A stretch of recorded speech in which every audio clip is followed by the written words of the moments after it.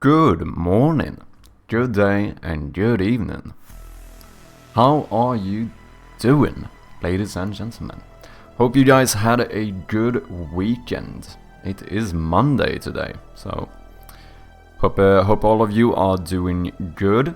I had a quite good weekend, relatively. I actually, for once, probably the first time in quite some time, I did not do a lot of work on the game this weekend, to be honest. I did a little bit, a tiny bit, but not very much. I actually had a quite productive weekend, to be honest, in other ways. I can clean my entire apartment, you know, did a bunch of chores and stuff, read some books, and a chill weekend. Today the plan is that we are gonna continue working on Shroud of Gloom, as you might have expected. Gonna continue going through. We still have a couple of things from the playtesting feedback that we wanna look over, and a few other polishing things that I would like to do. Also, something I did do this weekend, which I'm quite happy about, is that I actually started writing up a little bit of the first draft for the story of the game, and so far I'm feeling pretty good about it. It's not like completed yet, it's still in draft mode, but we are getting somewhere, so that feels good. Also made sure to start, because obviously I keep thinking about this game all the fucking time, whether it's about like jump scares I can do, or like puzzles or story elements. And I'm trying to be better at actually writing everything down as well, because I feel like it's pretty important. It's very easy to think that, oh yeah, I'm just gonna remember this for the future, you know. But a lot of the time we don't. So I'm trying to write down any ideas I have. So I think that's gonna make development a bit easier as well, because whenever it's time for me to implement a certain puzzle or a jump scare or something, I will have like a whole list of ideas I can just browse through and see like, oh, which one could fit in this room and whatnot. So I think that's gonna be good. And first one in today as well, Pirogi. Shout out. Hope you're doing good, man. We also have Chase Party in here, as well as Saxidak. Knife mode, blender, Perlin noise, generator, and texturing in Unity. Nice, man. Yeah, it looked good.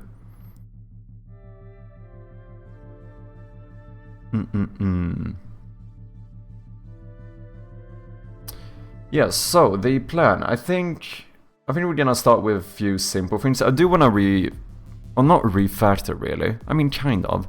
I do wanna change my inventory button or the inventory badge. I think we're gonna start doing programmatic animations instead of Unity animations. I think that's gonna be better. What books are you into now? I'm currently reading The Power of Habit, and I am...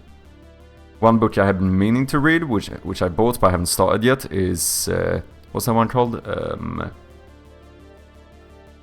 Brave New World. I wanted to read as well, but that one I haven't started. Are you guys reading something at the moment? You guys have any good book recommendations? Another book I can recommend that I read, I think it was last year, I quite liked, was No Longer Human by Osamu Dazai. One of the very few fiction books I've read. I should say I am very much of a non-fiction reader in general. I think the vast majority of books that I've read are non-fiction, but No Longer Human was actually, I really enjoyed that one. Sounds mindfulness-ish. I mean, I suppose in some regard, but it's not really either. I suppose it's, you know, it's less focused on anything about spirituality or so. It's more just habits, you know, in like how the brain forms habits, how you keep habits, how you change habits, that kind of stuff. Really interesting book, actually. There are a few things in that books that are really fucking interesting. Did you guys know Did you know that... this blows my mind every time. Habits work even without memory. So even if you lack the ability to create new memories, you can still create new habits. That is fucking fascinating. There was this one guy who had some... I think he had some damage to his brain, so he could not form new habits. Oh, sorry. He couldn't form new memories. You know, one of those people who, like, you would be talking to him, and after like 15 seconds he has no idea what you're talking about anymore because his memory has like fully reset. You know, I think he was like middle-aged or something, and you know, he still thought he was like 30 years old. Had no memory of like the last 10 years. But the man could still form new habits, which is fucking insane, because what they did was that they ended up visiting him at his home, I believe, and they were sitting in like the living room talking to him, and because there was a lot of like doctors and stuff who wanted to, I suppose, basically test stuff on him to see how this shit works, and they would ask him stuff like, do you know which door leads to the kitchen? And the man goes, no, I have no idea. You don't know which of these doors go to the kitchen? He said, no. Because, you know, he moved into the house after his, like, brain damage. So, since he couldn't form new memories, he literally could not tell them which door in his house goes to the kitchen. He doesn't know. He doesn't have a memory of it. However, as soon as he gets hungry, what does he do? He stands up, walks straight to the kitchen door, and goes in and makes some food. Is that not fucking fascinating? I think that is fucking fascinating. So that's like, you know, which is habits are rooted in like a more deeply rooted part of the brain, so they function completely without memory, which I think is fucking incredible. Same thing, you know, he would take like walks around his neighborhood and stuff. And same thing that people kept on being like baffled at, like, how does he not, like, if he can't remember stuff, how is it that he couldn't, why didn't he get lost, basically, you know? How did he find his way back when he can't form new memories?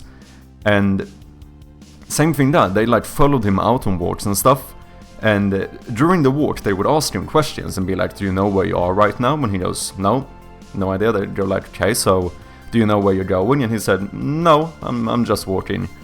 And, you know, all of a sudden, they would be back on the same street again. So they then would ask him, do you know which house is yours? And he's like, no idea. And as soon as they make it to the fucking driveway of the house, he just randomly turns up and walks into the house. I think that's fucking incredible. I think it's so cool. The fact that it works even when you can't form memories.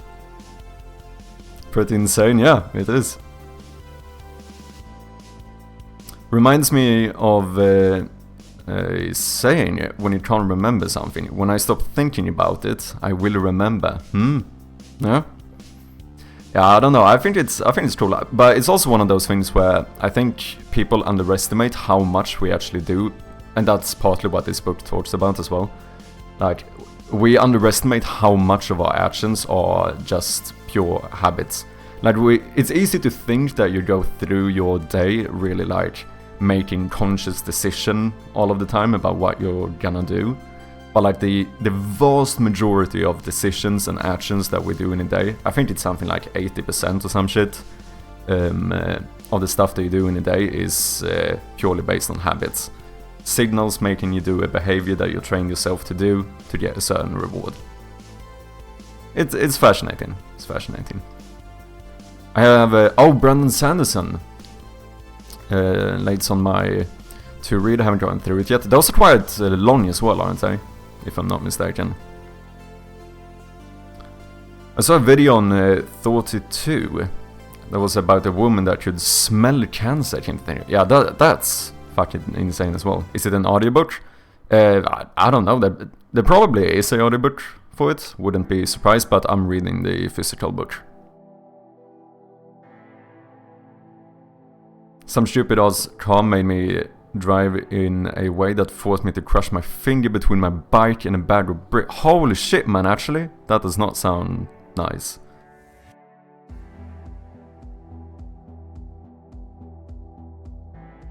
Yeah, audiobooks are nice too. I should probably listen to more audiobooks. I tend to, like, whenever I'm, like, cleaning Audition or something, I tend to put on, like, a podcast or something, but, I mean, I could probably listen to more audiobooks as well. But I also use books as a little bit of a cheat code to just try and make it easy to fall asleep, you know? What's up, Hobbit-changus? How you doing? Welcome in. We don't think about breathing, beating our hearts, etc. A ton of system in our body that we take for granted, let alone memory. Yeah, true. No, that's like you said, other things that we do almost fully unconsciously. But I think it's the thing about like habits that are so interesting is the fact that I feel like a lot of the time we mistake it for being conscious actions. Like I'm thinking, I'm making a decision to eat breakfast at this time, or like what I'm gonna eat for breakfast. But even like small things like that tends to most of the time just be pure habits. Yeah, they are super long, that's what's nice, so yeah, interesting. I tend to like the kind of, 200-page book. But I think I'm that with a couple of things. It's kind of similar with, like, when I would watch anime and stuff as well. Like, I never liked to follow those, like, 1,000-episode ones. I tended to like, oh yeah, this is like 20 episodes long. Same thing with games today. I'm a little bit like, most of the time, I prefer to play a game that I can like get through in like 10-15 hours tops or something. Like it's nice to have one of those like massive Skyrim type games that you could put in like 500 hours in, but it's also, I don't know, it's a big time commitment. I guess maybe I just have an issue with commitment. I had to rush to the store to buy bandages because I was bleeding everywhere. Dude, are you sure you don't need to get into a fucking, I don't know, go to the fucking doctor or something? Make sure to take care of yourself. No, I'm just chilling in bed, nice. Subconsciously, yeah. Yeah, we don't have free will, question mark. Oh, shall we get into this debate as well? I wanted to ask you something. Shoot. I hope your SO doesn't hear that. Wait, what did I say? And also, what's up, Toasty? Welcome in, man. Hope you're doing good. Wait, what did I say? Did I fuck up?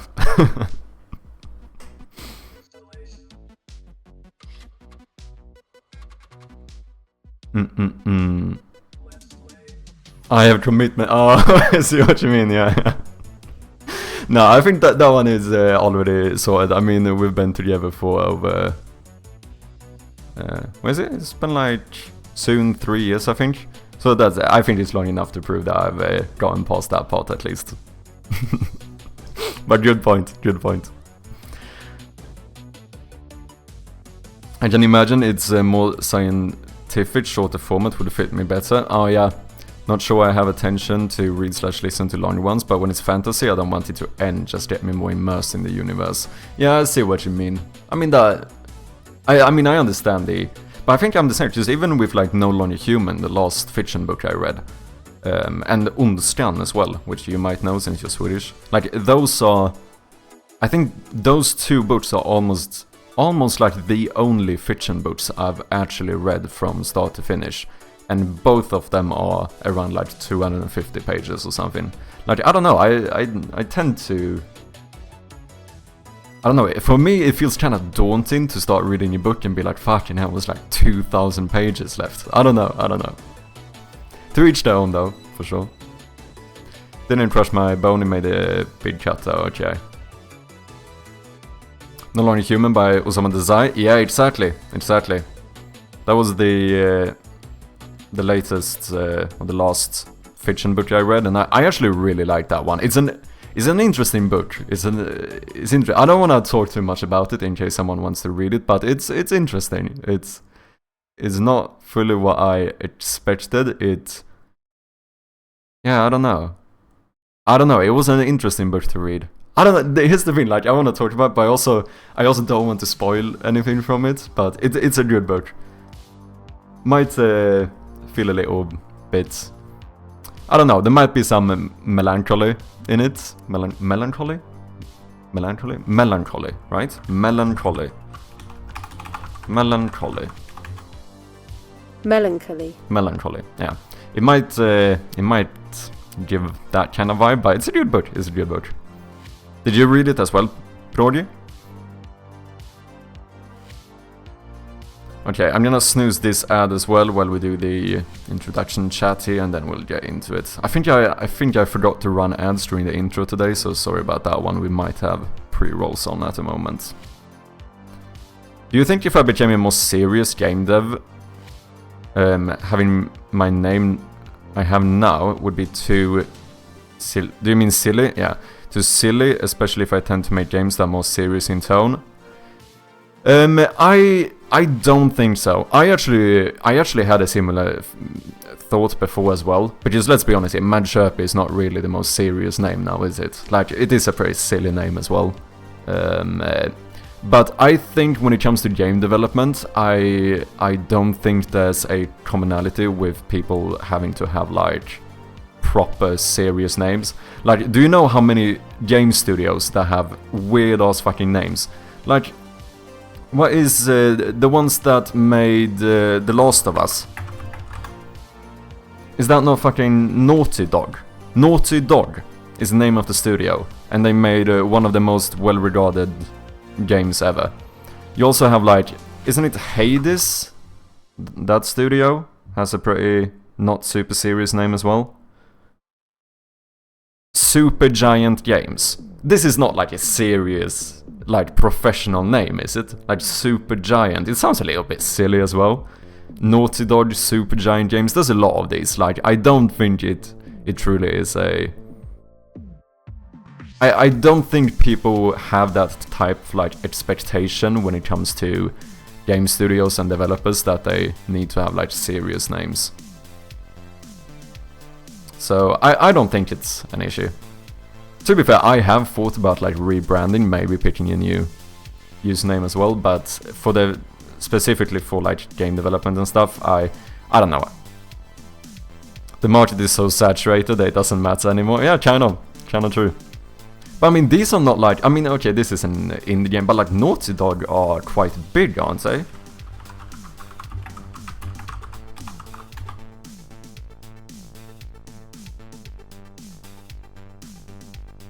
I don't think, because I know Hades is still relatively small.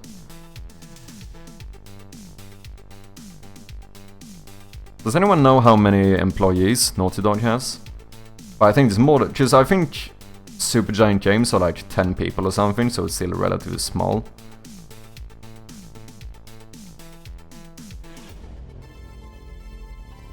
Naughty Dog Studio employees. Company size 200 to 500 employees. So I mean, it's a pretty damn big company. I'm sure they got at least 7. That is true. That is absolutely true. My man, what's up, Joao? How you doing? Bem-vindo. Hope you're doing good, man. Pretty sure I watched Ondskan in school. Yeah, I did as well. Not sure I've read it, but not my cup of tea. Too realistic. I see. I mean, fair enough. To each his own, you know. No, I think that was the first fiction book I ever read. But I also read that one in school, I'm quite sure. But yeah, I don't know. Back then, I think it was also just me being a teenager. It was like, oh, people are fighting. That sounds fun. I'm gonna read this one. For anyone who doesn't know, Ondskan is like a classic Swedish book story slash movie about like a, I don't know, abused teenager who goes to like one of those not private schools, boarding schools, right, and gets in a bunch of trouble. I say just debating on rebranding, but maybe I don't. I don't think you like. Look, if you want to do it, you can do it, but if you were thinking about it specifically in terms of whether it's gonna fit as a game developer, I don't think it's an issue.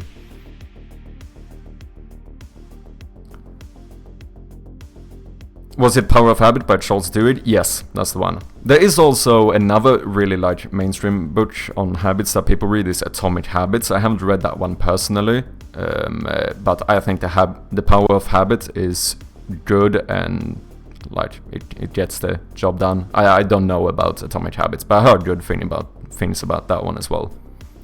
But yeah, I think Power of Habit is a really good book. A lot of interesting examples and stuff they bring up. Naming is difficult. Personally, I would not publish your magnus opus under the name Hobby Changes. What is magnus opus? I don't think I've heard that term. Is that like your big thing? Oh yeah, the stora verket. The great work. A great work, especially the greatest achievement of an artist or writer. I would say that, though, that at least Hubbo's name isn't copyrighted by a company like mine. True. Got loads of credits on Audible, better to use them. Cheers. Oh yeah, for sure. Yeah, I actually think I have quite a few books on Audible as well that I never listened to, but I just had a bunch of extra credits. I should probably get on that.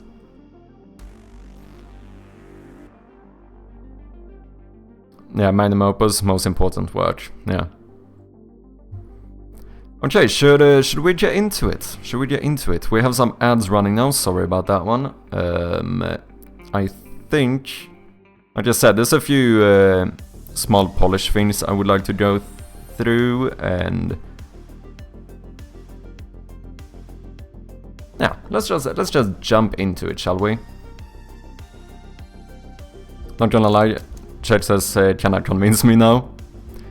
The only thing is that, because when it comes to rebranding, I think the important thing is that if you think you're ever gonna do it, it is better to do it early rather than late. Like, the earlier you do a rebranding, the better. Because obviously it has certain effect on, like, because people recognize you by your name now as well, you know, that kind of thing. So it is, if you're gonna do it, it is good to do it as early as possible. But I would also, let me finish this when the ads are over. I think we're gonna start with one simple thing I would like to do, which is that when you click the start button, I feel like we should hide the cursor, since we have a little bit of an animation here. It feels weird to have the cursor here, and then when the game cutscene starts, it disappears. I feel like it should disappear earlier. Small little thing, but, you know, details matter.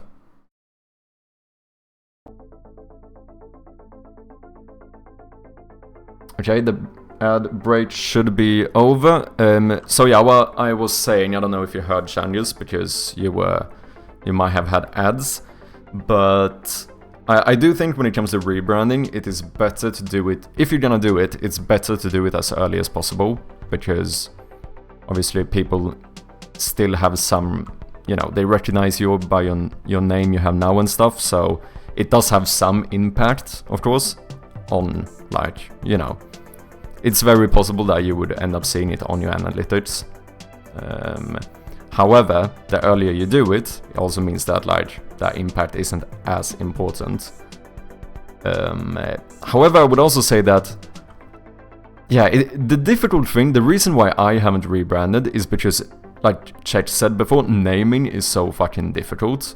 Like, it is, I have an, like, incredible difficult time picking names that are light for things.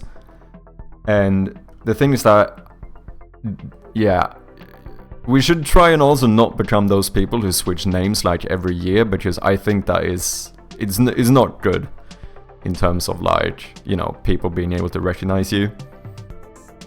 Because I do know some streamers and stuff that I've seen that have changed their usernames, like, I think probably like 7 times or something, and after a while it's like, every time I'm like, who is this guy? Then, oh, okay, it's that guy who changed username again, okay. Not saying that you would do that, I'm just speaking in general here. The fact that you're questioning this, it tells you all you need to know. Yeah, in summary, but I'm not sure if I would go that far either, because I mean, I don't think I would ever pick a name that I would never question. That's my... I think I would always question my names. I think I've questioned every single username I've ever had. When I was a kid and I was playing World of Warcraft, I would level up to like level 12, delete the character, and make a new exact same one with a new name, just because I wanted a new name. So I think it's not always like, if I would go with that reasoning, I would be the person who switches username, you know, every year or whatever. What's up, hey Jew, how you doing? Welcome in, man. I saw you were streaming a bit today. I was lurking. Hope you're doing good, man. You know, shout out here to my German mate, Hey Jew, another game developer here on Twitch. I thought about keeping this, making another for game dev on Steam. So wait, do you mean you would keep using Hobbit challenges for like Twitch and stuff, and then have just publish under another name on Steam? Is that what you mean? Because one good thing about Steam, I can say, is that, you know, the developer and publisher name are not tied to any accounts, companies, or people, or anything. So you can enter whatever you want here. I mean, maybe don't enter like Ubisoft or like, you know, maybe not exactly anything you would like, but like, yeah, you're free to enter this string yourself, you know, so you can pick. Maybe we should try and get a new screenshot as well. I feel like maybe having a screenshot of the map would be good in here. But the map is not finished, so maybe there's not really a reason to do it just yet. Oh yeah, maybe I should start by going over what I did do. I did do some changes this weekend. Like I said, I didn't do a lot. I did do some.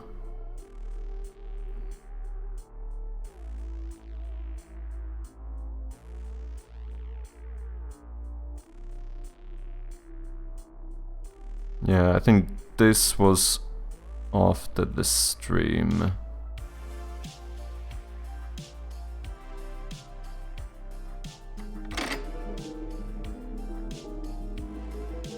Your name's not that bad, but we don't know you, only you know you, and I know that you know you, you know? Yeah, exactly.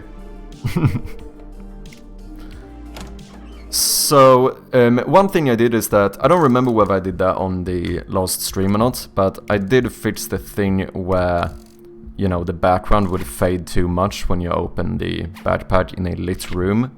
That is fixed now.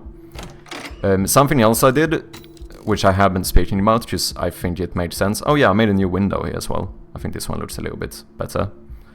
I even forgot about that one, actually. I did make it so that the flashlight actually becomes a little bit stronger. You can see that it's actually a bit wider, and it's... I think I put it at 60% wider and 60% more intense when you're looking at the map, or when you're looking at the backpack. Because you can kind of see that the light actually gets smaller when I go out of the backpack. Because here's the thing, I think that makes sense from like a realistic kind of like how light actually works. In terms of like, because... Well, I don't know if it would actually be bigger, that's not necessarily true. No, because the light cone would end up being bigger here, I just realized. However, it is true that since the backpack and the flashlight, or sorry, the map, would be closer to the flashlight, they are closer to the light source, so they should be more lit, right? Because they are... The light should be more intense close to it. Like, if I shine a flashlight in your eyes from, you know, 5 meters away, that's not gonna be as bad as if I walk right up to you, you know. I don't know, that was the weirdest fucking example I could have picked, but apparently that's one I went for. So I think it made sense. It's a little bit stronger, a little bit bigger when you're looking at something up close than it is in the room. Like I said, I also made this new window, just trying it out. I feel like I need to fix this little curve up here, because it's a bit uneven and wonky, but I think it looks fine. Has a pretty good 3D feeling about it with the bar things, I feel like. I did also try a new test for the flashlight. You know, I've been speaking about potentially having a hand holding the flashlight as well, which you most of the time would not be able to see. I was trying to make that one look a little bit more good as well. Here, flashlight tests. I think it's getting that, because the last one, like, you know, I absolutely hate working on hands. The last one here, the issue is that this looks way too thick, right? Just like he can barely grasp around it, so you imagine this to be really thick, which a flashlight wouldn't be. I was trying to like fix that a little bit, make it seem a little bit smaller, and I think we're kinda getting there. But to be clear once again, just so that people understand, I'm not saying that it would be visible like this all of the time in the game, you know. Obviously the flashlight moves when you move around, so the plan would be that if you're looking to the left, if you're looking to the right in the room, you would still probably only see about as much as you do at the moment. Like, you would only see this.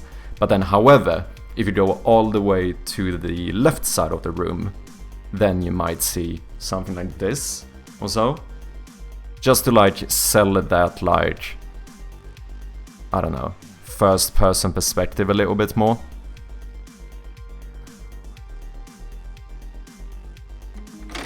Thanks for the input, guys. Have to work it out. No worries, man. She's really like the gothic fantasy style.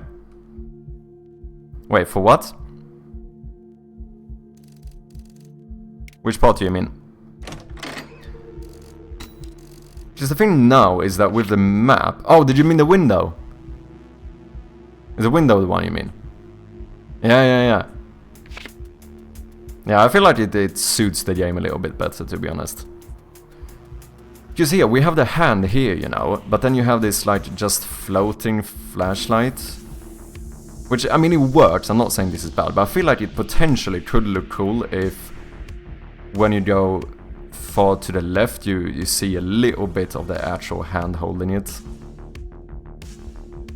Even the map looks like an old treasure map. Yeah, I did do a little bit of... We tried playing around with a little bit more like damage or whatever to the map, make it look a little bit less perfect, you know, which I feel like looks kinda good. And the plan is to do, obviously these rooms are placeholder at the moment, it's not actually gonna look like this. The plan is to do something similar with the rooms as well. Where I did do a little test before. It's like in-game UI. Well, potentially, I feel like it could look kinda cool to have these kinda imperfect rooms as well. Rather than these, you know, complete perfect squares. It doesn't really suit it. I kinda want it to look drawn, you know. Maybe even hastily drawn. I feel like it could work.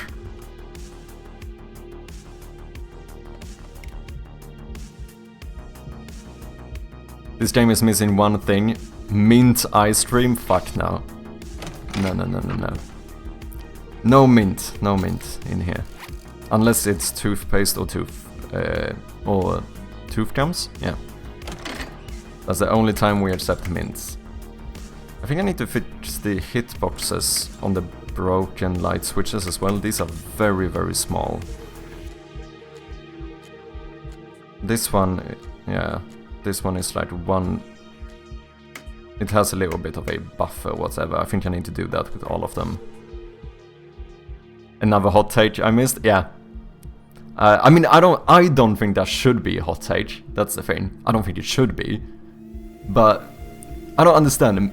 Mint and chocolate, are neither that great, and the fact that people like mint chocolate, as in like chocolate with mint, that is fucking unbelievable to me.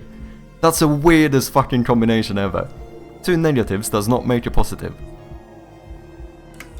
And like I said, I don't mind mint as long as I feel like mint works for things you're not supposed to swallow. Toothpaste and tooth gums. Or chewing gums, that's what you call them. That's when I like mint. Not sure too many agree on your chocolate hate. I know, but that's because people have fallen for the propaganda of big chocolate. Like, you know, big chocolate is controlling your opinion here. You have fallen for the propaganda. I am the one trying to tell you the truth. But you just don't listen. You just don't listen. Funny, I was thinking you were going out and buying some mint plants to grow. Chocolate being a negative is your biggest problem.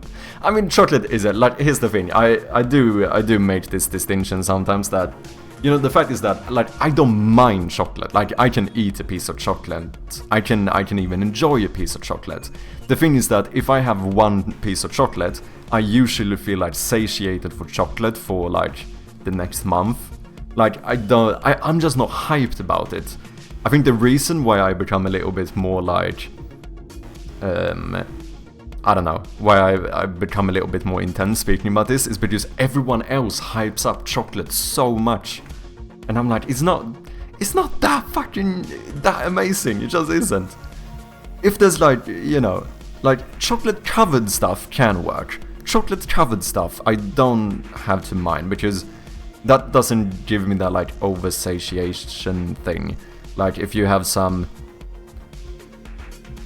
I don't know, like the Snickers bar or something, which is like, yeah, there's chocolate in it, but it's also like there's a bunch of like peanuts and other things, and it's like a bit chocolate covered. Like that I kind of don't mind. But like if one of those like pure chocolate bars and nothing, no nuts inside of it or anything, it's like, nah, I'm not sure, man, I'm not sure. What's up, Bly? How you doing? I'm not a fan of chocolate either. Thank you. Welcome to the club. I think you've had you are the second person in this chat who has agreed with me on this topic. I'm like that with coffee, so I get it. Fair enough. I do understand that coffee is an acquired taste, but there I'm also a little bit weird because I like coffee. I don't like stuff that tastes like coffee. You know when something has like a coffee taste, but it isn't coffee, that I don't like. Like, spit again.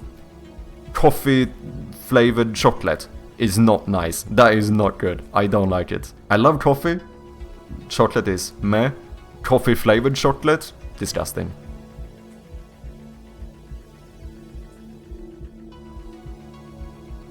Most of the chocolate is too damn sweet. I mean, most chocolate is barely chocolate, right?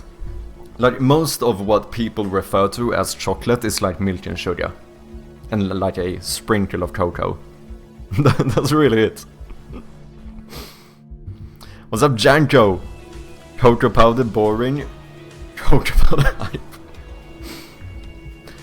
hype. Take away the sugar and chocolate. With sugar? Great. Do you mean coffee? With sugar? Is that what you're referring to? Guess what I just did for 9.5 hours straight? You played Repo? Is that what you did for 9.5 hours straight? I'm a fucking genius, man. I got eyes and ears everywhere. Yeah, you don't think I know this shit? I know this shit. Yeah, I was lurking a little bit earlier in your stream, so I saw you playing it. Have you been enjoying it? That's kind of, is it kind of Phasmophobia-esque, isn't it? It gives me that impression.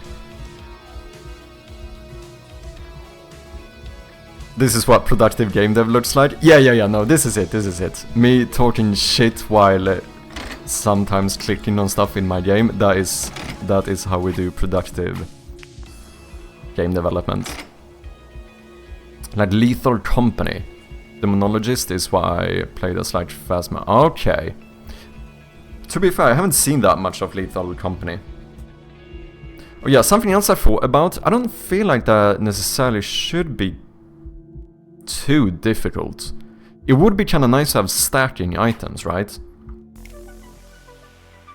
Like if you pick up 2 batteries, there's no reason why that should take out extra inventory space. Just realized I can just do this.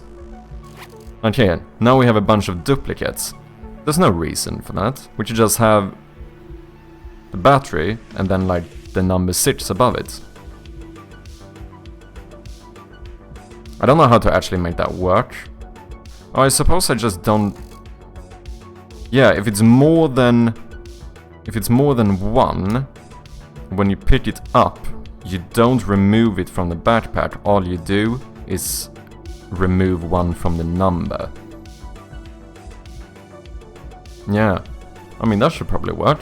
Doesn't seem like it should be that difficult.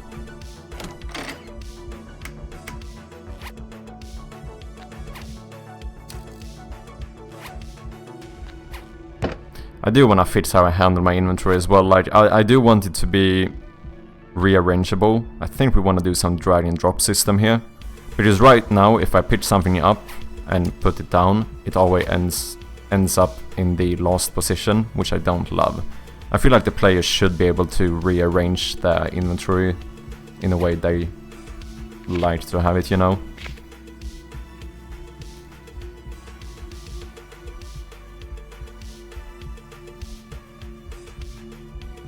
I never played it.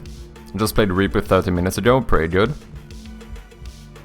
I'm gonna see how long I can play it for my 24-hour stream. Damn. Lethal Company is like the best horror co-op game in my opinion. Light flickering? Yeah, dude, we got light flickering everywhere. I've said this before, but I don't have a single light that doesn't flicker in all of the game. Even the flashlight flickers. I did make it flicker less, to be fair, because I don't want it to be too distracting, but I do want it to flicker. And it does actually flicker...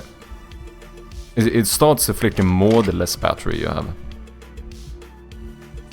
What's up, Runeson? How you doing? Welcome back, man. Alphabetical could be a simple option that prevents change and can avoid complex drag and drop mechanics. Ooh. Red Rucker is forcing you to stand up for 10 minutes. I do suppose that is true. What's up, Rucker? How you doing? Yeah, that could be a way to make sure that we have at least you would still have like permanent order, you know. And the only time we would change the order is if you lose an item. Like if I use a key that disappears, like this one. Then we just move everything up. Well, it could be a solution as well. Great combo of hilarious comedic moments with some of the most terrifying shit I've seen. Interesting, I should look into it. Okay, I'm out, just want to say hi before I get kiddo to school and crash. No worries, Bly. Thank you very much for dropping by. Appreciate ya. And I'll catch you next time. Also, Runeson, I saw, didn't you recently release a Game Jam game? How did it go? What a rush it was. You did the same one I did, right? The GDFG one.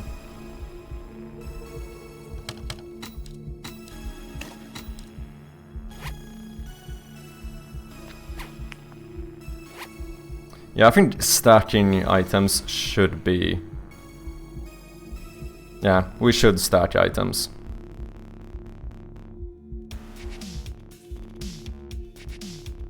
Because otherwise, like... There's no reason why you wouldn't want this many batteries to cover up, like, your entire inventory.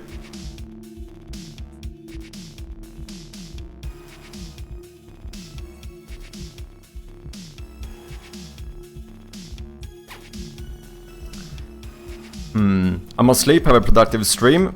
For sure, no worries. Thank you very much for dropping by, chats. Always nice to have you here, and have a good night.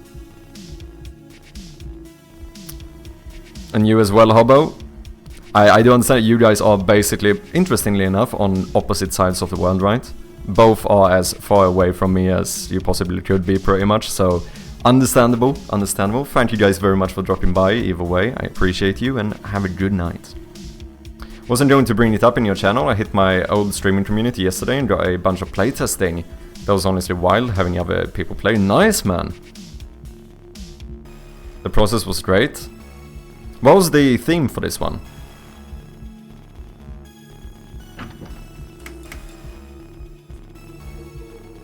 Liquids. Interesting. What did you do with it? How did you run with the theme? Did you use the theme? Because I do know that GDFG has optional themes. That would have been a hard one for me. Liquid. Because that feels like something that's hard. I mean, no. I mean, the most of the things you think about making a game with liquids, I go like, that seems like it's gonna require physics. And I'm not great at, like, coding in physics.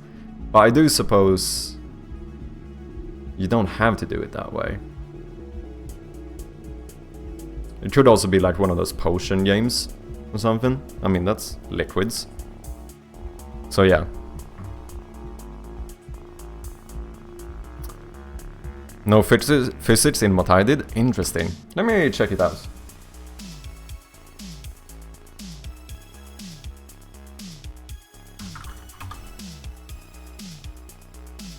What is it now? 30... Wait, is it for... No, this one just opened, didn't it? 38, yeah.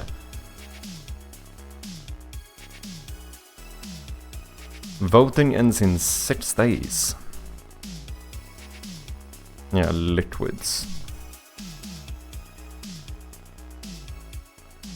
Doodle pipes.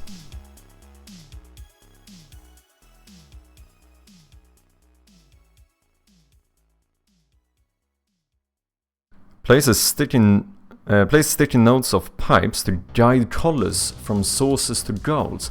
Oh, I see, I see. The twist, you'll need to mix colors at the right moment to solve the puzzle. Ooh. That's kinda... This becomes a little bit block shoppy, doesn't it? I should kinda see it being a little bit block shoppy.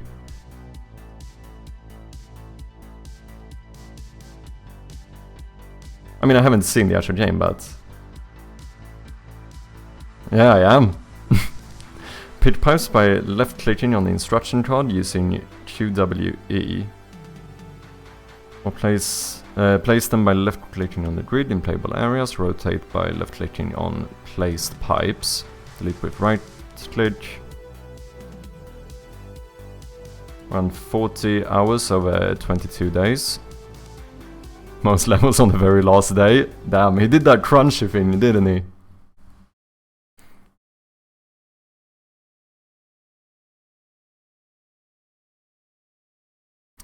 Wait, that Wonder Warrior was someone random? I made it fully public. Oh, this one! Oh, interesting. Yeah, I did actually get more, like, random plays on my Game Jam game than I thought. Do you have sound in the game? Like, almost all of the YouTubers who played the Game Jam version of Shroud of Gloom randomly found it on itch, which kinda surprised me.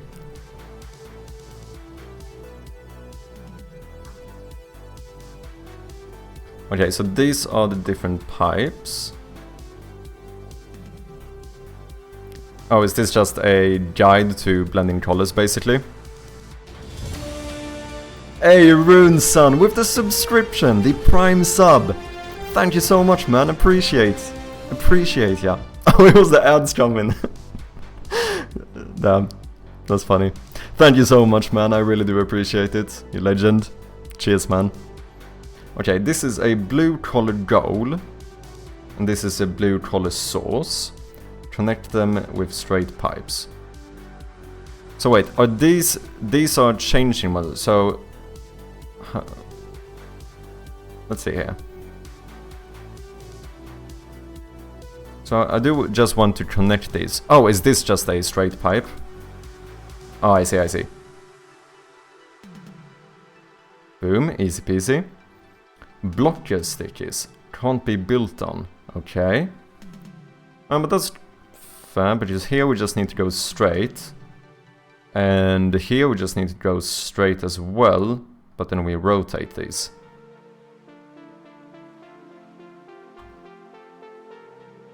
Stages can be clicked on to change pipes too. Okay.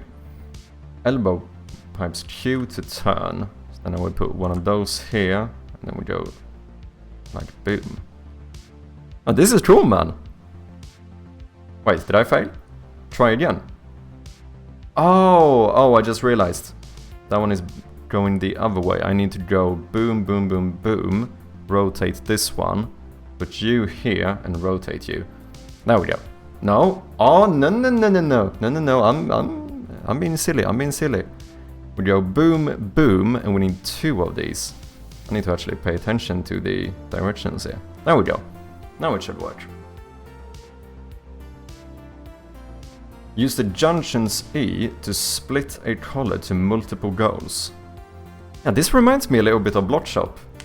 Just colors instead of making shapes, basically. Did you make a level editor for this as well? Or is this like hand-placed for the different levels? Just out of curiosity.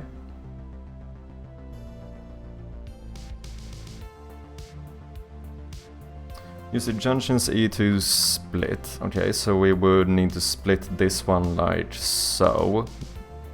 Then we bring colors in here and we split it to the goals.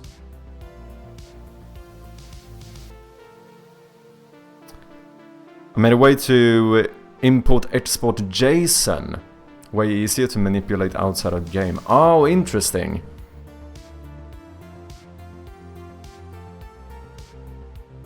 So what, do you have like... This is just me being curious. Do you have like... is this named like a checkerboard then? In like a JSON file? And you would say that like... I don't know. B7, 8 should have this one, and it loads that JSON and just assigns it in the game. Kind of. Junctions can mix colors too. Okay, so I need to have... Let's see, this is the end. I need to have yellow. Exactly, so we just mix these two and pass them in there.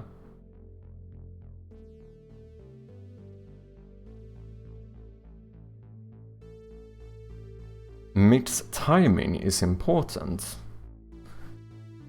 Okay, let's see. We have blue and red, and we want to make purple. So mix timing is important. Oh, do they have to enter the mixer at the same time maybe? Oh, I think that's it, isn't it? Oh, I see. Oh, that's an interesting one. So...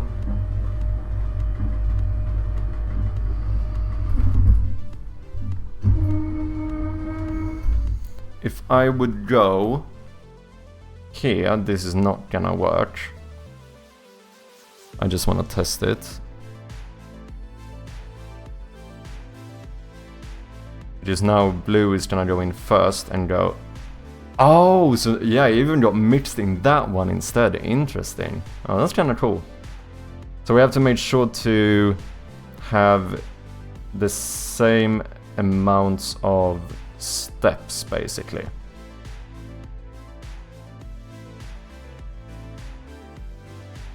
So I could go boom, boom.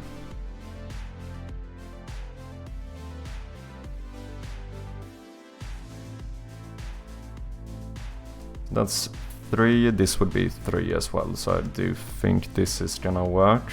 Just do this, and then boom.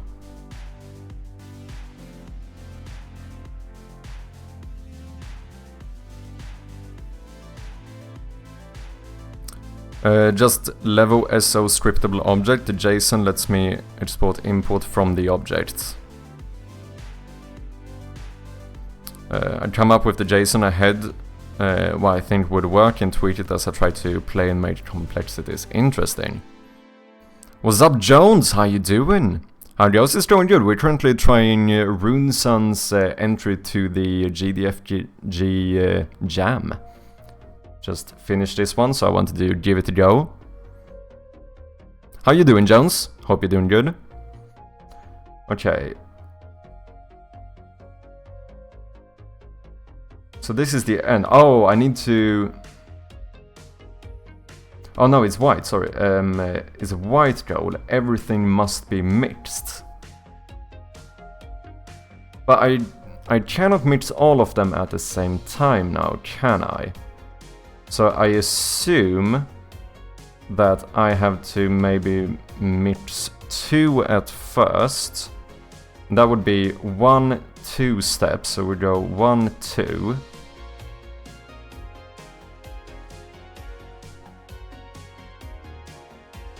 Three. 1, 2, 3. 1, 2, 3.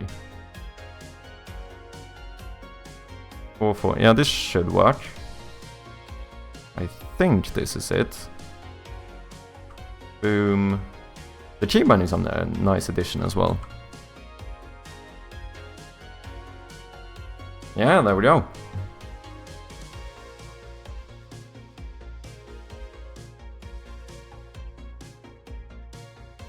Oh, I see.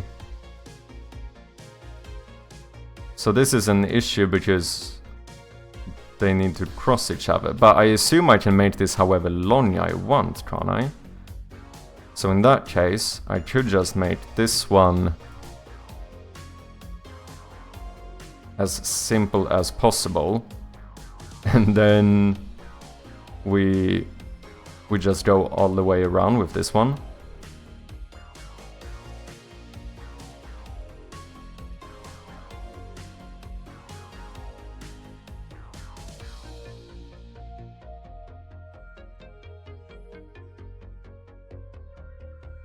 I think that should work. Nice! So exhilarating seeing someone play, thank you. No worries, man. I did levels 14 and 15 in the last 2 hours of the jam to get the 15 I wanted. Damn, man. What's up, Mosen? How you doing? Welcome in. The game looks lovely and fun to play. It actually is. Also, sorry guys, I didn't link this. If anyone else wants to check the game out, go and check it out here. Don't forget to rate it and all of that good stuff. This is actually really good, man. Like, a bit of polishing and sound effects and stuff. I think you could actually make this into a full thing.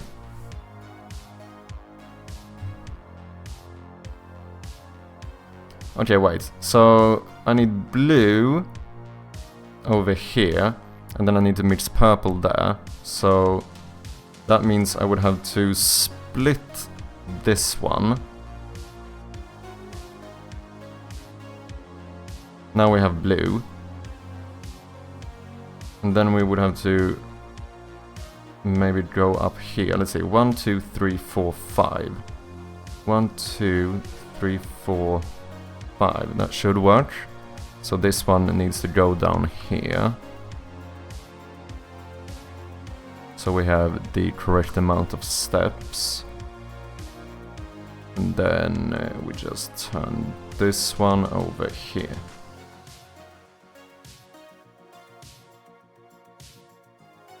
Nice! Playtest with others was mostly up to 13, interesting. Did they get, is it because 14 was hard? I'm fine, how are you today? I'm doing good, I had a pretty good, productive weekend, maybe not in terms of game development, but in terms of just like doing the shit I'm supposed to do as an adult human being. So, I'm feeling quite good. Hope you had a good weekend as well. I have something that was shared with me that I can't unsee the other day now, lol, and I'll never take it out. Link safe? Yeah, you can post. That's fine. As long as the link itself is safe.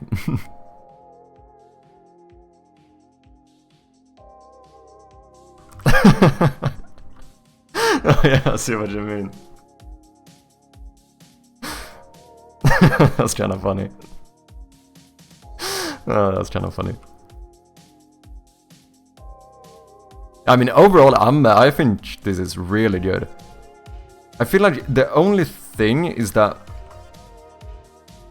if you want feedback, the only thing that I feel like could have been nice from like a mechanical standpoint is maybe if you did this thing where, you know, when you select one of these, when you hover a thingy, maybe you see like a slightly lower opacity one, like you see the one you're about to place, and maybe you could rotate it already. So when I picked this one, instead of putting these down and then rotating them, I could hover it here, I could rotate it and then place them all in that direction, you know, that kind of thing.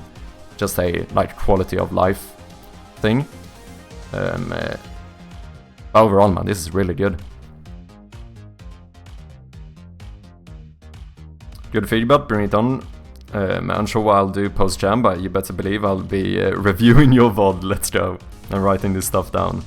So many things on my own list. Yeah, that does tend to happen. That does tend to happen. Yeah, that would be the only thing in terms of like mechanics, because when you have to go far to the left, it feels slightly tedious having to switch each one. But I also fully understand that this is a game jam game, you know, I know what it's like to make a game jam game. But just like in case you do want to polish this up, I think that would be the main thing I would be looking for, other than the obvious sound effects, you know. Okay, so we need to mix these two, but I also need, no, I need blue for both of them, so I assume we should do a switcheroo on the blue here and mix it with the green one over here. Now we should have the turquoise color that we need. And then we just do the same thing here, really, don't we? Just go boom, boom, boom.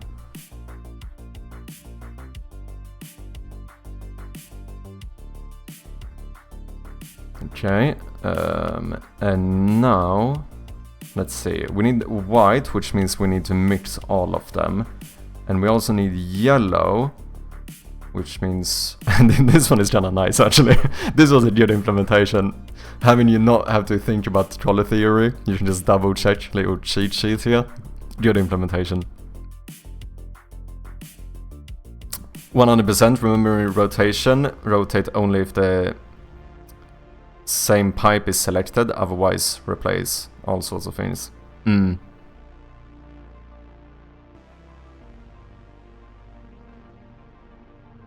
Yeah. Okay, so what did I say? I need to mix these two, but I also need to mix these three. So that means we know that we're gonna need to do crossroads on these two, because we need multiple of them. This one we should not need to do it with. So we could blend these two over here. That should give us the purple color.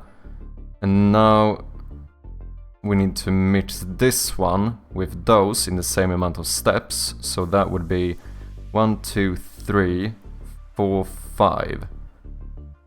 1, 2, 3. 1, 2, 3, 4, 5. Okay, so we need to go around here then. We need to do something like this. And I think it should work.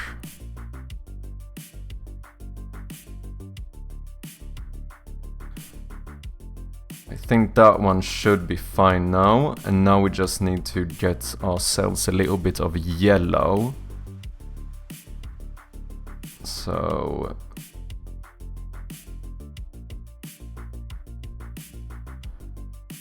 we're gonna do some... No, we're definitely gonna have to do something weird with this one to get extra steps, I feel like. Because if we go straight down here, we now have 1, 2, 3, 4, 5. 1, 2, 3, 4, 5. Yeah, so we do the same thing here. We just do one of these. And boom. Don't know, it's possible that there is a more efficient way of completing this one, I wouldn't be surprised. Or is there? No. I wonder if there is. But hey, if it works, you know what I mean? But all of those would have needed updating the art card, so no. Oh yeah, no, I understand. But eventually, perhaps, yeah.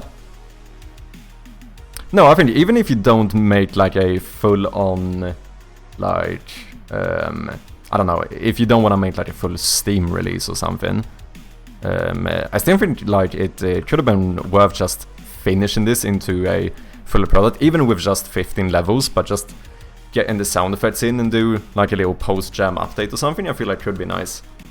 Because this is actually a good... I mean, I like it. I like it.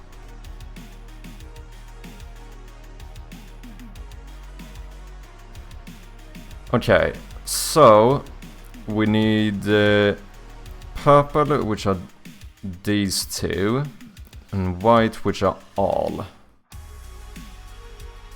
Oh, that's a little bit of a tricky one, isn't it? Because I can't go down here. I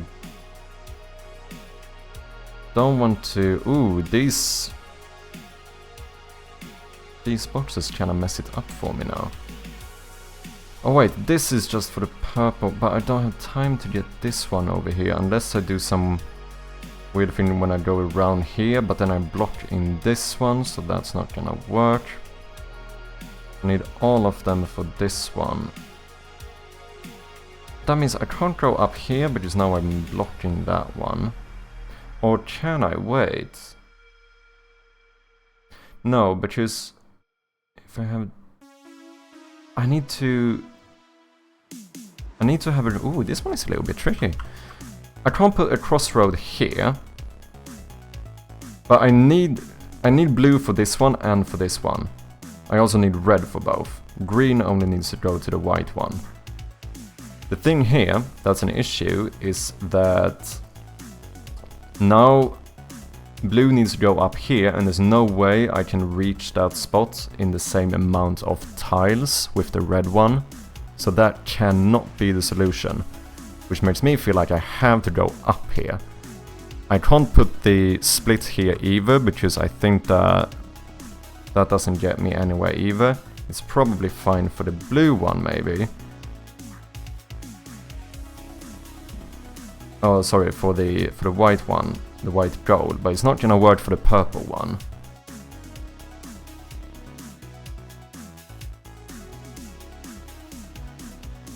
And this, ladies and gentlemen, is how you hijack a stream, exactly. That was a suggestion, show total pipe usage at the end/per level, aim for least. Oh yeah, that could be interesting as well, because that could give you kind of... It could even add a bit of replayability, you know, in terms of like, could I do this better? Because I feel like I cannot see how I'm supposed to optimize this one. With this one, I need to split this one, because I need red for both. The thing is that two of the colors I can mix early for white, which should probably be green and blue. Since... But I can't go up here with green. Probably... I'm gonna need to go with red here. I need to somehow mix blue and green here, and probably do a mixer at the end here with the red one and these two to get the white. And I need the red to go over here and mix with the blue one. Oh, but I don't need to put this one here. I should put it here. 1, 2, 3. 1, 2, 3, 4, 5, 6. That's not gonna work.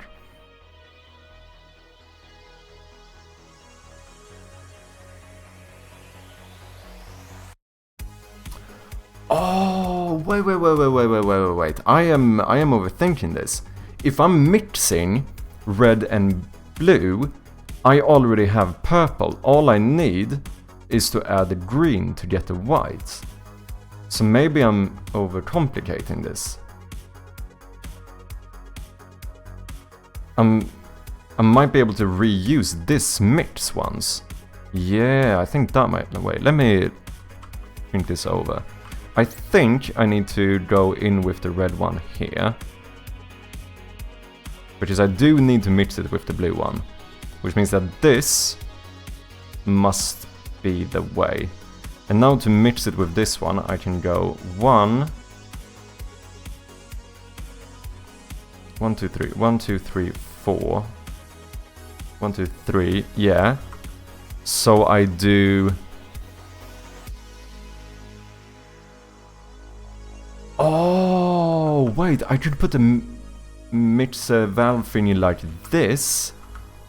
I could mix them here. Now that one will be delivered, and then I go down, and I just need to make sure that the green one has the same amount of steps, so that I can mix them here. Yeah, that's gonna be it. This is the solution. So it's 1, 2, 3, 4, 5, 6, 7, 8 before the mix. So we need 1, 2, 3, 4, 5, 6, 7, 8. And then we switch this one to one of these.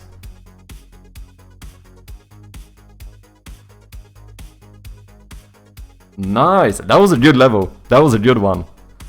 Yeah, just this one had that one where it's easy to get a little bit, like there's almost like a red herring where you start going. Like the way I did it, like I was thinking I need to mix these two for this one, and then split them to mix them separately with this one. And then you figure out that the solution is that if I'm already mixing these, I already have one part of the way to white, you know.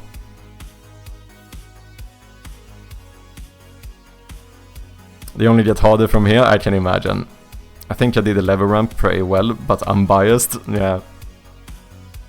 Yeah, puzzles are hard because it's, you know, when you design a puzzle, you know the solution to a puzzle, right? So it's hard to... I mean, I'm gonna have to think a lot about puzzle solutions and stuff as well. For my game. Okay, so wait. Now we need to deliver a lot of colors here. So we need to mix these two for this one. And then we need these two for this one. And these two for this one. Okay, it doesn't seem like this should be too difficult.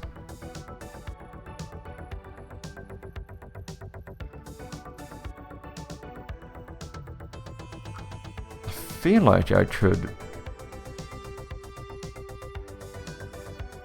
Wait, blue is only needed for this one, right? No, I also need blue for the purple. So I do need to split blue somewhere, which I could do here. But that's too... no. That's too early, it's never gonna... I can't get red there in time.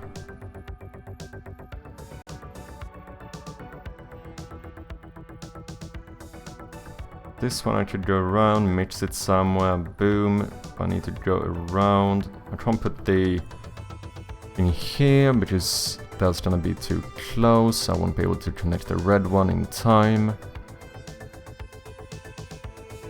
What if I put it here? No.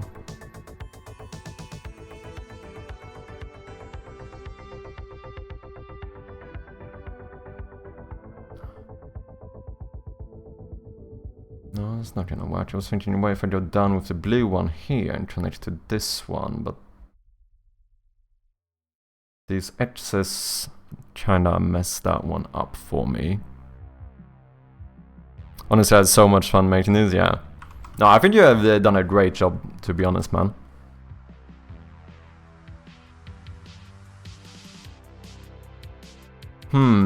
Okay, let me see here.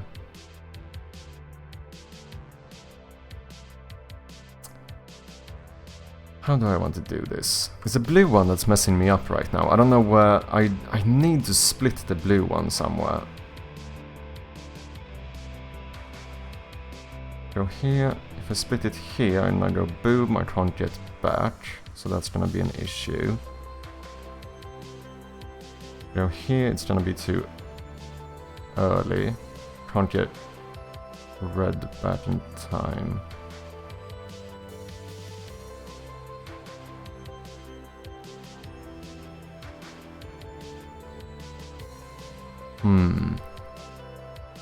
Do not feel like you have to take over your whole stream on this either, only if you want to. Yeah, no worries, man. If I get too stuck, I might have to give up, but I wanna see if I can do it.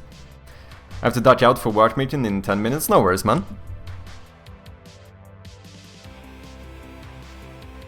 Okay. Yeah, the blue one is really messing me up here.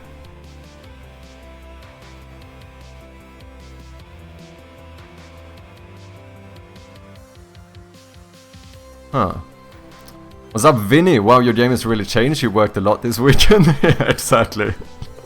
How you doing, Vinny? Hope you had a good weekend, man. Yeah, I decided to kind of remove the horror aspect of the game and just focus on the puzzle aspect of it.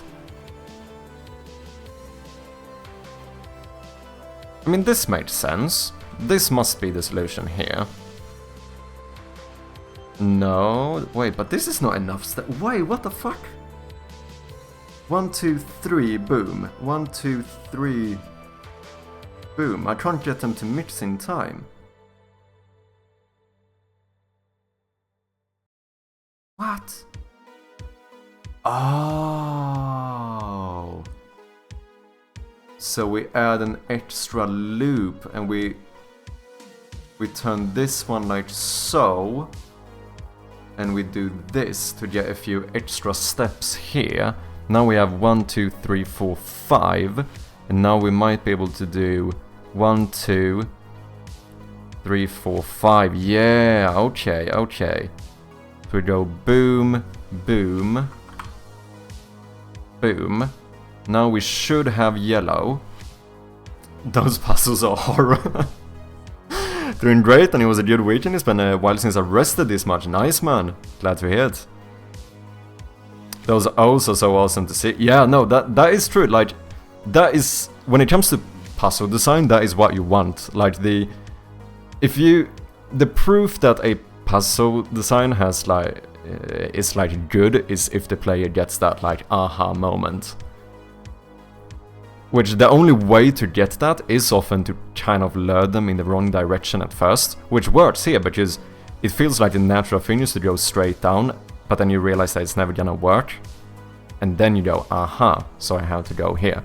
Whereas if the correct solution was to just go straight, then you never get that like aha moment, because then it becomes obvious instead.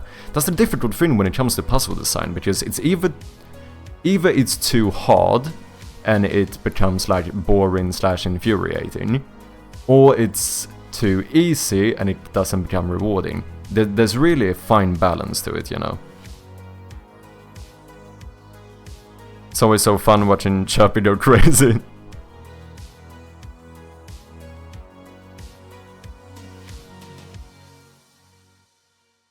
Epic win feelings. I think I watched a GDC talk on that. Oh, interesting. I started watching a bit of a GDC talk this morning on narrative design, which I think I'm gonna finish that one. I need to watch more GDC talks. If I fail, when I click try again, does it remove everything I've done? Or when I do try again, can I just continue placing on what I currently have? Out of curiosity. Like, could I check halfway through, is this gonna work? Okay, yeah, and then we continue. Or will it clear my board, so to speak? Go for it? Okay. So now we can see that these will mix in the correct place, and we get that one. Try again. And yeah, it saves it. Good. That's nice. Okay, now it is the famed blue one.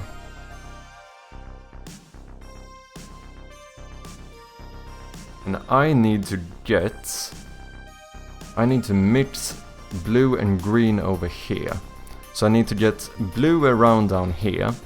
That must be it. And I also need to connect it with this one. Oh, wait. I can just use... Yeah, I can just use multiple of these, right? Yeah. It's easy to think about this, like I'm gonna use these for mixing, but it's also like the crossroad, right? So here we have 1, 2, 3, 4, 5. 1, 2, 3, 4, 5. We mix here, enter here. Yup. Go boom and boom at the end. Connect these. Then we do a little roundabout here. Now we should have purple. And last but not least... Funny enough, I had tried it out, but a few people didn't know that... know to click it to start, so I went back to the explicit start with the opposite issue. Oh, I see. Yeah, I see what you mean. I see what you mean. Because then maybe they thought that when you did it successfully, it would like automatically go instead. Temporary mute for stand-up, back in a bit. No worries, man. Okay, so now we just need to connect these two, and we should be good to go. So we go down here. 1, 2, 3, 4, 5, 6. 1, 2, 3, 4. 1, 2, 3, 4, 5, 6. Yep. Oh no. 1, 2, 3, 4, 5. Oh. Okay. Yeah, I just didn't know that what try it meant. Okay. 1, 2, 3, 4, 5, 6. Oh no, this should work. 1, 2, 3, 4, 5, 6. Yeah, no, we're fine. We go here. We go up. Boom. We connect them here. Boom. I think this is the solution. Nice. Oh shit, it is definitely getting more difficult though. It is definitely getting more difficult. Wait, let me pin this link in the meantime. Okay, at least we don't have whites. That's good. So we need purple, which is red and blue. That doesn't seem too complex. We then need green, which is... No. That's a thingy-majiggy. Okay. We need this one, which also needs red. This one needs red and green.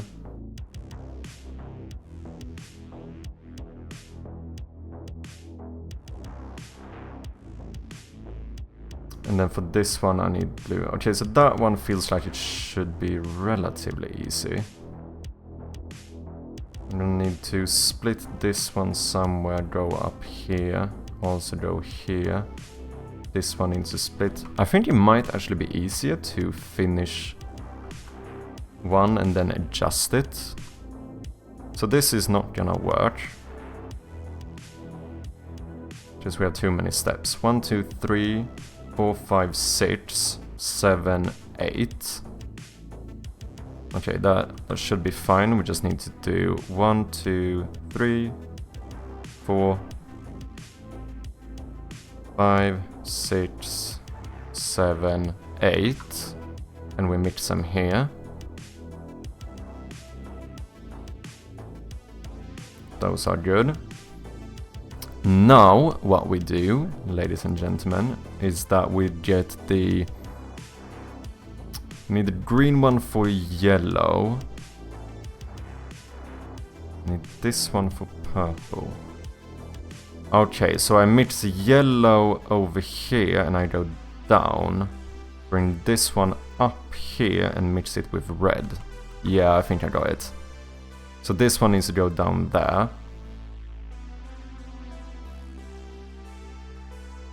this one needs to go over here, I think. 1, 2, 3, 4, 5. 1, 2, 3, 4. 4. Oh no, that's fine. That's fine. So we go boom, boom, boom, boom, boom. I want you in my room. Dun dun dun dun dun dun dun.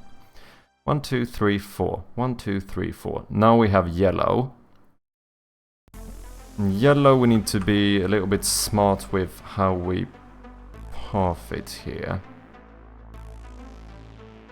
We need to go down here, over here, straight, and then do a quick turn. Yellow should be done. Now we need to get the blue one and connect it with this red one. Hope this works now.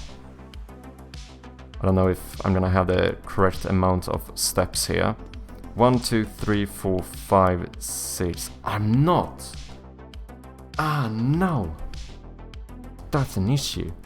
Okay, so I connect the blue one, I go on top here, so that I can do extra... No, that doesn't work.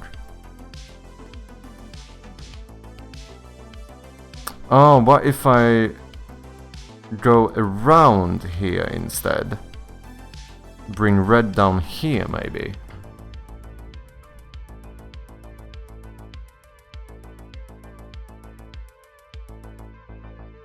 Because this is yellow. So what if I bring yellow? Because that one I don't need to mix, so I don't need to worry about the steps. We can just do this. No, wait, I have less steps now. No, I don't. 1, 2, 3, 4, 5, 6. 1, 2, 3, 4, 5, 6. Scheiße.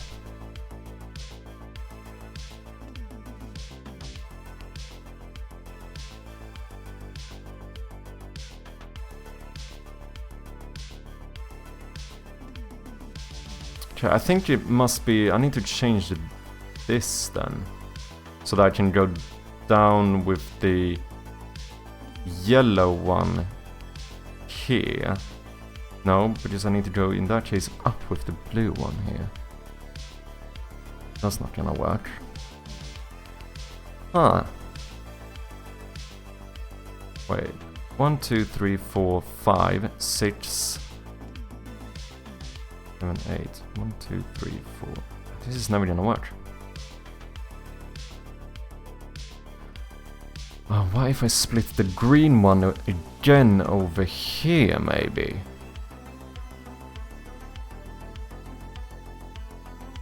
Instead of going... Oh, wait, does that change anything for me? Yeah, because I could connect it further down here somewhere. And get a few extra steps. That means... cannot do that. Wait, do I need the green one for multiple? No, I need the green one for yellow, and yeah, and then for this one, that's all I need. So what if I need to go down here, maybe, with the green one? To get extra steps with the red one. What's up, AE? How you doing? Welcome in. 1, 2, 3, 4, 5, 6, 7, 8. 1, 2, 3, 4, 5, 6, 7, 8. There we go. Okay. So this should get us purple. Now we just... Now we need to get the red one and connect it at the right time with this one to get the...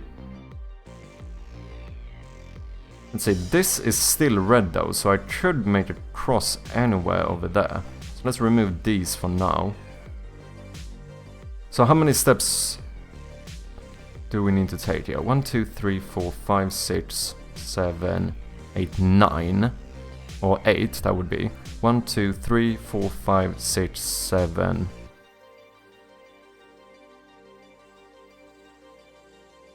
That's not gonna work, is it? 1, 2, 3, 4, 5, 6, 7.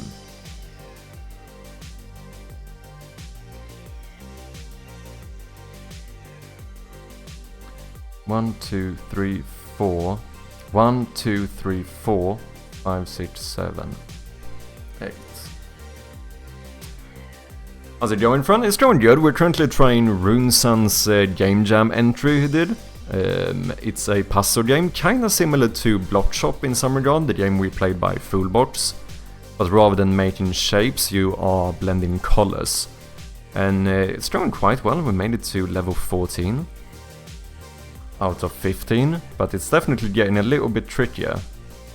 How you doing, Yayi? Did you have a good weekend? Yeah, comfy, not for long. We'll see. I'm gonna figure this out. 517 is forcing you to stand up for 10 minutes. Let's do it. It's good. I do need to stand up more. We need to battle that gamer neck, don't we? I need to start thinking about my actual fucking ergonomy and stuff.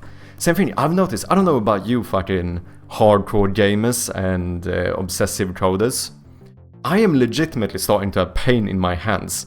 And I think it's from me, you know, basically typing too much on my keyboard.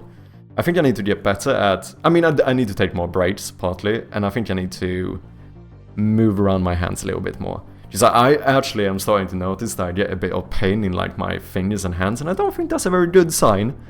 Don't think that's a very good sign, to be honest. My weekend was nice, worked on Saturday and a lazy Sunday. Nice, man.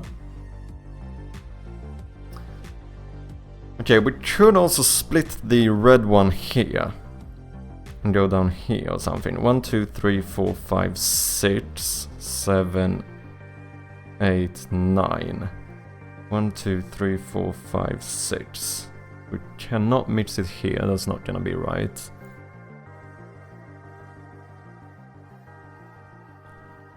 Four, 8. Can I get this one here in 8 steps? I don't think that's possible. Oh, I can. I just need to move where I do this. Right. Okay, this is gonna work. It's gonna work. We go boom and boom. Now we know that the red one is 1, 2, 3, 4, 5. Oh, I should have also gone down here to save one, you know. Yeah. I should have done this. Since I technically want this one to be less steps. 1, 2, 3, 4, 5, 6. Okay. So we have 6 steps here. So now we just need 1, 2, 3, 4. No, wait, that's 6 in total. So that's counting these ones as well. 1, 2, 3, 4, 5, 6. Nope, that's not gonna work. Can I do Control Z? I can't. I think I need to go around there. I think my other solution would have worked. Let's go back to this. Now we have 8 steps before we mix. So we have 1, 2, 3, 4. 1, 2, 3, 4.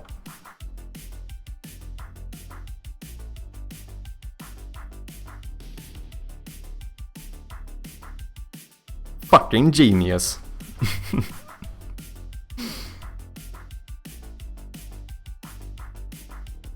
Control Z, I dread making that feature, but it would be very helpful. Yeah, I do think, like, I've actually thought about it before, like what actually goes into being able to make Control Z, and it's way more, it's more intricate than one might think.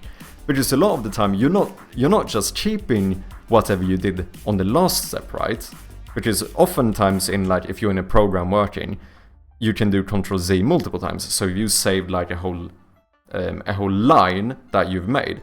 But a lot of programs even have like branches just for the Control Z thing, which is like, you know, it's kind of insane what actually goes into some of those like typical Control Z functions that we never think about.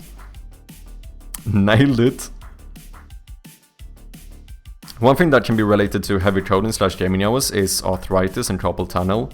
The pauses are necessary so your fingers don't become barely usable in the future. Stretching is good. The same goes for eyes. Yeah, no, that is true. I think it is something, since I'm by my PC so much nowadays, and you know, typing using the mouse and stuff, which is like the same type of movements all day, I don't think it's very good. I think I need to get better at taking even just like short little breaks like this and just do a little bit of like hand stretching or something to get my blood pumping in the hands, you know? Because I don't wanna be that guy who's in like sitting here in like 3 months and I can no longer code because I got fucking arthritis and everything I have, you know? And I suppose it's true, like, isn't there some like 40-20 rule or something that people tend to quote sometimes, which is like every 40 minutes, I think it's a 40-20-20 rule. Every 40 minutes, you should look 20 feet away for 20 seconds, which is like for the eyes. To not only sit with like the, you know, close-up focus kind of thing. It's supposed to be good for your eyes as well. I know that since you're in a cold region, it's not really a common thing, but touching grass and going outside is good, you know? Going out? What is this outside you speak of? Outside? Yeah, I don't know what you mean. I don't know what you mean. I'll look into it though. I'll look into it. I'm willing to look into it. That's all I'm saying. Never heard of it, yeah. You know, leaving your house. Join fresh air. You're using a lot of words I have not heard before. I'm not sure what you're talking about. Vitamin D. Oh, yeah. You mean those vitamin D pills I have in my bathroom cabinet? That's what you mean. Okay, yeah. So walk into the bathroom and pop in one of those vitamin D pills. Okay, now I understand. Now we're on the same page. Good. You're too pale? That's racist. I'm not pale, I'm just Swedish, okay? Okay, these two needs to mix for this one. I can't do a mix here now, can I? Well, technically I could. Because I could do this. Which probably should work, to be honest.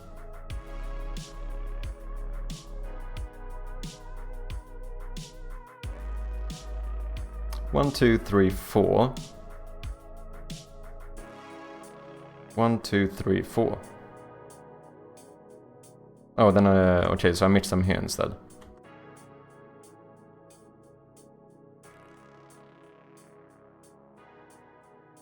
Otherwise I could go in here. Does that save me space, maybe? 1, 2, 3, 4. That would make it 5. 1, 2, 3, 4, 5. I do think that does save me a bit of space. So maybe this is what I should do. Because I do think that's gonna be correct. Yeah.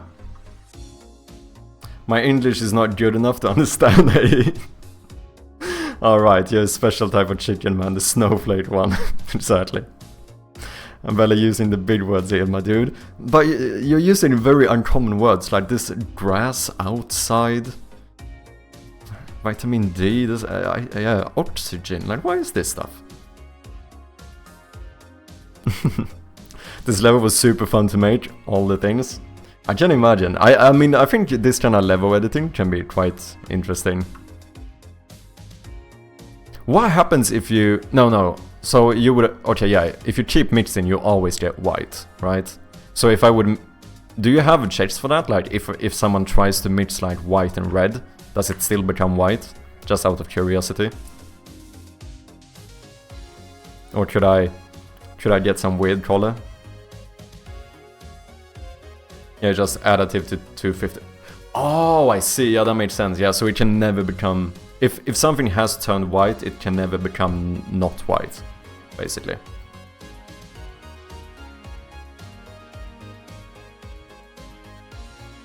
You know, I've been doing pretty good though. Fucking hell. I haven't had my morning coffee in like the last 5 days or something. Like, I've had half a cup of coffee now after I started the stream, but I've actually switched out my first cup of coffee to tea instead. Because I do know that drinking coffee the first thing you do in the morning is not the greatest thing in general. For like, having your body naturally wake up and stuff. Cheers, Vinny. Shapes works the same way, I'm pretty sure. You can mix secondaries to get white. Oh, interesting. I've never played Shapes, but I think that Fullbot said that he was quite inspired by Shapes when he made Block Shop as well, if I'm not mistaken. Okay, we do have to complete this one now. We're literally on the last puzzle. So, what do we do? We need to get blue for this one. We also need to get green for this one. Okay, so we do something where we get the green and the red to get yellow. And then... Oh wait, we need to... So we get yellow and we mix that.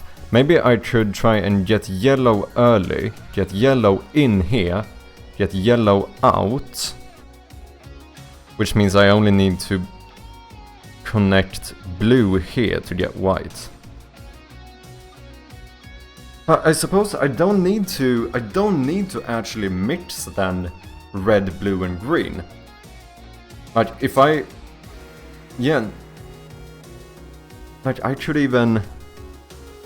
Oh yeah, because as soon as I have one of the mixed colors, I'm only missing the opposite, right? Like if I have yellow, I just need to add blue. If I have... Okay, so... Yeah, exactly. If I have yellow here, all I need to do is to add the blue one and we should get white. So let's do like a mixer here maybe. That's not gonna work. Or maybe it does. 1, 2, 3, 4, 5. 1, 2, 3, 4. 1, 2, 3, 4. Yeah, that should work. So put one of these here, one of these and one of these. Then we go straight here. Now this one should get me yellow. This one should get me purple. So the purple one, I should just connect here. I mean, I suppose I could bring purple down as well, and then mix it with the green to get the white one. I don't know if I mean, I don't really need to care about optimization here, as long as we get it to work. We should be fine. Oh yeah, you can mix secondaries to... Yeah, right, I could even mix something like... Yeah, actually, I could mix like yellow and purple, and that would get me white as well. That's true. I think this should work. I feel like this should work. Okay, I want to mix yellow over here, but wait. What do I need to add to this one? This is... I'm just bringing down blue here, so my plan was to mix blue with the yellow one. Right. 1, 2, 3, 4, 5. Oh, but I don't know how many steps this is gonna take. Because I also need to make sure that we can connect these to make this one, but I need to be able to... Okay, let me just try something and we'll see what happens. If we go away here, now we have green. We need to mix green with the red one to get yellow.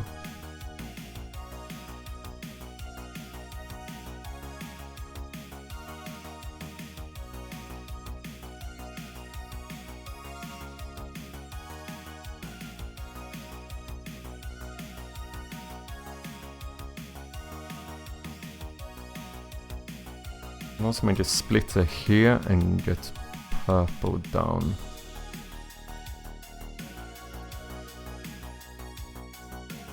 But they still have to get into the splitter at the same time to mix properly.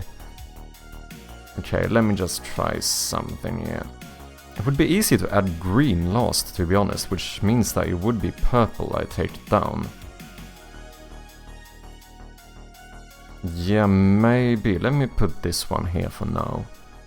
Let's see, how many steps do I need to... 1, 2, 3, 1, 2, 3, 4, 5, 6. Boom, I should mix yellow here. And then with yellow...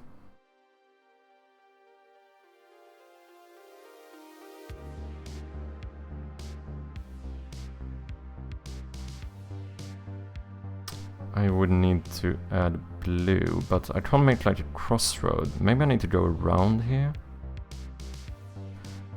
With green, I should get the purple one down. Yeah, maybe. I don't know if this is crazy. Go around here. This is a lot of steps, man. But we do have a lot of space here. 1, 2, 3, 4, 5, 6, 7, 8, 9, 10. 1, 2, 3, 4, 5, 6, 7, 8.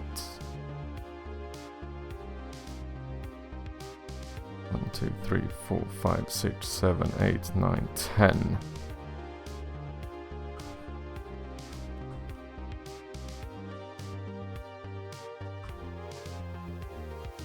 One, 2, 3, 4, 5, 6, 7, 8, 9, 10.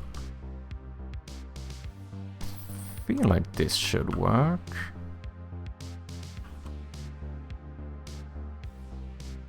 Now we should have yellow, and we could get yellow out here, and for yellow we would need blue, or we could use purple to mix them. But I should also bring the purple one down and just mix it with green, which feels like that should work. We have quite a lot of steps here, because we should go up with the green one here, go back and mix them to get some extra steps, and then go down here. So that means that in that case the mixer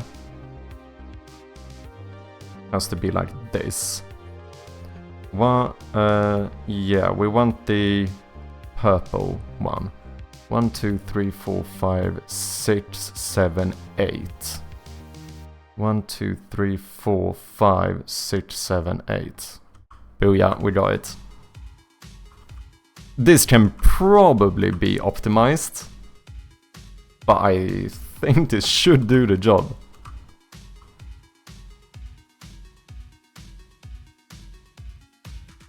Damn, I almost filled up the whole thing.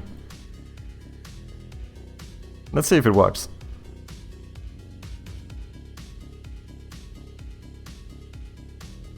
Yeah.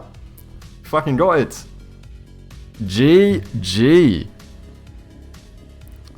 GDFG Game Jam 38 submission by Runesun and Manabox. Thanks for playing. Cheers, man. This was actually really good. This was really good. Make sure to check out the game.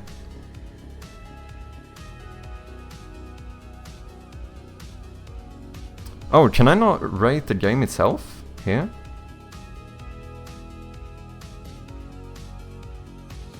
No, but we can rate it here. I mean audio, I'm sorry, I can't give you really the most on audio, since there is no audio.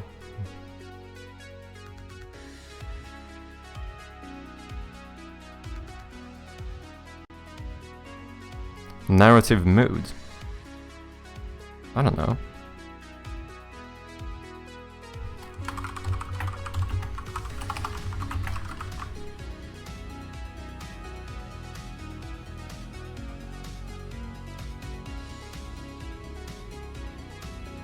Oh.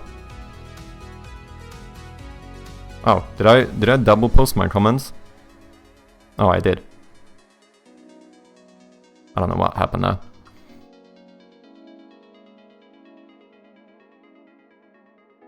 I didn't know what the rating categories were, not sure if it was listed. Yeah, but because usually you can vote for the game itself, like on itch, because the only thing that's a little bit sad when it comes to Game Jam ratings is that you don't get ratings on the game, like on itch per se. You only get it for the actual. So usually you can click like rate the game. I don't know why that's not possible, but good job, man. That was a really good game. I'm impressed.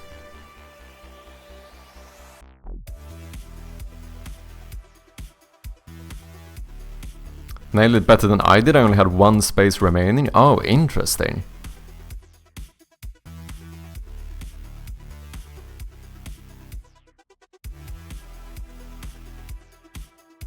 Very well done, thank you, man. No, but yeah, you should be proud. I think that was a, like, game design wise, really good. Perfect scope for Game Jam as well. Good stuff. Okay, should we get some work done? Slightly of a distraction here. No worries though, I enjoyed it. I don't mind taking a little. Will be lurking, but I've ignored work as well. No worries, man. No worries. I understand. Okay, let's see what were we doing?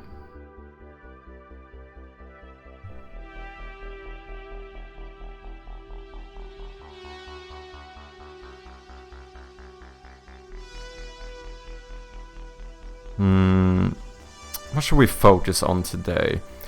Repositioning the tutorial pop-ups would be quite quick. That's probably something we should do. I do want to hide the cursor as well there in the transition in the menu.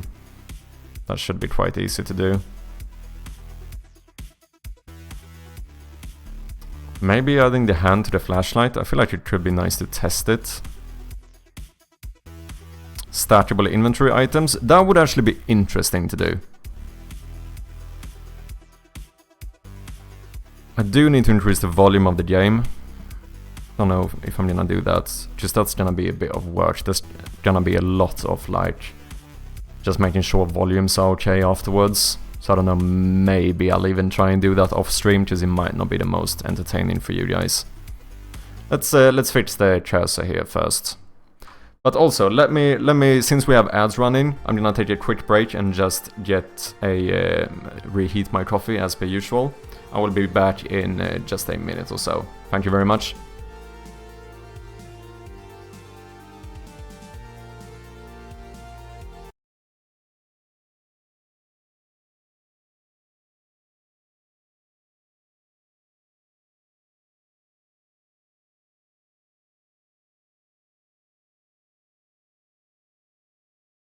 We need to turn off next player. There we go. That was the issue. Because now it doesn't matter if you turn this on, since the parent is disabled. Dude, sometimes code lingo can sound very fucking weird. I just said that the parent is disabled. That, to be clear, that means something else in code than it does in normal life.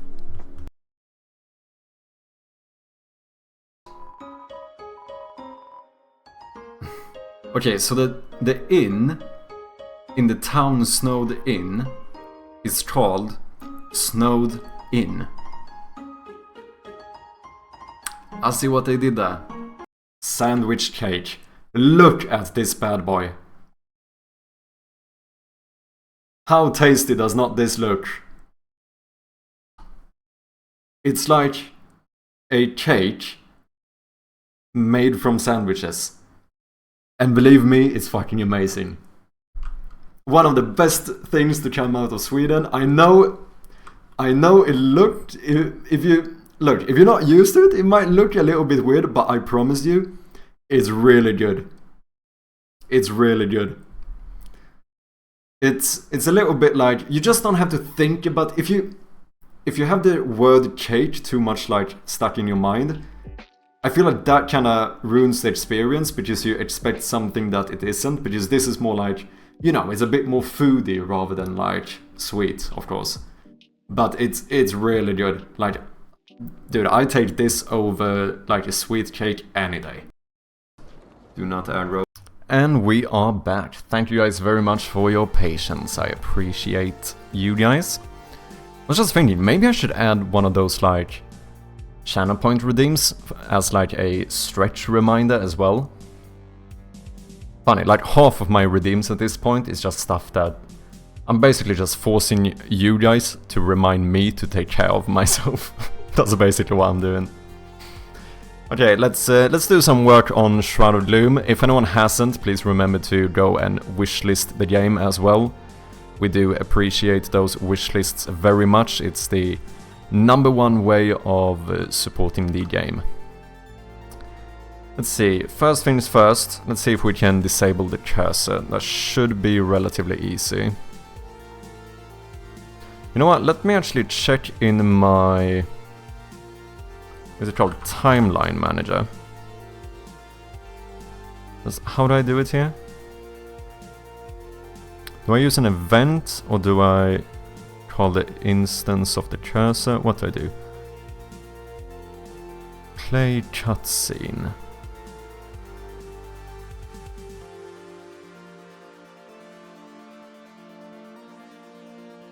Unplayed. Cutscene play events. Oh, does the cursor listen to that one maybe?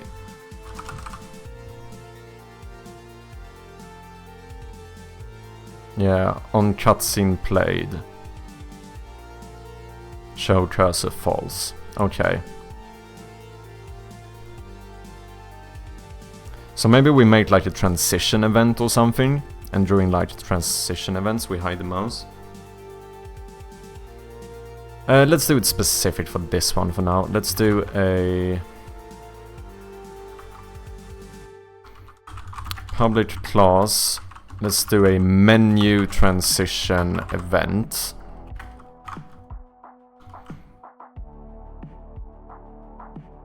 And it's not on everyone, but it is when we transition to the game.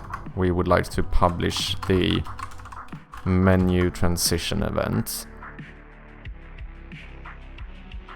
Question is now, when you go back to the menu, is the cursor gonna be enabled? It should be. It should be. We're gonna have to try it. Okay, on enable, I would like you to subscribe to the menu transition event on menu transition. Then we want to unsubscribe on the same, excuse me, same event with the same function. Then of course we have to actually add this function as well. So let's make a private void on menu transition. Boom, where we say show cursor false. And that should, as far as I know, be all we need. Now when you click on the start button, the cursor should disappear.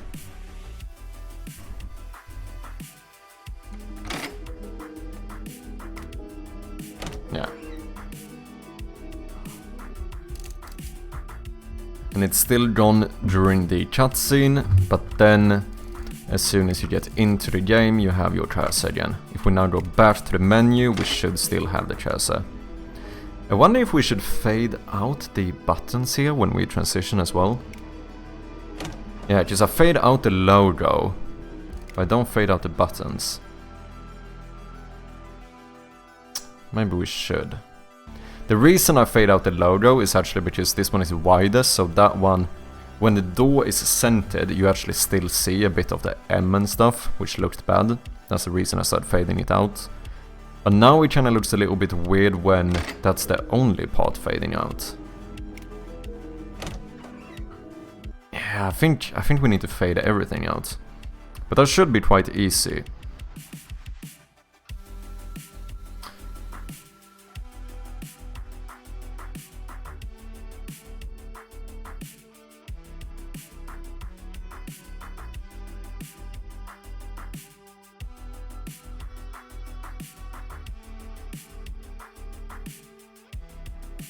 You know, we should change this. Let me remove this. We're gonna copy, or we're gonna cut that event. It makes more sense to have this event in the menu transition controller. Should have a transition event. You know what? Actually, we shouldn't. This is very weird. Cutscene played. Maybe I should just have an event to hide and show the cursor. Because now I'm using like a bunch of different events that all do the same thing. Maybe the cursor should have its own event to hide the cursor, and we just publish that one. Yeah, that makes more sense, doesn't it?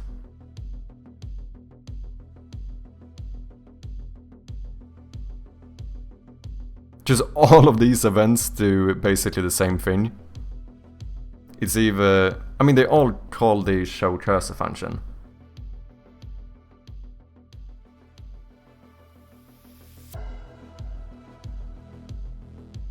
Yeah, I think the way we should do it here is that the cursor should have a public... I don't know, show cursor event.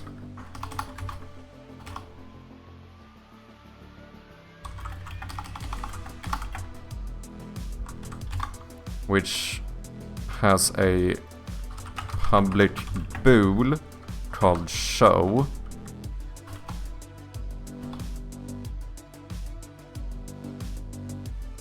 Oh, maybe we should do one of these where we default it. Because we could do it in the constructor, right? If we do a show cursor event, where we say bool show equals true. Now if I call this event without a bool, it's always gonna show. But if I say false, we hide it. Yeah, I think that should work.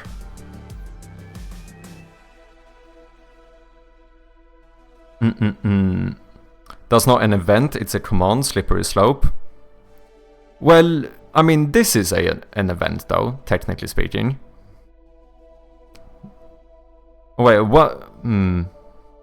Yeah, I suppose these are methods. It is if it's after. Yeah, so these happen when the event is published, right? But I suppose this is not an event, right? This is a method that is subscribing to the event. Was that why maybe said wrong there? And this, I mean, technically, I suppose this is not either a, like, technically speaking, this is not an event. This is something used as a container for an event, if I understand my own event bus well enough.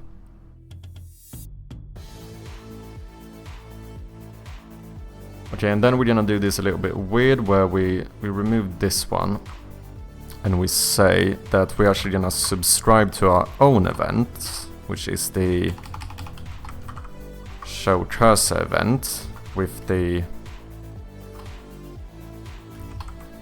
on show cursor, maybe? I'm gonna unsubscribe.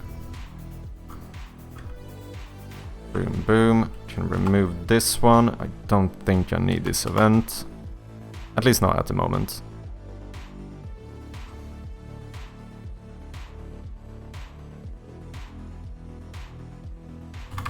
And then we do private void on show cursor.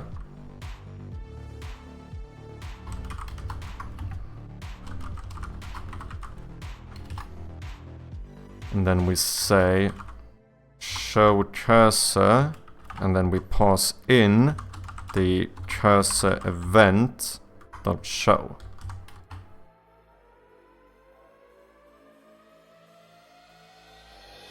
Can remove this one.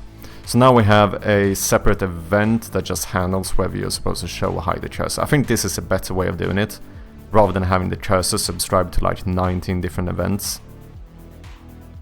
So now, like, when a cutscene ends, instead of having this one subscribed to the cutscene end event, we can just have that inside of the function that calls this event or publishes it, we also publish this one.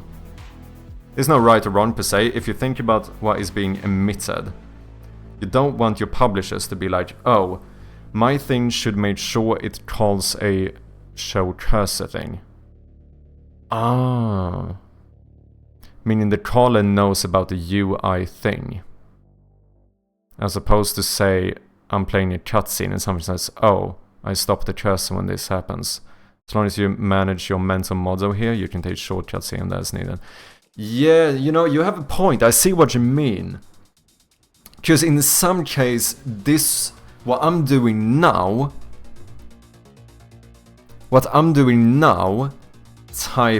kind of goes against the, what is it, single responsibility mentality. Because now, as you're saying, what I would do instead is that the cutscenes are going to be handling the cursor, which actually is a little bit weird, because a cutscene should technically not have anything to do with the cursor. However, if we keep all of the cursor logic inside of the cursor by listening to the cutscene instead, now we still have single responsibility where the cutscene handles the cutscene and the cursor handles the cursor. Yeah, I see what you mean. Yeah, I see what you mean. So in some regard, this actually goes against single responsibility, because this would make other things handle the cursor, whereas the cursor should handle the cursor. Now you gotta turn that off too in all your event publishers. Yeah. Yeah, no, I think you might be right, actually. I mean, you are right.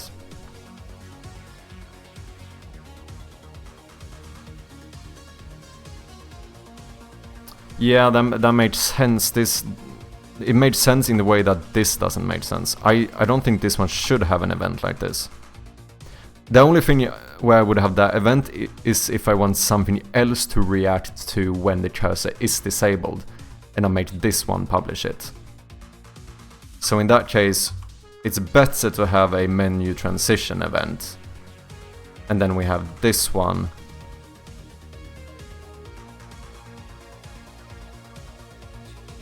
Listen to the menu transition events. No, that is absolutely fair.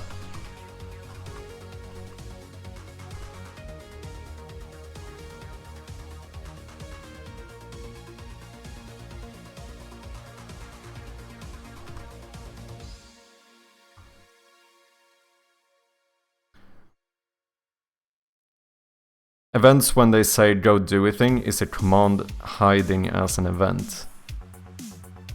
Yeah, no, that's fair, that's fair. If I'm doing that, I might as well just call the singleton instance and tell it to hide the cursor. I'm technically doing the same thing, right? I'm basically just pretending that this is an event. Because the reason I'm supposed to use events is to, you know, it's to try and have single responsibility and have things not have to think about other things. This is why git amends event buses uses bindings, I think. It abstracts from method use in the class.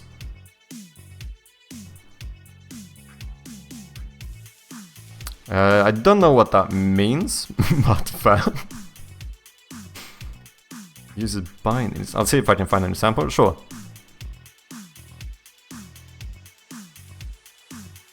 Okay, so you are still listening now to the menu transition event where you would hide the cursor. And now we go back here, menu transition controller. Menu transition event. Which also is a bit of a weird naming, because I'm not calling this on every transition. When you move to the settings, that's a transition, but I don't call this event.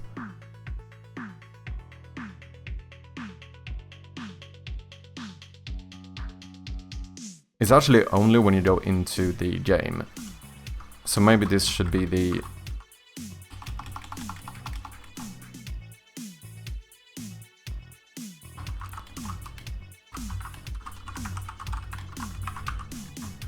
Let's be specific. Menu to game transition events. Why not? Why not be specific? Here, transition to game. I would like to publish a new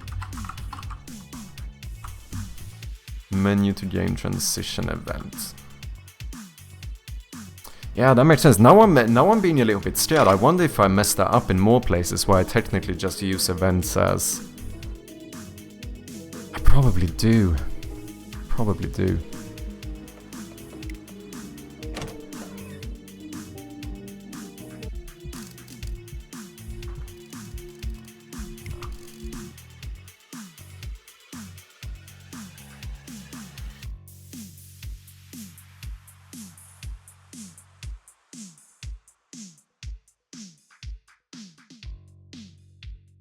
Publish.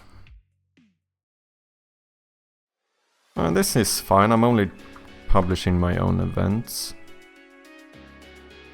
Yeah, I'm gonna keep an eye on that now. Because yeah, it makes full sense. Like, it seems simpler because I would have to do less code in the actual mouse cursor script. But it makes me instead write mouse cursor code, technically, or publish mouse cursor events in other places in the game, which would basically completely go against single responsibility.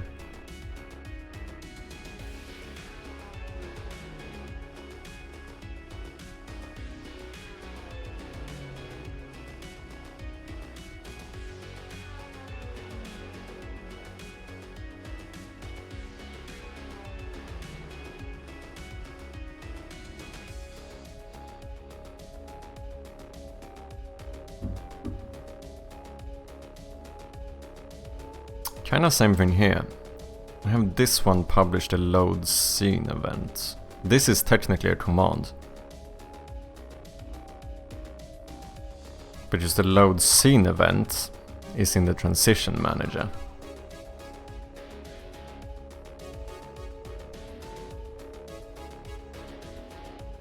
Interesting.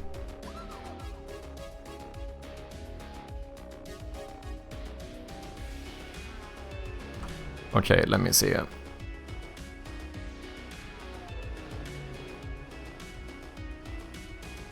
So we fixed the cursor hiding. Let's see if we can maybe fade out the buttons the same way we do the logo. So buttons do fade 0, 1. And then links do fade 0 to 1.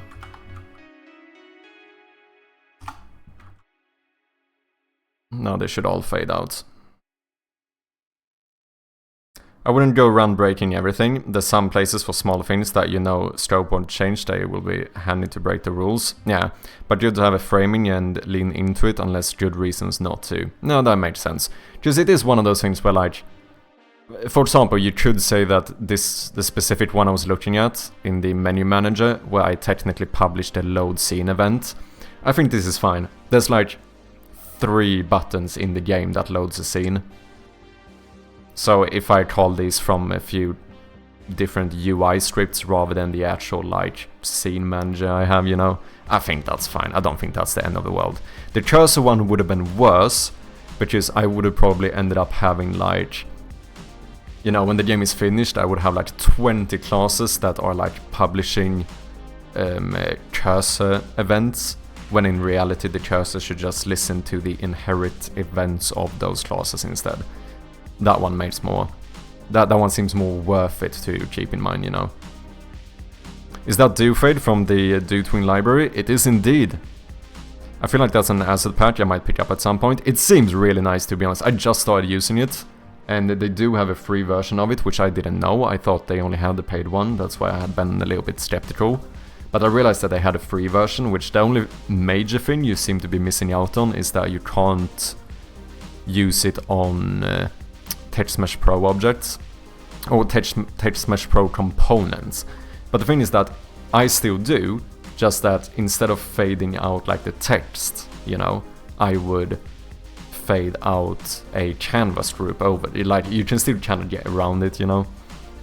But it feels quite nice. So far I am enjoying it.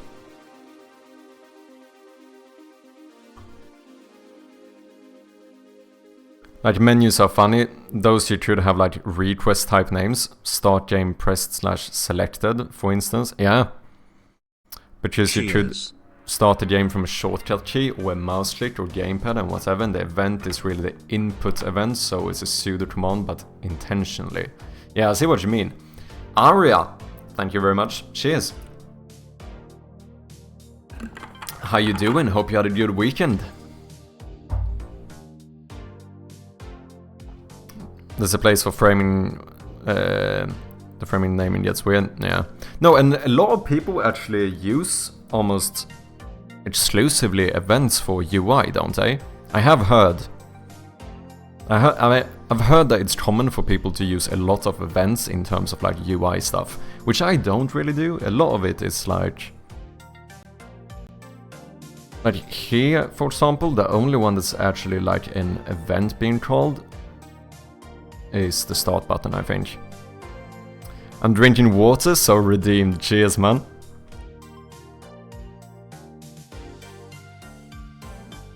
Yeah, because you want to tie so many input devices to kick off things. Yeah. No, it made sense. It made sense. Yeah, I do use more events in-game when it comes to UI, to be fair. In-game I use a lot of events for the UI. But in the menu I don't use a lot of them. There's some where I have like a closed setting events because my settings UI is handled a little bit differently. Since it's a prefab that I have both in-game and in menu. I can't have as many like direct references and stuff. But otherwise, like most of this stuff, my menu manager just has like, you know, references to the stuff it should open and close and so on. Okay, let's see if this works. Now we should get the text, links and logo to fade out when we click start. Yeah, that looks a little bit more consistent. And then we get the cursor back here again. Sweet!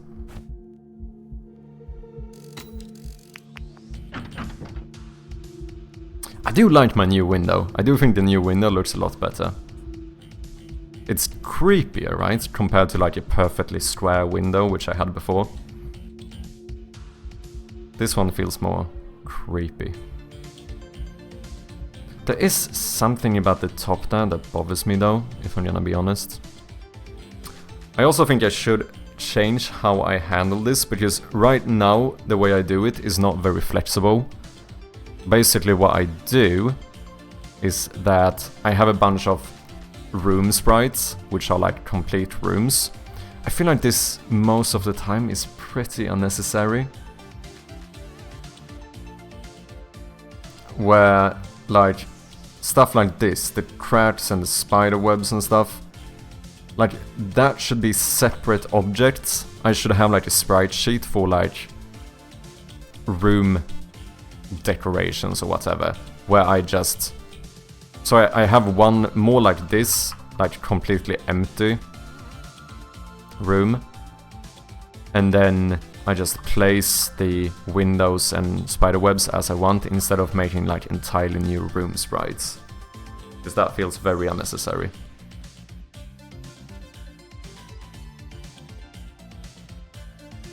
The thing is that I have changed this one a little bit to get like the 3D effect. At first it actually looked like this, but it still doesn't look completely round. I wonder if this one should go up one more step, maybe? Yeah, that does look better, doesn't it?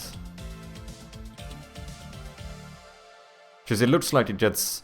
Here, it gets a little bit tighter. I think this is better.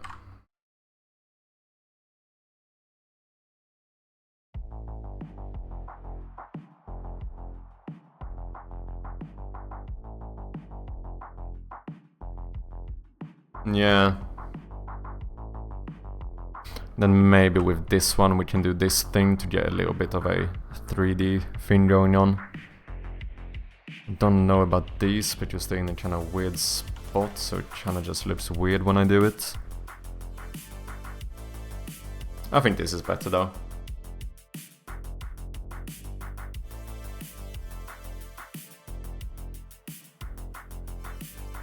It looks at least more rounded.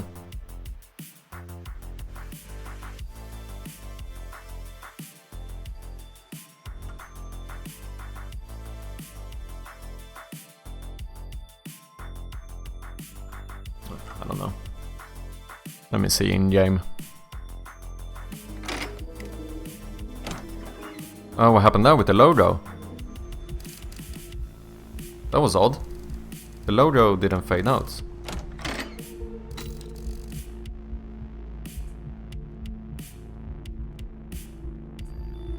There's still something that's bugging me. I think this one... Does it go down one more step, maybe?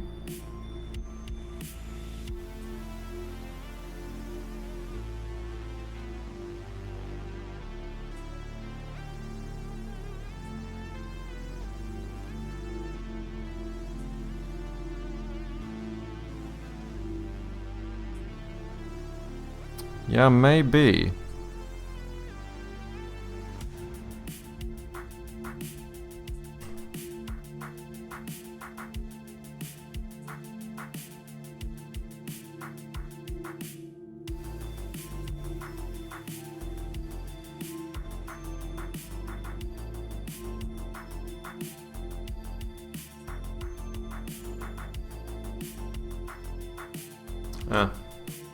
Let's try that.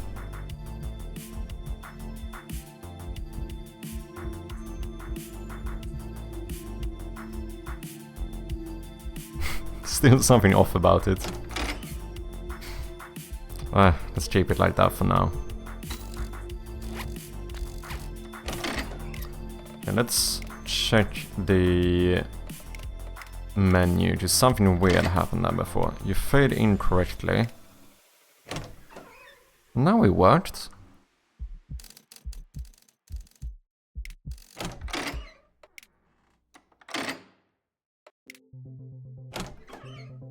Huh.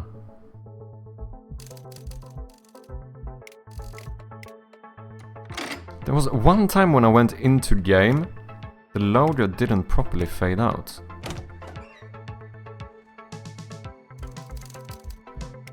Which, you know, it's kind of annoying when you have a bug that you can't, like, recreate. Because now I'm wondering, is that gonna happen? I have a similar thing actually with the backpack. In a very few instances, the backpack, I think it's when I open it and click on this door, it will like stay up, it doesn't go down. There! Which I don't know why this happens. But then, it's very rare that I actually manage to recreate it. And now I can't do it again.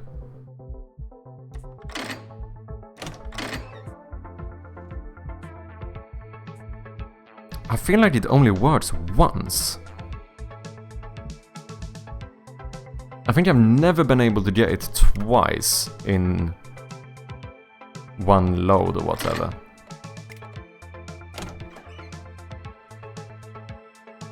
Those are the most annoying bugs. It's easier if it's always messing up, because then you know that, like...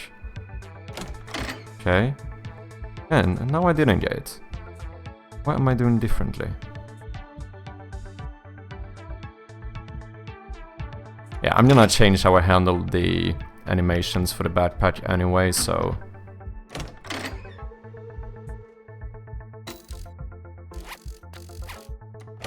I don't know if that's something I should worry about right now.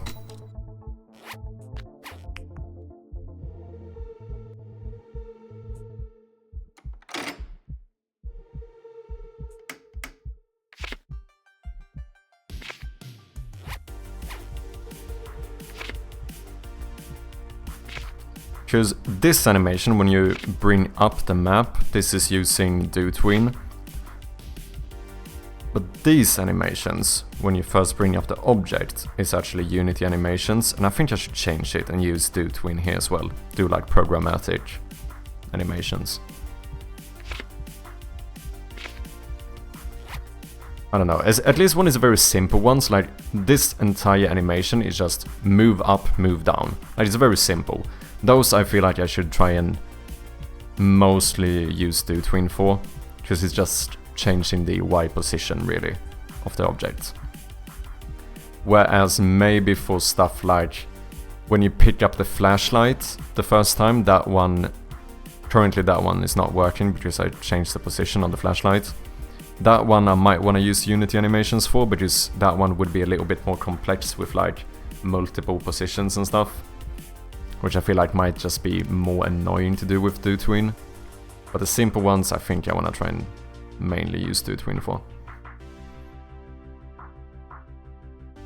Hide cursor during menu transition, donezo. So we have the inventory button, do tween animations, reposition tutorials, make stackable inventory items, would be kinda nice. I do want to have better room transitions.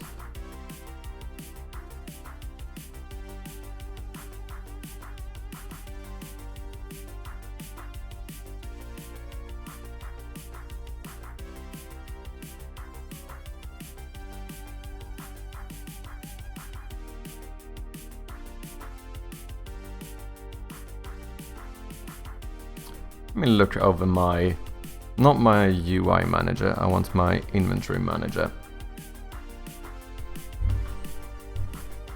Wait, I already have tween in here? Oh, it's for the fade in, fade out stuff with the background. Basically, I make the background a little bit darker when you open the inventory, kind of to simulate that you have your focus on the backpack, if that makes sense. What's up, Naked? You winning? It feels like it. We did play a little bit of a game jam entry in the morning, so I haven't gotten super much done yet. That's completely fine though, I don't mind. But so far so good. So far so good. How was your weekend? Are you doing good? Okay, when we add an item, what do I do? Add item to inventory. I instantiate, so yeah, here I think we should check if we already have the item. Oh, so what we need is to make the inventory item have a reference to how many copies you have. I want to see if we can make stackable inventory items. I feel like that is something that most people expect anyway. Unless we want to do some like inventory Tetris kind of minigame where you have to like actually manage the space you have, but I'm not sure if I'm gonna do that. Items, inventory item. Because I feel like this inventory item should actually keep a reference of how many you have. And then if there's more than one when you pick it up, instead of destroying the item, we just decrease the number.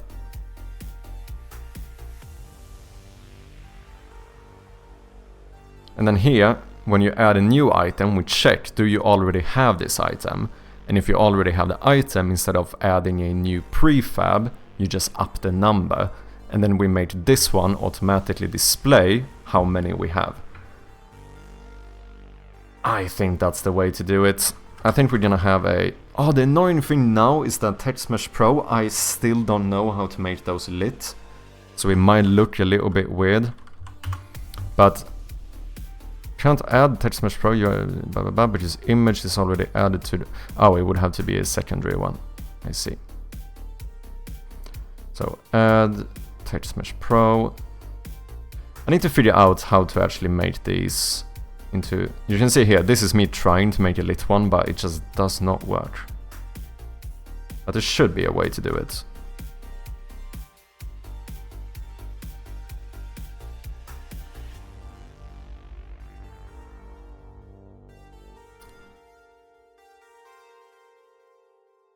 I mean, it should be quite small.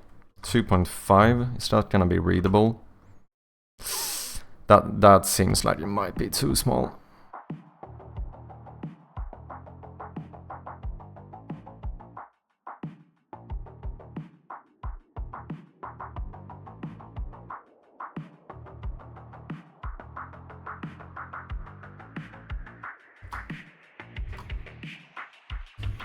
minus 2.5. Yeah, been good, just need to stop procrastinating on my project. Gotcha. Procrastination is a bitch, to be honest.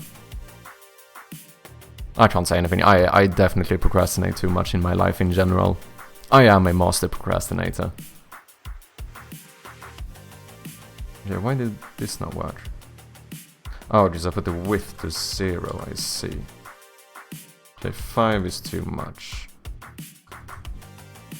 3, and then we do minus 1.5. Minus 1.5. We align you to the right. Maybe that's good. Okay, let me see how that looks in-game. I feel like this might be too hard to read.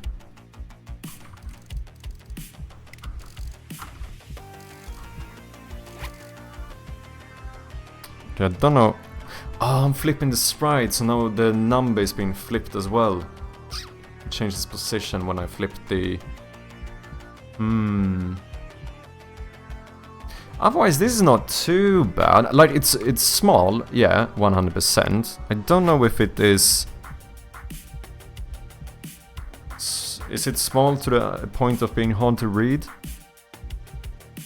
Maybe a little bit. Should probably do it a little bit bigger.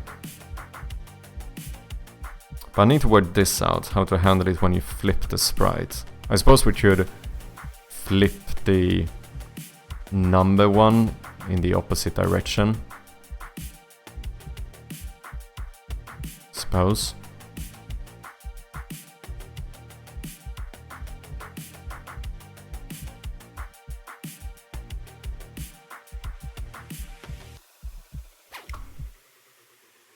Wait.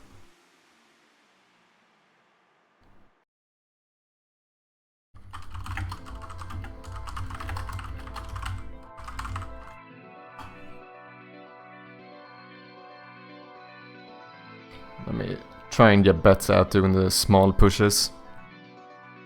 Works hard on his game all the time, has a few things he thinks he should be doing before the things he's actually working on that need to get done. Full on procrastinated with guilt. We need to go easy on ourselves. Maybe.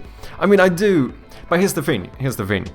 I don't procrastinate a lot for my game, if I'm being honest, because I am very passionate about my game. I procrastinate a lot on other things in my life.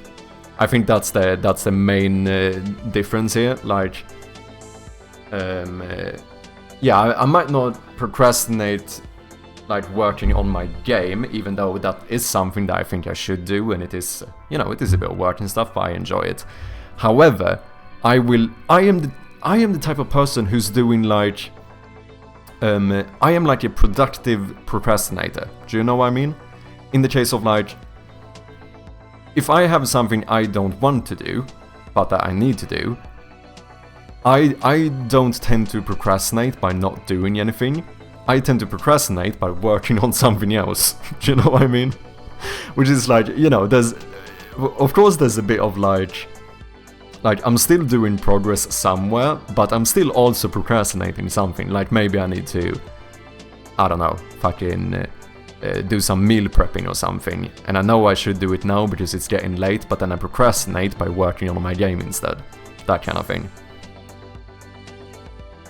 To be fair, I did a lot of meal prepping this week. I made fucking 7 food boxes, I think. So this week's dinner is sorted.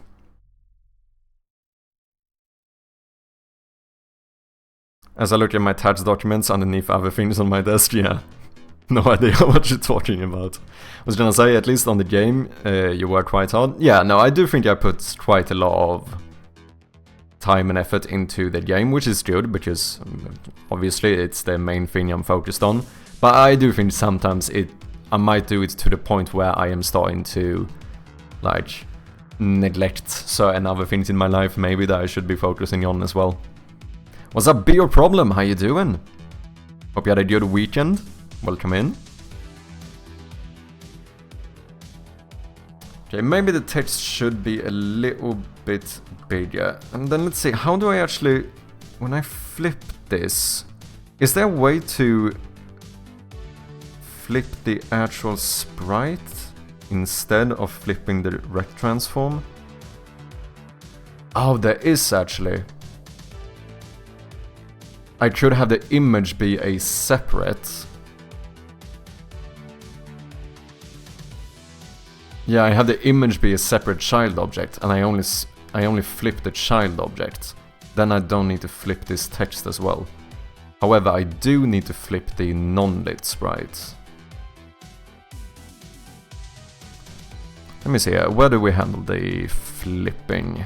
It should be when we initialize the... No, not interactable. Here, inventory item. Should be when we initialize the inventory item.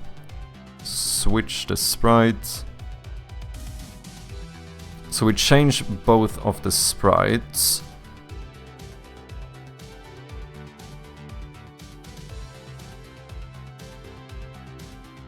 And then here, check for flip direction.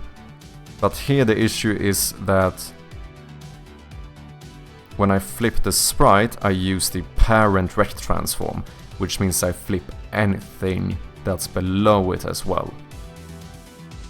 So maybe if we get the child object images and we flip those, and we keep the main rect transform the same, I feel like that would be better. So we just need to reorganize this a little bit.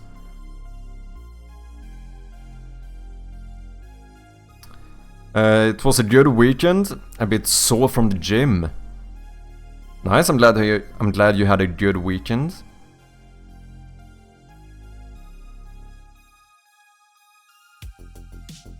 Any new PBs at the gym?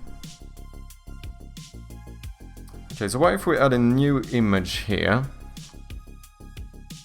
We make this one... Let's just call this one sprite. I mean that... No, let's call it image. Just this is the sprite, but the component is an image. And then let's copy this one. Copy component. And I paste all of the values here. Make sure that you are 1010 and centered. That looks the same. And then the non-lit layer should actually be a child. No, you should actually... No, you can stay like that. That's fine.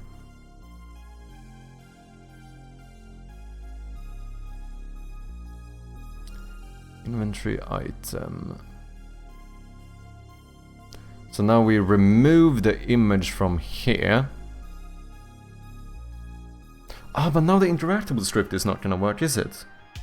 Yes, it is, because that's gonna take the rect transform of any underlying object, isn't it? Okay, let me try and see if this works. Otherwise, I suppose I could move the interactable, but then I would need to move the inventory item script as well.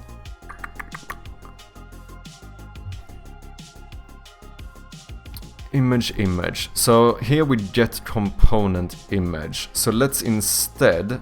I don't ever change... I only change the sprites and the directions. So we could actually make an array, rather than just doing an array of non-lit images. We could actually do an array of all of the images, and we remove this one. And then we add a private integer for which I think I want to serialize this one. So let's do serialize field private integer, which is going to be like amount or something, like how many of this item you have. What would you call that?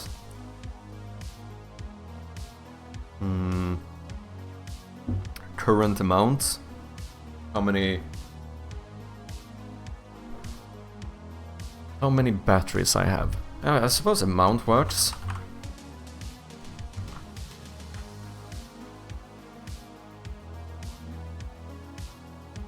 And then whenever you initialize, we're gonna make this should always be set to 1 when you initialize it. Because if you add a new prefab, that probably means you have 1. What if I want to make something where you pick up multiple? So you pick up an object and you get like 3 batteries. How would I handle that? Am I ever gonna do that though? That's the question as well. Right now, we don't know, so maybe I shouldn't focus too much on it. Okay, so now images doesn't exist, but we do get components in children. Which means we're gonna get the image and the non-lit image. So now we can just remove this one. And rect transform, we actually don't. Yeah, this should be the rect transforms of the images, because that's the only ones we ever want to flip. So we make this into an array as well. And then we say, do I even need to get components, or do you inherently have a reference to the rect transforms? Because I don't want to get, no wait, I don't want to get all rect transforms in the children, only of the images. So what if we go for each variable image in images, image,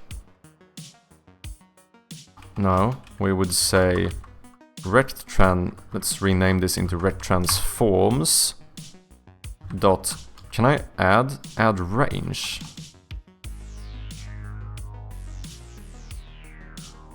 Can I add one? Maybe I should make this a list instead, since I'm doing this at runtime. But once it's set, we're never gonna change it, to be fair.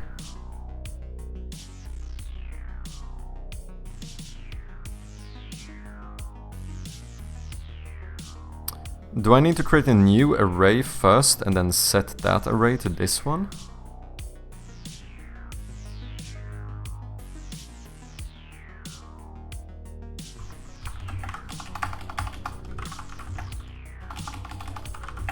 I have a question for you guys. How many of you type properly on the keyboard? As in, like, you know, the proper way you're supposed to use a keyboard? How many of you guys use that?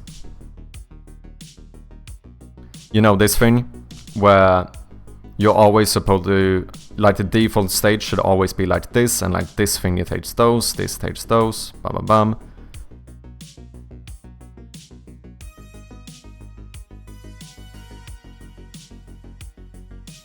I think I do. Didn't even know this existed. Yeah, I don't. I am one of those people that I am like unaware. I can't tell you like which finger I use to press which button.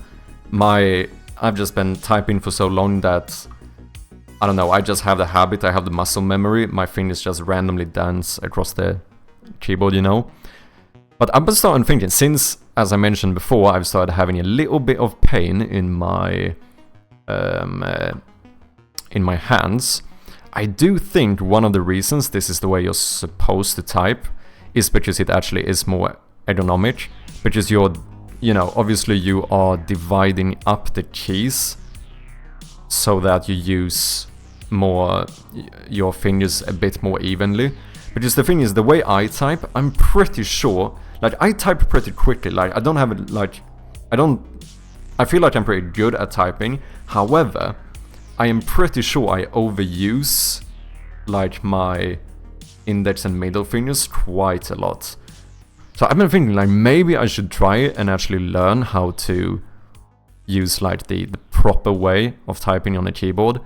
But it's also so fucking annoying, right? Because, like, I am so much slower if I try to type this way.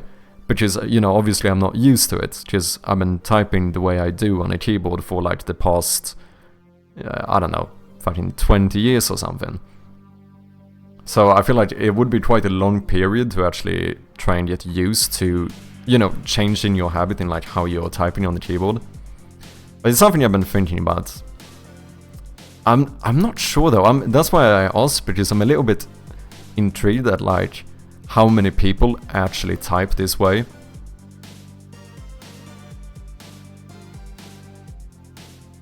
I only know like... I think I only know one person, if I'm not mistaken. I think I only know one person in real life that actually uses the proper way of typing.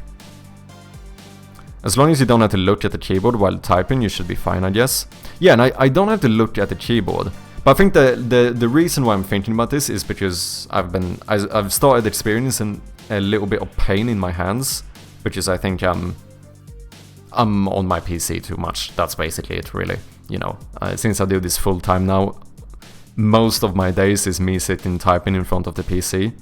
I think the most important thing for me is that I should get more into habit of like stretching my hands and stuff, get my blood pumping a little bit. And yeah, exactly. That's the reason why I've started like looking a little bit at like how I actually type, is because I do think it's possible that I do overuse some fingers a little bit extra when I type, where I feel like if I try to learn how to type the proper way, it does kind of divide up the fingers you use a little bit more, which means that, you know, in essence, it would probably be slightly better for my hands if I learned how to type this way. It's just the whole thing about, you know, teaching an old dog how to sit, now 20 years later, to try and learn this feels like it's gonna be a bit of a learning period, and like I can't do it on stream because you guys would go fucking crazy if I tried to, like, even retransform it. If I'm gonna try to type this the like proper way, I am... You see, I'm even failing now.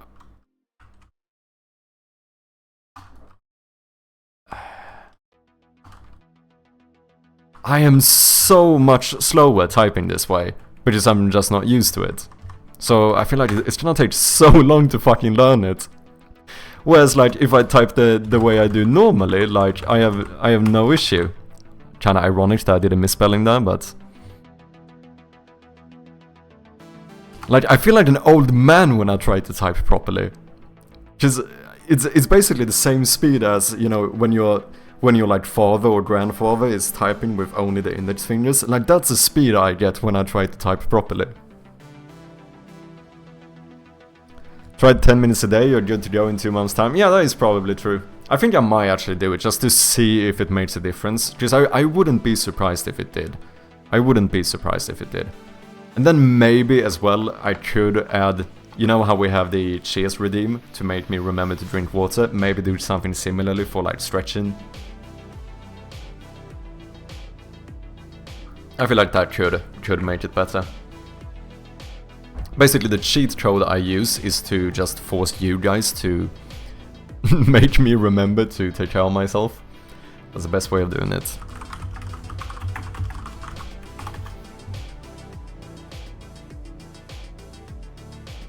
Array.add. No. Yeah, add hello. Why did that not show up for me? I only get add range here.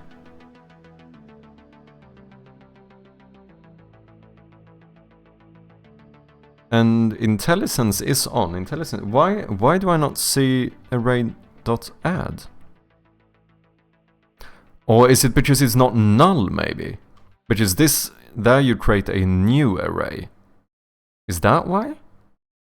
Because I haven't like initialized the array. Is that the issue? If I go retransform is equal to new retransform array. And I think this needs to be a method now? No? Wait, how do I do it?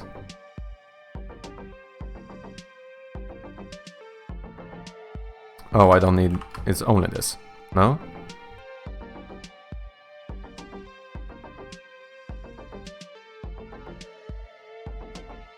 Wait, what? How the fuck do I initialize a new array?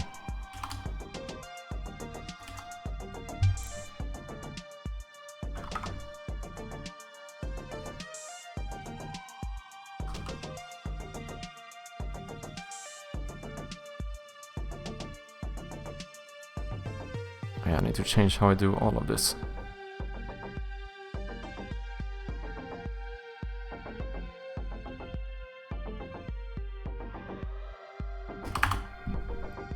I'm so confused. Can I not do add? Ret transform dot add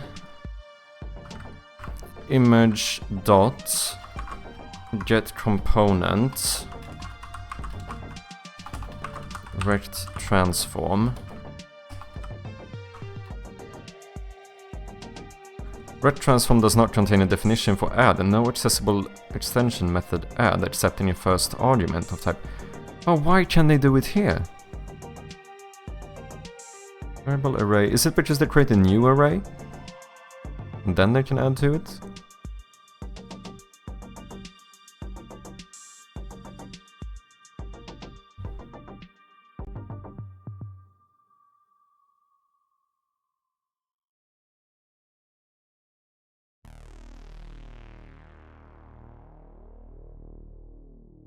Oh, this is JavaScript only, C# does not use... Oh, I see.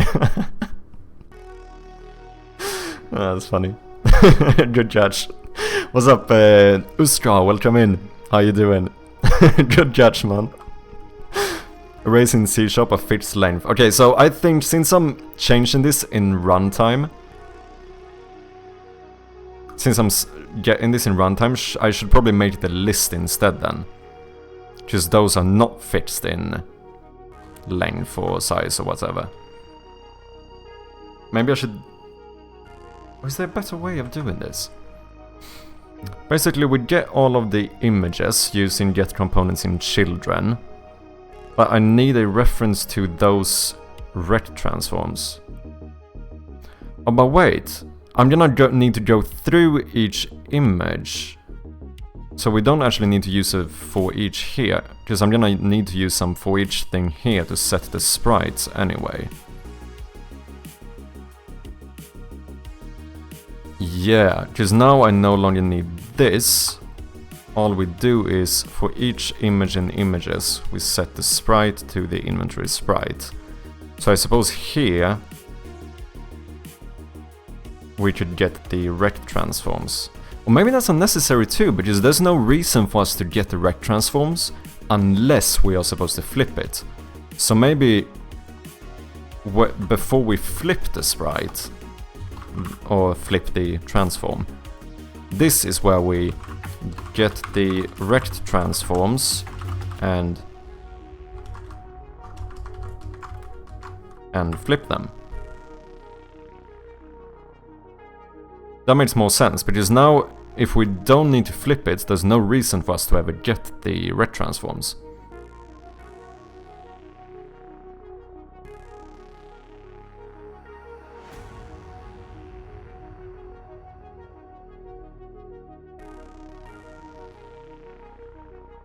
But that doesn't change the fact that we need to find the rect transforms. So, I mean, maybe we don't even need to make a list of them. We just do it here. If x is equal to 1 and y is equal to 1, then return, otherwise get the rect transforms and flip them. So what if we just here go... Let's see, we can set the float z is equal to rect transform.local. No. Isn't this by default set to 0? It is. I'm just gonna hardcode this to 0. And then...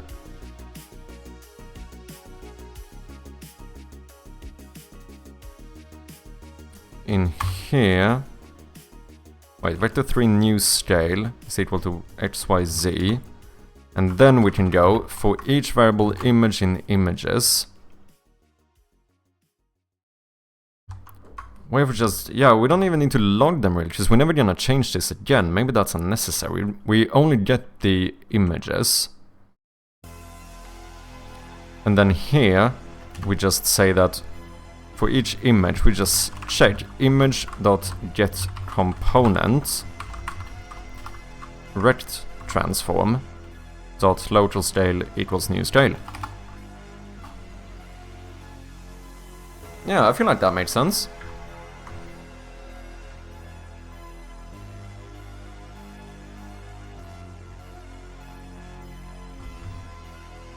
And then,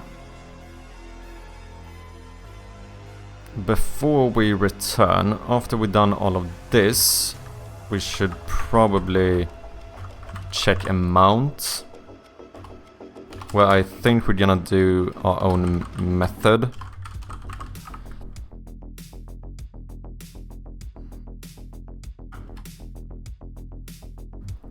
So we do a private void check amount, because basically what we're doing right now is that I want to get stackable inventory items, rather than having like 19 separate batteries in the backpack. We might as well stack them. So we also need a private text mesh pro UGUI called maybe amount text. Get components, we are gonna say... Now the issue is that... Cage with the raid, how you doing? Welcome in, man. How's your stream? What have you been up to? Let me throw a little shout out here to the one and only Cage58. And Prince, welcome in as well. Hope you're doing good, hope you guys had a good weekend. We are currently working on inventory items in my game Shroud of Gloom. Trying to see if we can get them to stack. Is basically what we're doing. I don't know, the game might break now, it is possible. Basically the way it works right now is that if you have a multiple of one item, you get multiple instances of that item in the inventory. And I think I want to make it so that we can stack them instead. I feel like that makes sense, right? I feel like that's a quality of life kind of thing you might want to have. If anyone wants to check out the game on Steam, you can wishlist it right here. We do appreciate those wishlists very much. Howdy, weekend was good, hope you had a good one too. I did. I had a quite productive weekend, so I'm feeling good, hyped for the week. What have you been up to, Cage? Have you been playing? What have you been developing? Okay, so when we check amount, I think the only thing we ever need to check is... First we need to check whether it's...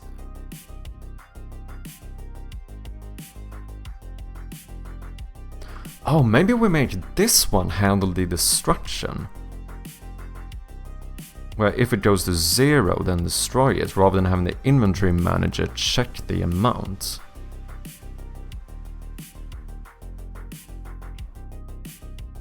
Yeah, maybe we have a... Yeah, that's the way we do it. Maybe we make a public void called select this item.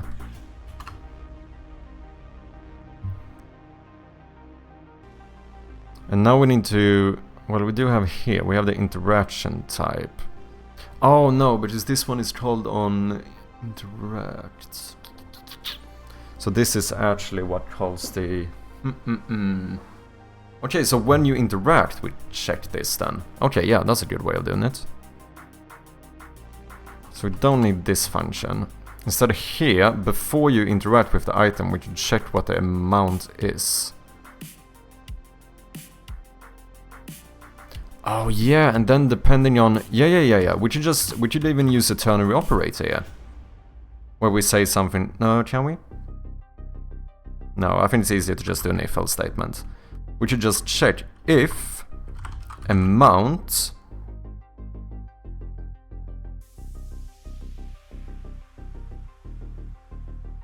Well, first we always want to say amount minus minus. Whenever you pick up an item, you should have less of it in the backpack. That makes sense. And then we check if amount is... Might as well do less than or equal to 0, meaning that you have none left. In that case, we should destroy this item, right? How do I actually handle that here? I suppose that is when we select an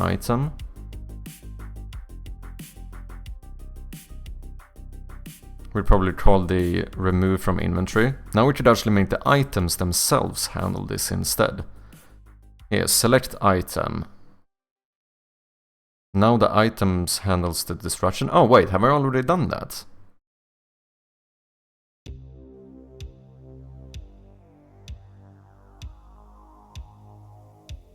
Oh yeah, if you're supposed to select the item, then destroy it. Okay, good. But now we only want to...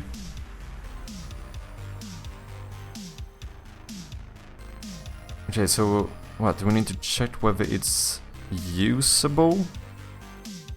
And if you only have 0, then destroy it. Because at the moment we never destroy inspectable items.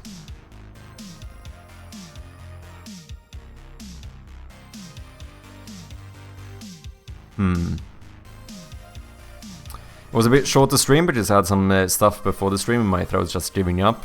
Was working on setting up a custom signal so that I can work on distracting enemies, hopefully. Ooh, interesting.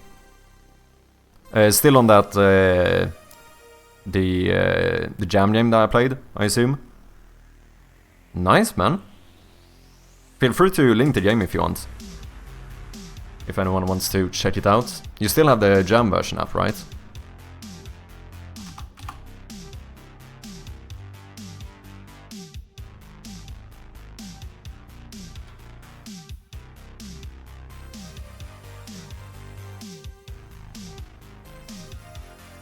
I mean, the main thing I want check amount to do is to update the text.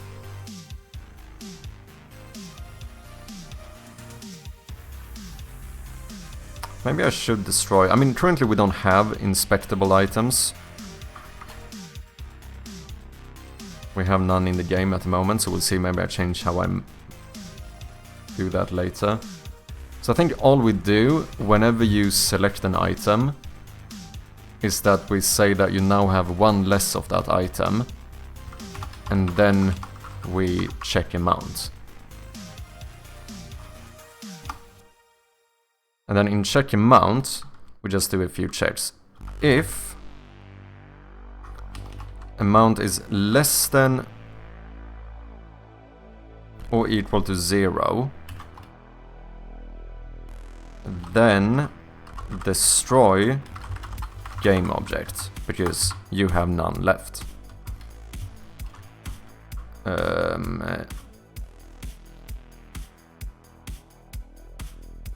Else if amount is equal to 1, then I think we want to hide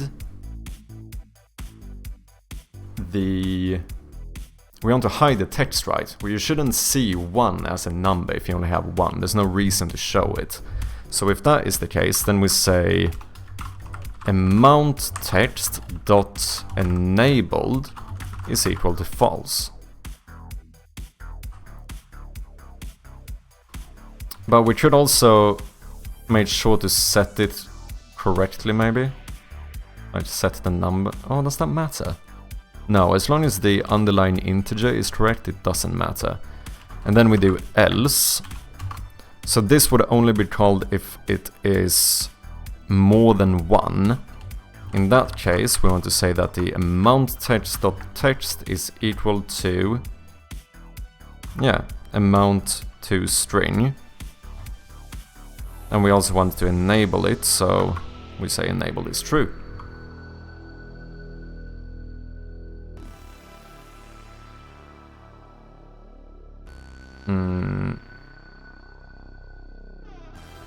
That seems good. We do need a function to up the amount though. We already have a function to remove, which is whenever you select one of them.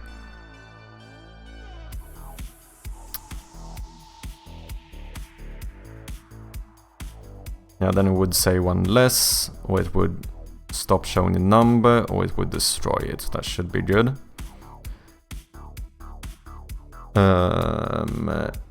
But we do need and I assume I'm gonna call this one from the inventory manager.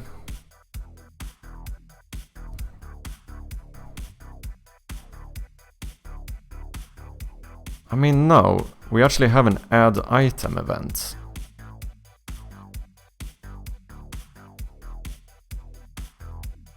Which calls this function. What if we listen to that event?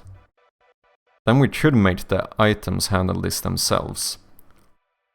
The inventory manager doesn't actually need to care about it. Yep, still watching that. It's up. Noise, man. Yeah, go and check it out. It's a cool, like, stealth game made for the Pirate Software Game Jam. I played it on stream a little while ago. And Cage is currently polishing the game up even more. Oh, actually, you're using ternary operators? I do. I actually quite, not gonna lie, I quite liked ternary operators. I think they're pretty fun. A lot of the time, when I can, I tend to try and use them. Here we have one.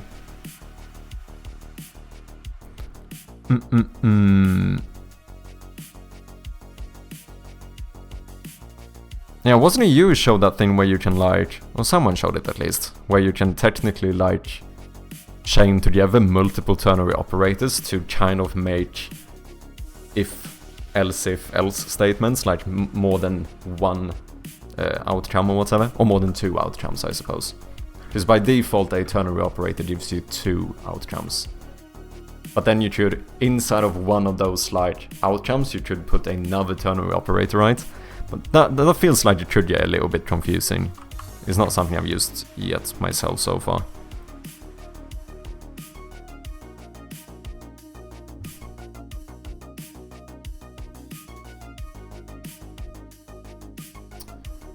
Okay, taking items should work,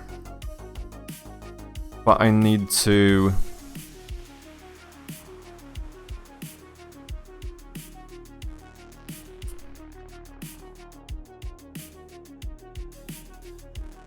I need to make sure that we can add to this amount. I mean, the easy thing would be to just make the amount public, and then... Just, I don't think we can just listen to that event. Technically we could, but... Inventory manager, add item. Because now, every time we add item, we instantiate a prefab. We don't want to do that. What we need to do now, we only want to initialize a new one if we don't have one, right?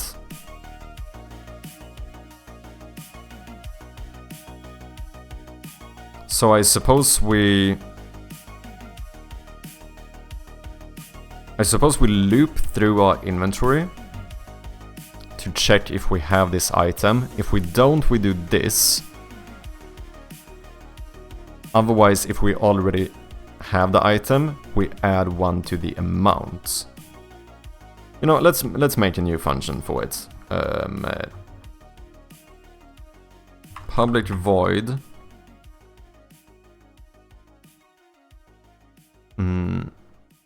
Maybe, I don't know, add additional.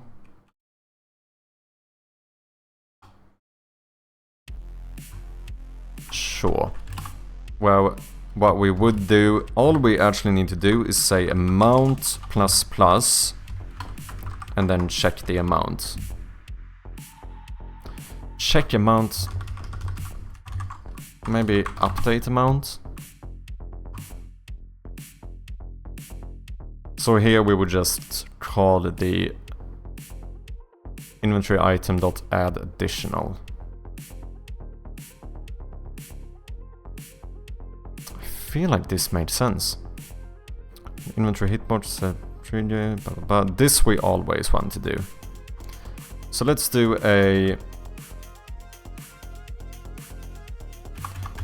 Let's make a bool called something like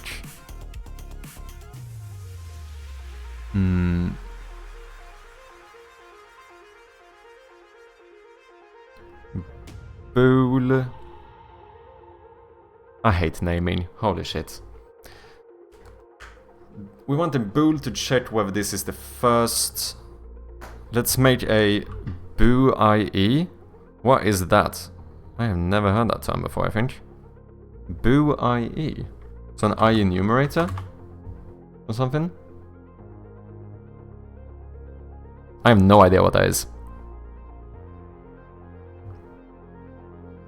Am I supposed to know what that is? Is you saying boo? Do you mean my pronunciation of it? Okay, fair enough, fair enough. Yeah, I've gone a little bit... You know, my girlfriend is British, so I have kind of gotten the habit of sometimes a... You know, an L at the end of a word can become a little bit of a O sound for me. Fair enough. What's up, Trash? Hope you're doing good. Boo? Yeah, that's how you say it, isn't it? That's how you say it. A bottle, and a boo. There are two things hard in software development: cache invalidation, naming things, and off by one. I mean, that's a good one, that's a good one. I see what you did there. No, it is very true. It is very true. What do I need the boo for? I need to check whether we already have this item. So I was thinking about setting up a bool here, like... Do we have it? That's a well-known quote. Yeah, I've heard it before. Which we could, for example, default to false. And then we could loop through our inventory. So we go like for each variable item in...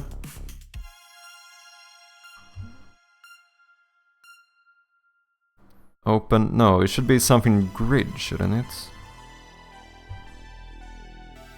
Open inventory. No. What is it called? Inventory grid transform. So for each item in... Does that not work?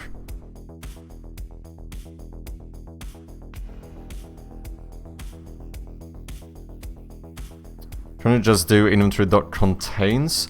Isn't that for like arrays and stuff? Because the weird thing here at the moment is that I actually don't have any like array or something for what you have in the inventory. The inventory is just game objects.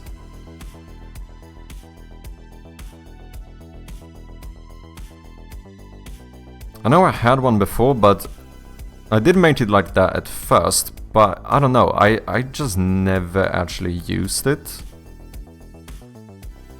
So how do you store items in your inventory? As game objects. So what you have in your inventory are the game objects that exist in the inventory, if that makes sense.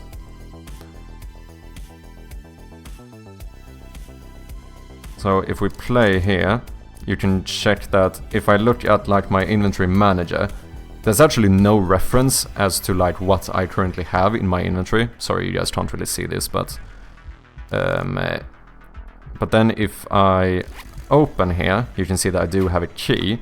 But the only reason we actually know I have a key is because the inventory item of the key exists in the inventory. That's kind of how I do it at the moment.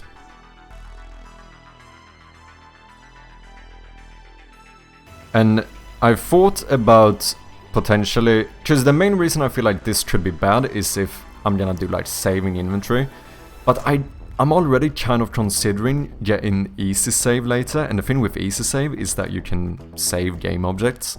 So at that point, the system I have now should be able to work. I could just go and say like, you know, for each item in the inventory, save that item, and when you load game, you load them in again.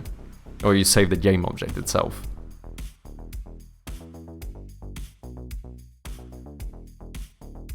Does that make sense? I don't know, maybe there's a... Is there a reason why I should make this have the array or whatever? Get child components method? There is, get component in children, right? So I could make an array like that, I suppose. Yeah, maybe. Is that better than doing it this way, you think?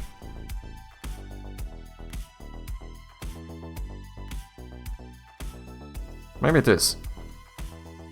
Yeah, just then I actually get the object I want. Okay, so for now, let's try this. So I'm only gonna use it here for now, and then we'll see if I need to use it elsewhere. Because then I should say something like... I should make a list of... I actually want to make a list of, not items, but inventory items. And then we should say...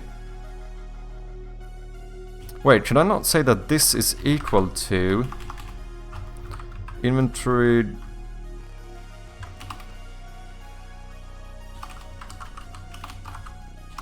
Why do I keep missing the name of this one?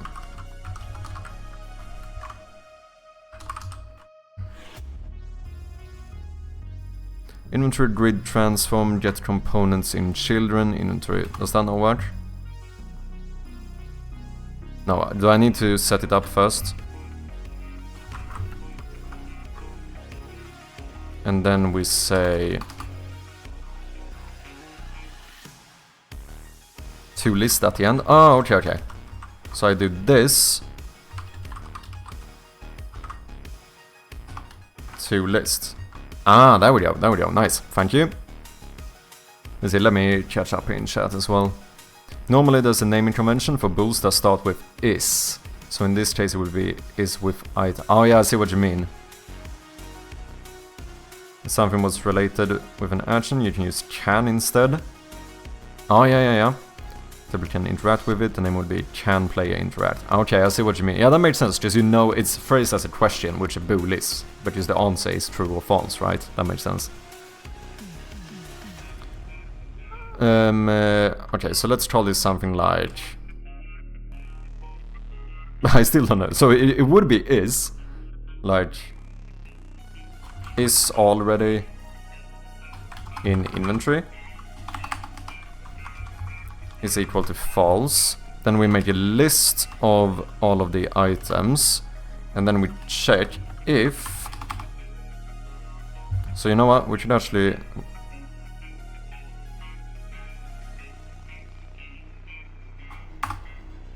should use a ternary operator here. We said this is equal to items dot contains. Oh, but now I have an item here. And this is not a list of items. Oh, fuck. But I also need an... I do need to get the... Oh shit, this is annoying. Wait, how do I want to do this? Because item is different. Item is the scriptable object. But then I also have the inventory item. But when I add the item, I check the scriptable object. But when we check the amount, we need to check the instance.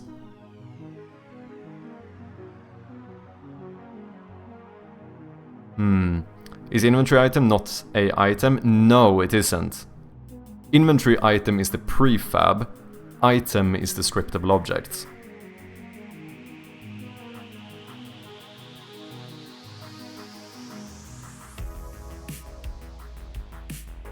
I mean, I should check if every inventory item has a reference to an item. So I should check if that reference matches. Yeah. Yeah, exactly. That should work.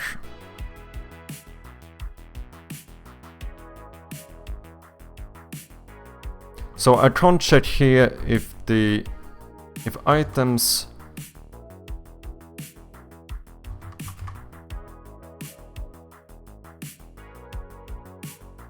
How do I want to do this? Now I don't know if... Friend, careful while using ternaries, it's too powerful to be used in everything. Yeah, I don't know if I... Wait, let me think about this. I should loop through them and go, like, for each item in items. and check if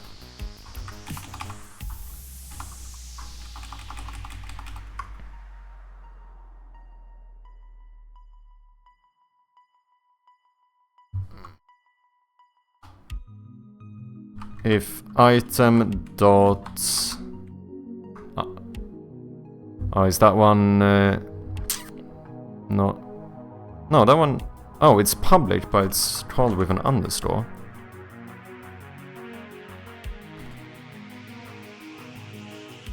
I don't like that.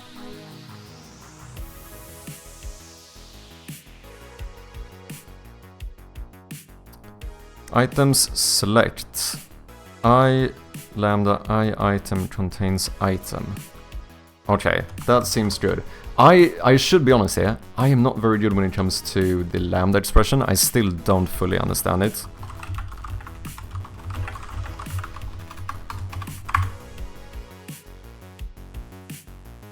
I love link. Oh, that's part of the link namespace. Assumed to be a collection, a list, blah blah, yeah, that's true. Select, yeah, this is the part. Uses link's select method. Wait. To project each element I in items to its item property. Okay. This means that instead of just working with the original objects in items, we are now working with a sequence of just the item properties. And then we check if it contains that item property.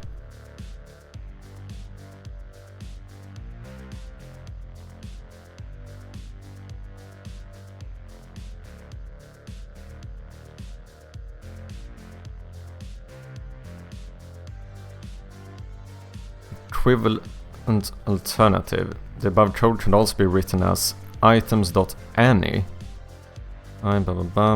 equals item. Slightly more efficient because it avoids creating an intermediate collection and stops checking as soon as a match is found. Oh, as would this one go through all of them even if it finds it? Is that how that works? This is better? Okay, so items any.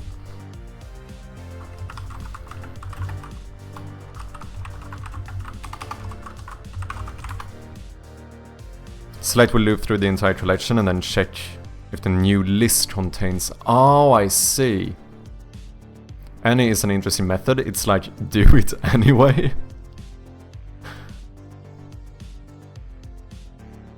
Any.predicate. This is a link method that checks if any element in the collection satisfies a condition.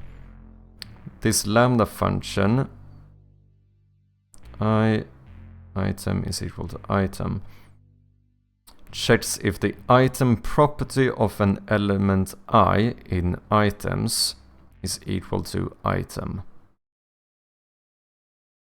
And it iterates through the items and stops as soon as... Yeah, so it does seem like this would be more efficient then. Since we don't go through an entire new list. That makes sense.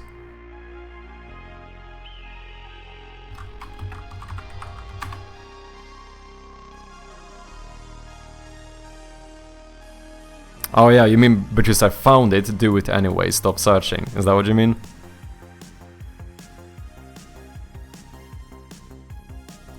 Use a lambda expression to create an anonymous function. Use a lambda declaration operator to separate the lambda's parameter list from its body. Lambda expression can be of any of the following two terms. Expression lambda that has an expression as its body. Input parameters to expression. I think this is the thing that the reason why I don't use this very much, or why I don't think about using it, is because I don't think I fully understand like the lambda expression yet.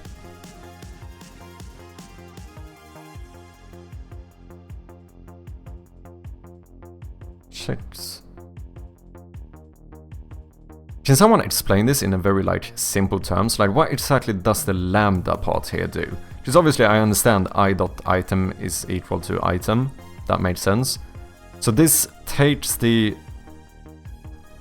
Like how is this different from saying for looping through them and then just doing like I.item is equal to item or whatever. Found linked and lambda to be hella confusing as well. Now I use it every day. Interesting. No, it seems like a lot of the time they seem very useful. They make the code like more simple, but I feel like I just don't fully understand what exactly it does. And that's the reason why you don't end up using it, right? Because I don't know what it actually is doing. So I've used it a bit, but it's always been like either by recommendation or by what you call it? By ChatGPT telling me to use it. Syntactic showed you to create a method, essentially. Also, what's the method here? It's basically a take item and do this with it. So take item and get the item property. Kind of. It's a getter property.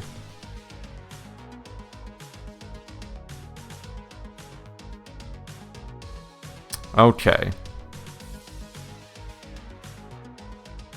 Okay, that does make sense. So okay, let me do both for the sake of learning. So this would be, I would go items.any, which means, is that gonna add link automatically? It does. Sweet. Maybe I already had it, I don't know. And then we check lambda i.item. So we're basically getting the item from the inventory item. This is a little bit confusing, I know, sorry about that. And we check if that is the same one. And Annie, does this returns a bool? So now we say bool has item is equal to this. Otherwise, the way I would have done this would have been to get this list and then loop through the list. So I would have created a bool earlier and set it to like false, and then loop through each one and check if item.item is equal to item. Then we say that has item is equal to true. So yeah, I would have done 3 extra lines, and this is also less efficient because the reason I would have had to do 3 lines is because I would have had to create a bool earlier. So I would have said something like bool has item, default is to false, then loop through them, and if you find it, you set it to true. But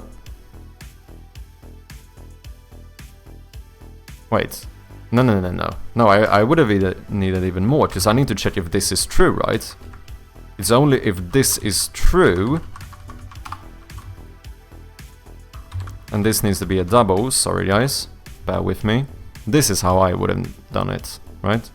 Bool has item, we default it to false, and then we loop through the entire thing and check if that one's item reference is the same as the one we have here, then has item must be true. So if it loops through all of them and doesn't find it, it would stay false. So not only is this way less code, not only in lines, but also in amount of characters. Like, yeah. And I suppose this is... yeah, this one... this would also keep going, right? So this would be less efficient as well. Because even if I find in the middle of the inventory, if I find that one of these was the correct item, I would set this to true. But since I have a for each loop, it would keep going, right? Just not changing it. But I would still loop through the rest of the inventory. So this would be less efficient as well. It's basically the way I would have done it would have been worse in every single way it could be worse. You should also... Oh, yeah, that's true. Yeah, okay, so in that case, it wouldn't be a lot more inefficient, because, yeah, you would do this, right? Where whenever you find the item, you break the for each loop. So now it's basically doing the same thing, in essence. So this might not necessarily be more... Yeah, Link is 100% cleaner. And I mean, it's less code. This is... I fully agree that this is better. But now I'm intrigued. Which one of these are... Is there a difference in efficiency or performance in these methods? Just out of curiosity.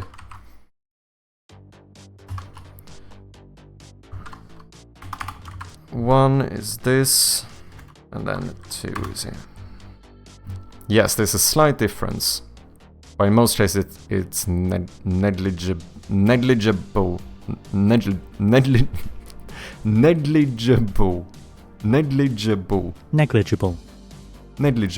Fucking hell, that's a complex word. Negligible.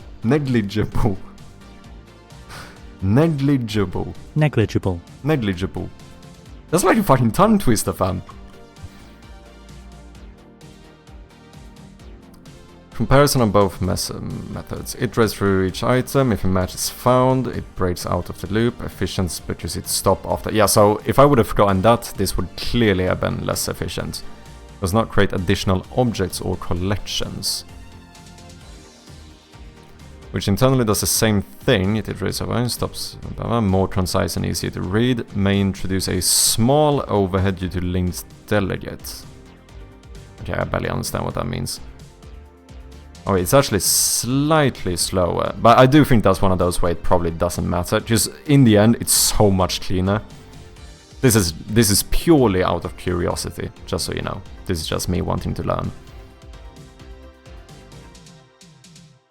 Low but creates a delegate. More explicit, slightly longer, more concise, easier to read. Optimized directly by C# compiler, may have minor overhead due to the link expression. In hot loops, for example game loops, the manual for each can be slightly faster because it avoids the delegate.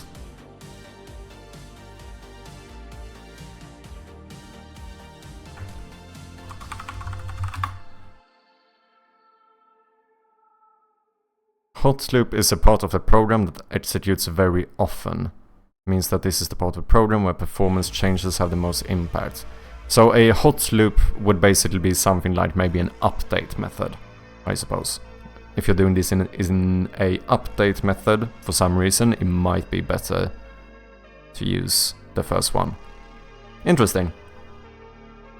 I still prefer this one. That was, like I said, it was just out of curiosity.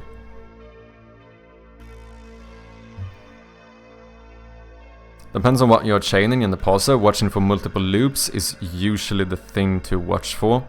Like any will break early. Dot count will depend on the underlying type. List will be O1. A streamed IEnumerable has run the list if it doesn't know what it is internally. In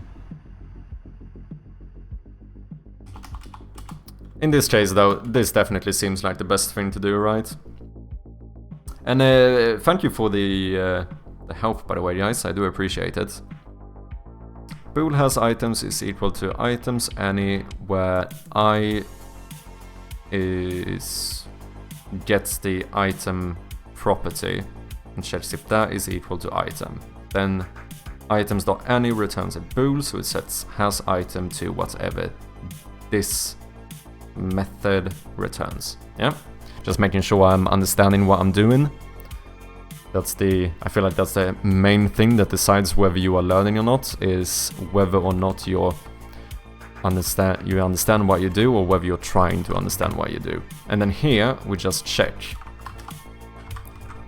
If you have the item, oh Now the only annoying thing is that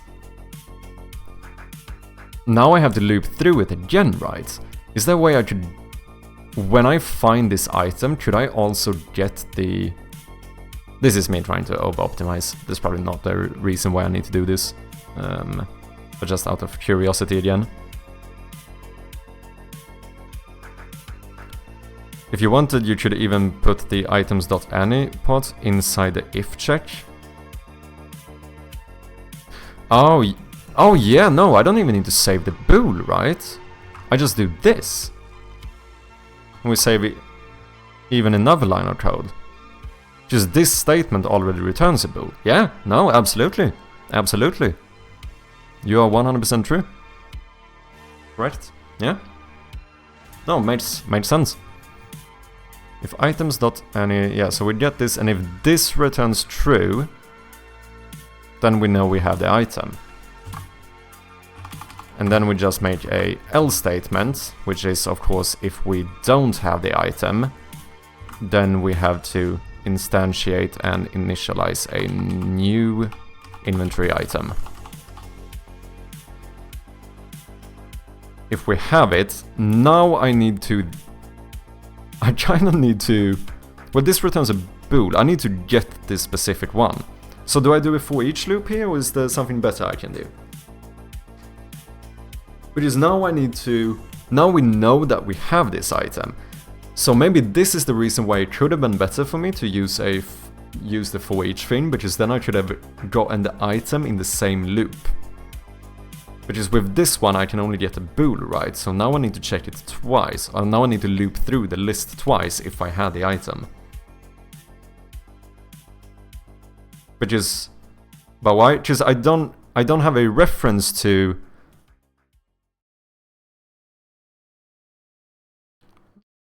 You have item in item? Are you referring? I'm talking about the prefab now. So I'm talking about this one, the inventory item, the one in the list. Oh wait, when this one returns true, would that be... That would be I. Do I still have the reference to I? I don't.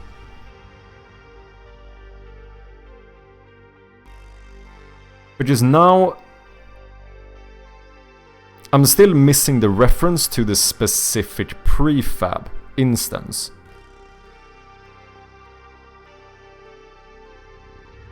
Oh wait, do I do items.I? No.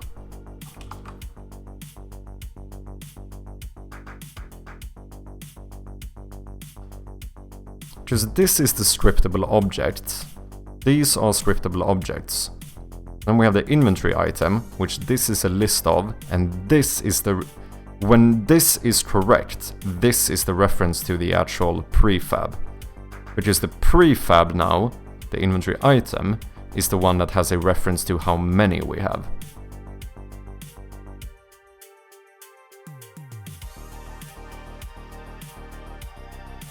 I think it's a difference between item passed in and inventory item in the collection. Yeah, I know this is becoming a little bit confusing because I have so many different types of items here, you know? But basically here, because here I have references to the scriptable objects, like the data one. But in here, I need a reference to this one, the prefab which had that item. And I don't know, it doesn't seem like I still would have a reference to I here.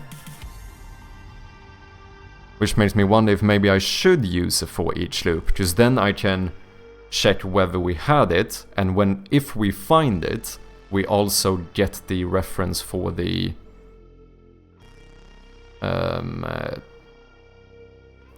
prefab itself, where we can call this function to add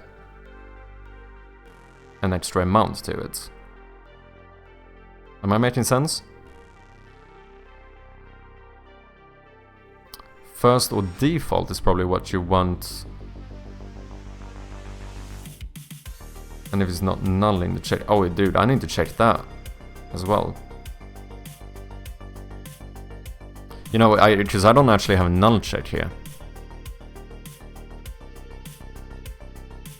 Oh, well, I need to check if it's empty.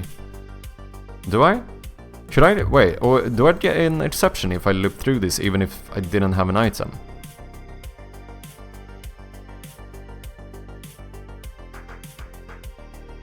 The code is safe? Okay, good.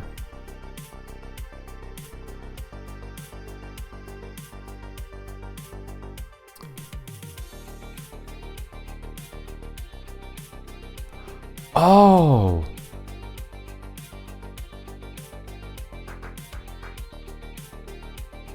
If the list is empty, it would return false. Okay. Inventory item is equal to items first or default. Your conditions, which would be if the i.item is equal to item. So then we would set the inventory item, and then here instead we can check whether it's null or not. If it's null, it means it doesn't exist, so we create a new one. We need null check for first or default though, since default is of class is null. Yeah, but that's kind of fine because the null check becomes the check whether it existed or not, right? So I try to assign the correct one to the prefab reference, which means that if we don't find it, it would be null. So null in this case means that this was false. And if it's not null, that means we have the item. So that that would become the check whether we have it or not. Yeah, that kinda made sense. Is that link as well?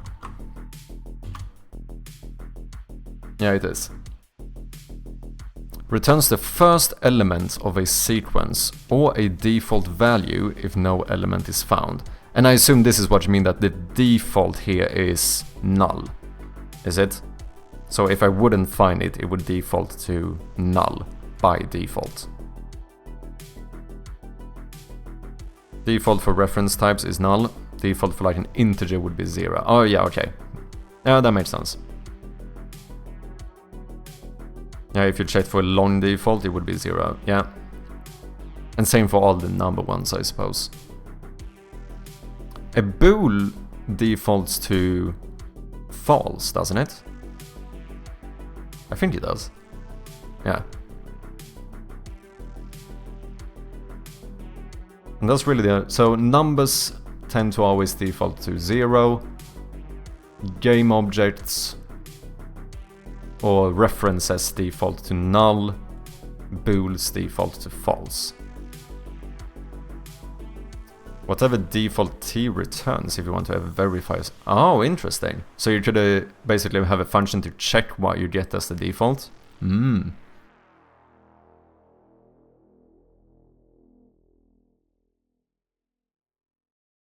Specified default. I don't need a specified default. Okay. So then we would say something like... Can I use variable here?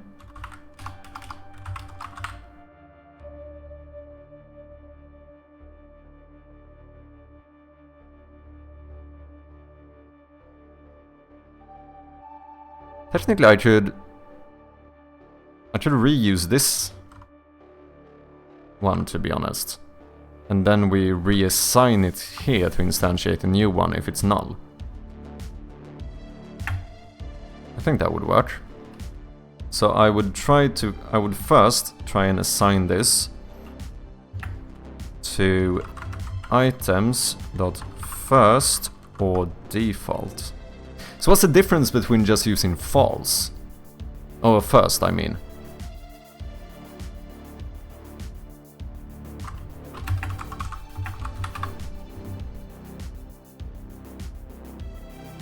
Returns the first element of a sequence.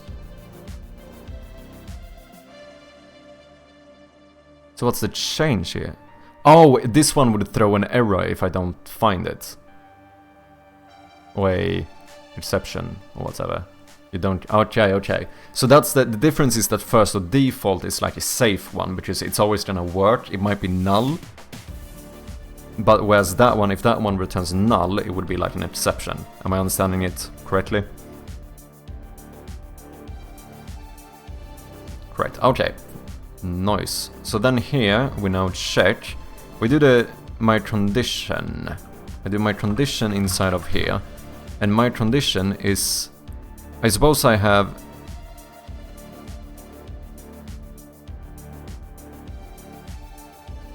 What is my condition here? Do I inherently have a reference to the one I'm like checking?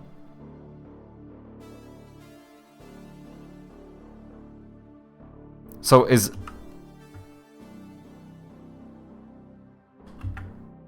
Huh. How does this work? Should I put anything here? Okay, so I inherently will get a reference to... I could call this whatever I want. So, but there's a convention to use X for this one. Is that it?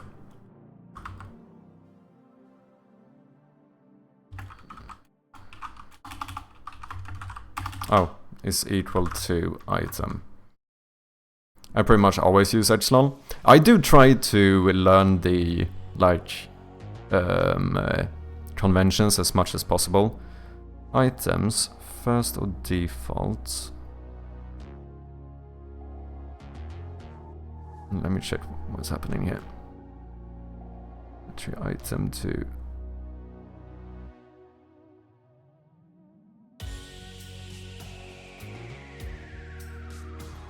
Oh, because I'm trying to do a... Okay. I'm trying to assign this to a game object now, which it isn't. Yeah, that makes sense, Because I'm checking...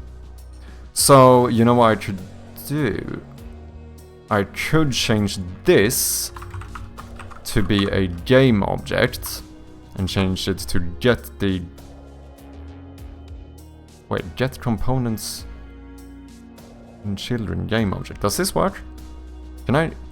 No, a game object is not really a component, is it? No.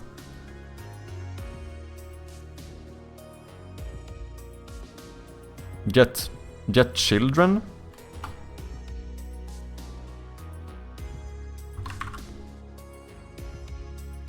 Get child. Can I not get children? Oh wait, why do I want to make this into a game object? Yeah, because then I should check here if x dot... But then I need to get the component of the inventory item. Which is a little bit annoying. So you know what?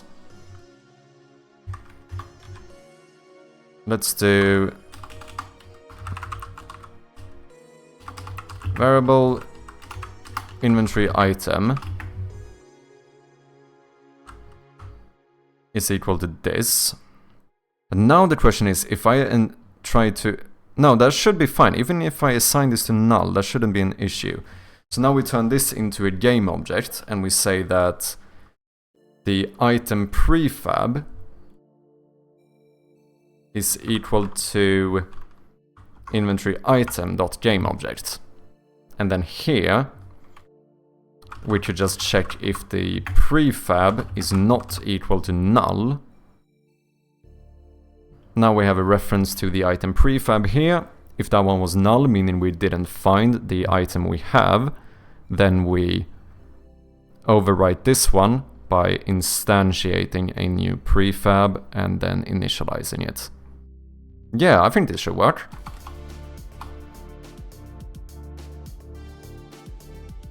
You should have done the same by adding a .gameObject at the end of first or default. Oh, right, I should have cast it to a gameObject or whatever by putting .gameObject here. Then I don't need this.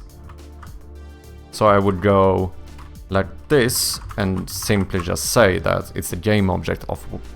Oh, okay, fair enough. Yeah, that's better. Saving your line.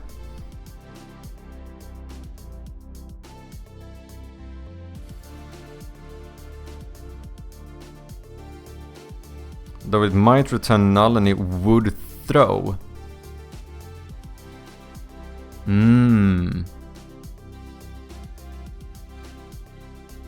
This is the thing I don't understand. I've heard that people say that the question mark thing doesn't work in Unity.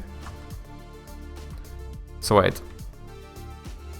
This is equal to items first or default.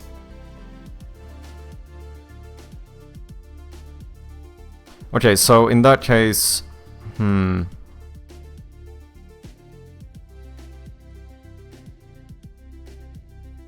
yeah, it's basically like a null check, right? Where it would not work in Unity. I remember someone telling me that, like, if it was like the C# version of Unity that didn't... But I'm pretty sure I've used them before, so I'm not sure if that is correct. So wait, but I can't use this exact line then, can I? Wait, GameObject item prefab is equal to... Well, items... It should be null. But would it be this? Yeah, so I check here. If this is not null, then it wouldn't throw. And this would default to null if this is null. I mean, we can just try and see whether this works. Can't speak to how it works, but C# in Unity originated as mono, not full C#. Depends on the language version of which they execute at and the feature set that exists at that version. Interesting. Yeah, let's just see whether this works or not. If it's not null, then... Well, this is fucking interesting, because you know what I just realized?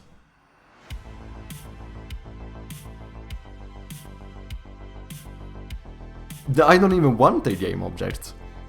I want an inventory item. Now I need to get the inventory item again. Wait. What am I doing? What am I doing? I don't need to get a reference to the game object. Sorry guys, let me get into it. I've had a long weekend, okay? Round and round we go, yeah. I actually do want this to be an inventory item, but now the question is, can I cross this to a inventory item? No, but then I would get component. No, this is a inventory item, so it's fine. And then here we check if the inventory item is not null. It already is, yeah. Yeah, we're doing a little bit round in circles here, but you know what? The thing is, I don't mind. I don't know if you guys mind. But I don't, because in the end...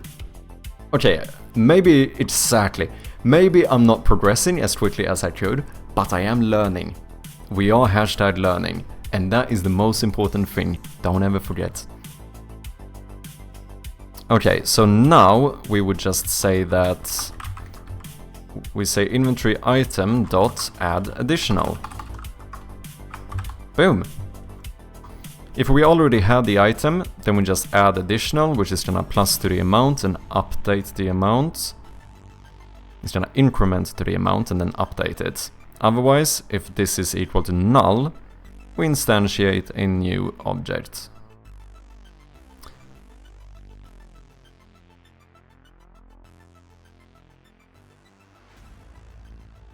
Yeah, I think this should work. We have everything here set up. Now let's do a little bit of... I think I might need a number to be a little bit bigger than this. Is 4 too much? Whoops. I mean, is 3 too much? Maybe 3 is fine.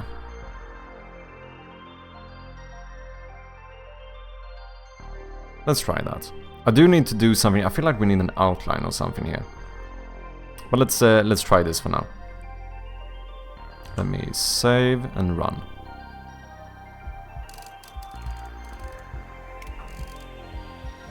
So now this should not have a number. Ooh, interesting.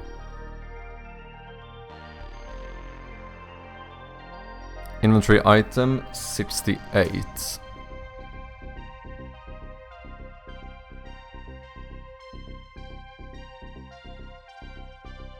Oh, I know what it is. It's because that item is actually not instantiated. You start with this one, and since I renamed the item property, I lost this one. This is supposed to be basic key. And then applies override in inventory. There we go. That was my mistake. Now it should default to 1 in amount, which means that when it updates the amount,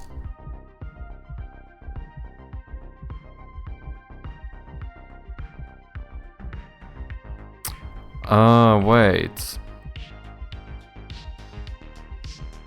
Can you use any key for any door? No.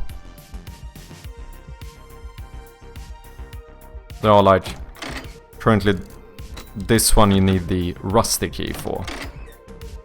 This one you use the basic key for. This one I put the master key for, I think, which you can't have because that is a debug item. Ooh, I cannot spawn in items. Interesting. I get some null reference here. Now inventory item 85.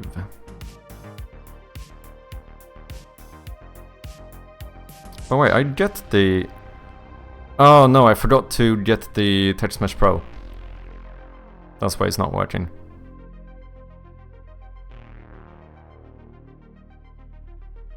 In the inventory item, we need to say that the amount text is...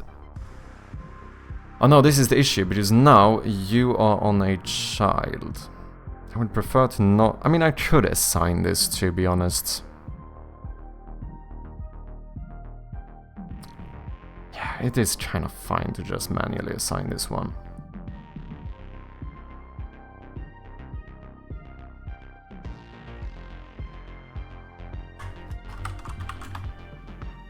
Yeah, I'm not gonna get it. I'm gonna manually assign it. Fuck it.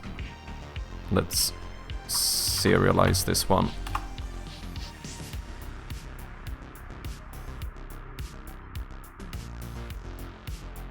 Does all of this, it updates the amount, we should call this, do all of that stuff, yeah. Now in inventory item, the amount text should be this one. Let's see if that updated for the default basic key here. It did indeed.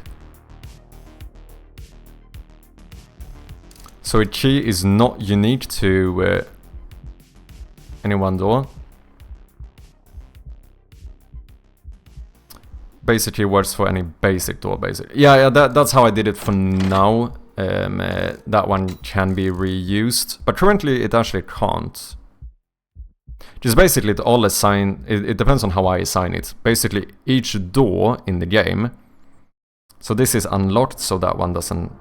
We don't need to worry about. But if we go to room number 2 here, then we can see that the one on the left is unlocked, but the one on the right, the closed door, is unlocked with... Oh, here. The rusty key. So this one is a specific one. In the beginning I did basic key for all of the doors because you would always be locked behind one, but then the issue was that now you could go back to this door, so we need a specific one for this. And I've done quite a few of them. So I am gonna try to have mainly unique keys, to be honest. So I'm not sure in the final build if we're actually gonna be using the basic key. I have like bent key, bronze key, iron key, golden key, decorated key, copper, master key. But this one is a debug item. The master key opens any door in the game. But that one, like I said, is like a debug item. You need a development build to even get it. Old key, rusty key, silver key, unusual key. And then we can also do like room specific ones, like something could be called like office key or basement key and stuff like that. So that is the way we're gonna do it, I think.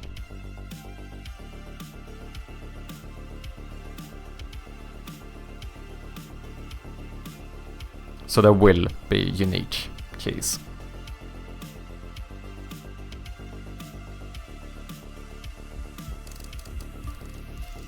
Okay, now we should be able to check.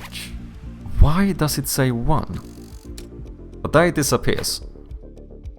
Oh, because initialize is never called on that specific one. Yeah, but if I add a... Yeah, I wonder what happens here, because I added 3 batteries at the same time. Well, not at the same time, it should work. We should see the batteries stacked now if this is working properly. Yeah, look at that! No numbers above these, but it says that we have 3 batteries. If I pick one up, we now have 2. If I place it down, we now have 3. Look at that! We have stackable items. That's pretty fucking nice. It actually works. You should have basic keys for additional batteries, like lockboxes that hold batteries. Yeah, no, you should definitely have that one key unlocks more things in the game. Like, it all depends on how I set it up, right? Because for each like door, for each locked thing, I just decide which key is going to unlock this.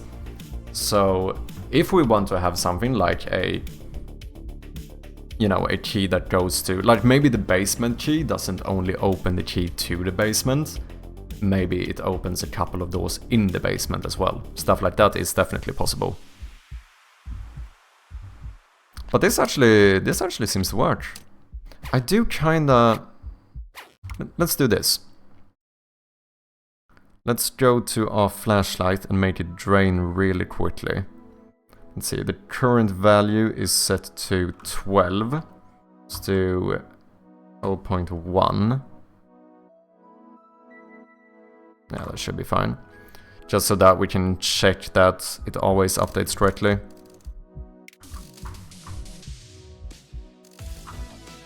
Need to fix this one as well, but I'll do that in a second. Okay, it is draining. We take 1 battery, recharge it. It says 2. Take that one as well. And there we should see that now the text disappeared, right? 2, but when I pick this one up, it doesn't say anything. Kind of the way I want it to be. And then when we take the last one, it disappears. It actually works! Holy shit, it actually works.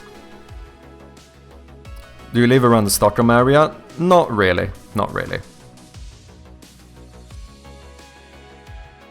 Not too far, but I'm not in Stockholm. To be fair, I'm not too specific with where I live.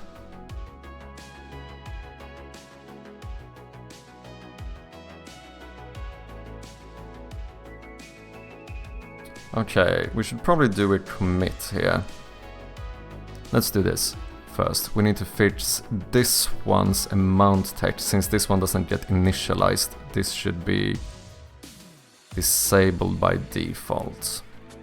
Oh yeah, the thing with keys as well in the game is that I decide whether a key is reusable. So the way it works is that if I want, I should have it so... Technically, I should have a basic key open multiple things in the game, but you always need to find a new basic key.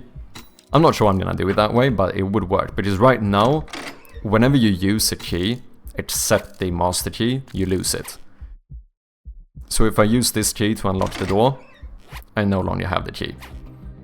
Also because most keys and stuff are only going to be like, you know, one-time uses, right?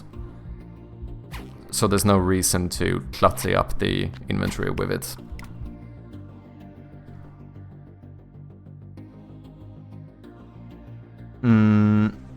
Time increment, let's go back to...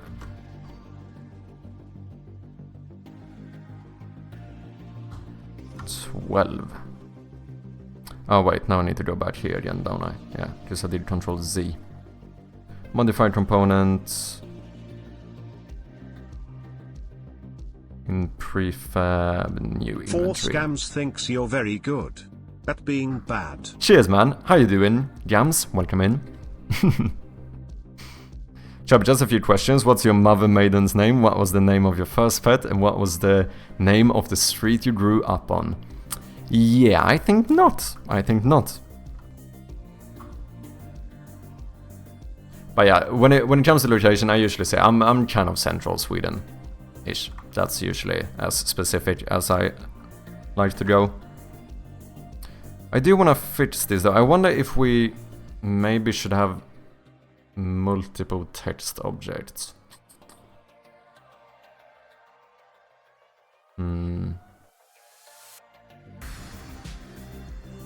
In the item prefab. Because it works here now, right? This is fine. But it could be that, for example, if I change this to like the bucket, this does not work. Because now you can't see it.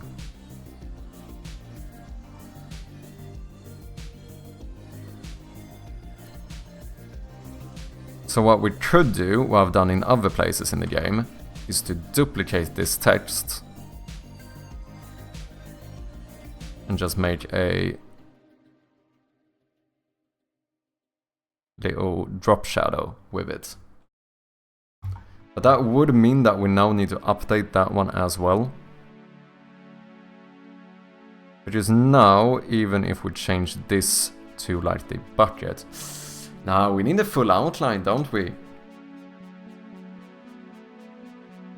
Because I also don't think I want to put it outside of the size, because that could become... Yeah, that's gonna make it unclear which item it actually is referring to. Interesting. Interesting. Yeah, I think we need a full outline. The thing is that if I understand Unity correctly, because I can add outlines here, right?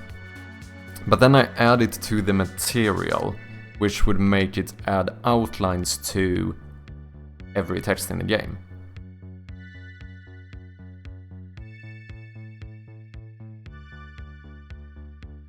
Is that not how that works?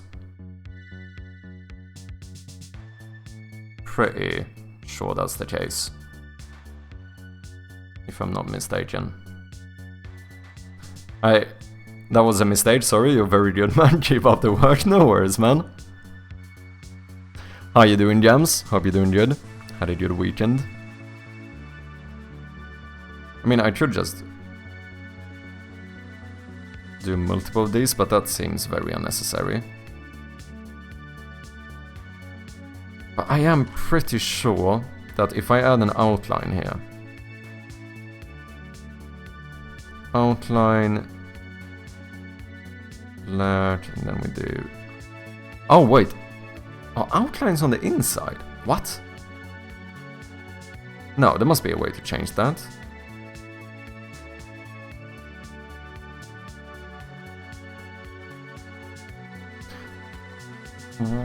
What if, instead of doing outline, what if I did a slightly larger one behind it? That would kind of create a full outline, wouldn't it? As long as I would position it correctly. Oh, that's too big. No, this is not gonna work. How do I want to do this?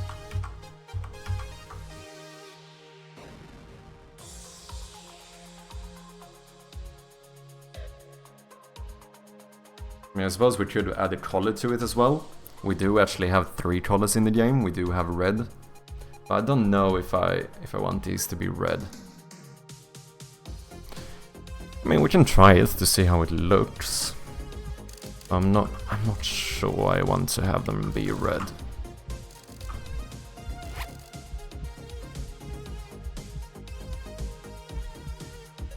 Nah.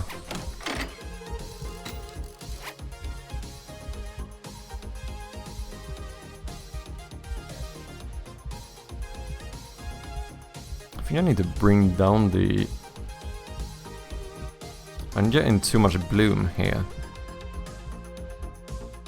What's the default color? These should update, right? Let me check. New inventory. Inventory item. Oh no, that's the issue, because this is now a... child object so we don't update the images.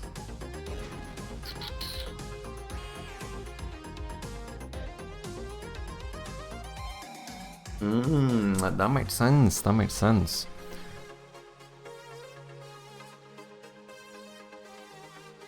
Okay, so I think for now I'm just gonna be lazy here, and I'm gonna go to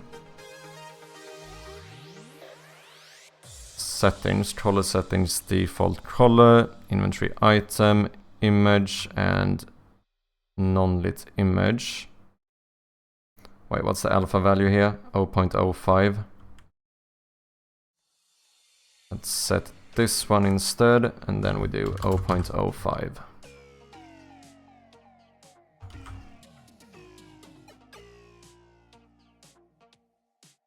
Now we should get a bit less bloom going on there.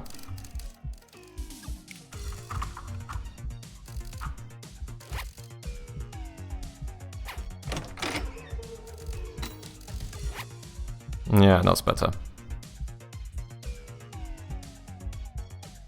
Because it almost looked like the items fully like lit up before.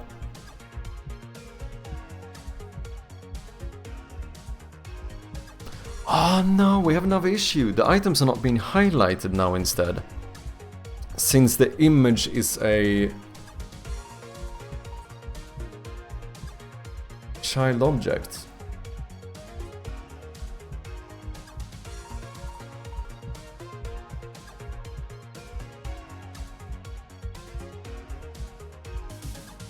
The interactable script is on the actual parent object, and that one does no longer have an image. Because these used to be highlighted when you hovered over them.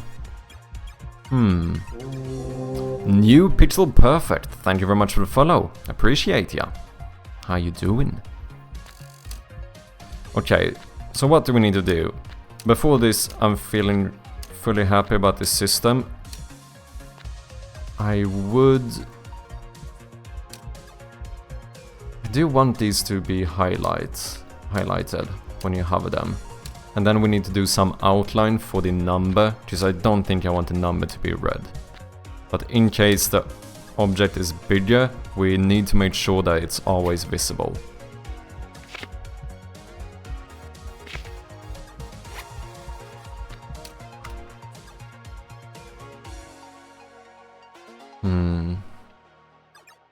I mean, I suppose I could do a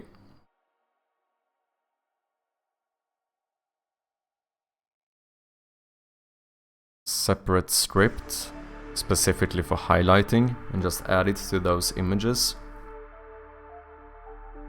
Because I cannot highlight a non-interactable object, right?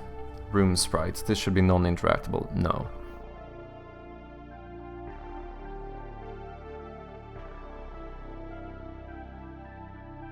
Unless I made it so that we could highlight non-interactable objects, because there's no reason to make all of those images interactable.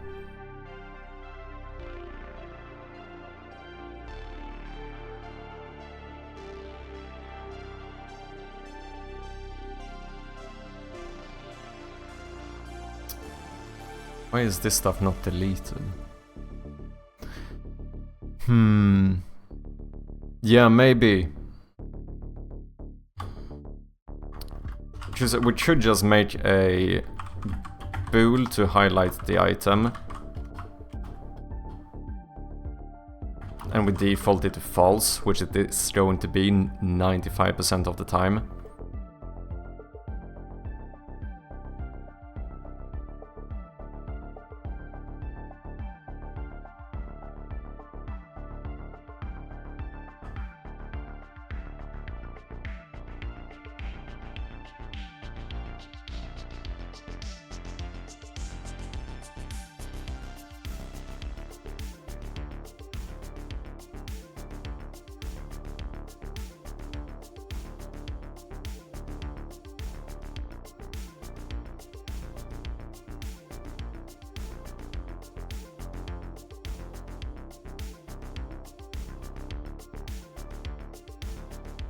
And then we just add this function to it.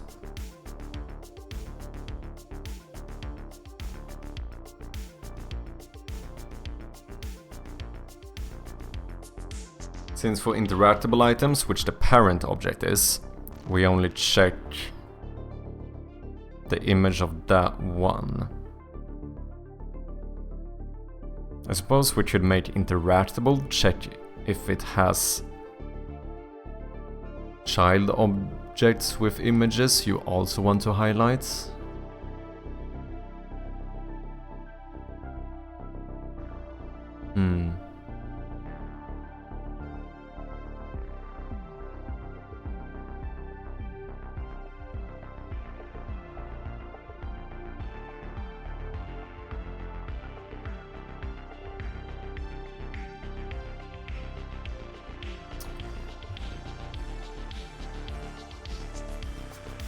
No, because most of the time that's not gonna be the case. To be fair though, most of the time you don't want to highlight a non-interactable object either.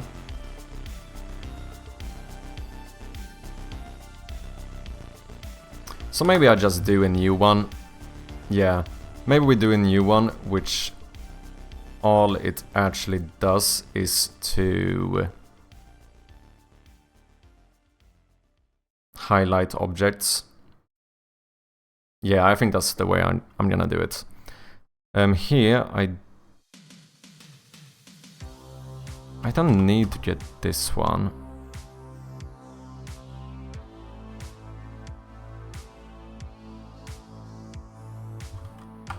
Shouldn't need any of this.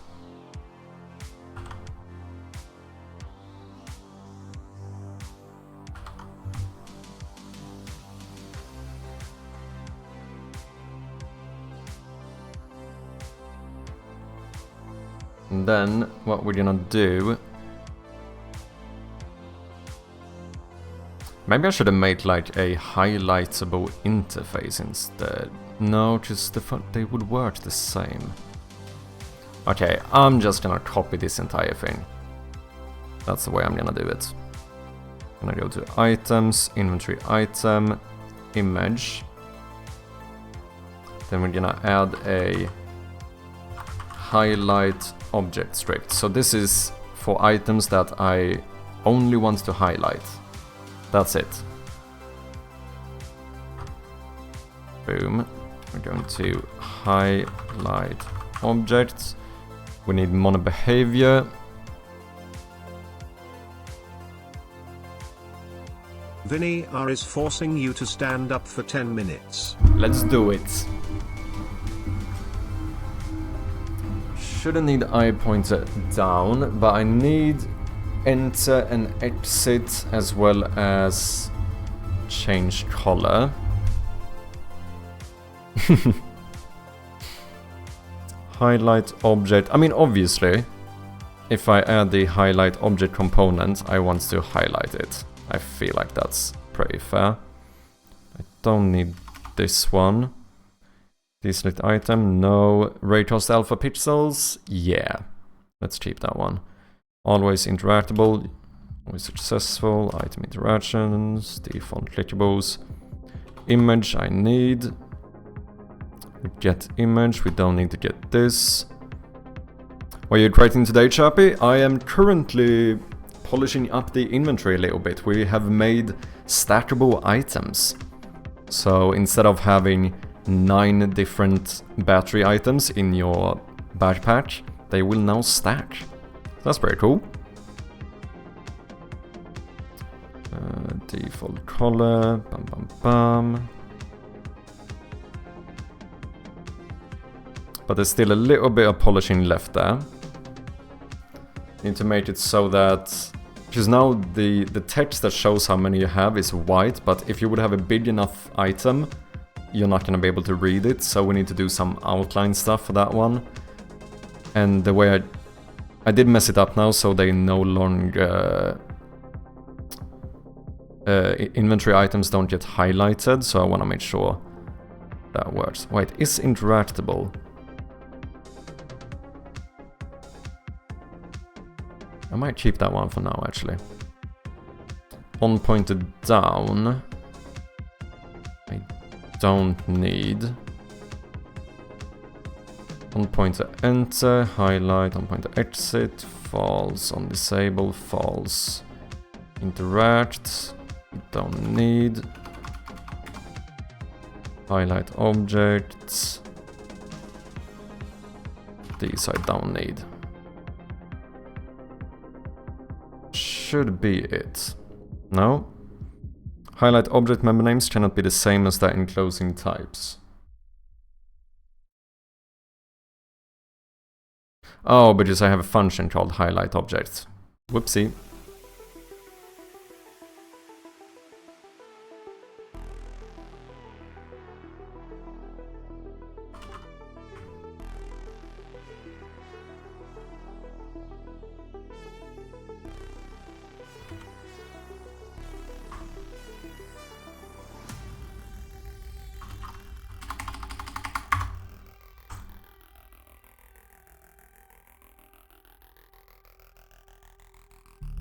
Always interactable does not exist.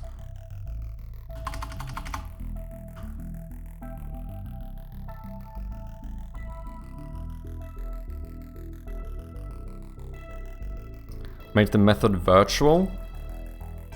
Oh, you mean so... Yeah, I suppose we should have used inheritance here, where maybe the highlight script should have been the parent one, and then we have the interactable script.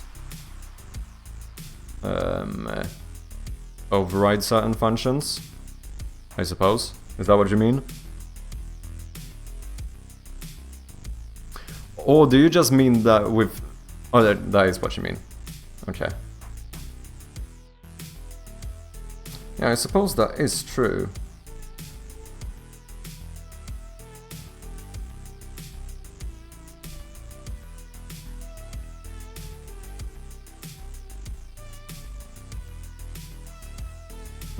Let me try this first just to see whether it works or not.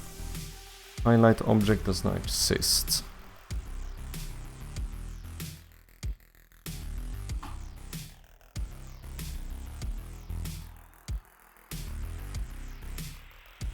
Just let the items inherit from this class and override the highlight method if needed, otherwise use base method.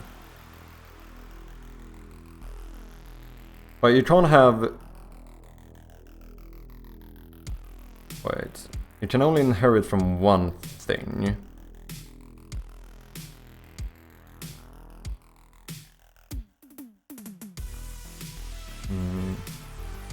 Oh, but for inventory items, I never want to put highlight here because we don't have access to the image. I mean, I suppose you could do it. You could theoretically override the method, and instead of highlighting the image on the object, you loop through this array and highlight those. I suppose could work. I think the reason I'm a little bit hesitant is because I would lump this in very, like, at the root of quite a few scripts. Because interactable is always like is already one of those like main parent scripts. To be fair, no way, I changed it. I only have... That one only has one other script inheriting from it.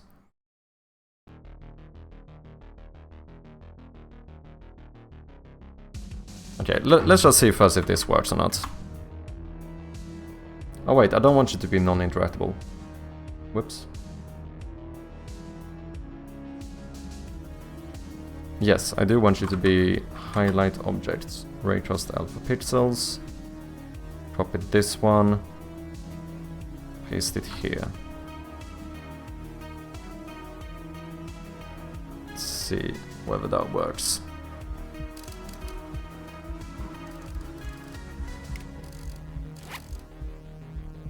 Yeah. Oh, wait a second. Wait a second. I do not want to highlight both of those. I only want to highlight the...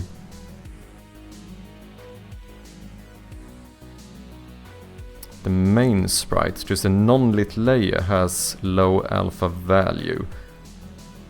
Yeah, I actually don't want to highlight that part.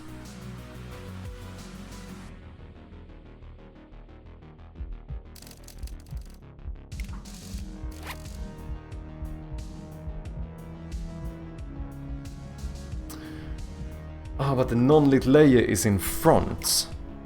Oh, but that's fine. Can I not just make that not a Raycast target? Non-lit layer. If you are not a Raycast target, but the image behind you are, that should be fine. I think everything should work that way.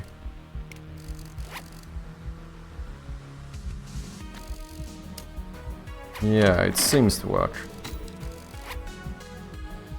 That is being highlighted.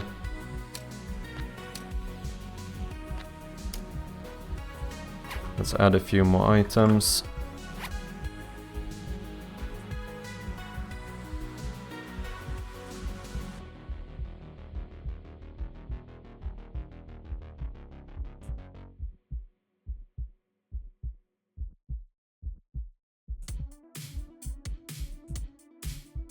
Okay, yeah, so the issue here is also that the number is not a lit material, so as you can see, it's still fully visible, even when I bring down the light.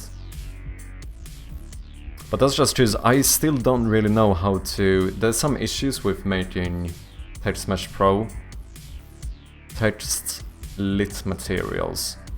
I need to... That is something I still need to look into, because it is something I am gonna need to solve at some point.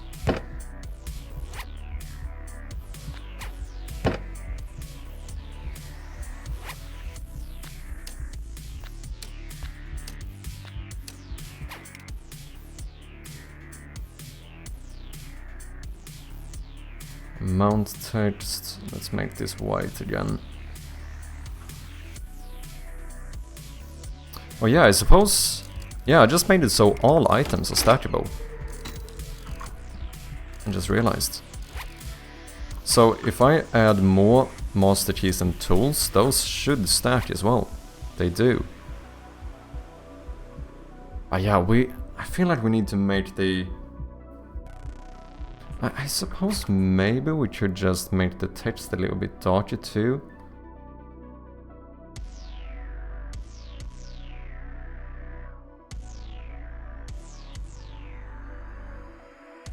Let's see if we make the text the default color. I suppose it should be that anyway.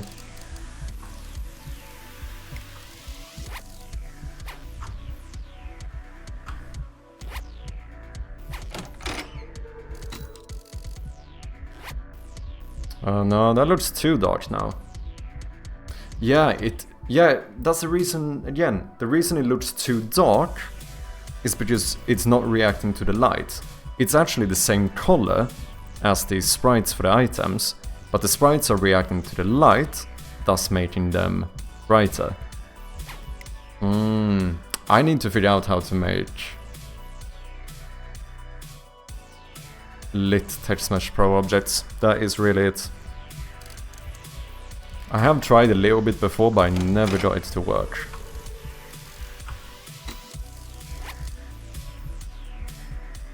Because this looks weird. This looks weird. I suppose we could, if we don't manage to figure out how to do it that way, we could check the cursor position and like how far away the cursor is, and we change the color of the text depending on that, making it darker and lighter. But that feels like it would be better to just figure out how... Because at some point we might want to have like... Say that there's a door here, like in this room. Maybe we want a little sign that says like office or basement or whatever. In that case, that needs to be lit as well. So I should just try and figure out a way to do lit TextMesh Pro objects. I know I tried to do some like workaround thing, but I never got it to work.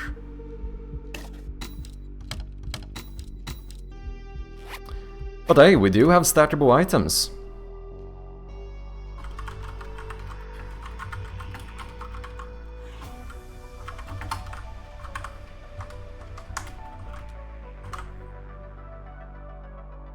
So commit for now. And I think I'm gonna take a little bit of a break here and go and get myself a bit of dinner. But I will be back in just like 20 minutes or so, and we'll continue working on the game. Yeah, I think that's the plan. So yeah, I'm gonna continue. We're gonna do a normal full stream today, so we're gonna be on quite late, but to do that I do need to eat a little bit, unfortunately. That is the case. If I didn't have to, I definitely wouldn't, but unfortunately, to survive, we do need to eat. So I'm gonna take a bit of a break here. Thank you guys very much for your patience. I do appreciate it. If you do decide to stick around, like I said, I won't take too long. I'll be back in 20 minutes or so. Until then, cheers.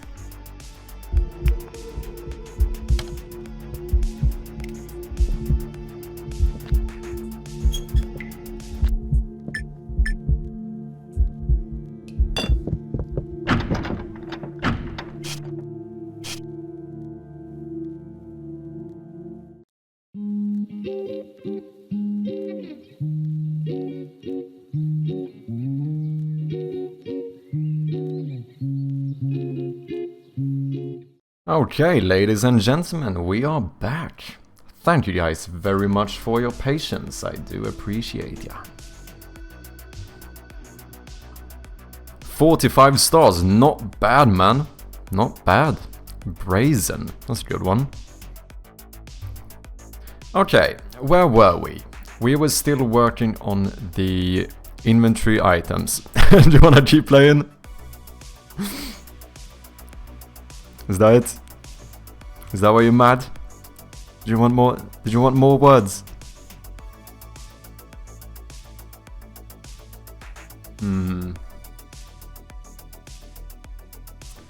Yeah, we want an outline.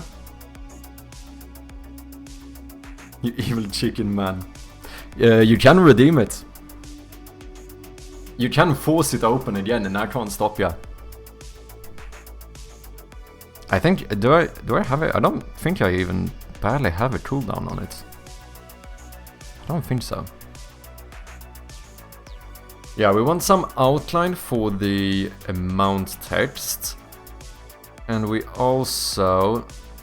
You're not gonna trick me into spending my beans. Oh, that's funny.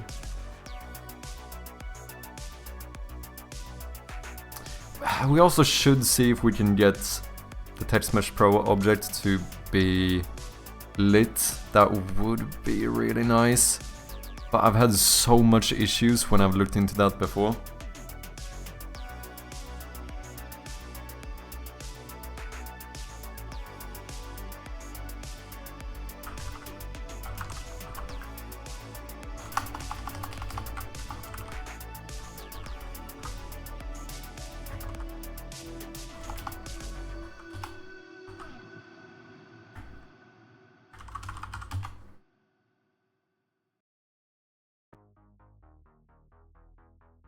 SRP shader.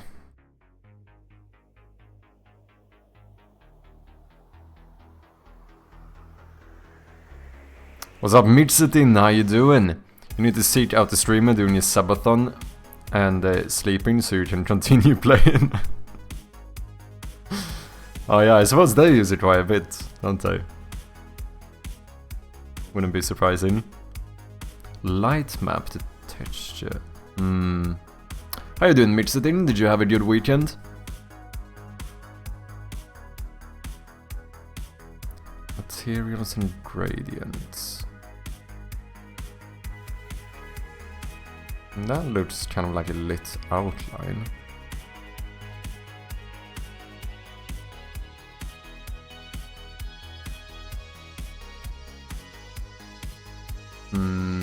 I mean, I know I'm gonna need to fix this at some point.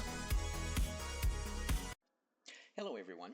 In this video I'm going to be going over material presets in Text Mesh Pro and explaining what they are, how you create them, and how you use them. So let's take a look. So in a previous video, I covered how to create your font assets in Text Mesh Pro using the font asset creator. And I also explained how when you're using sign distance field, you only need a single font asset for any given font to render that font cleanly at any point size or any resolution.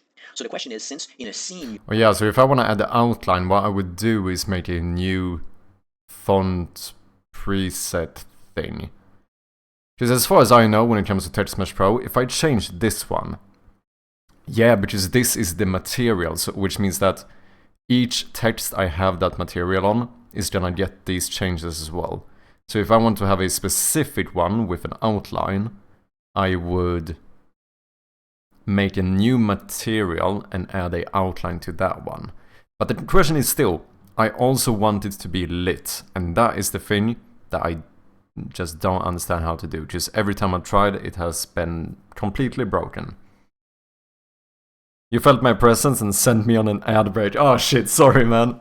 Bad timing. Bad timing. I do try to run ads during my breaks to get rid of most of them, but yeah, that was bad timing. How was your weekend? Are you doing good?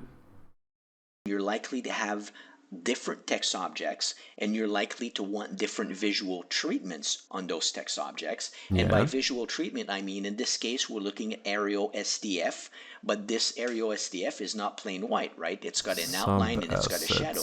Well, what if I wanted 15 different permutations of that treatment, right? One with different sources, namely the font, mainly just changing how it presets that I have for aerial SDF, and if I was to go back to... I want it to be lit. Using something like Light 2D.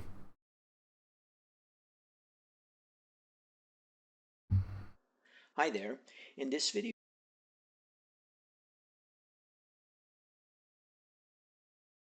Because I know that when I use the normal, like, lit sprite, default lit sprite or whatever, it just breaks for TextMesh Pro. It doesn't work.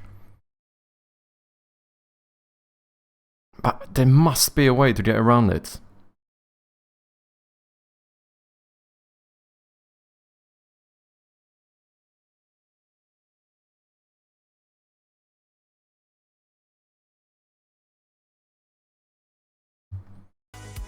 Because I have tried making my own one. Here I should have, isn't it this one? Yeah, so this is one I tried to make lit. But I never got it to work. Cheers, Vinny.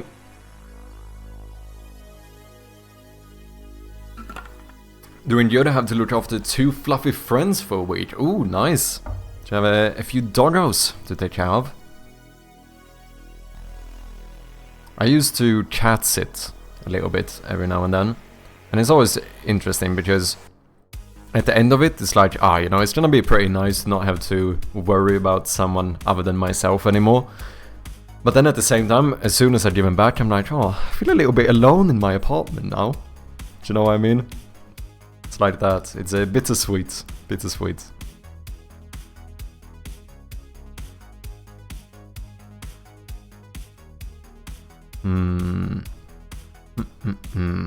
Let me do this. We have light on here, right? Yeah. Let's open the inventory.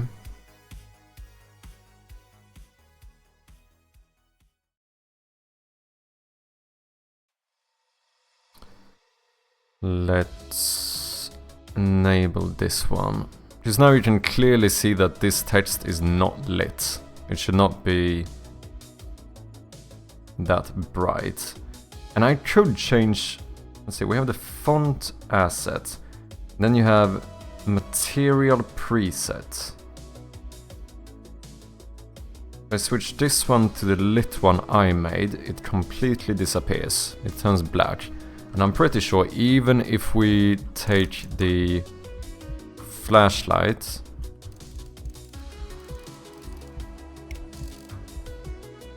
yeah, you can't see it.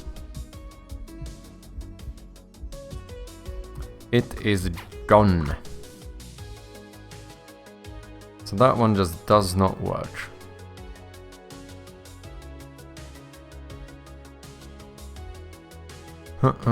Extra settings. Sprite asset. The sprite asset used when not specifically referencing one sprite asset name. Okay. And then there is one here for lightning, but I think this is...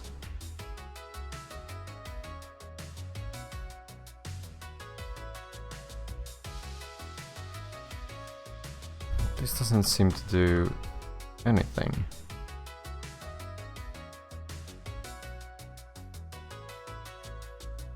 It does change it a little bit. But I think this is more like making... environment map. Cube map.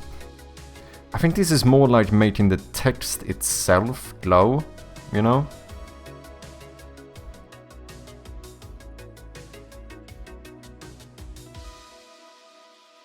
Yeah, my parents going on holidays, so doing them a solid by watching the dog. I see.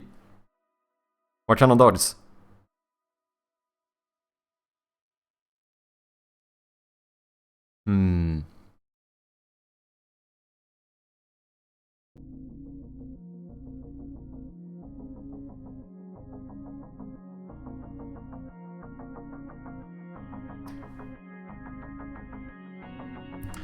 Text Mesh Pro lit material.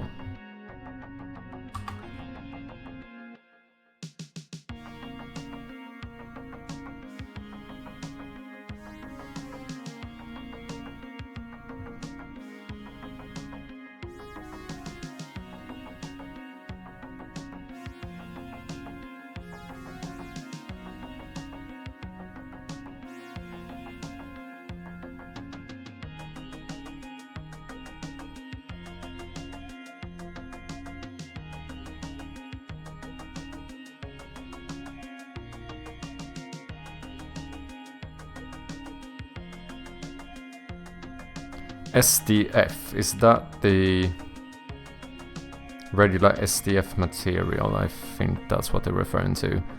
Default SDF doesn't use lighting and surface is pink because URP doesn't support surface shaders. Last release 2020.3 or newer includes latest SRP shaders, which includes both unlit and lit. So the latest release of Text Mesh Pro? No, of Unity. But I am using 2020.3 or newer. I mean 2021.3. Latest release version is 3.0 pre-2. And I think I read something about this before, and I'm pretty sure I changed that one. Let me see, how do I do this again? Text Mesh Pro.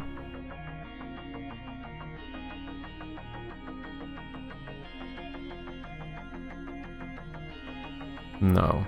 Package Manager? Maybe.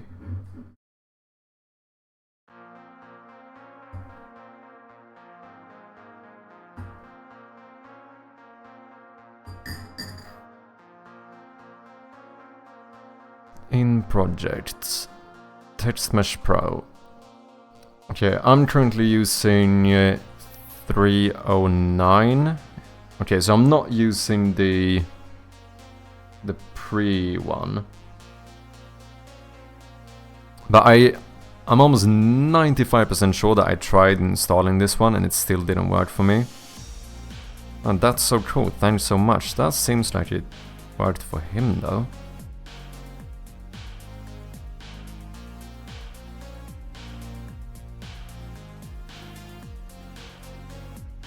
Maybe I should try that again. The older one is mixed, kinda German Shepherd, colored with floppy ears, and the younger one is a black German white-headed pointer. Interesting. Dogs are nice. I do miss having dogs a bit. My family, I always grew up with dogs and stuff. They've always had dogs. Dogs are fucking lovely. They are. I wouldn't mind having one on my own, it's just the... You know, it's the responsibility, really. That's what it's about, isn't it? To be fair, now I am home most of the time, so it wouldn't really be an issue more than having to run out and walk it, you know? But, yeah. We'll see, maybe one day. So how do I know if I can update this one? Oh yeah, I think I have to do it like this. I think I remember this. I have to like add package by name or something, I think.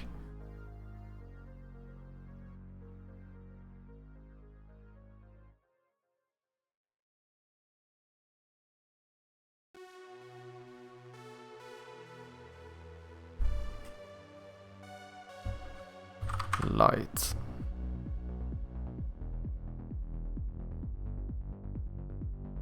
Okay. Lighting allows the font to interact with light. Okay, it sounds like that should be what I need then. Note that the material slot is not grayed out. Okay, that's different, I think.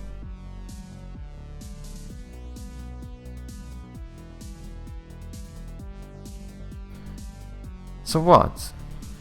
You mean that I would just change... But if I change this material, I would change every text I have, right? The thing is that here... This doesn't seem to change depending on lighting. Bevel, local lighting. Specular power. Reflectivity.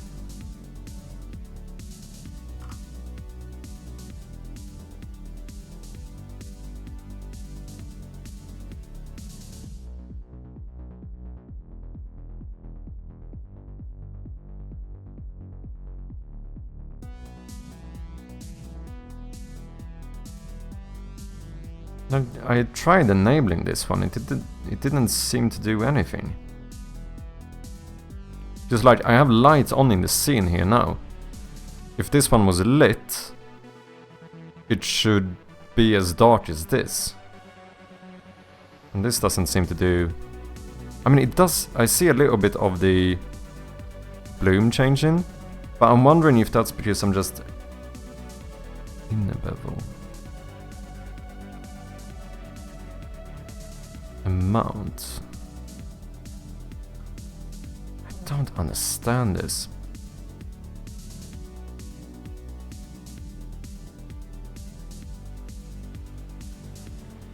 I do like them, but they're stubborn as hell when going outside. Oh, are they? Sometimes I kind of want to get a dog, but I live in a pretty small apartment. Of course, just taking care of them takes a lot of time. Yeah, that's kind of the way I feel as well. Like, you know, It would be nice, I just don't know if I'm ready for the commitment. You know what I mean?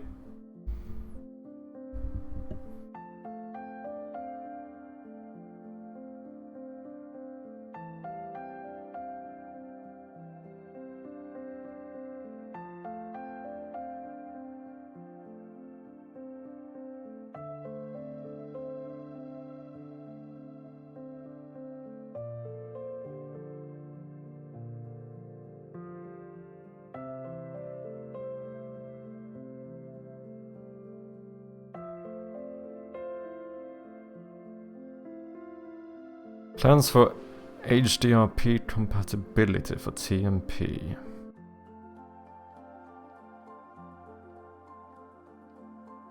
But I use URP.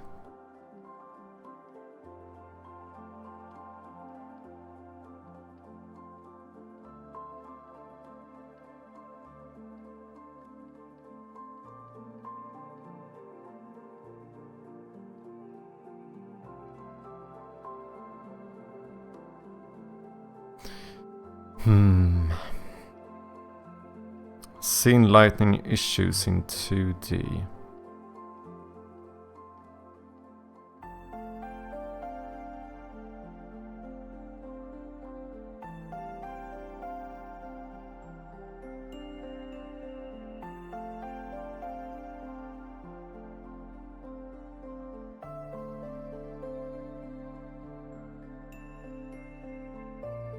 After much frustration and hours of research, and looking around the most obscure things I could find, I have learned that it is seemingly not possible without some footwork on your end.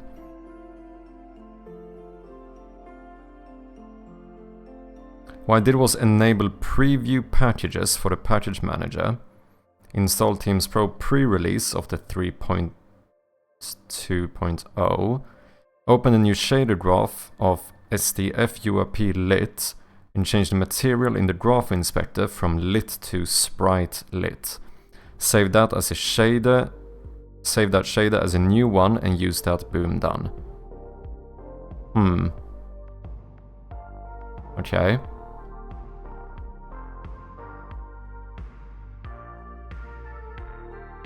Barely taking care of myself. Yeah, exactly. No need to add extra. Yeah, indeed, indeed.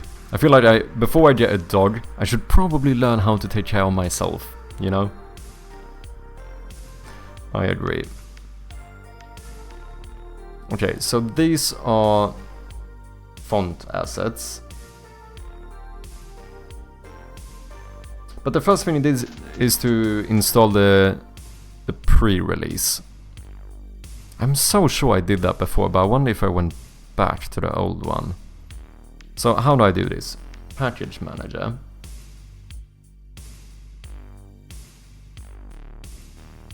Enable preview packages for the package manager. Where do I do that?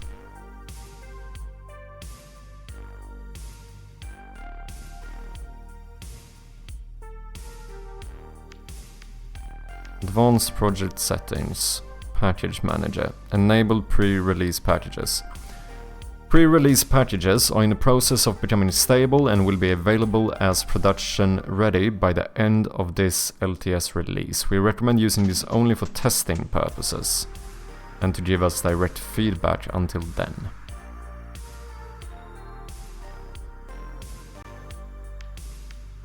Sure.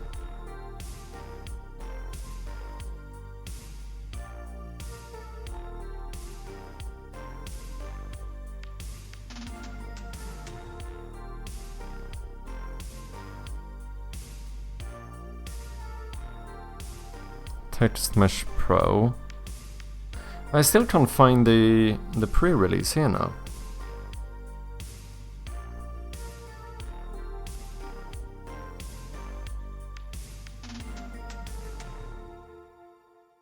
The pre-release version of 3.2.0. Holy shit, I'm on 309.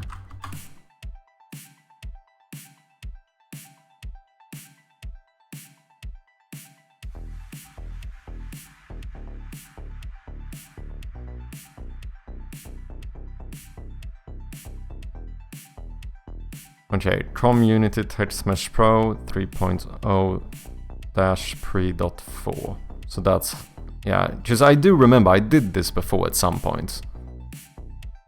I am almost certain.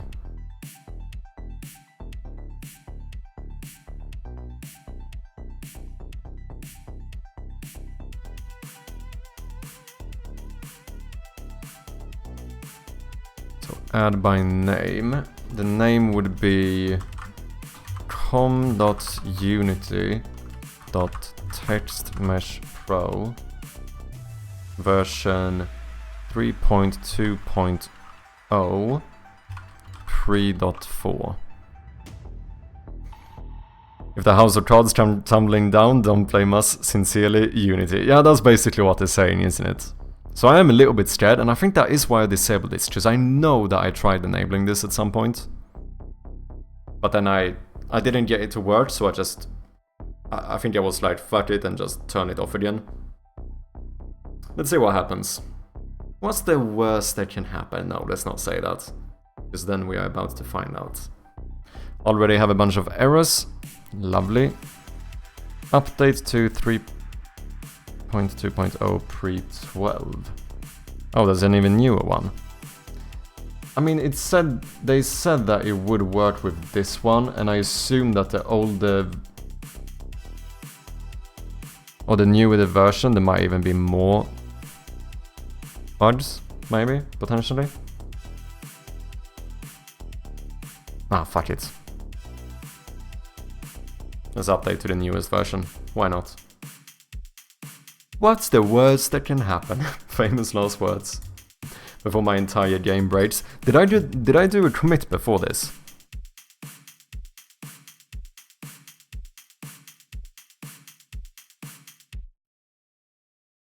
Yeah, I think I did. Good.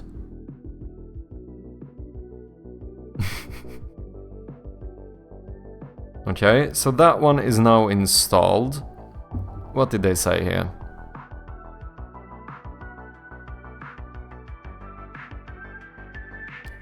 Install the pre-release, open the new shaded graph of SDF URP lit. Okay, so I do think... Let's see. This is my old Special Elite Lit. Let's remove this one. Because I don't think I'm using that anyway in the game. Can I... I don't like this. This is not...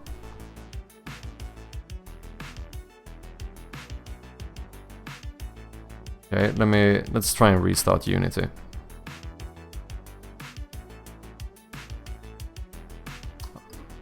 Already having 8 errors doesn't seem like a great start. Oh my god.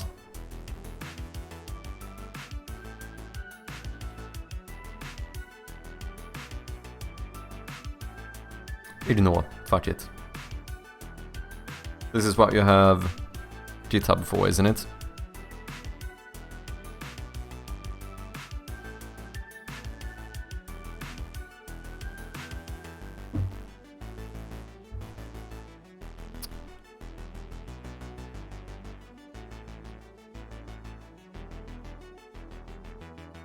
Maybe I just needed to import these.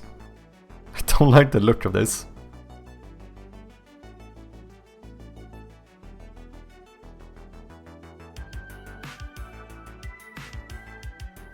Yeah, exactly. What's the worst that can happen? Maybe I should have... Shade the error. Why does the error have to be in regards to TMP SDF? Is that not the one I'm supposed to use? But those were clearable. However, I don't like the look of that. Did I... What about other texts in my game? Don't tell me I messed up. Oh my god. What have I done? What have I done? No. Okay, let me find a text object here somewhere.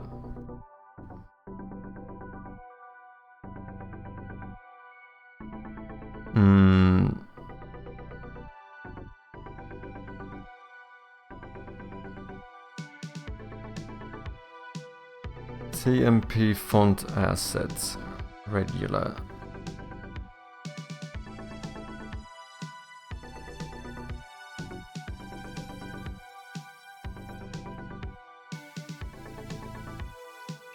Did I actually break it? Yeah, wait, I think this is gonna be easier to check in the menu. Yeah, this looks lovely. Lovely. This is exactly what I wanted. So what's the issue here?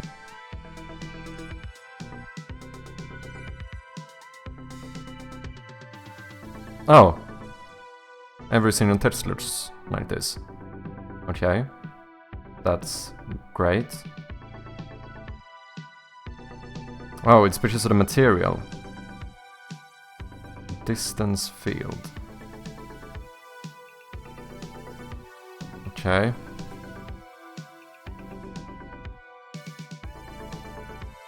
Face.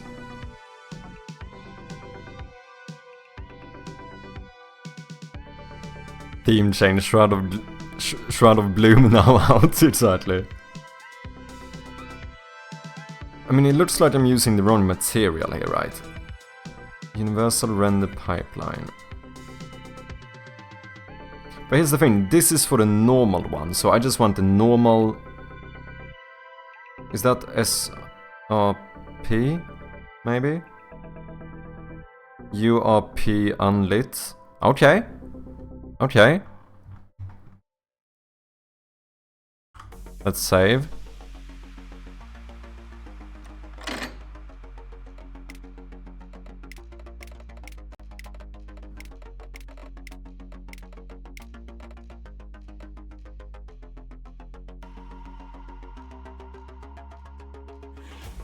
What's happening here?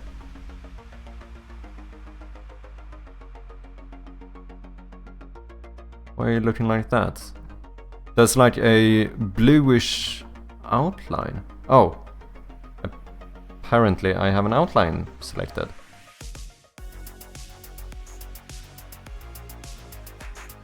How do I... Outline 2? Outline 3? What the fuck is this?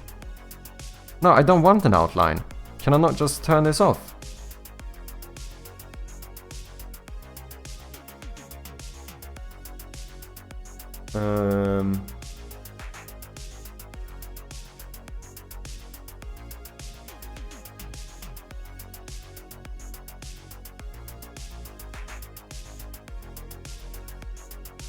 Base outline. I suppose I should just make the outline white. But then now it's visible. There's a white outline when the rest is dark. Softness, dilate.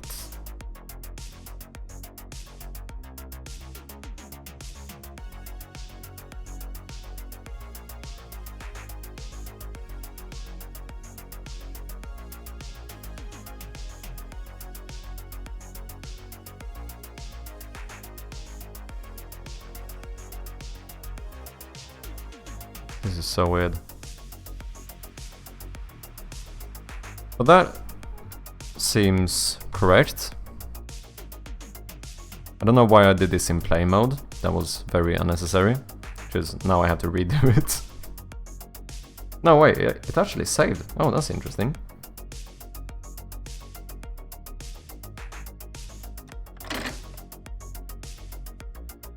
That looks fine.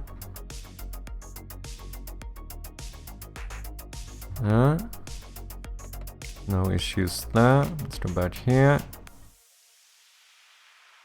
This looks fine. Yeah.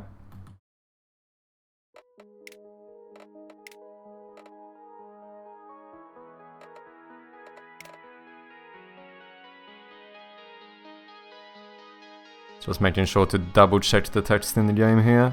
This looks fine too.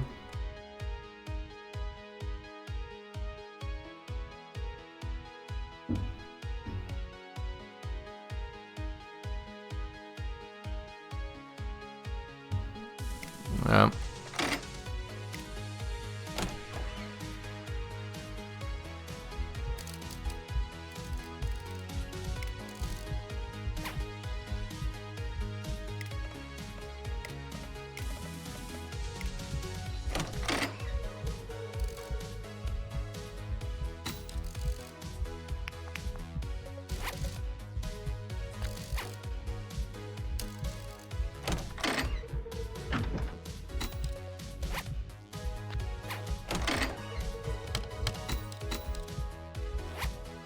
Okay, normal text seems to be working again. We're not having any errors, so that's good. So now, what we're gonna try to do is to go back into the game.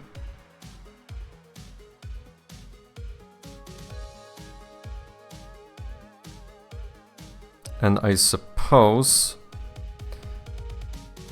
we go to this one that we want to be lit now. Draco, thank you very much for the follow, I appreciate you. Hope you're doing good. Okay, so we go to our inventory. We find the key. This amount text, we want this to be lit. So now it's using the same material as the other ones. So I think what we do is that we make a new font asset. We duplicate this one. We're now in regular 1. Let's rename this one. And yeah, I just figured out a great name. Instead of Special Elite, it's just gonna be Special Lit. And we go back here. We now make this the Special Lit one. Let's see, what did the guy on Reddit say? Currently we're trying to figure out how to make TextMesh Pro objects lit materials. He said, I opened up the new shader graph of SDF-URP lit and change the material in the graph inspector from lit to sprite lit. Save that as a shade, save that shader as a new one and use that. Boom, done. Okay, let's just try and see if we can do it the probably intended way, which would be to change the material, right? And we go TextMesh Pro, SRP, and let's use URP lit instead. didn't look like it did anything whatsoever, which I don't love. Render queue, enable GPU instancing. Emission. From shader. Alpha tests. Transparent. Geometry.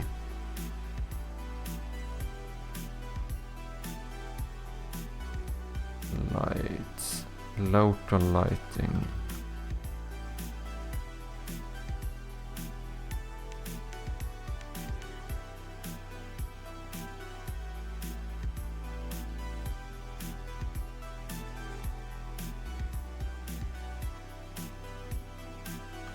Doesn't seem to do anything. Oh, maybe I need to change something here.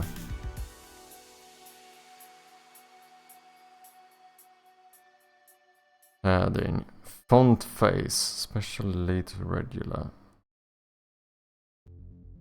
Render mode.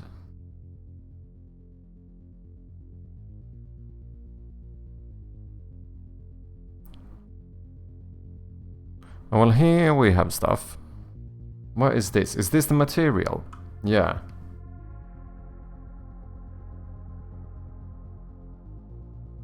Well, that's the one I was looking at. And what's this? This is the actual atlas. Repeat, mirror.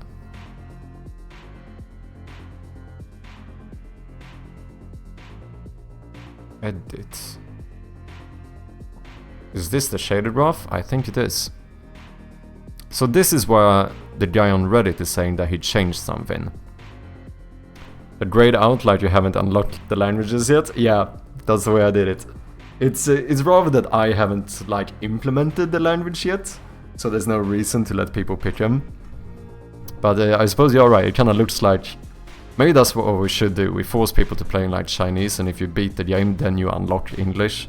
And actually can understand what you're doing. No, we would have to check the... We check the selected language on the machine you're playing and make sure that's not the default one. That's the way we do it. Okay, this is... I have never looked at the shader graph in Unity. I have no idea what I'm looking at. Face texture. Had so much replayability, yeah. It should, right? Underlay. Normal. Vertex color. Don't understand this. What did he say? I opened up the new shaded graph of SDF URP lit. So that's not what I'm doing. I'm looking at the... No. SDF URP lit, that is the one I'm looking at. And he says that it changed the material in the graph inspector. This is the shader graph, right? Am I looking at the shader graph? Yeah, graph inspector. Change the material in the graph inspector from lit to sprite lit. Material. Sprite lit. Okay. Save that shader as a new one.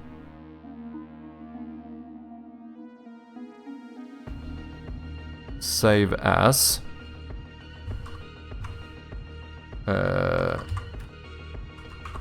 Spritelit.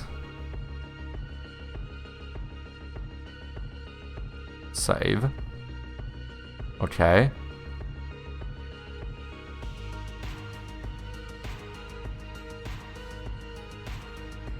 But this one is... No, here we go. Okay. Okay, fuck it, let's try. Let's see what happens. So what would I do now? Now I go in here. And rather than using this one, do I have a new shader now, I suppose? Text Mesh Pro. SRP. SDF URP Spritelit. Come on, please work. Holy shit, I think it works. Dude, this has... I have looked into this so many times and not been able to figure it out. That looks like the right color.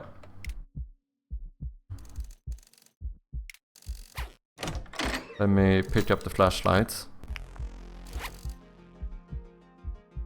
Oh, let's fucking go. We actually have a lit Text Mesh Pro object.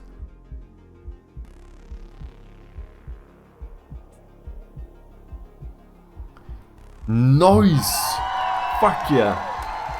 I don't know, this wasn't that difficult. I don't know how I mean, I suppose this was not the one I followed before, but just, like I said, I have looked into this quite a few times and I was never able to figure it out. But now it actually seems to work. We have a lit font.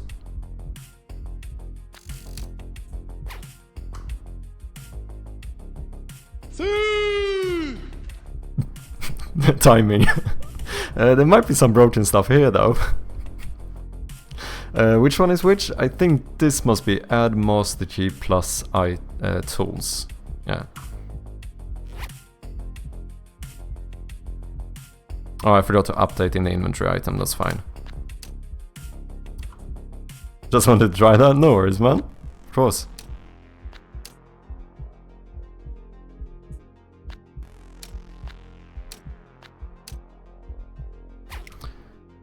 Okay, so my debug tools are broken. Basically anything where I use Text Mesh Pro seems a little bit broken right now. I suppose the reason why my debug tools are a bit messed up is because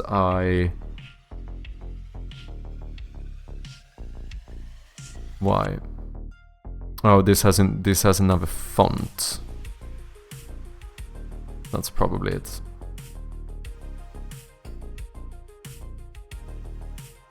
So I guess that like the text, the material of these are messed up now too. Why are the other ones working though? Oh, because these are label. Is this a text file? Yeah, these are not using Text Mesh Pro. That's why they are working. I see. So here, Text Mesh Pro, SRP, and then we're gonna use URP unlit.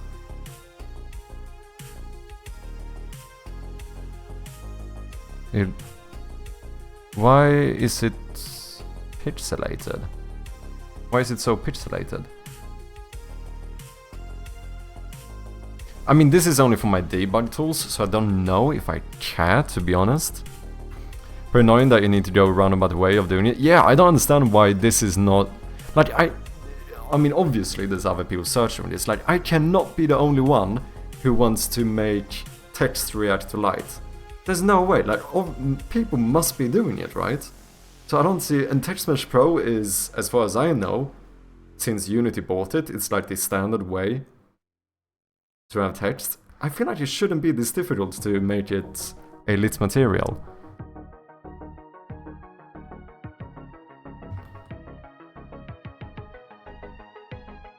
Oh, well, here it actually looks fine. Oh, am I playing the game in some weird... Maybe it just has to do with me zooming in here. Wait, cancel. No, this one has unsaved. I don't think I care about that, because I saved this as a new one, right? So this one should be saved.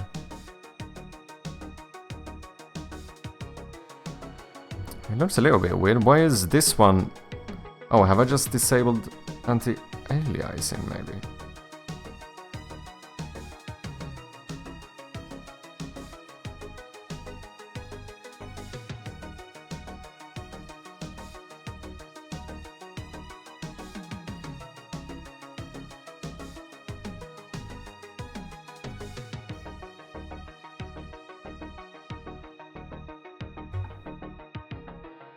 And that looks more normal-ish.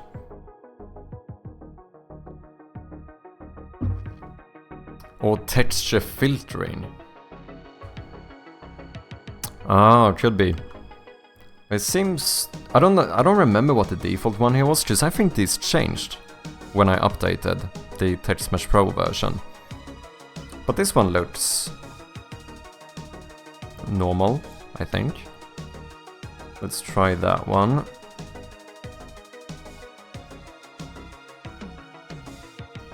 Yeah, it seems like it.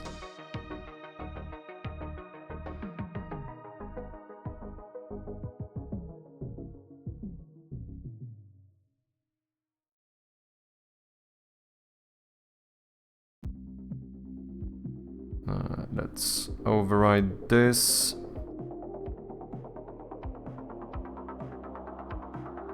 Apply. And then we need to fix the actual inventory item. This one. Amount text you should now change into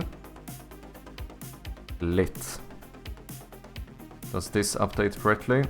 Sprite lit, yep, seems like it.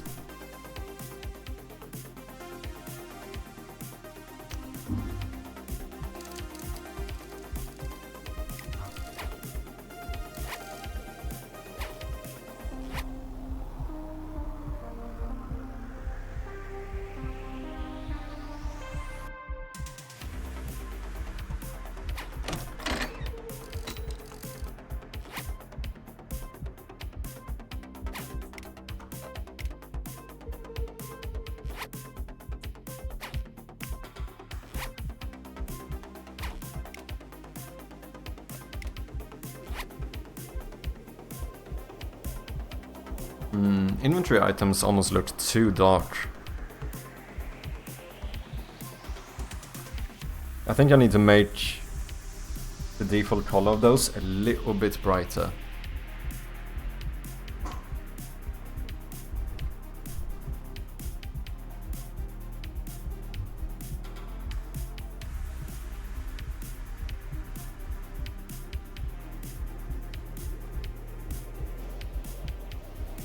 But these have been, the color is programmatically set with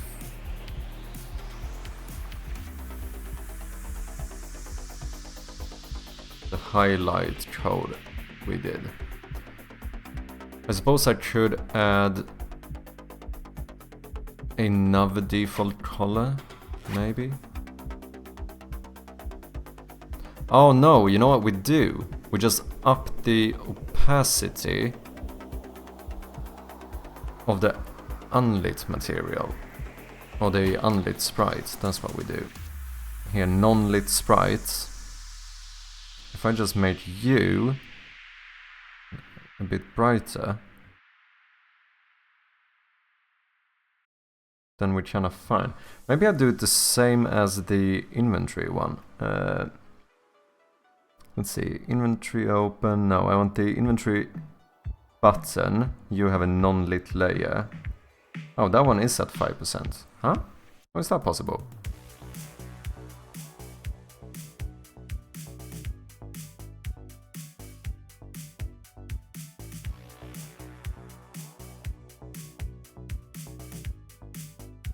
Oh, because I'm not looking at the button, Dumbo.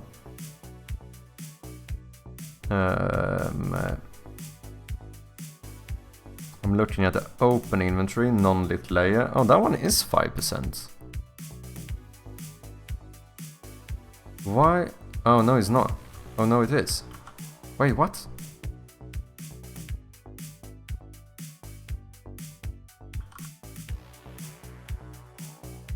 Inventory button, non-lit layer.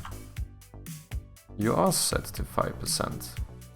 Oh, I have a non-lit interface layer, which checks the non-lit interface color. Ah, it updates in runtime. I see, I see. So we go to settings, color settings. Non-lit interface color is 5% though. Huh. Why did it feel like... Oh, I see. That one is 5%, but a white color. That's the difference. It's not about the opacity, it's about the color. I see. So, let's go back to inventory item.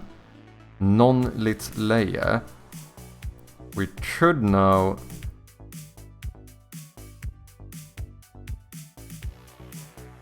Well, all I really need to do is add the non-lit interface layer to this one. And we've done so.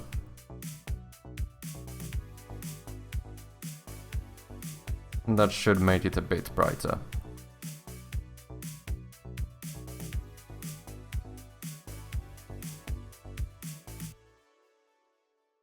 Trying to code stuff sometimes is thinking I'm stupid or are they stupid. Yeah, exactly. That is true. Most of the time it is me though, I'm gonna be honest. Most of the time it's me. Yeah, now it looks the same. Right? And then it gets a little bit highlighted when you have it.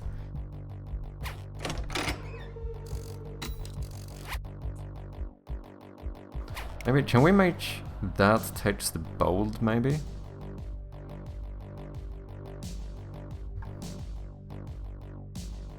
Amount text. Barely made a difference, to be honest.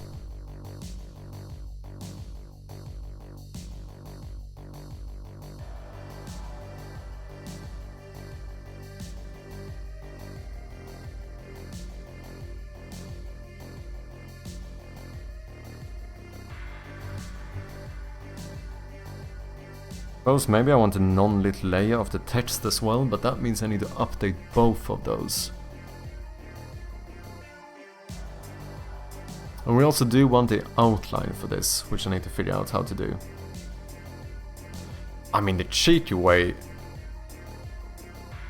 would be to just do a little box around it that shows the amount.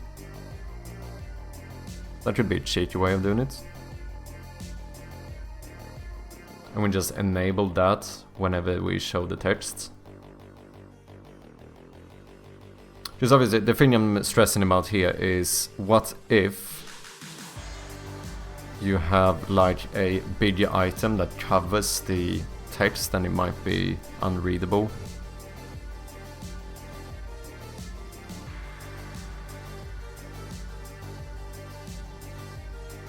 Yeah, I'm pretty confident I'm the dumb one usually too.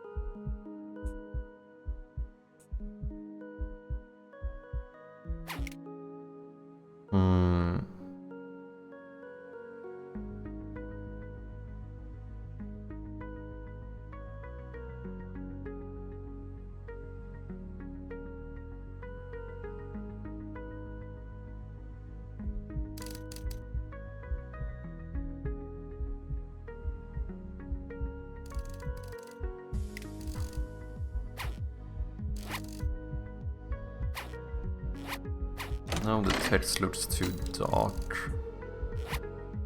But not when it's lit up. I mean, I suppose theoretically we could highlight the text as well.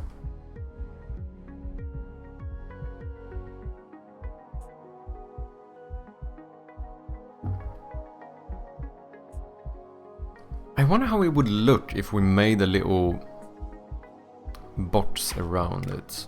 Is that gonna look horrible?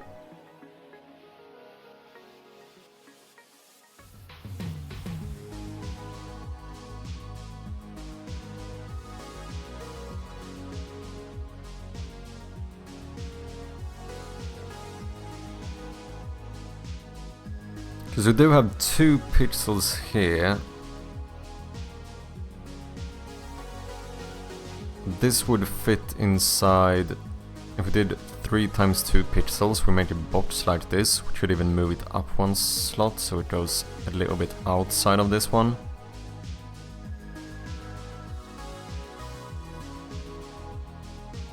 Is that gonna look weird?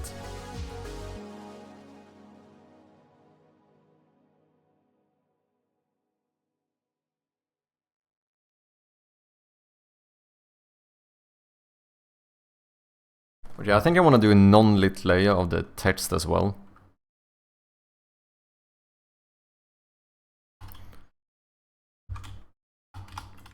Non-lit. So this one would use the normal asset. We do white, but we do 0.05 in alpha value. Can't even see it. Why is it? Oh, do I still have the... No, unlit material. Where do you know? Oh, is the positioning? No. Huh?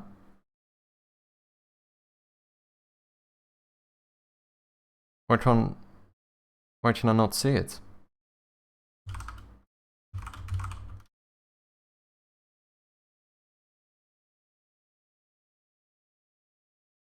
Oh.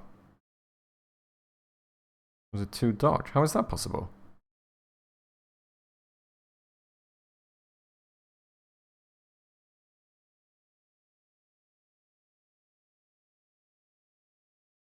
Well, it should be approximately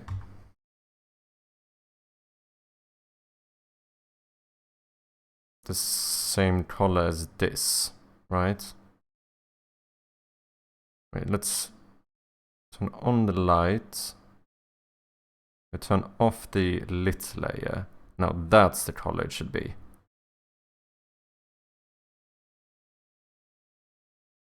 Now we are a little bit darker, right? That looks about the same. Then we put you at minus 1.5, minus 1.5. And this text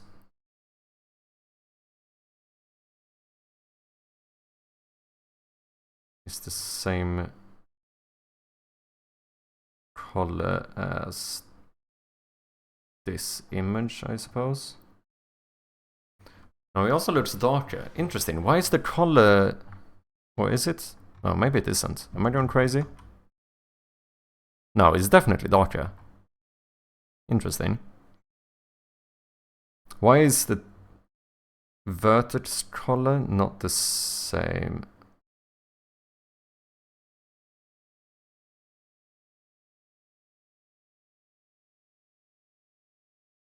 Color is the same, but it looks darker. So something like this then.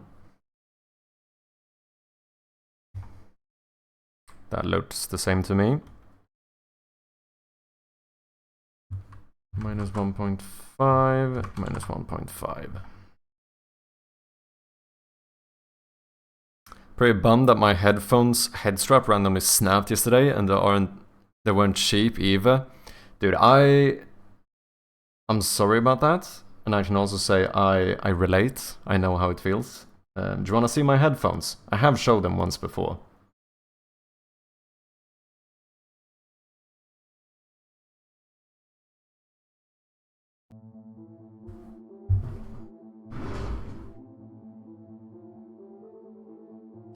This, ladies and gentlemen, is my headphones. If you're ever wondering why I'm using speakers when I'm streaming instead of my headphones, it's because this is how they look.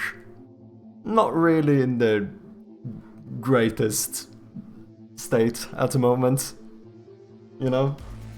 So I know how it feels. I know exactly how it feels.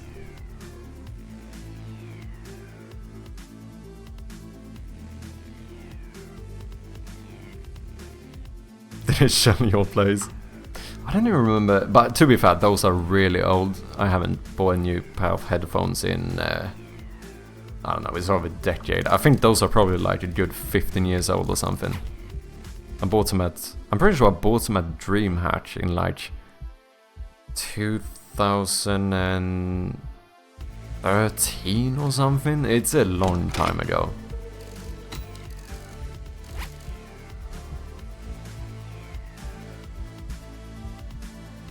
Yeah, I don't mind this.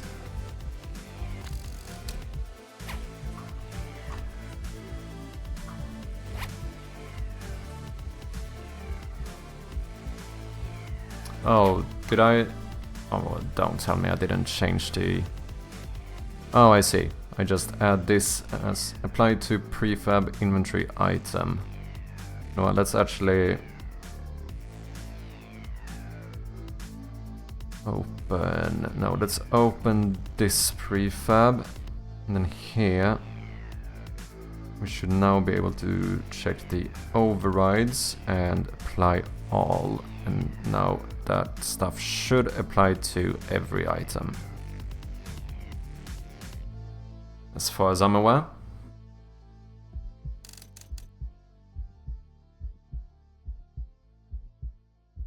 I have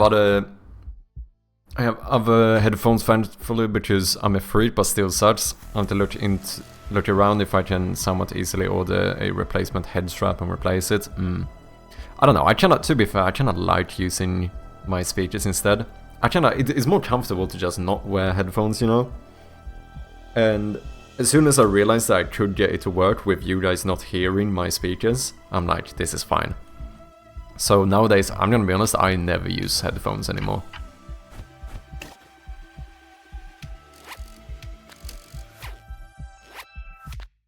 Okay, we need to update that one.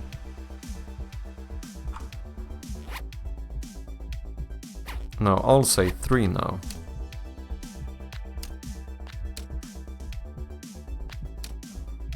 And the colors are definitely different, right?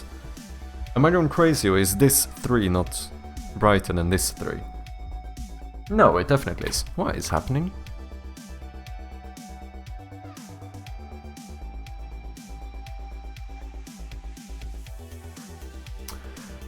I think I know.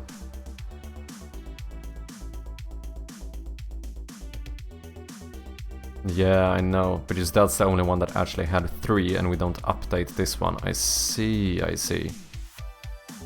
Having nothing on your head is nice too. I do think so, I do think so. Okay. Text Smash Pro UI amount text. We need to change this. We're gonna make this an array of amount texts. And instead of serializing it, we're gonna say that amount texts is equal to get components in children text mesh pro UGUI. Now we have assigned those, and then whenever we update the text, which should only happen here,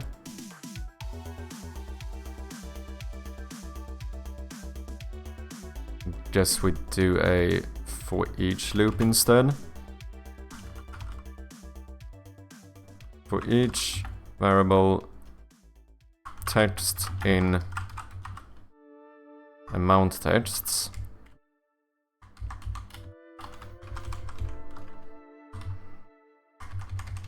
I would like to say that text.enabled equals false.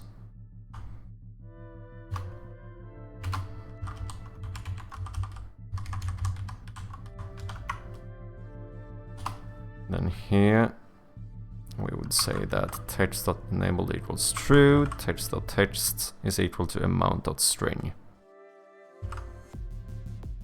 That should be good.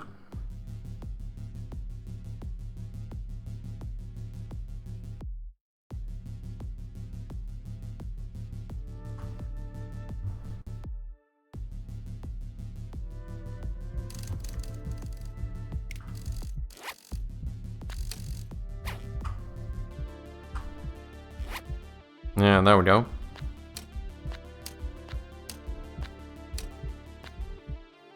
Dude, having stackable inventory items is kinda sick, actually. I don't know why I feel so proud over having stackable inventory items. I wonder if maybe we should use a different font here, though. I don't know if I'm going crazy, but this one is not super readable. I don't know, it might be better in like full screen, but I feel like we need a thicker one. And I even think, if I'm not mistaken, we even did do this bold, right? Yeah, it's supposed to be bold.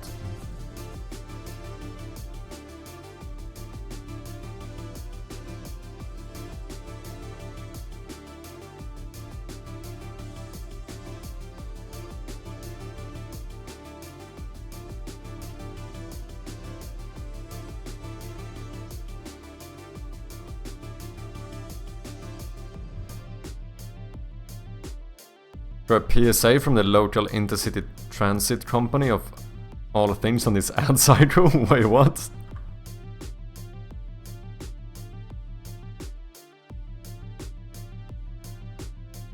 I've started to realize that the length of the ads can actually vary a lot. Like, I've seen sometimes on other streams how there's like an alert for like a 60-second ad or something, and then I get like an 8-second one, and I'm like, oh, thanks, I guess. But I do know that there's a lot of factors to the ads on Twitch, like where you are, because some people don't even get ads, you know, depending on your location and stuff. Okay, partly we need to make sure that we can always see these texts. So one thing I was thinking is that just this size would kind of fit perfectly in a 2x6 pixel thing. But that would mean that, I mean, we would have a pretty big square here. The other thing is to make a outline, which I suppose you might argue is the better choice. But I wonder, should we just use it? Oh, lovely. I mean, maybe we should just use a text like this. Big, clear, like, obvious that... I think it would be more readable, you know.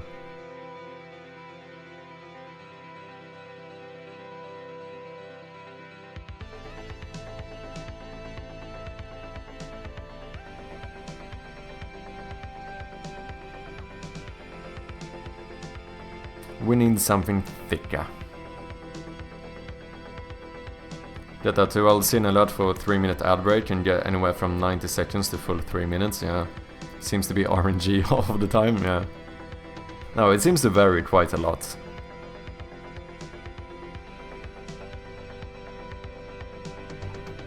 Yeah, we should change this, shouldn't we? I suppose you could argue this goes away from, like, the consistency, since I have the same font everywhere else in the game. But, like, when it's a small number like this, it's pretty clear which one of these are the most readable, right?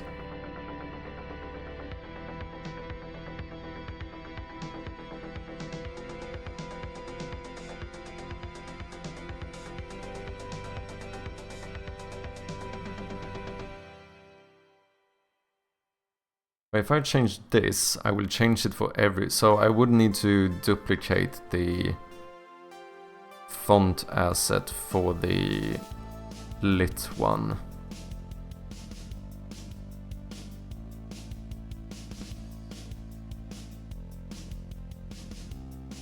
This would make it easier to add a outline as well.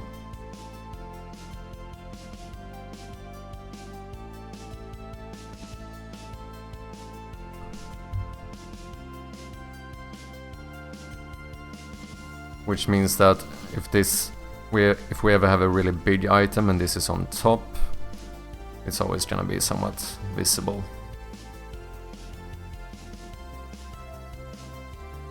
Yeah, I think that would be better. So this one is basically done. So what we would need now is to take this one, change it to this font as well, and then, what's this? Fallback. Okay, I think we need to duplicate this one. We are gonna rename it into instead of liberation, it's gonna be literation. Holy shit, isn't it kind of mad that my bad dad joke in terms of naming my font assets works on every font so far? Okay, then we need to make this one. We need to make this one lit. And that's easy. We just go here, amount text TMP. We now select the literation one instead. And then we change the shader to sprite lit. Oh, do I have to do a new outline now? Is that it? Why does this one have 3 outlines? Softness, dilate.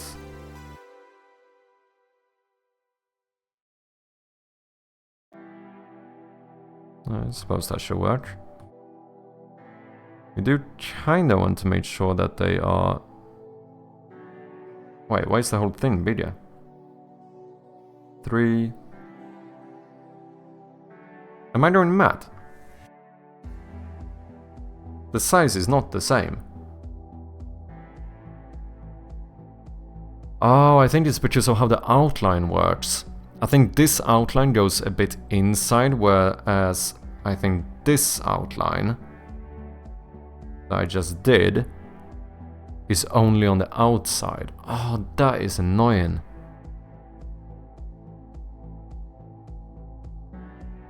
Oh, that's fine.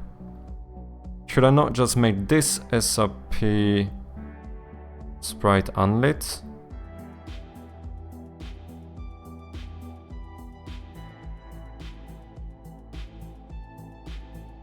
And then we do the outline here.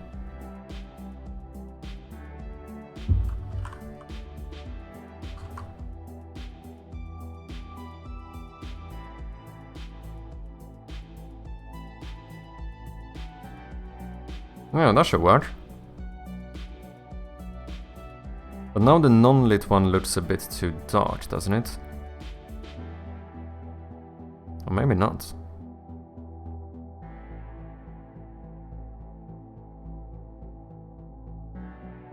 No, it definitely is. It should be the same color as this.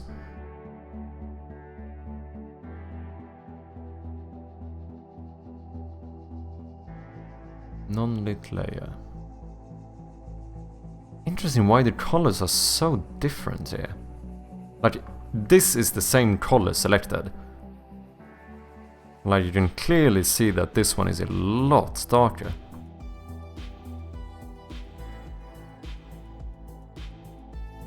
Interesting. I think we're just gonna set this as close as possible. But like, it's even a different type of color. I can't even get the same one playing with just opacity. But this is white. The only thing I've changed is the opacity. Seems like my best bet would be to just replace the whole headband, and guess what's the best part? $125 from the official site? Oof. How much were the headphones themselves? That seems expensive. I don't understand it. These are clearly two different colors.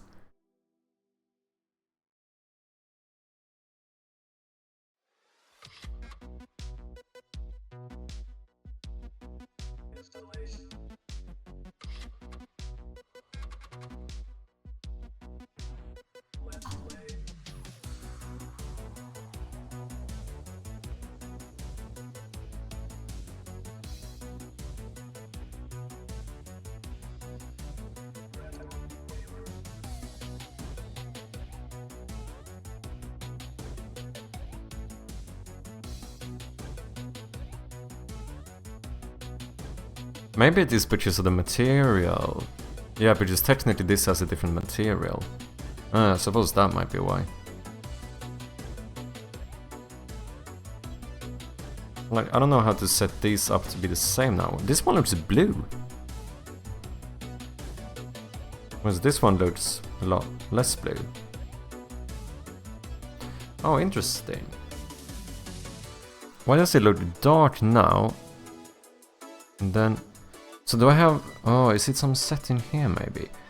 Underlay. Yeah. Ah, we removed the underlay. Ah, I think that was it. Yeah, that's it. I mean, no, I still don't feel like I can get the exact same color, but it's closer. That looks darker, right?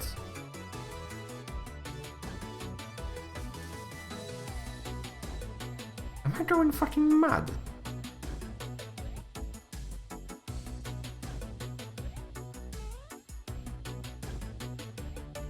Okay, I can't be bothered, that's fine. 600, oh yeah, that is kinda... That's actually very expensive. I mean, I suppose They might be nice though, right? Good speakers tend to be expensive, so why wouldn't headphones be? Maybe I'm just a cheap little bugger. Could be. I understand they don't come cheap, but fuck off still, yeah. What's up, Requiem? How you doing? Been a hot minute now, hasn't it? Yeah, it has indeed. How you doing, man? Hope you've been good.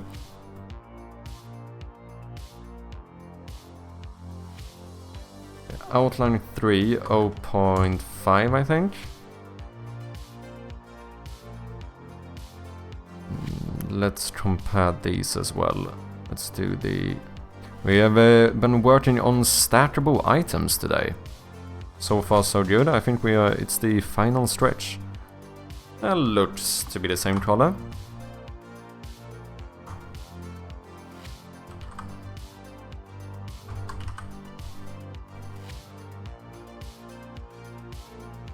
Yeah, let's try this instead. I just use a lot on audio. Yeah. Been great, big projects. Oh, nice. How about you? I've been doing great as well. I mean, we have the Steam page up now. We just started Steam playtesting. So that's quite nice. Been doing a lot of progress in the game as well. I feel like it's been going quite well recently. We have a little prototype of the map now. I think that's kind of cool. It's, yeah, good stuff.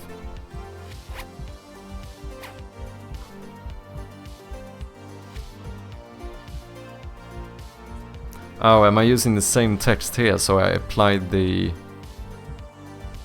This looks like it has outline on it. Yeah, okay, I see. That's just for me anyway.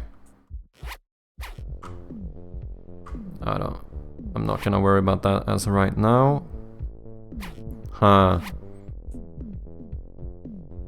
The unlit 3 is way too bright. Because when I go down here... Oh wait, I forgot to enable everything. Oh, I'm being dumb. Never mind. Items, inventory item. Non-lit layer there was not active. Well, both of these were active. Okay, let's have a look. The final countdown, indeed. What have you been up to, Requiem? What's your projects?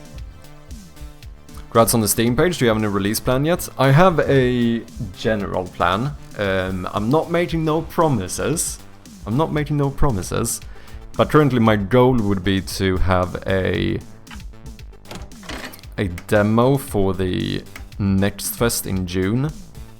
And then hopefully do a full release around October, because spooky month, spooky game, you know? And also there's like a horror festival and all of that, so I feel like that could be good. Oh, the 3 is... Oh, I think that might be this specific item being bugged actually. Let me get a new... No, the 3 is still too bright. It's way brighter than the items. At least when you go away with the lights, which means that the unlit number is too bright. Interesting. Let's also see how this would look if I take these and we change this to a bigger object, like maybe the bucket. And that's still readable, right? I think so. Okay, non-lit 3, you are too bright. So what we do here is that we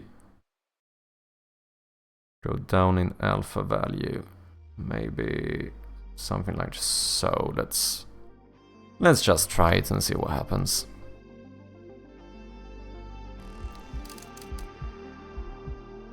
Nice, love the concept. Cheers, man. On my pop, I'm working on a game too. Don't know if you've seen it on Nerd Stream. We're teaming up. Ooh, feel free to link something if you want to show it. I don't know, I wouldn't be surprised if I've seen it. I do lurk quite a lot on Nerd Stream.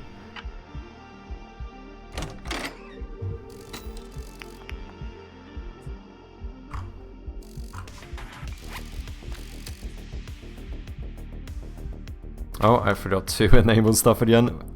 Silly little me. Silly little me. There we go.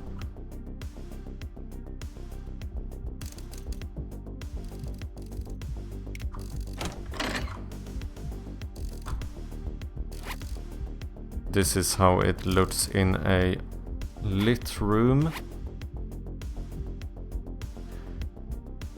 That seems fine.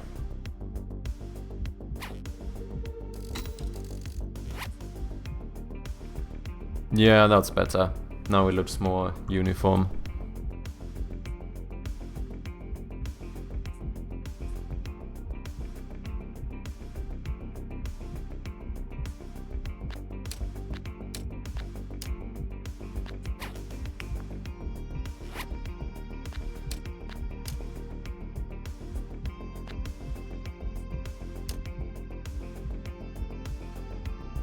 I wonder if it's outside of the sprite now as is.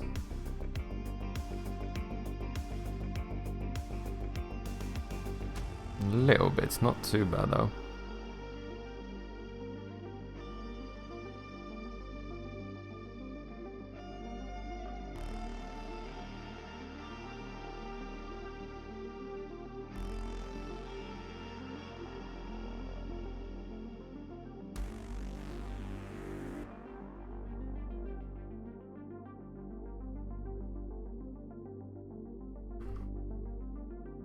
Oh, that's an issue. Let's see. Overflow. No. Wrapping. No wrap. There we go. Yeah.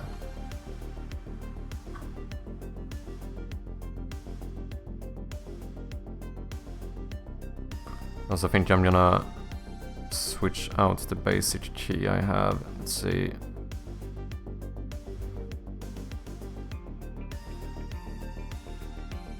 Comes out in early access on Friday. Ooh. This is unreal for us. First official release we make. Nice, man. Man, your game looks so simple yet so efficient. It amazes me every time. Thank you, man. I appreciate that. Let me have a look. Yeah, coming soon to early access.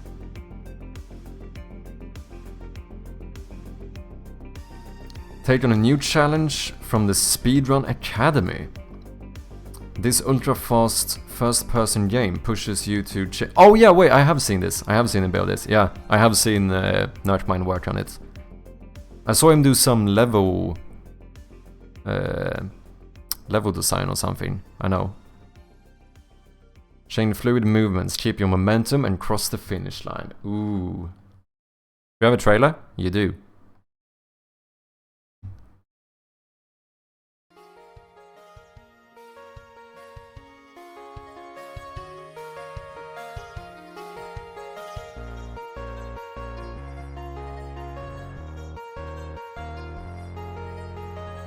Oh, movement looks nice too.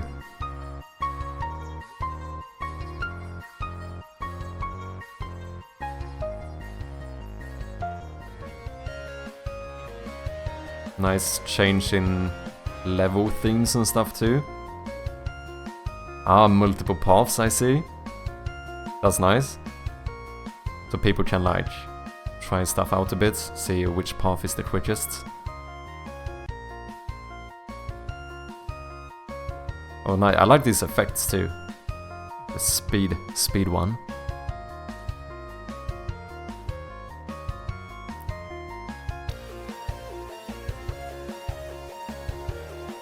This seems nice, man. Speedrun Academy.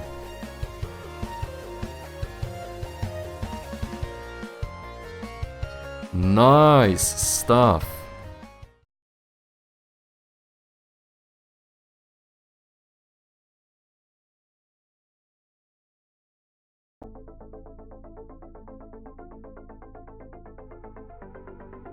Ladies and gentlemen, make sure to wishlist and follow. Let's show some support to our fellow developers. Good stuff, man. Oh yeah, interesting. Similar to Trackmania. Yeah, that makes sense. That makes sense. We got leaderboards as well. Vibrant environments. perfect jumps also add verticality, opening up unexpected shortcuts and sneaky routes to maximize your gains.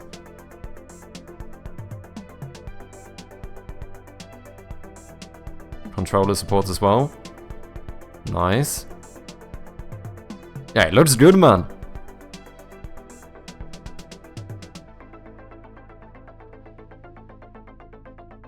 Yeah, fuck it, I kinda wanna try it.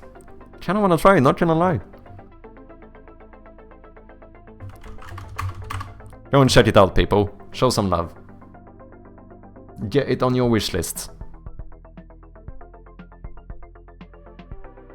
Where's this? Ale and Tail Tavern.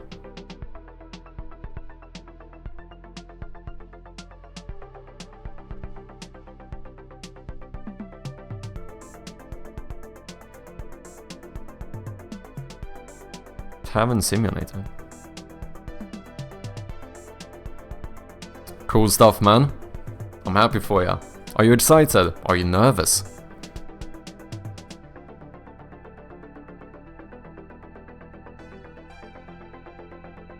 And also, what's up, Kiro-san?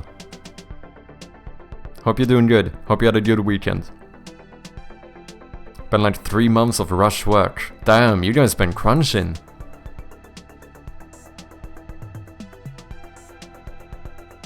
The leaderboard and early playtesters are going crazy. Oh, I mean, that's a good sign though. That's definitely a good sign. Getting feedback on your game is so nice. Yeah. Appreciate it. No worries, man. Yeah, so dev feedback is one of the best tools for creating a game. Absolutely. That is why even though I barely have content yet, I still wanted to start playtesting. Just get it, you know, get it in people's hands as soon as possible to see whether stuff is working or not. I do feel like that is a quite important part of the development process, you know.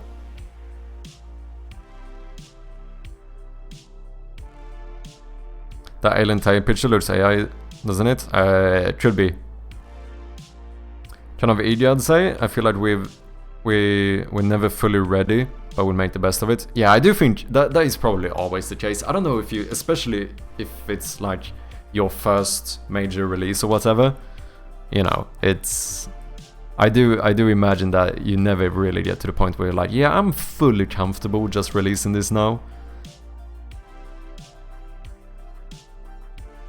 Shafi will be on the boards on the Friday. Dude, I'm not only gonna speedrun the game, I'm gonna speedrun the leaderboard. Straight to #1, fam. That's how we do it.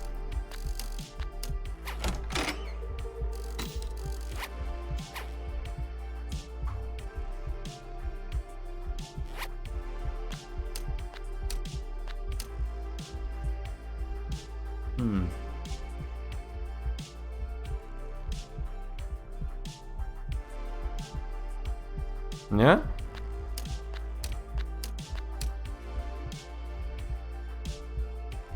I think that's quite decent. I think it's fine not having the same font as we did. Like the same font as we have here. This one is a lot more readable, and I feel like that's more important. Let's go and get some more batteries.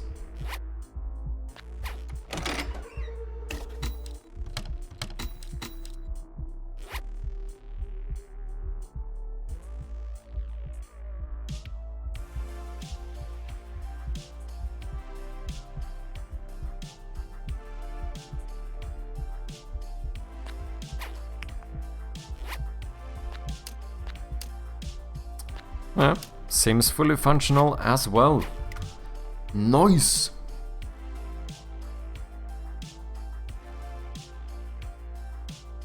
Certainly wish so. Hi, thanks, how are you? I'm doing good. I got one of your videos recommended on YouTube and played your game a bit. It scared the shit out of me. I loved it. Oh, thank you so much. Cheers. I appreciate that. Yeah, I do. I remember when you came in and followed. I recognized your name. Thank you very much. I appreciate you.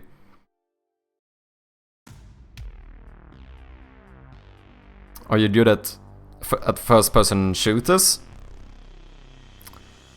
I mean, good is probably... maybe decent, maybe average. I don't know if I would probably go too far if I'm saying that I'm good. Let's just say this, in like Counter-Strike I never went out of gold, so that might... I was like, I think I got to the one rank that is technically considered above average. That's like the one I got to, so probably not. To be fair though, I should say I've never been like I've never been a super competitive player in terms of like... I think stuff like leaderboards might actually... I might be more competitive if it's a leaderboard, where it's like, you know, the game is technically single player, but you're competing in like how good you're doing. Whereas, like, I don't know, I never really got into a lot of like competitive games per se. Maybe I'm just a noob. I mean, that is very possible. That is very possible. But I mean, I am doing pretty good if we're gonna talk about leaderboards. If you know Code Rad's game, Roadblight, he does have a leaderboard for his demo, and have you seen this? You recognize this handsome fucker? Yeah, that's right. Me, number 6 in the world. Not number 1, but it's something. I'm on the fucking list.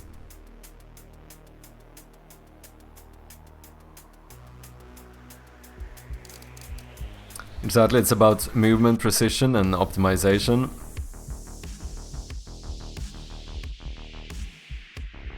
Easier to reference your improvement. Yeah, I suppose. We'll have some tutorials in that to teach what speedrun is all about. And I do think... I think that kind of stuff is good. I focused quite a lot on the tutorial in this one. I do want to make sure that even though my game is incredibly simple, I do want to make sure that, like, you know, basically anyone should be able to play it, even if you barely have a lot of, like, experience with games. Basically, my goal is for your grandmother to play my game. That's the goal here. So, don't forget to tell your grandmother to wishlist the game. It's very important.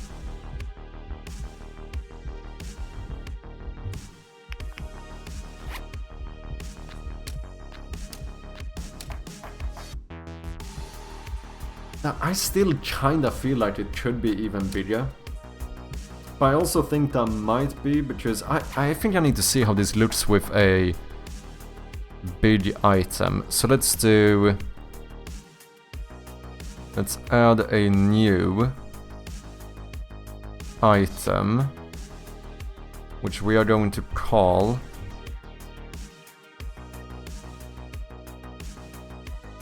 Not item, we're gonna call you... Let's use like the bucket, for example. Name would be bucket. It would be... I mean, I suppose a bucket is technically a tool, isn't it? I feel like that. Yeah, is a bucket a tool? I mean, it's kind of a tool. It has a purpose, right? Bucket. What is a bucket? What would you qualify a bucket as? It's a container, I suppose. Yeah, it's an open top container. I suppose that is true. No, it's a tool. A bucket is clearly a tool, right? Calling grandma. Hey grandma, have you wishlisted Shroud of Gloom yet? There you go, guys. That's exactly what we're looking for here. You know, we need to support the development. The best way to support the development is to first wishlist the game yourself, and then make your grandmother wishlist it. Good, it's done, she said, and I quote, I'm fucking excited, man, let's go. Bucket. Inventory. Bucket. Which one is it? I think it's this one.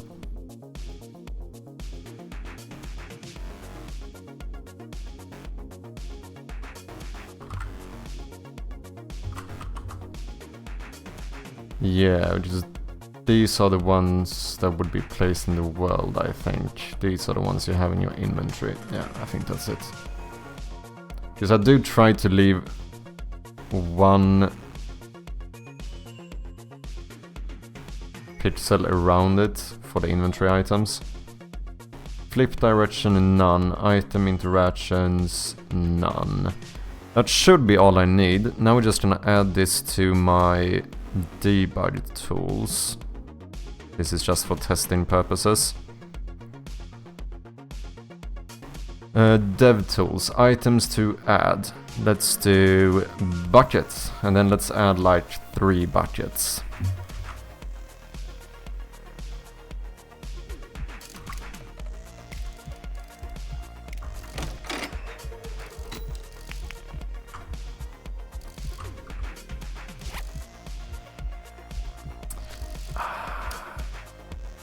That is a little bit hard to read, isn't it?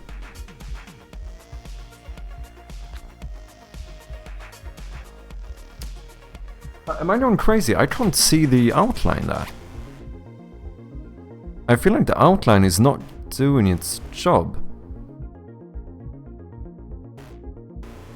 I need to zoom in. I don't know how to...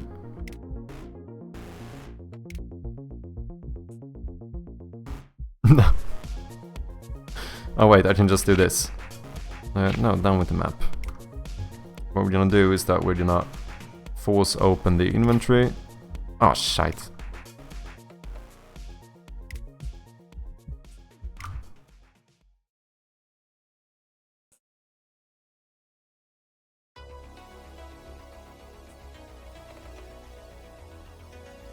Oh, I know how to do it. I do this so I don't pause it. We alt tab to get the mouse out. Activate this one, and then we go to scene. Let's try making it non-lit. Huh.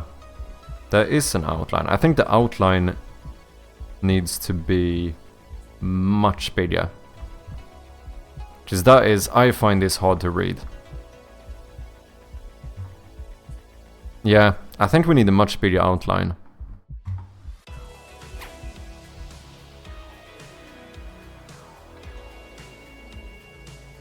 I don't think this is enough.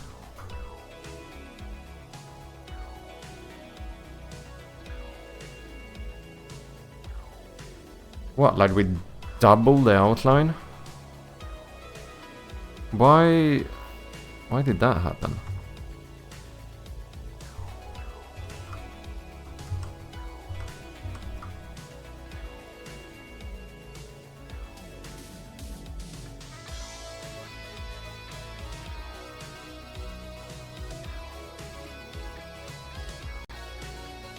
Okay.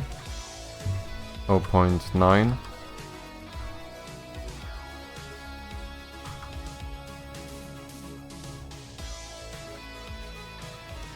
Let's see if that makes a difference.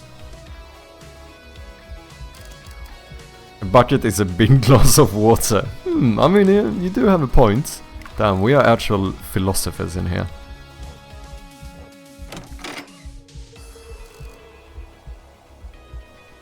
Don't underestimate grandma, she'll be showing you animation cancels you didn't even know in no time.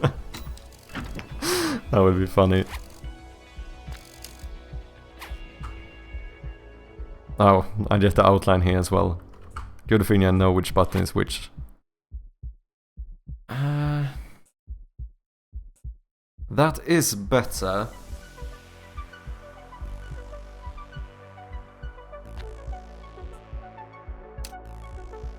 Yeah, that might be fine.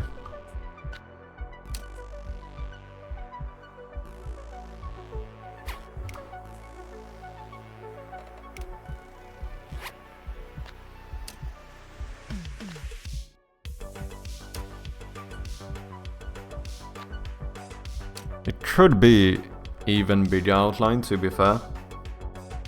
But I do think that this is... I wouldn't say I struggle reading the number.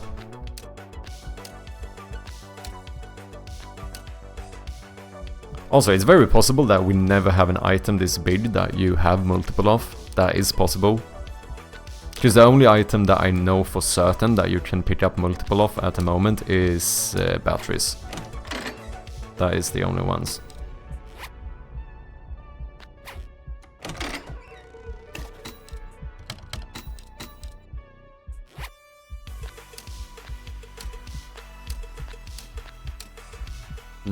What do you guys think? Looks fine to me. Yeah, I feel like this is... Because you also don't want it to take too much space, right? It shouldn't be like too hard to read. But you also don't want to just see... Like the number shouldn't cover the entire sprite, you know? Yeah, I think this is fine for now. I wonder how it looks if we add like a shit ton of these.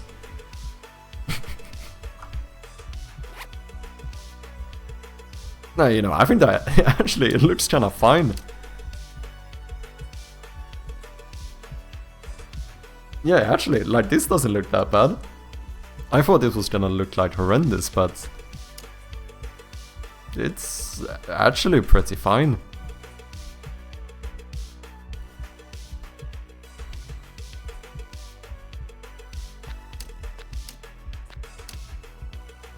I don't mind it.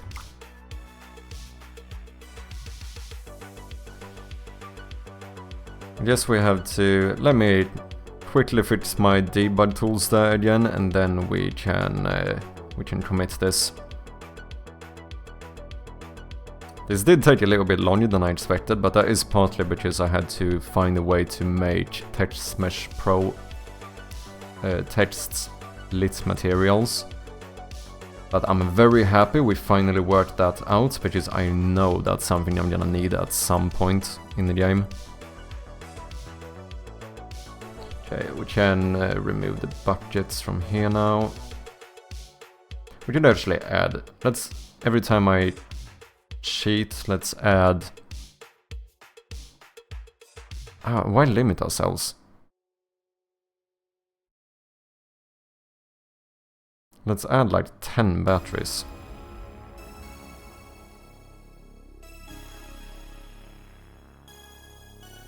Why not? But then here, in the dev menu, the text is now unreadable. Now here it actually looks fine, but it looks horrendous in game. Oh, I think that's because we have the black background. I think that's what changes it, maybe. Let's see, text. Let's not use liberation, let's use something else.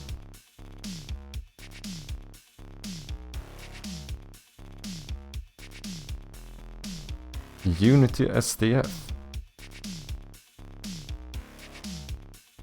Oh, is that the default Unity text?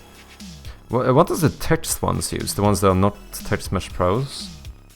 Oh, Arial. Oh, you actually have... Oh yeah, you have even more fonts here. Interesting. Oh, I should check how they look here. Oh, so... The Unity one is basically Arial then. Okay, fine. Let's use that one here. Unity. Actually, let's select all of these. As well as the reset text, clear prefs text, and clear achievement text. As well as the placeholder and text. There we go. Nope. Oh, that one is a normal text. Okay, I see. Why can I not select the... Oh, is it because they have different ones? Maybe. What if I did this? No? I only have TextMesh Pro text selected. Why is this not working? Unity... Oh wait, that's the only one I actually need to change. Never mind, I'm being dumb. Do this, and all of these are supposed to be Unity. And then we go into one of these and we change the material to SRP unlit.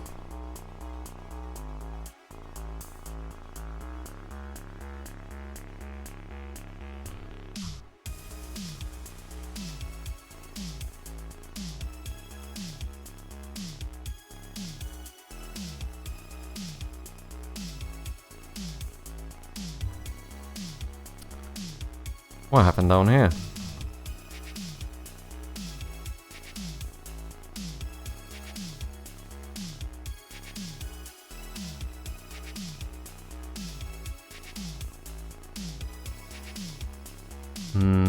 Unlock achievements. Well, you don't use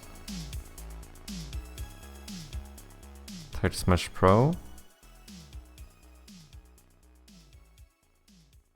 Oh, they do here. Oh, interesting. So, oh no, both of these are Text Mesh Pro. Never mind. Unity. There we go. Now this should be readable again. Let's turn that off. Go into the game. Gotta go now, have fun with the development. No worries. Thank you very much for dropping by, Midsetin. Always nice to have you here, and I'll see you next time. Have a good one, man. Okay, yeah, there we go. Now, it doesn't look great, but... Did my game just... Oh, what happened here?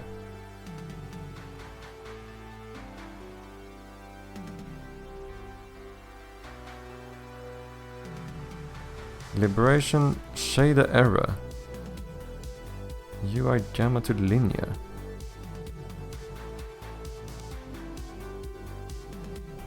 Okay, that happened when I opened the dev tools, right? Yeah, here everything is working, but then it... Interesting. But I don't use liberation, do I? Why do I use liberation in my dev menu?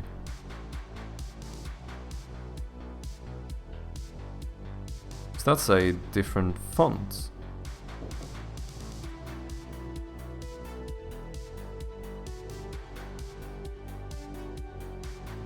Unity, Unity, Unity, Unity. And these toggles, as far as I know, use text, so that's a different one, that should be fine.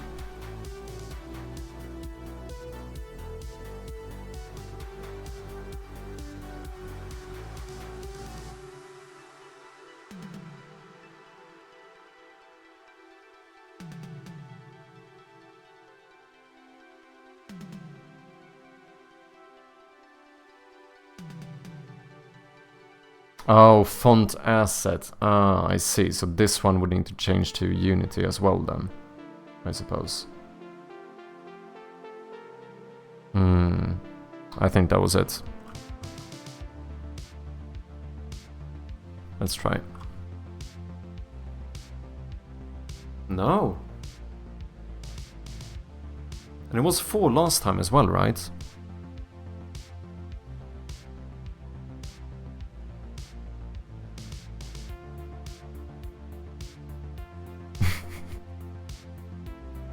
I'm just laughing because it's fucking development in a nutshell. Fix one thing, something else breaks. Every fucking time.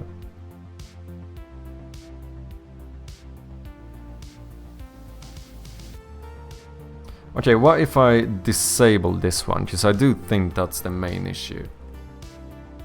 No? Okay, let's... Suppose that's an easy way to fix it then, or to find out what is the issue. We turn off all of these and we play. Still yet, and that means it should be some of the ones at the top, that's the issue. Basic problem solving in it.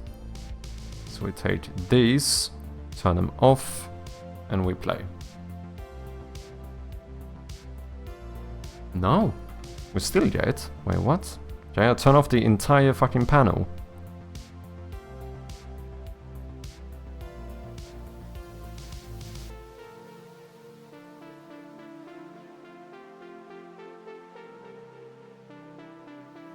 Okay. Is this Unity acting up? Do I just need to restart Unity? Could also be that the new version of TextMesh Pro is a bit more unstable. I mean, they did warn about it.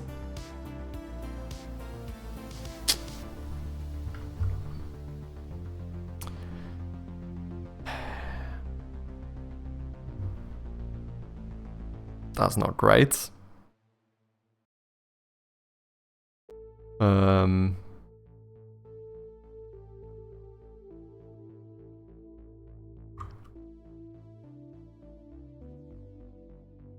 That is not great. But it must... Yeah, it has to do with the dev menu, because it's... If I play the game like this, I don't get any errors. This looks completely fine. However, as soon as I open the debug tools, I get a bunch of errors. But here's the interesting thing. I get errors about the liberation material. But I should have changed all of these. We shouldn't use liberation here. Unless I'm somehow missing something.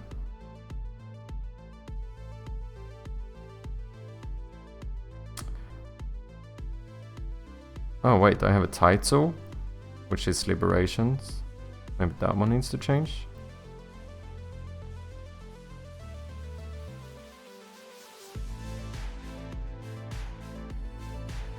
And I missed that one. Let's see, color tints, material. Text here is Unity. That's overlay, that's different.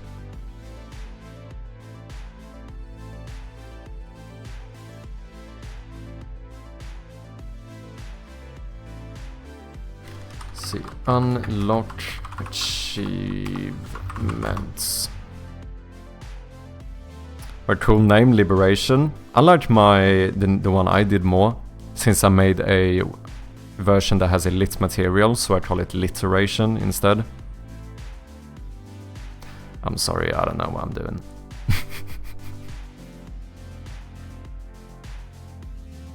Same thing, I have Special Elite is the normal font I use in the game, and then I made a lit version of it, which is called Special A Lit instead.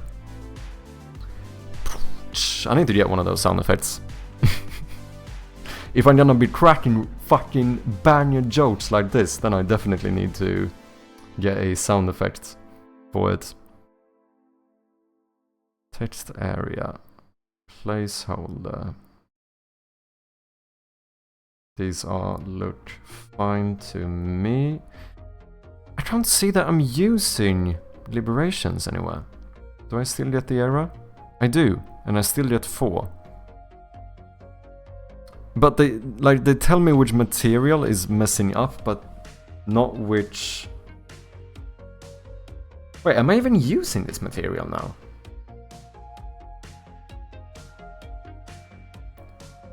Canvas, send will render canvases. I don't understand. Okay, so all of these are... Whoops, what did I do?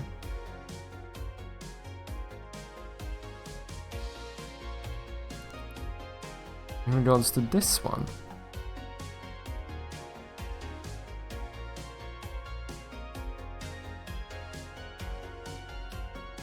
All badge is not my literation one that I did. They're saying that is a normal one. Oh, unlit doesn't have a float or range property.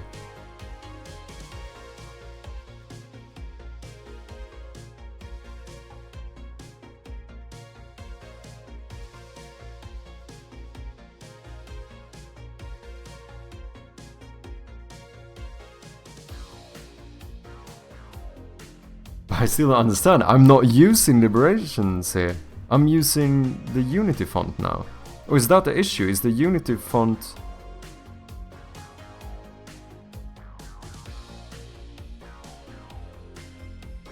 Are you... You're not using... You're not just like a wrapper for the liberation font, are you?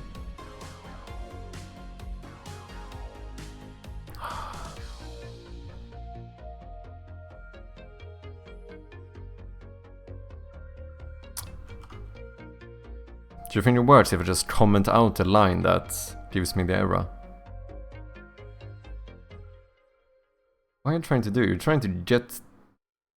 I think it's this one. Fallback material, set float, texture width. That's in TMP material manager.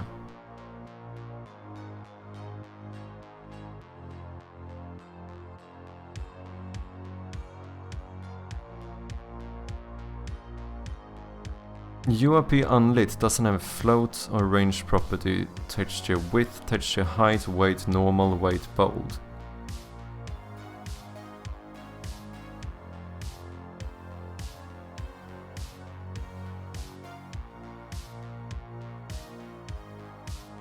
Liberation Sans STF material. Liberation Sans STF material. So this one is the one that gives me the error. Okay. Am I using this one anywhere? Is this the one I'm using for the inventory item? Because I did make a lit version of it.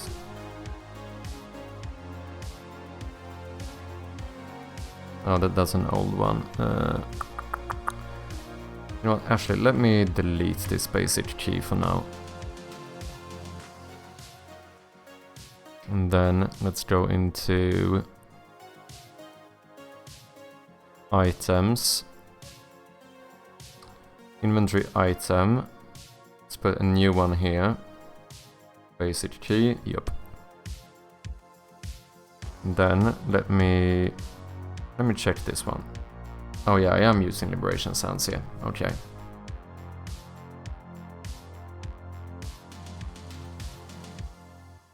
But the weird thing is that it works when I open the dev tools it breaks. Why is that? Because I am... Oh, did I just make a bunch of changes while in play mode? You fucking plonka? Is that actually what I did? I think I did. Inventory... Boom, basic key. Okay, open prefab, remove basic key, add a new inventory item, basic key, yup. Go back. Because if that one uses liberation, then the game should probably break when I see that font, right? This is that font. And that is working, but when I open my debug tools, the game breaks.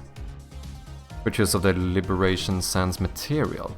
So am I trying to do something with text here? What? I'm so confused. Is it the plugin that changes your Unity background to different color when you're running? Or just a setting I don't know about? It's just a setting.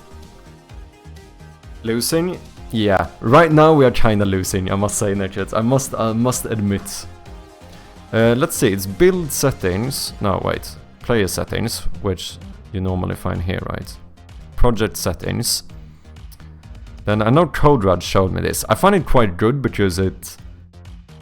Like, obviously now sometimes it fails, even though it changes the color. I'm still unaware that I'm making changes in play mode.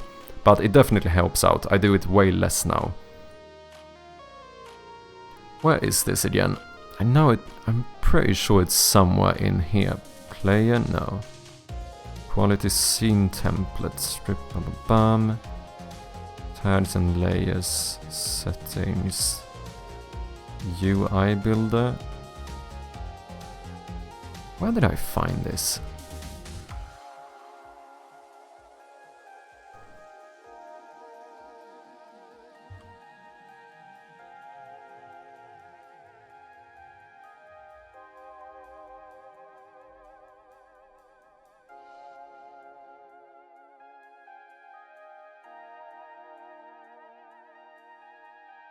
I'm getting null references and everything now.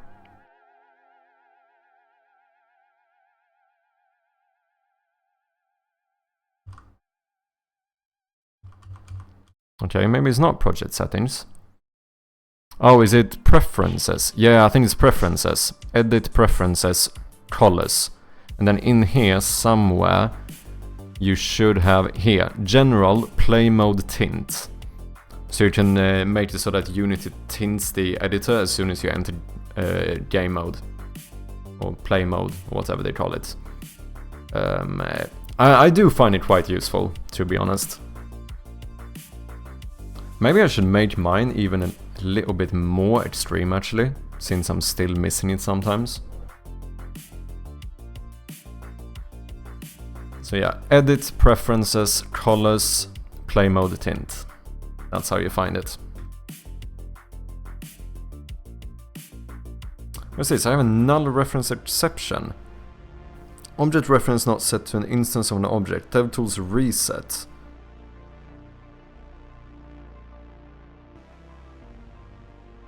Okay.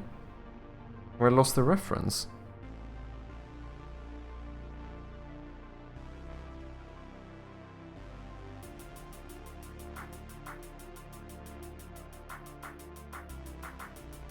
Unity reset to default. Wait, is reset like a... Oh, is that a Unity thing? Maybe I can't use that name.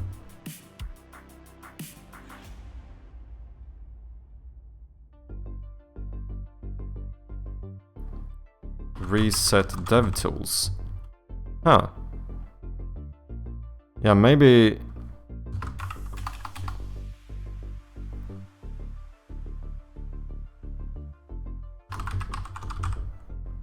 That's a Unity thing, so I can't use it myself.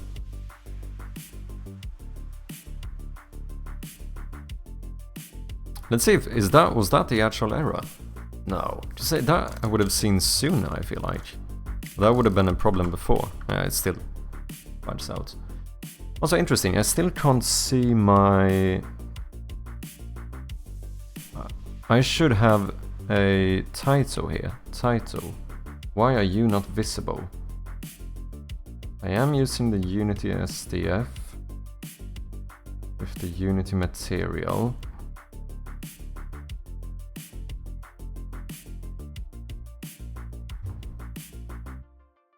Oh, here it's visible. Oh, but it looks weird for some reason. Why? Why do you look weird?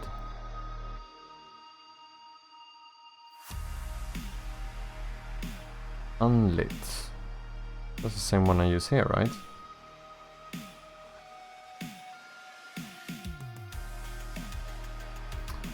Oh, is it because I have layout elements, maybe? Is that it? No. Because it says something about it doesn't have weight, height, texture, height. But this is still in regards to the Liberation Sans SDF, which I'm not using, so this shouldn't be the issue.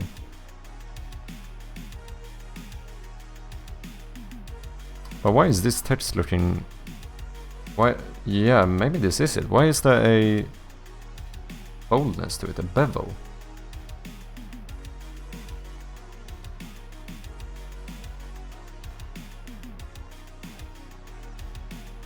It did go a little bit crazy there, to be honest. I'll turn this off. Maybe I can't use the unlit one for these. Maybe that's the issue. Maybe I need a different material.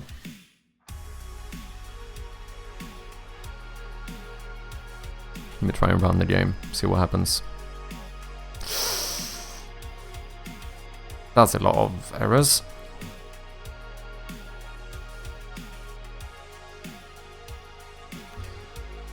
Okay, we have some issue with materials. Maybe I just need to use... Do I just need to select a different material for these? Is that it? Or can I not use the Unity font asset? Is that the issue?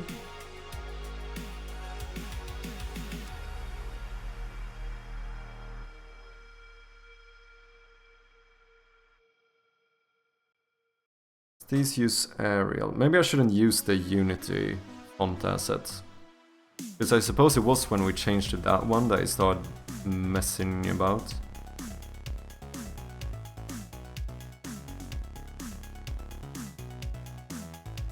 So, title, text. Wait, should I make a new one?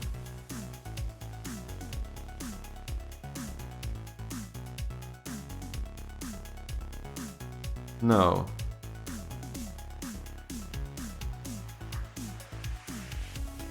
Which one is this? Liberation Sans SDF. Fallback.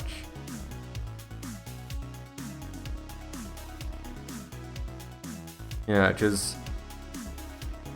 Yeah, liberations I am using for the inventory items. That's why I can't use that one.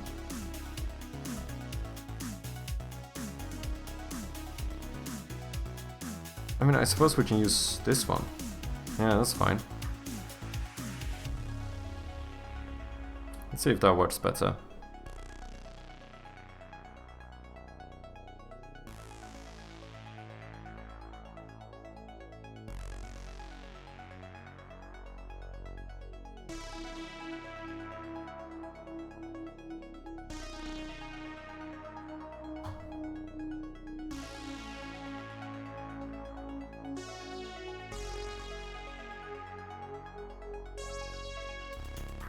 Suppose we can use this one everywhere.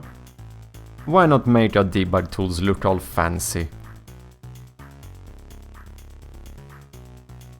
Not that it does matter whatsoever, no one is ever gonna see this except for me, but... Can I use Special Elite here? Yeah, and then maybe... non-bold.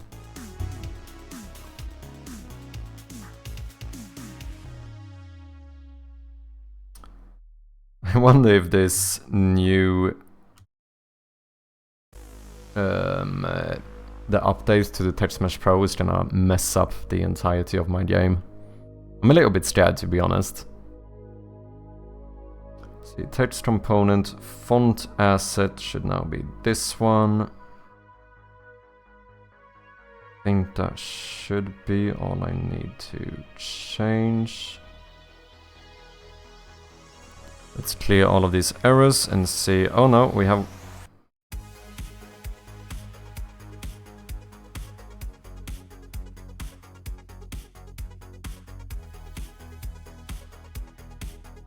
Mobile distance field. That's not the one I'm using. Oh my god, this is gonna make me insane.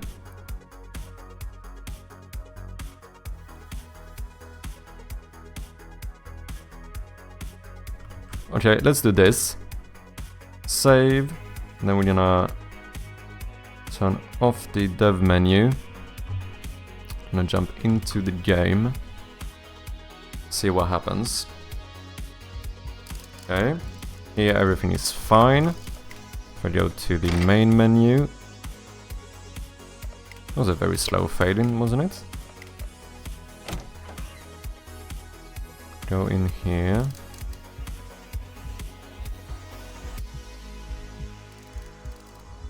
Everything seems fine. Debug tools. It breaks. It's the same one, liberations.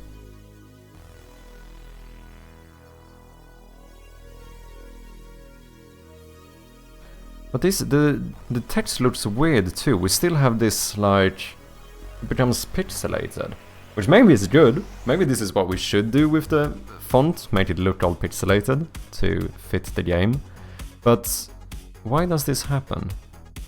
Because in the scene view, I suppose here it looks fine. But I suppose it could have to do with the scaling and stuff.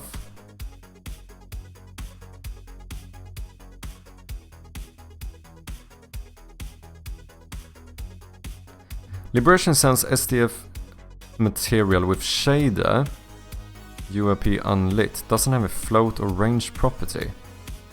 The thing I don't like...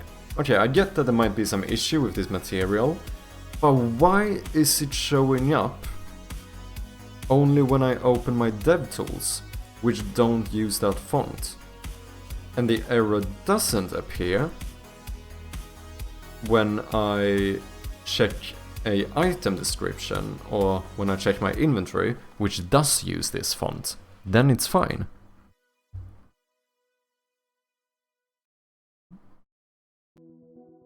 Like, none of these texts are liberations.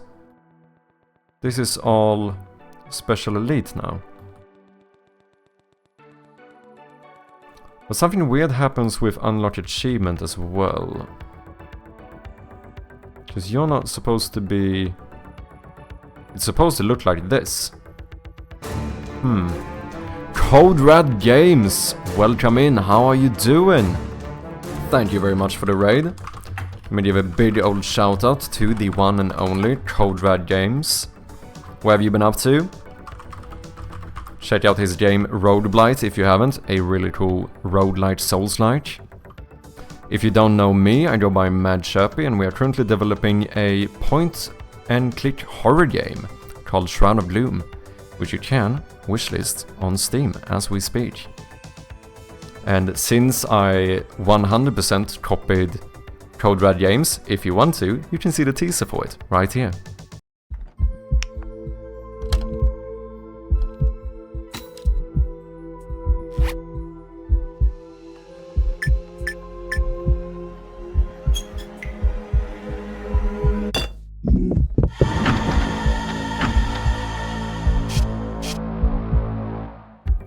I do need to update this teaser at some point, but I'm gonna wait a bit. We're making so much progress right now, we might as well get a bit more before we do that update. Working on the boss. Oh, are you doing the double-sided one?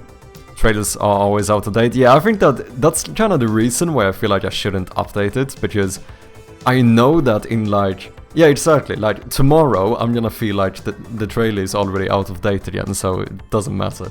You know.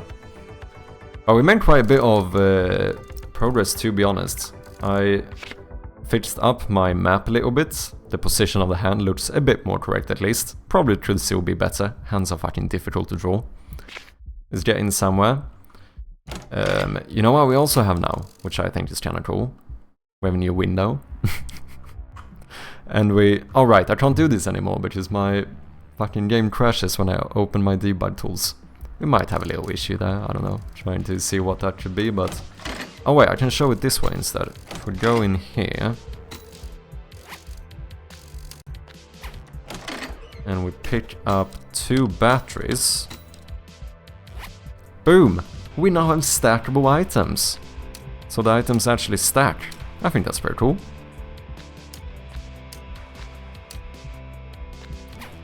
Not like the, you know, it's not entirely game-changing, but I feel like it's quality of life, isn't it?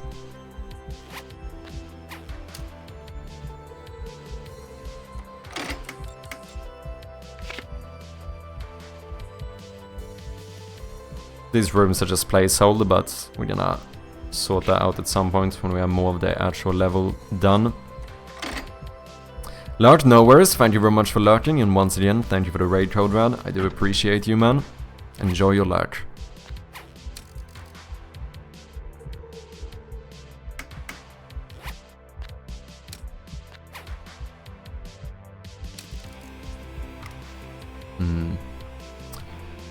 Yeah, so we have some... For some reason my debug tools are completely breaking as soon as I open them, and I don't understand why.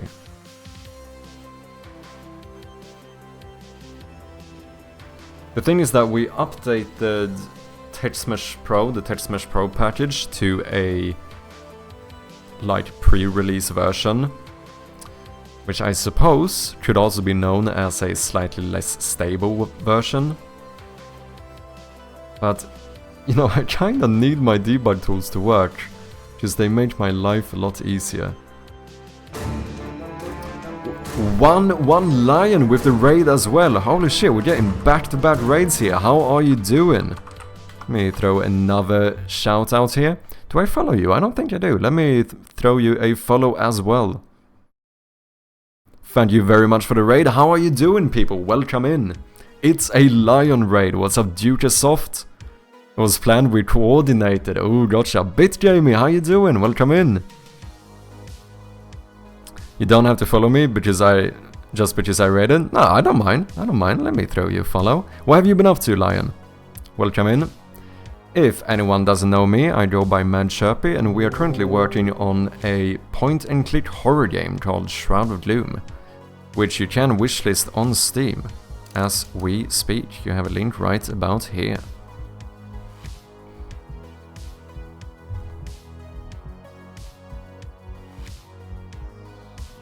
It's my fault we're here, sorry not sorry. Thank you, Jamie, I do appreciate you. About to do my time card, but I'll be listening while I do it. Then I'll send a message about what we did on stream. For sure, man. No worries. And thank you very much for the raid. I appreciate it. How are you guys doing? Futuresoft, Bit Jamie, hope you've been good. Had a good weekend.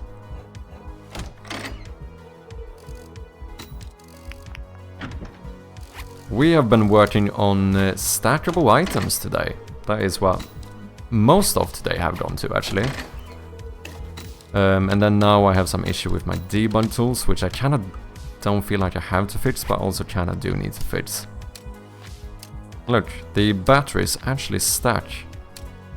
Quality of life, I suppose. All good here, fans. Nice, man. Glad to hear it.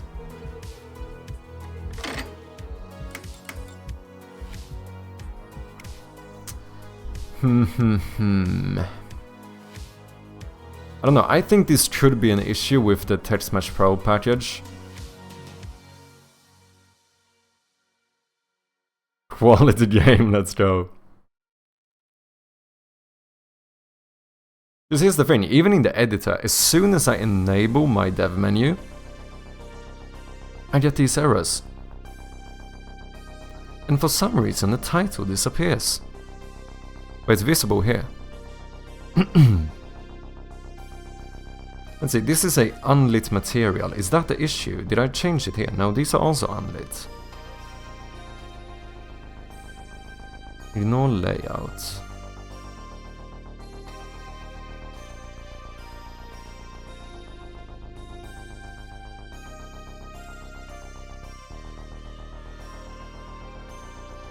And why does this one not show in game?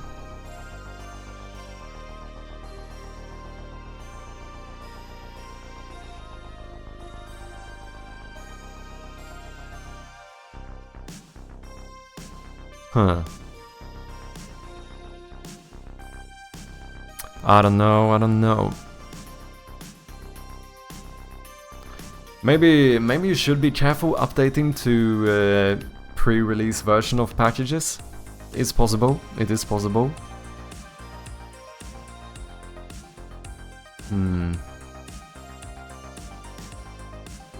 The thing is that the thing that's most weird about this is that if I enable this, I get an error that the Liberation Sans SDF material has some issue, doesn't have the right properties or whatever. But like, I shouldn't be using... I'm not using the Liberation Sans font anywhere. Also, One Lion, thank you for the follow, as well as Leaf. Thank you very much, I appreciate you. So I have been doing a portion of my workday during my streams, client work for web application development. Interesting. Today we created a login process to help with some user management scenarios I've been annoyed with. Oh, cool, man. So do you mainly do like web application development, or do you do game development as well? Out of curiosity. I've technically made one whole application that's technically not a game. That's how far my non-game dev experience goes. To be fair though, I wouldn't be surprised if it is something to do with this title, because obviously the title doesn't show here. So have I done some weird setting or something here? Ignoring the layout, could that be it? No?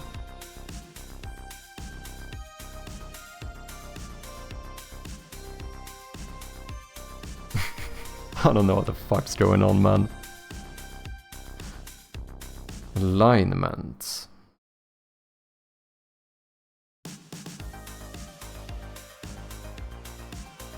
Still doesn't show.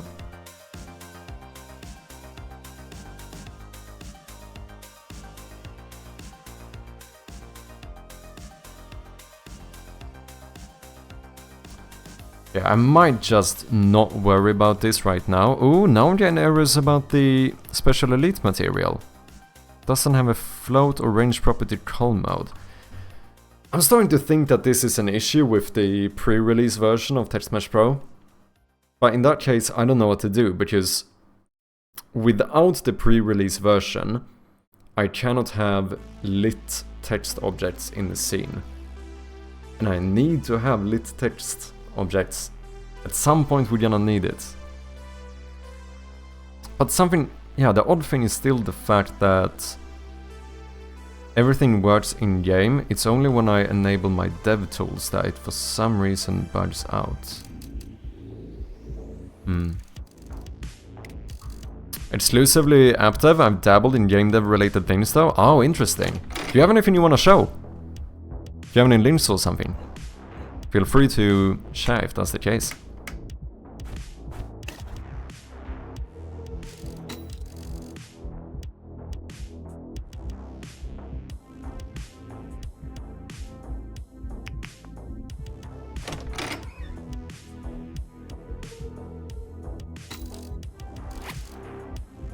But all of these text objects work fine.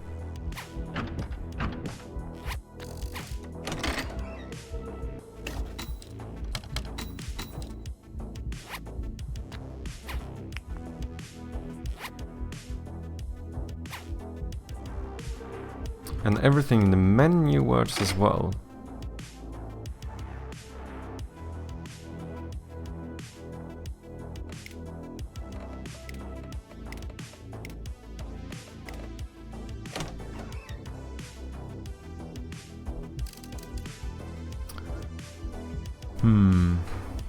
I just realized something. I wonder if this text fading in a lot later, is that also because of the new materials and stuff?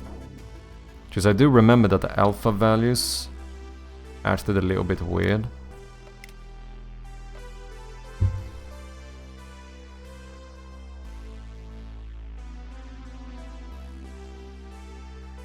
I didn't ever make the stackable item commit, did I?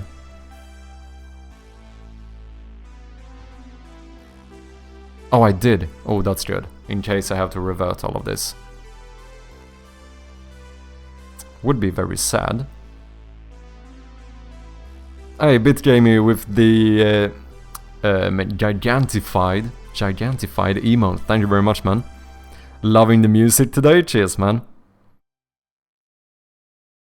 I have Git repos, but nothing with screenshots or other visuals. Okay, gotcha, man. No worries. Love the effect choices. Do you mean for the sound effects?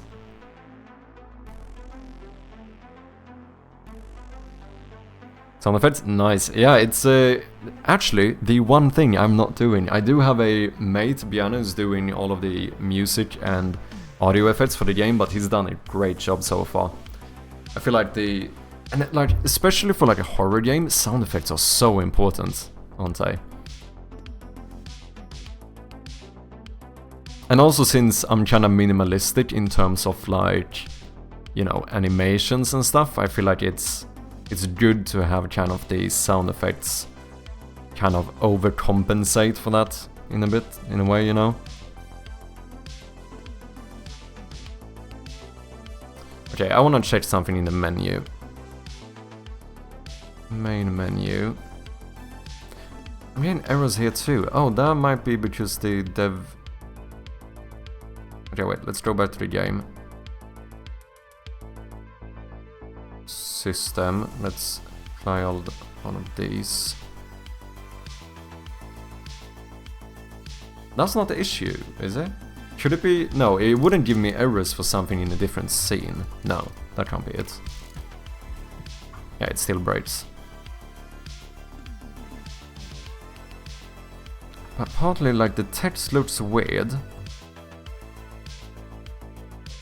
Like, it's all pixelated.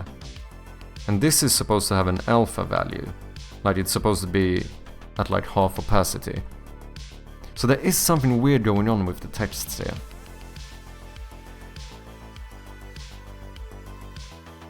But I do want to check.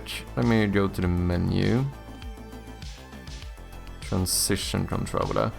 Because you can clearly tell that the text fades in later, right? Like you get the logo and these, and then the text comes. I am pretty sure that if we have a look though, intro, we set all of them to invisible, and then we fade them in at the exact same time.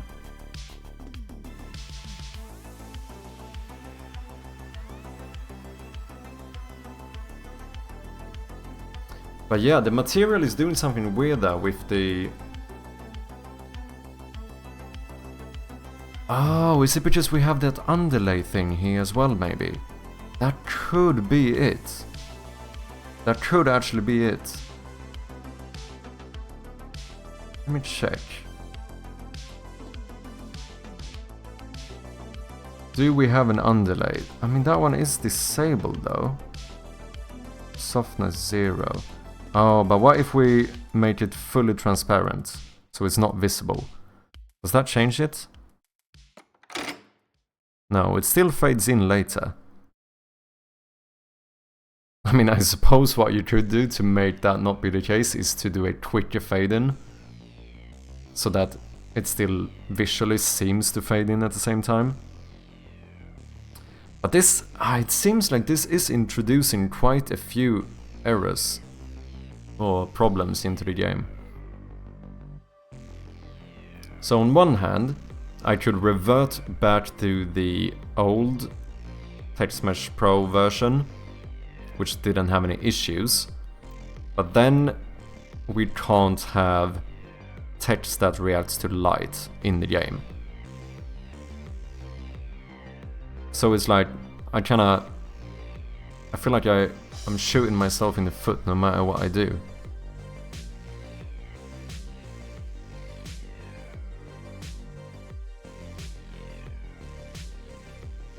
Like I said, this specific thing, these like showing up later might be fine. If we bring down the opacity of all of the outlines and stuff as well.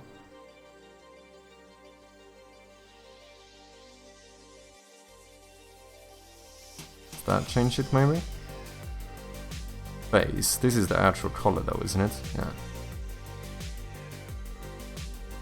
Does that do any difference? No.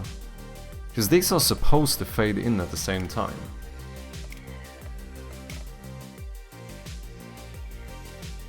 Oh, apparently the game crashes when I go to credits as well. Huh.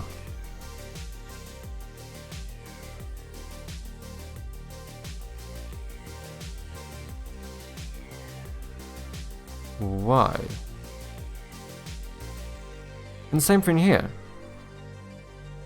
The error has to do with the Liberation Sans SDF material. With shaded TextMesh Pro. I'm not using that material though, am I? Oh, unless it's in the version number. No? That's Special Elite. That should be fine.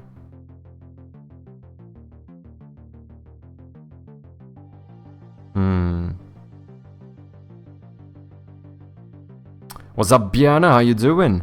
How's it going? Not great, to be honest. It's not going wonderful. I finally got it to work so that we can have text in the game that reacts to light, which is good in case we want to have, you know, any like text objects in the actual scene. Like maybe that's like a, you know, maybe there's a sign by a door that says like office or basement or something, whatever it might be. Or even if you just want to pick up a document and you want the text on the document to be lit so that it reacts to the flashlight. We finally got that to work. However, as soon as I got that to work, basically the rest of the game broke. So we have some issues. So now I could revert this change in GitHub and we would get the... we wouldn't have these issues anymore. But if we do that, we can no longer have text that reacts to light. I wonder maybe if I should not... Maybe I went too far with the update? Because I only needed the like 302 pre-release or whatever. But I think yeah, pre-14 is the one I needed. I ended up updating to the latest one. I suppose the latest version of the pre-release would be more unstable than an older version of the pre-release. Is that fair? I don't know.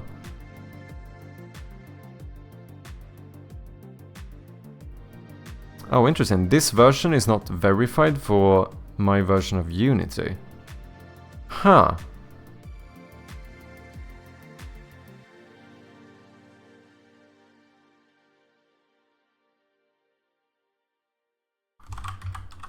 Unity Text Mesh Pro version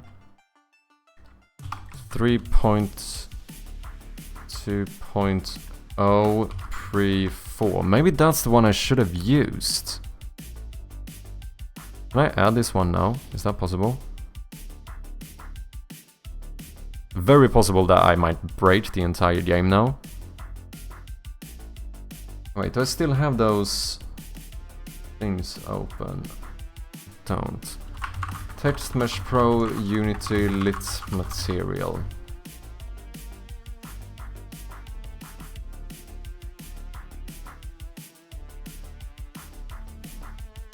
This one is saying pre.2. But I don't know if I'm necessarily thinking about this the correct way. Is a newer pre-release more or less stable than an older pre-release? Because I know that like a pre-release obviously is less stable by, you know, inherently, because it's not fully released yet. But is then...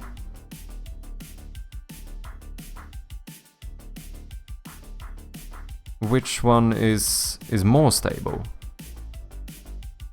Oh, you know what? This is interesting. No, wait, this also says not verified for Unity. So I don't need to update Unity. But then what if I update Unity and that gives me even more issues? Dude, I'm in a fucking pickle, man. I'm in a fucking pickle. Okay, so wait, now I am using the pre.4. So is that gonna break my entire game now? Or what's gonna happen now? Let me go to the main menu.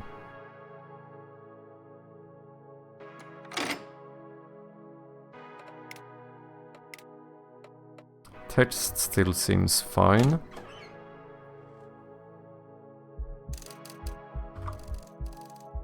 All the text in here seems fine. Let's check the inventory. Is it only me, or is there a little bit of a tinted color to the stack number? Am I going crazy?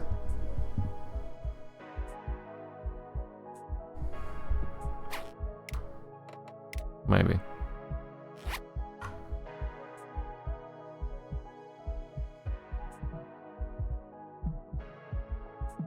I think I'm going crazy. Okay, good to know. Okay, what if I open my DevTools? Boom, it breaks. Same issue. Shader of a bar unlit doesn't have a float, range or property. Texture height.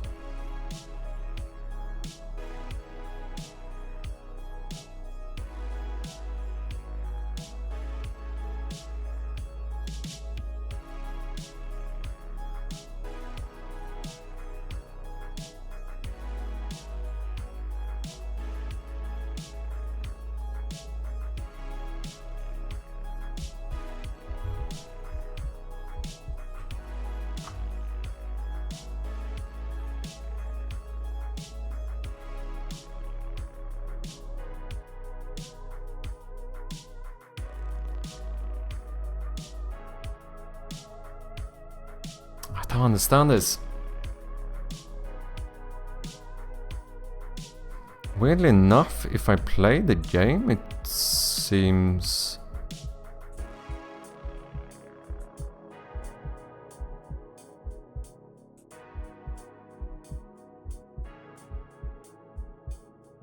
Seems like this stuff is working.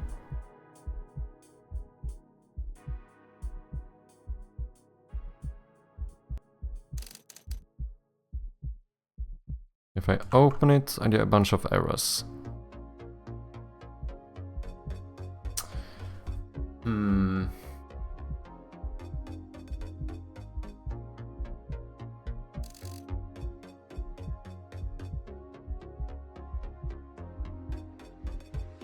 I think I have a little bit of like sunken cost fallacy here as well, where I feel like I kind of don't want to revert this change because it's...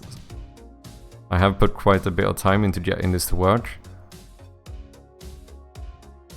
And also, like, I need this. I need to have lit texts. Right? Don't I? Yeah, just what if you pick up a document in the game? We need to have... I can't do, like, baked text or whatever. Because that's what I did in the Game Jam version. To make it so that the text on documents is high or reacts to the light from the flashlight. The way I made that work in the Game Jam version is to... I added the text onto the sprite itself instead. I think I can show you guys exactly what I mean. So I don't still have that one here. Here, journals.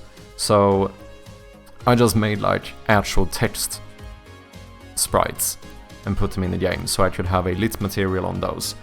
The issue with that is that obviously, if you have it as... because the text by that point is an image, right? The issue with having text as an image is that localization is not gonna work. Because then, if you change language... I mean, I suppose you could do it in a way where... because you can actually localize game objects as well. So I suppose you could switch out the sprite. But it's a lot more work, because I would manually have to make every single document as a text file, and if we decide that something needs to be like reworded or written in a new way, I would have to, you know, rewrite the thing and then render it as an image instead and import that into Unity, and you know, there's a lot more work to it. So I would prefer if I didn't have to do that.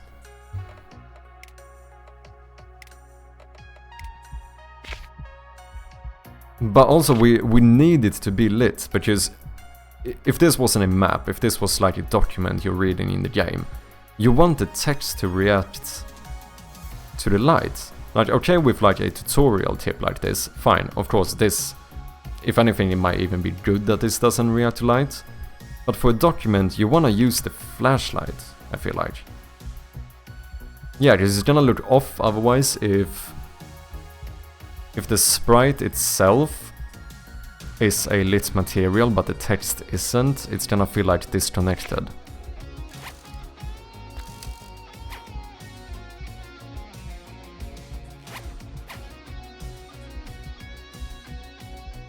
And now, I mean, I can't open my dev tools without getting a bunch of errors. Not only that, I can't even switch scenes, can I? I can go to the menu, but if I go to credits, boom, we get errors and the game breaks. And something because we are missing...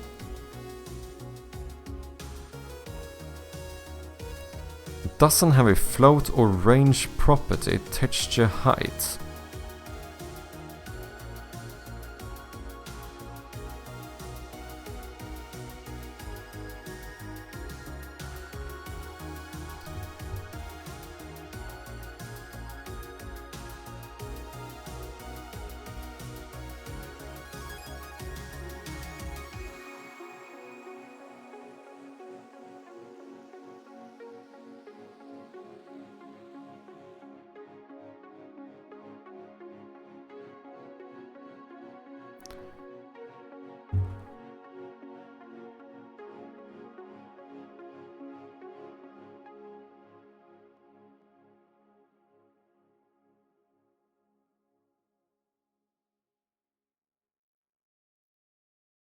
Oh, this is why you set the outlines and stuff. So if I actually...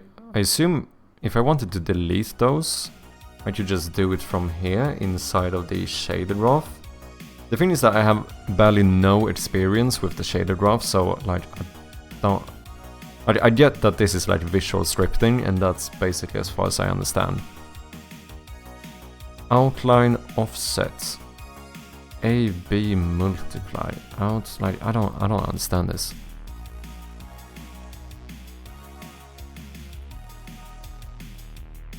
But the issue is that the shader doesn't have a float or range property called texture height. Which I suppose these are the properties. So what,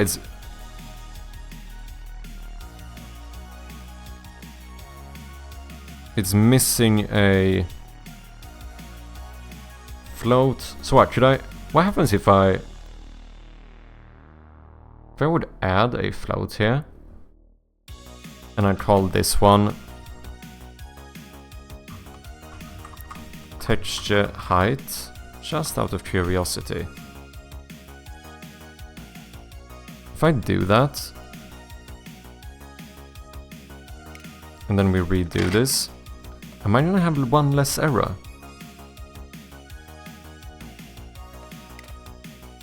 No.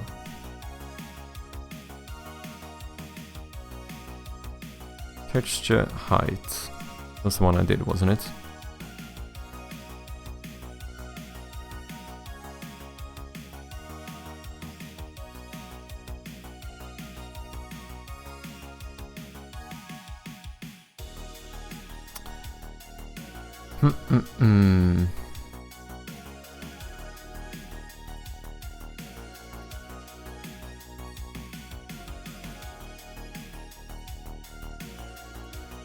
Mode.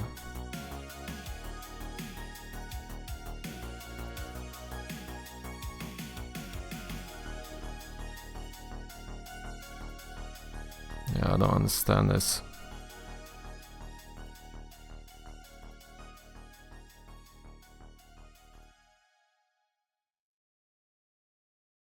I wonder what ChatGPT would say about these error messages.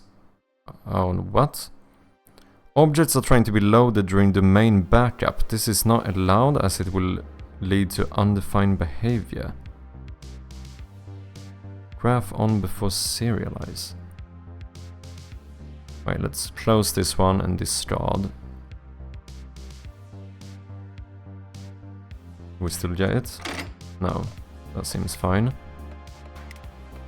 Credits. Boom.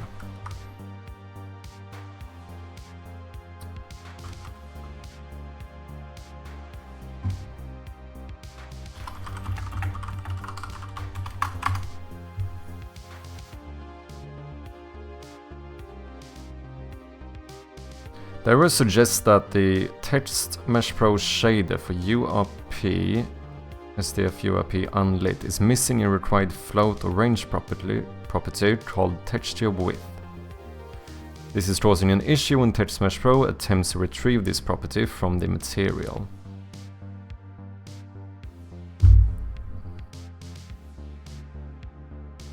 Oh, might be using an incompatible or custom shader that lacks texture width.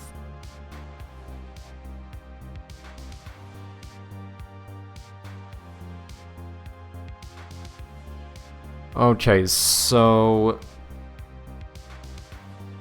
what about the lit one? Does that one have it? Or is it only the unlit one I get errors for? Unlit, unlit, unlit. Let's clear this. Let's go into game. Because yeah, maybe that's it then. Maybe I'm just doing an incompatible material with the certain font. Yeah, unlit, unlit, unlit.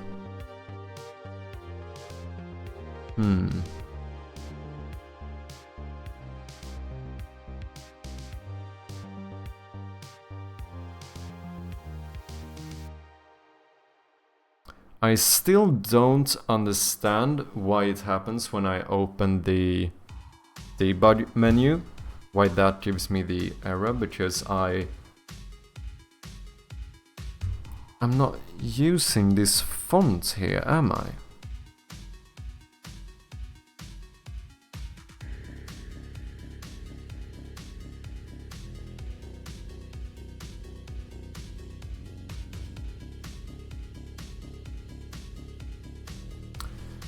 I don't know, this is beyond me. I don't think I'm gonna commit this unless I get this to work. Suppose this is one of those times where you are happy to have version control.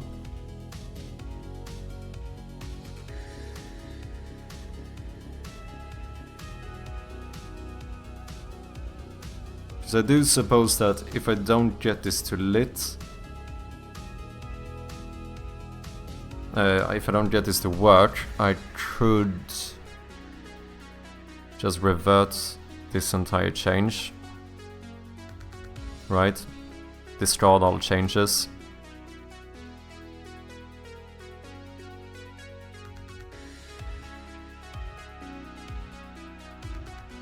The issue though, like I said before, the issue is that it doesn't solve the long-term problem. Because at some point, I'm gonna need to have lit text objects. But it does seem like this introduced a lot of issues.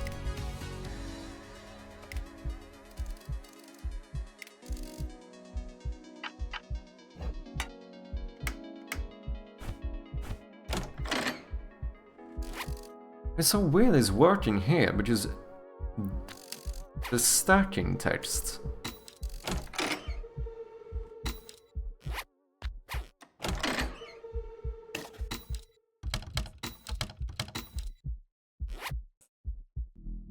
uses that font. And as far as I know, it even uses the unlit material on it. And that works fine. But I get an error for it somewhere else.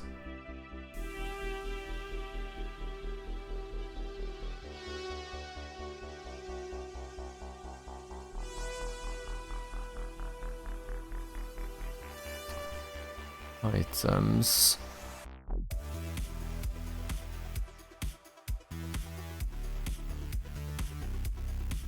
What was I gonna check? Items, inventory item.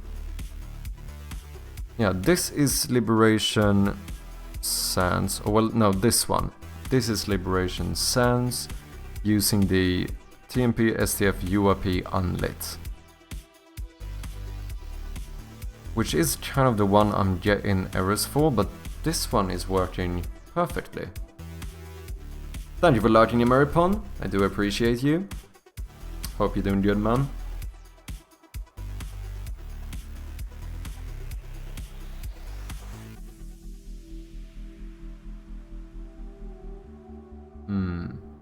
Start in the morning, nice man. Good morning to ya.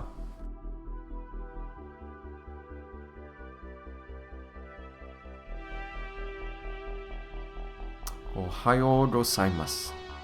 Right? But yeah, I don't... Yeah, like I said, if I can't fix this, I'm not gonna dare to commit it. I mean, I suppose I could even commit it, right? Because I can revert changes from here as well, undo commit.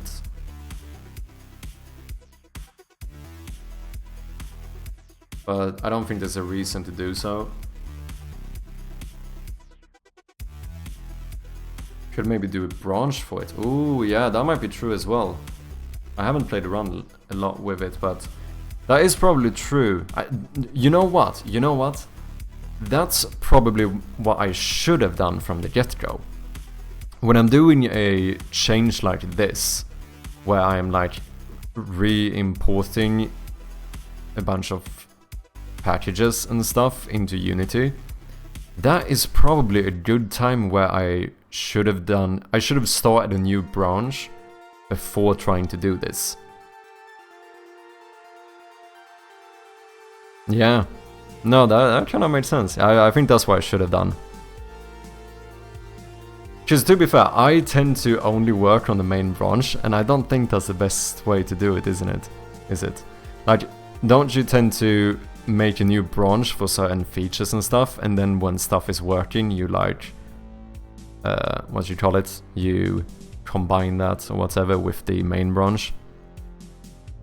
What's up, Brainerd Games? How you doing? Sup, Chicken Man? We are having struggles. I'm trying to get lit Text Mesh Pro objects to work, like Text Mesh Pro text with lit materials. And I had to install a pre-release of the Text Mesh Pro package, and now like everything is breaking. Not sure how it goes when you wanna merge and stuff. Yeah, that's the term I was looking for, merging. But isn't that like how people tend to do it? I feel like. Whereas me, I always just worked on the main branch, which I feel like is maybe not the way you're supposed to do it. Just even here, even in the menu, this is acting weird. Like the new materials is like reacting to alpha changes in a different way, where you can clearly tell that the logo and links fade in a lot quicker than the buttons do. But this is all done using DoTween with the... It's that same thing we do. Fade it into 1 during 1.5 seconds, each one, with a 0.5 second delay. But when you look at it in practice, you can clearly see that the text fades in later. And I'm quite sure that happened after... Did I already have that in the build on Steam? No, I don't think so. No, because on that one I think we opened it... We fade these in first.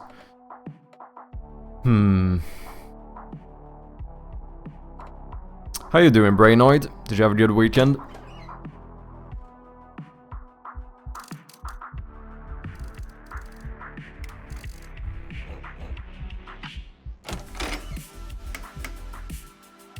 Boom. And here as well, it's still this. I feel like this is something weird as well. Something with the material doesn't seem to be fully functional. Because it becomes all pixelated and stuff. What color space are you using? No idea. What do you mean color space? Weekend was decent, I survived the hangover, not bad, man.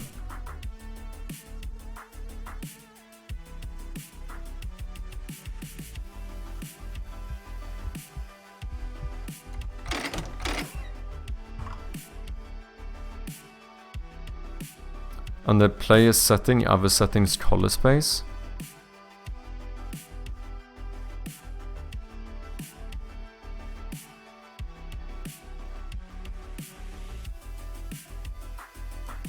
Color space gamma. It's set to, apparently.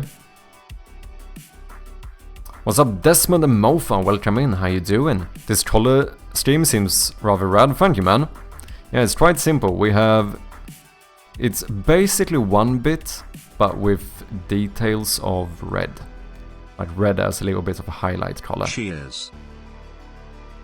Cheers, Iris.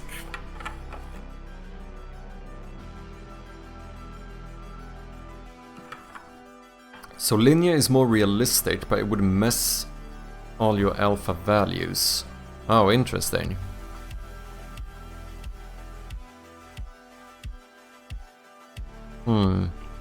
Might be something to test. But I don't think that's the issue here now, since I've never changed this. That this is what I've always had, and this was working before. I mean, all of this seems to... Like, all of my issues I'm currently having in the game stems from the TextMesh Pro package, right? All of the errors I get has to do with the materials for them.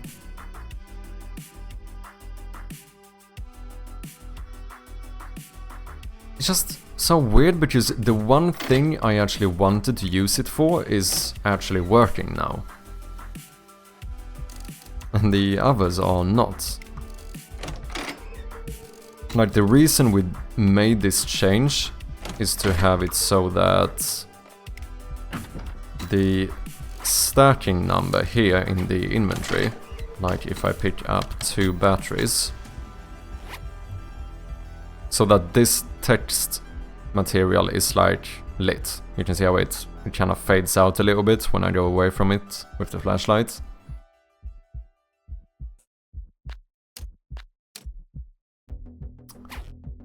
But then, now I have issues with the other texts, which are not using the lit material, but there's still some issue there. But yeah, like I've said, at some point I'm gonna need to get this to work, because I need to be able to have like lit text objects in the game. For example, if you're reading like some document or something, you want that to react to the light in the game. Otherwise it's gonna look off.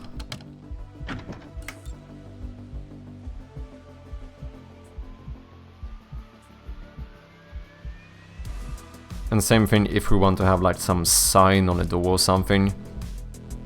We wanted it to say like basement over here. So those numbers are TextMesh Pro or UGUI. All of them are UGUI.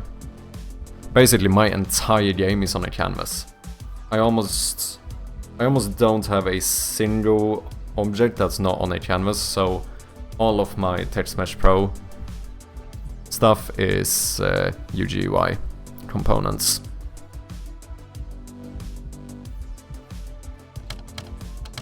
But then, like I said, the weird thing is that this is fully functional, but if I open my debug tools, I get a bunch of errors, and the game freezes on me. And it's so weird because I get a error that the Liberation Sands STF material doesn't have a specific float or range property. But I'm not even using that font here. This is a different font.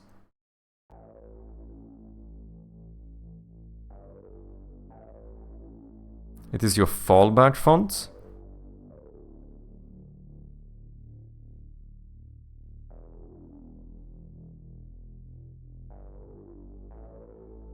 Oh, wait.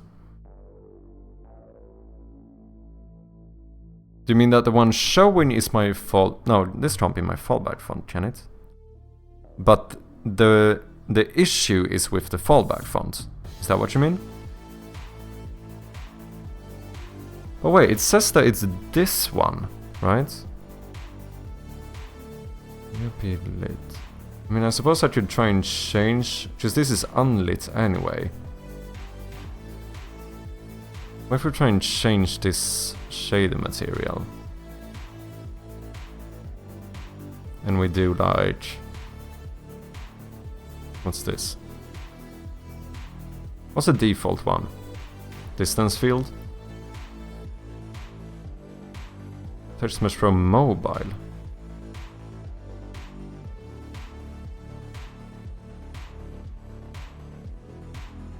Surface.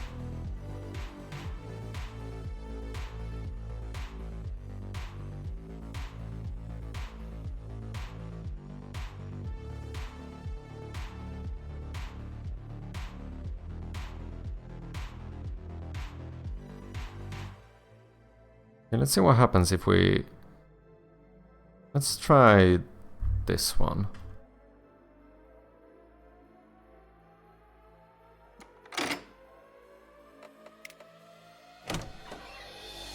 I didn't look at the fade in there in the menu now. Oh, but that one doesn't use this text anyway, so it shouldn't matter. Oh. Interesting. So now I can open my debug tools. But now the question is, since Liberation is the font I use here, yeah, now it doesn't work in my inventory instead. So why is that? I don't have... That's the weird thing. I'm not using this font in my debug tools. So why do I get an error in my debug tools but not here?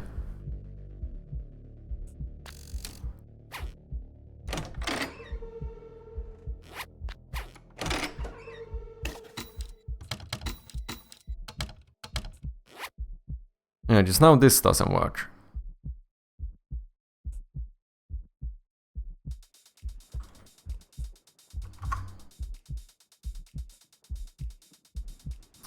There's Mesh Pro. And that one... Yeah, but this is the issue. This is the specific one I wanted to be lit. Which means... Oh, well, actually... Is it? No, this is the unlit one. Yeah! It's only the sprite lit I want, and that one is fully functional. The one I get errors about is actually the unlit version. Oh, so what if I do keep this one? Because now...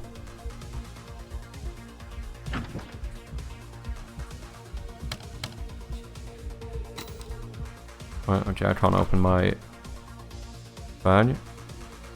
Okay, let's keep this one. Let's see. Maybe that's it. Maybe I shouldn't use the unlit one.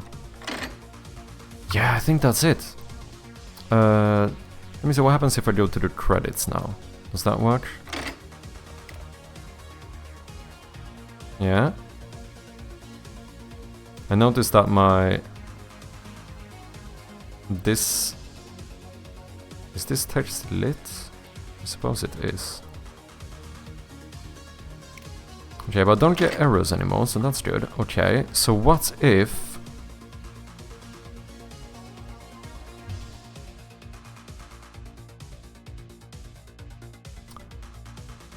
Yeah, maybe I did something unnecessary here. I was trying to add text objects that react to light, and when I did that, I think I changed all of the normal ones to unlit materials. But you don't need to be a specific unlit material.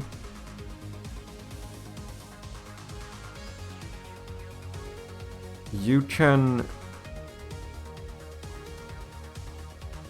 use the default one, which is...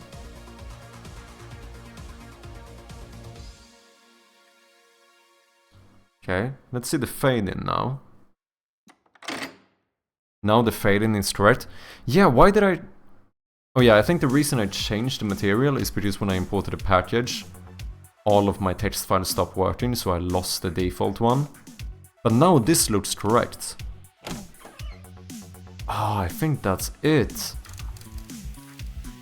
Now let's see here. If I go in here, pick up the back patch, lock this door, speedrun. Okay, now the issue is that the unlit one there is not looking right. It's too bright.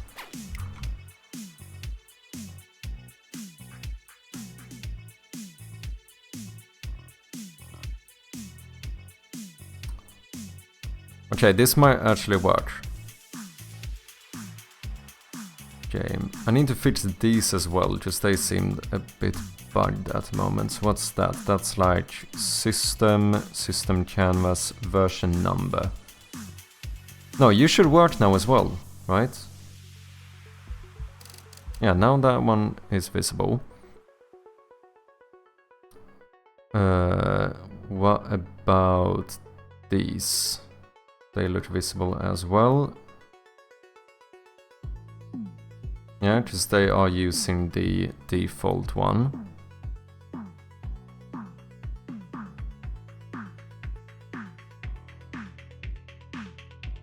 No, that's fine. Let's turn that off. Let's go to items, inventory item. Oh, this looks odd.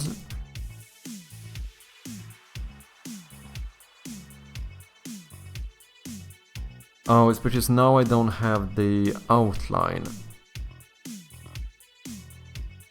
Do I? Well, the non-lit one has a outline, but that one...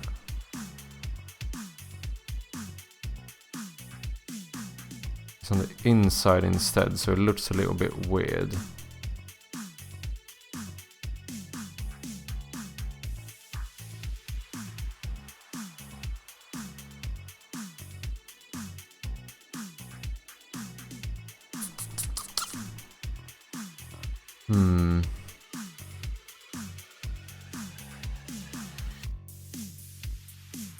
I mean, I do suppose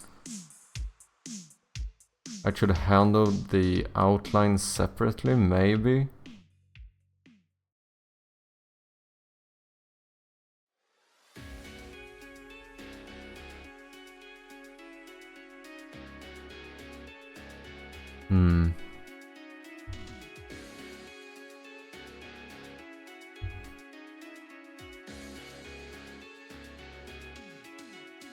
Okay, what we want to do is make sure that the unlit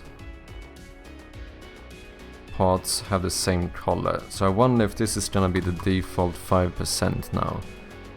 That looks darker, so that cannot be it. Let's up this value a bit, something like maybe even a little bit more. That looks about the same, doesn't it? And we enable these two.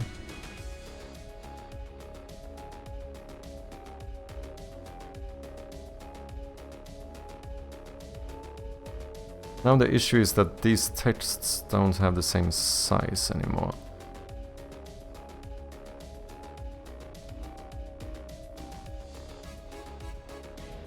So this is gonna look a bit weird.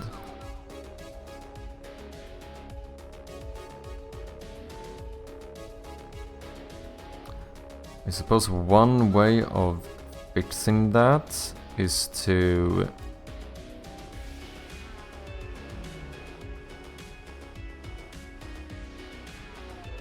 remove the outline from this one as well. They're still not the same size. Oh, is the material changing the size of it? Because the font size is the same.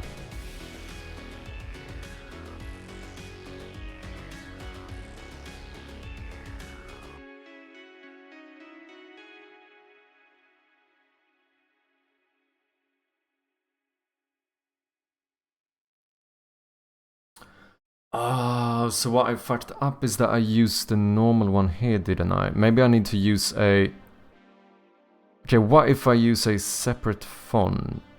No, just the error I got was still in regards to using Liberation Sands with the unlit texture, material, whatever.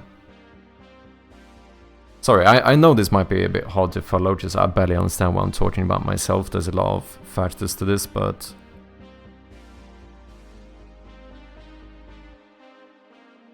Why do these look so different? It's technically the same font, but I think it all has to do with the font material. But this one needs to be lit. Actually, can I... Let me check this one, out of curiosity. Because the errors was always in regards to not having the... Yeah, this one doesn't have those floats that we got errors about either. Interesting. I never got an error for that specific texture.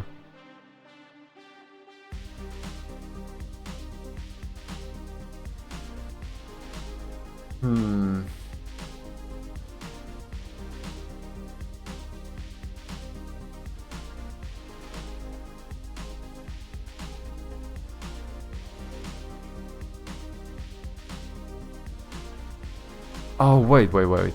I have an idea. What if we... Because what did we do with the lit material? We changed it from lit to a lit sprite. We never did that with the unlit one. Maybe that's why the unlit one doesn't work. So maybe one way of fixing this would be to...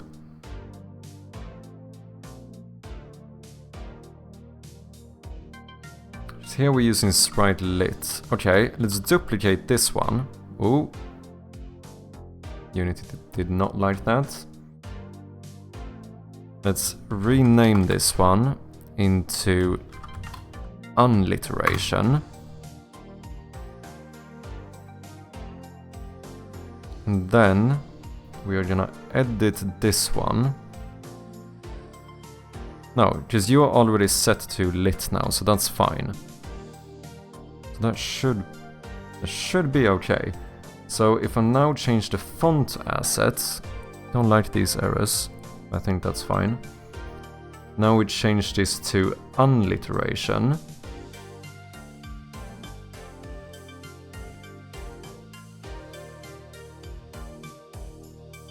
Now it disappeared. Oh no, I do need to change this. Yeah, no. Because this is sprite lit. I need to do... I think I need a sprite unlit. And then we save as sprite unlit. Okay, I think this might work. I'm gonna close this discard. We're gonna close this. Now for the non-lit one, we are gonna use TextMesh Pro SRP sprite unlit.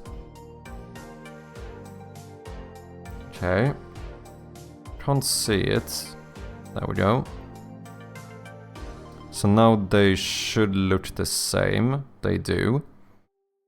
Now we turn off the lit materials. And all we need to do is to make sure that these are relatively the same color.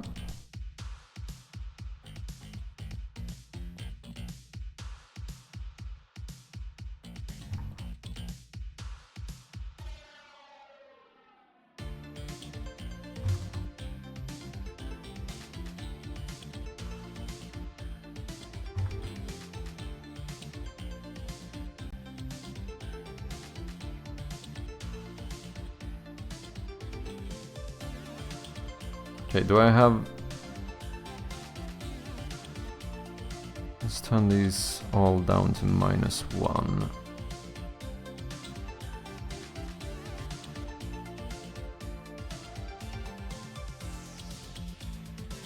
Emission. I don't know what that does. Oh no, what I actually want to do is turn off the alpha value on all of these.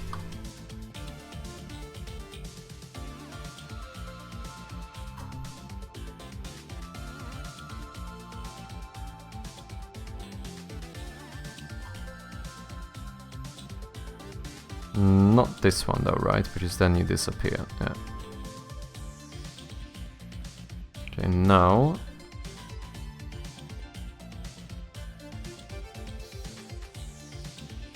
close enough. We activate these. Let's copy your position, and we're gonna paste it here. Position, boom.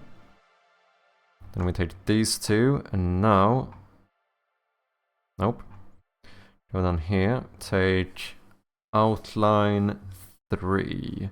Actually, wait, yeah, that one we do want to have an alpha value for.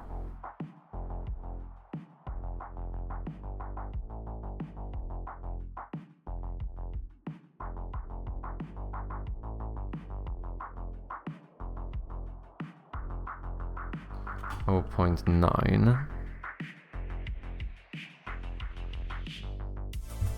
0.9.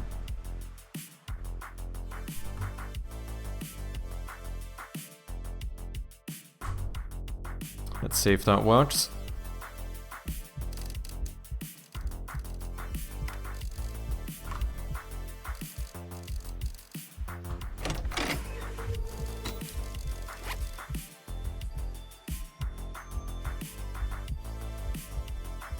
Okay, the numbers look slightly brighter.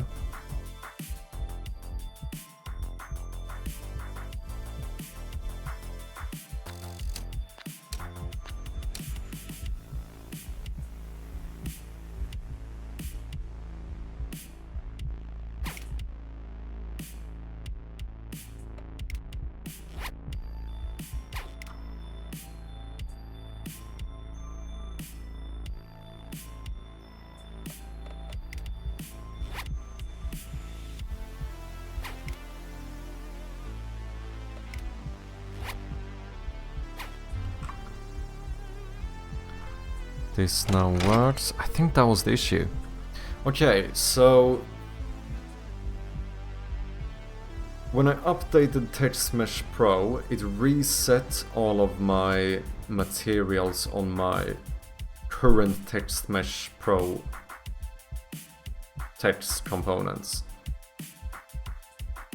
And then I changed all of those to unlit because that made sense, but since unlit was the one that had the issues, that's why it didn't work.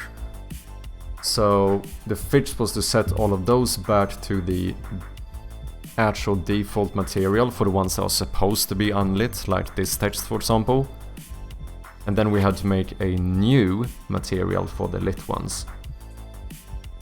Am I still going crazy? I feel like there's a little bit of a tint to these. They don't look like it's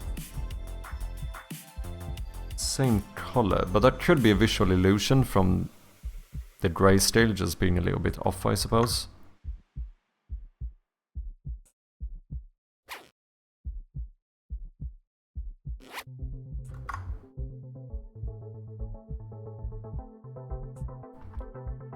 Yeah, when I zoom in, it does look fine. Oh, no, wait. No. It definitely turns more blue when you zoom out, right? Am I going crazy here? Let me quickly check on another monitor. I think it changes. I wonder why that is. Okay, let me go back. Let's go to... Okay, let me just do everything in the game to make sure that we don't have one of those errors again. So let's skip this one. Let's go into the different settings. Everything seems fine. 30 batteries, damn. Yeah, we're starting up here. Let's open this one. Everything here seems fine. We can enable the text.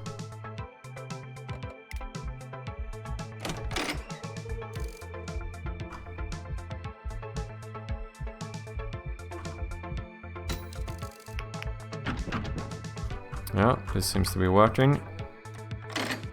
We already checked the settings, so really the only thing is the credits. Oh, I like the new tutorial buttons. Nice, man. I'm glad to hear so. Yeah, I went with the idea you had. I literally just removed 1 pixel from them. Moved the lines 1 pixel over or whatever.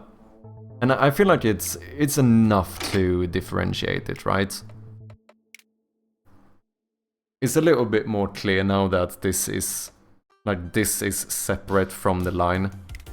Because I do agree, like, when you said it after playtesting, it was something I had noticed as well. When I made this, I was like, I do suppose this could be misinterpreted a little bit as a big slider.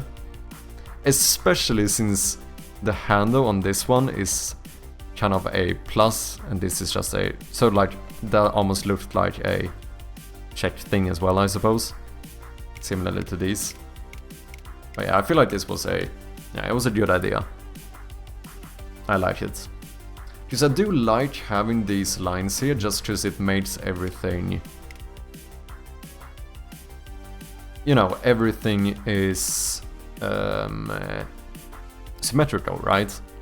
Because when I remove this fully, I feel like it looks very asymmetrical, which kinda grinded my gears a little bit.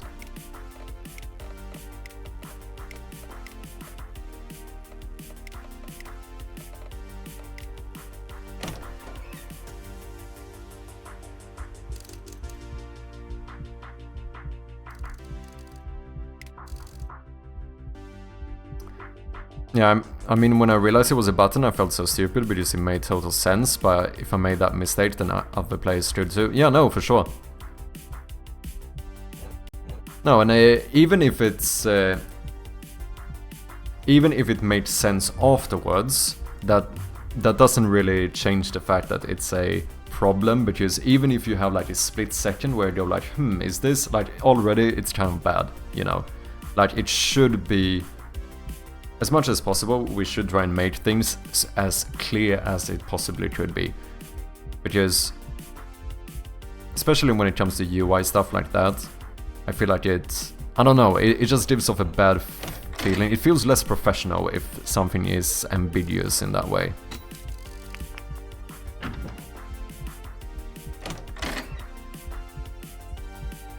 You know what we could do here, potentially?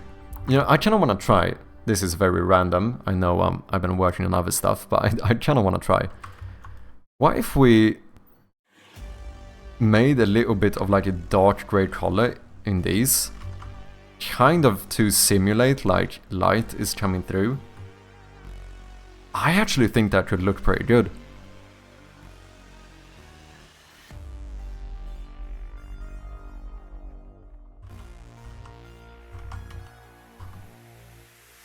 Right?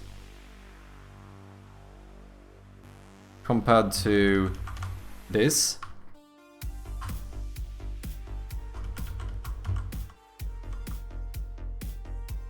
It looks more like a window, doesn't it?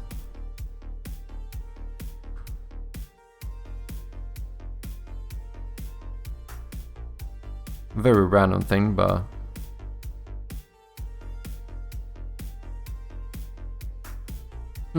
Let me see how it looks in game. I just realized now when I looked at windows, there is something about that window that's been feeling a little bit off. Gives it more depth. Yeah, it kinda does.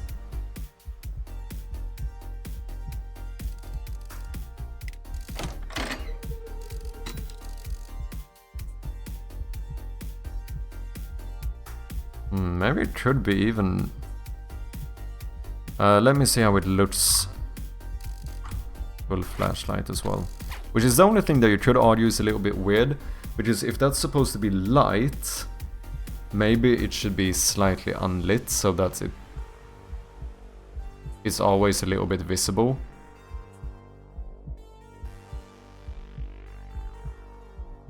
But yeah, I don't mind it. It does definitely add a bit of depth to it, I feel like. Yeah, because it kinda seemed more flat before.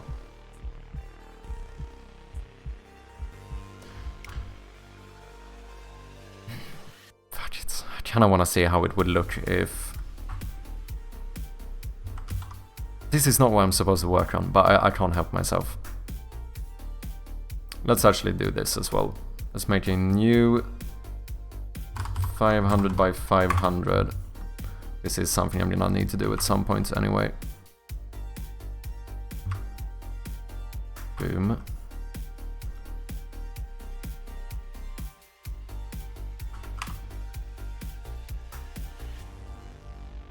Wait, how do I want to do this? Oh, you know what? I should do this. We remove these.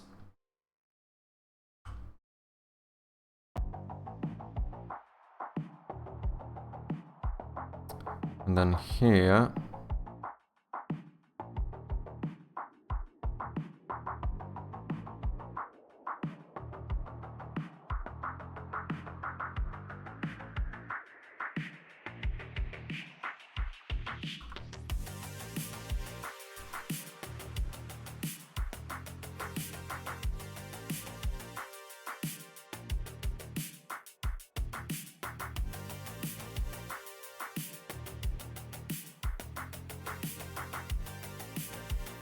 Oops.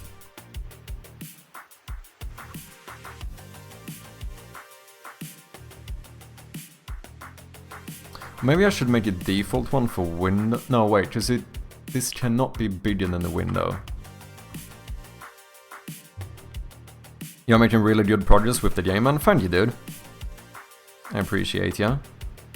Now, I feel like during the last like weeks or so, I feel like we've actually been making a lot of decent progress.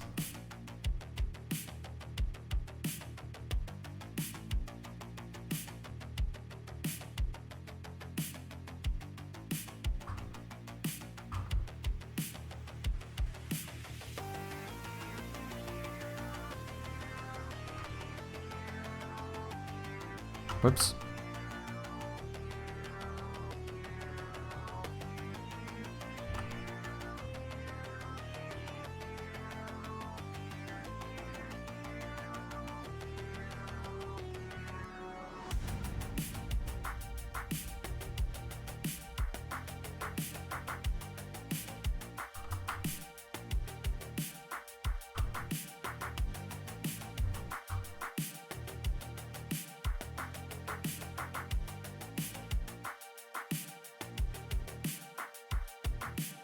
Let's just do it like this for now. Maybe we do it a little bit brighter. Should I? No, let's keep it like this. Save as. Let's call this something like... Oh, I already have one called Room Details, do I? Wait, Room Details? What's this?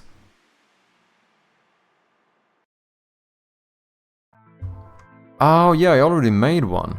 It's the blood thing. Oh, I forgot about that.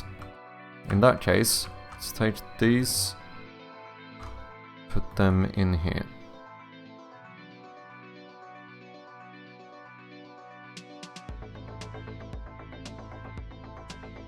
Boom, save.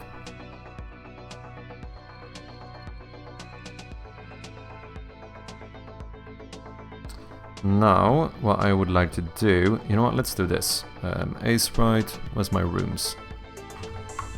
Watch this window, I don't want you here. Because the plan is later that I'm gonna put all of these like cracks and spider webs and stuff on a separate sprite sheet anyway. So then we can like more purposefully decorate each room with these little small things. Rather than me, for some reason, making entirely new room sprites each time. Doesn't make sense.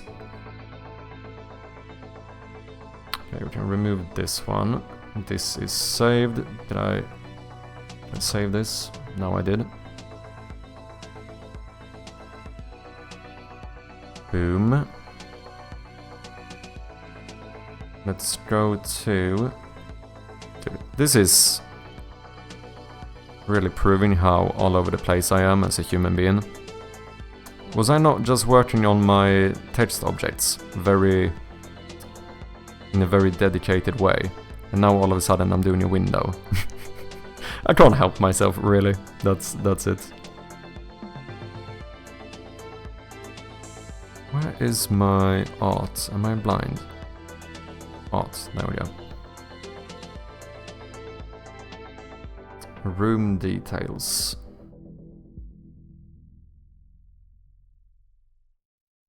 Oh, I opened the A-sprite file, didn't I? Yeah, I did. Save as room details, overwrite. There we go. What would you call this window?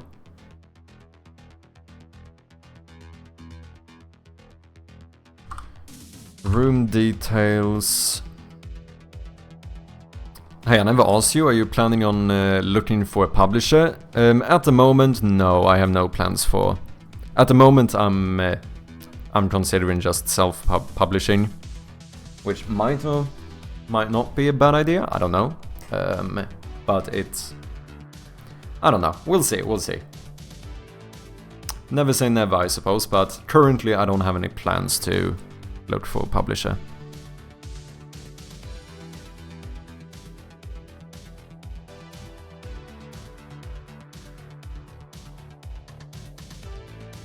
I mean, I suppose if someone had a really good deal and they wanted to publish the game, yeah, I might be up for it.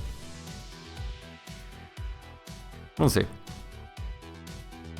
But currently the plan is to self-publish. It's a room details window.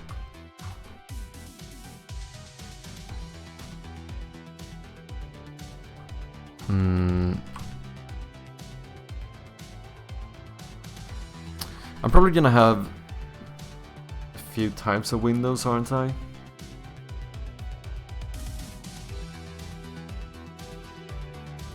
Let's just do window 0, and let's call this one room details window 1. We can always change this stuff later. Now, let's jump into room 1.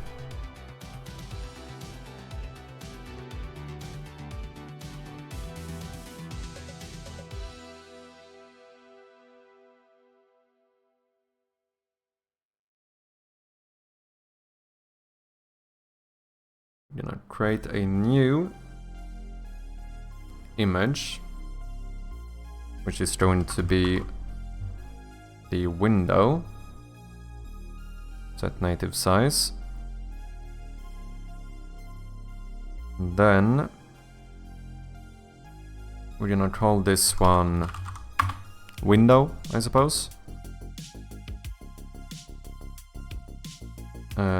This part. Oh no, I don't like this. What are you doing? What are you doing, cray? Chap, I'm just gonna clear those errors and pretend I never saw that. It's fine. Okay, you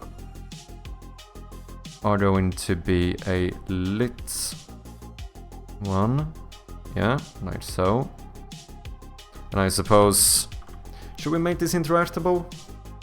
Should you get a little sound effect when you... I don't know, I've been considering more and more if it's unnecessary to have interactable items that doesn't do anything. Like, if all the thing does is to play a sound effect, is that an unnecessary detail?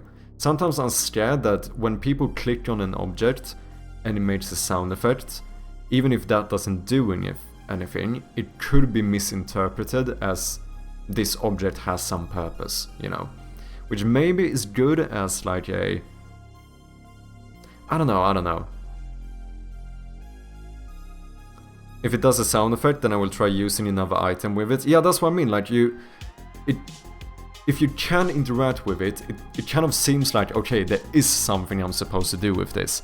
But a lot of the time, like this window, you're not supposed to like break this window or anything. So maybe it's unnecessary making this a interactable object. I think there is an argument for it. If you check the game jam version versus the current playtest version on Steam, I have a lot less items that are actually interactable. Because in the game jam version, like every shelf, every table makes the sound effects. But I don't know if that's worth it. I actually, yeah, I'm not sure it is.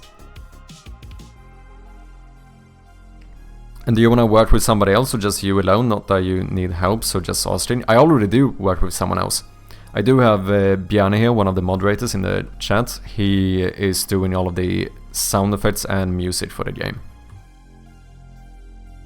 So we already do have a little bit of collaboration, but so far no like publisher or anything. But what if I have an egg? Can I do something to the window with an egg? Maybe you can edge it. should we make that a thing? Maybe.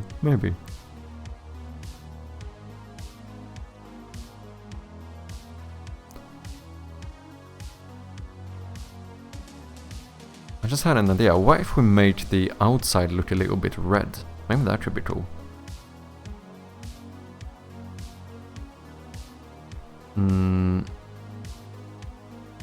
Now I get why you have cool sounds, indeed. Wait, was that a burn? You little bugger? I'm messing. Let's see here.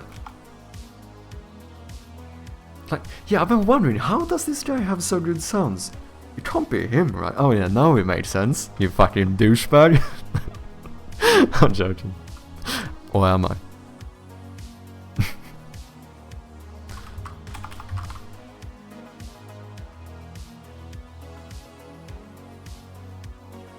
Oh wait, this one needs to be behind, right. You need to be behind that one. And we're gonna take these and make a empty parent. We're gonna call this one window. We're gonna call this one outside. And this is like, I don't know, window frame or something? I don't know what you would call it. Let me get my pixel grid. I've been thinking maybe I should do it so that I have an editor script where I can do a command on the keyboard to enable and disable the pixel grid overlay. Should be pretty nice. What height do you have a window at? I mean, I suppose it should be closer to the ceiling than it is to the floor. Maybe something like this. Yeah, that kind of looks right.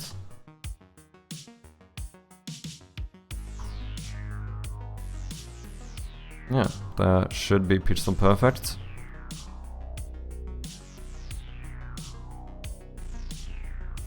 Now, I just want to say, what happens? Oh yeah, look at that! Is that not pretty fucking cool? Bjarne coming in as well. Each time I'm creating a little game for uni, I can't find good sounds, and I was wondering where did you get yours?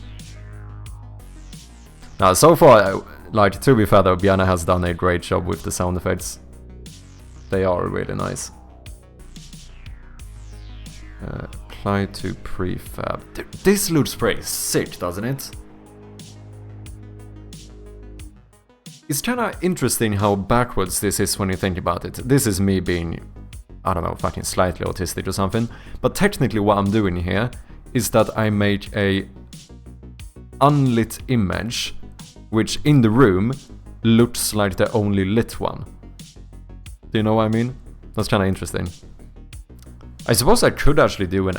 No, that would be weird. I can't make a light coming from here, because that's gonna light up the window frame, which might... I think this is gonna look better. Looks fantastic. You can make some storm animation. Oh yeah, it could be interesting having some movement going on. Yeah, maybe. Gotta go, man. Good luck with the rest. No worries, Vinny. Thank you very much for dropping by. Always nice to have you here, man. I appreciate you. Rain. Ooh, yeah. That's a good one as well. And that we could even do... I mean, I could even do like an A-sprite animation, just having a few pixels falling, you know? Rain could be a real vibe, yeah. Bjarne would do a little rain sound effect. That could be kind of cool, actually.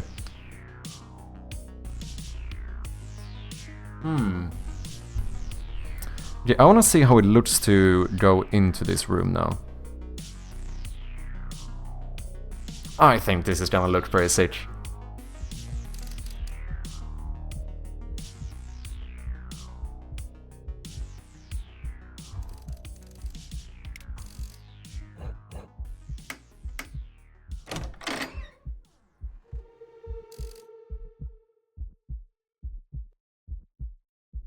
That looks pretty nice, doesn't it?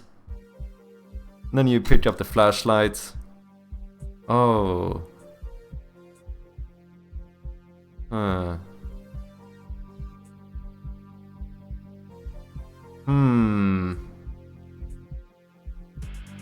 That looks a little bit weird.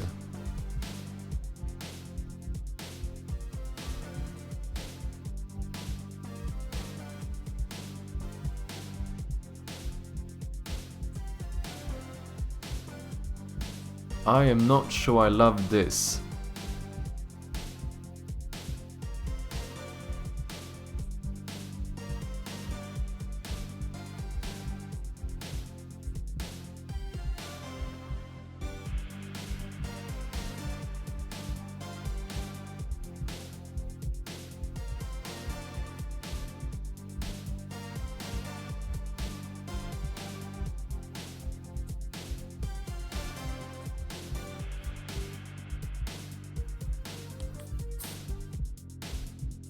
I feel like there's too much white that fades in here that it ends up looking a little bit weird.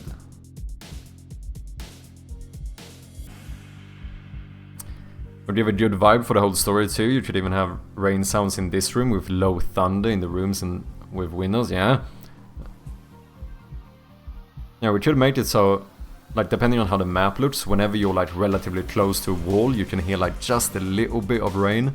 And then maybe when you're in a room with a window, you hear more of it, and so on. And maybe if you go like down in the basement, maybe you don't hear it.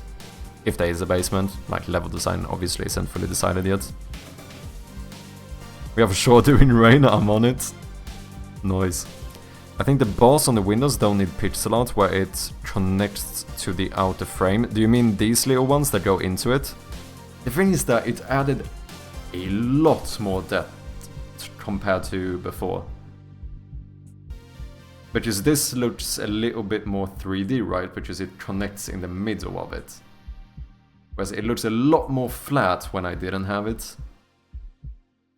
The thing is that I think it's a lot that is just so much white all of a sudden appearing. I mean, if this is lit though, what if we did... I have an idea that could work. What if we made a unlit version of the frame and always have that one like slightly visible, just as a test. If we in front of the frame do a unlit frame, but then we do like, okay, that's too low. Because if there is light coming through this window, you could argue that maybe that would light up the window a little bit. So we just do something like this.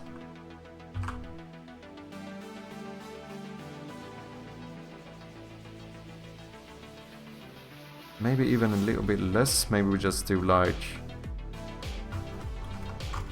10%.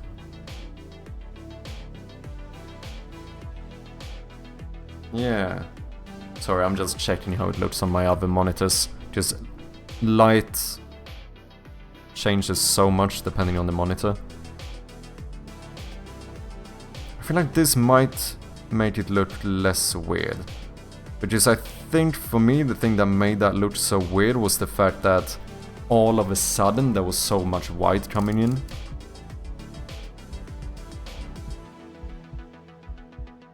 If that was supposed to be light, wouldn't it be coming from one side? Rather than evenly on both sides? I suppose, maybe, you're right.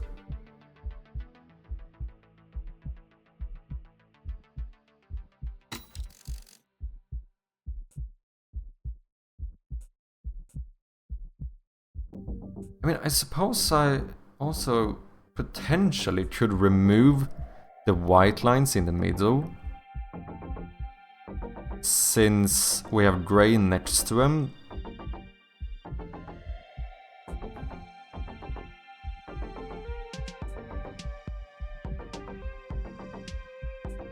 Yeah, I definitely feel like this looks better, but just before going from fully black to all of these like white outlines felt like it was too harsh of a change.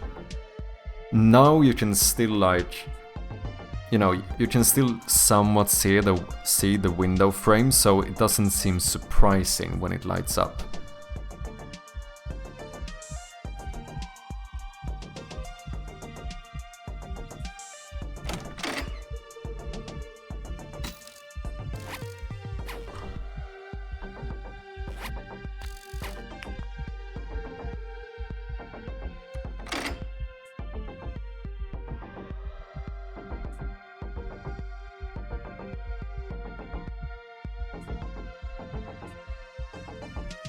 Yeah, I think that's very nice. It definitely makes it feel a lot more like there is an outside. Do you know what I mean? Just having that slightly old light coming through. Is it too much light? Should I make it darker? On my monitor it is pretty dark, but on my other one it seems kinda bright. I said it depends so much on the actual monitor. Uploaded a rain loop. Noise. Can you low pass sound in Unity? Define low pass. Me every time you ask me something. What's a low pass? Oh, is that to make it sound darker? Kind of. Looks good on Twitch stream. Nice. Let's keep it like this for now. With the film grain as well, I kinda like it.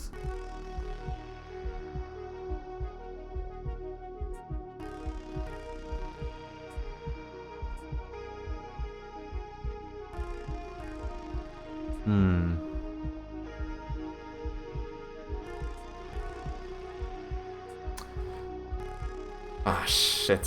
So many ideas. Should even make it light up a little bit if there's like thunder. That would be a little, I suppose, maybe a little bit more difficult, but I mean, not too bad to be fair.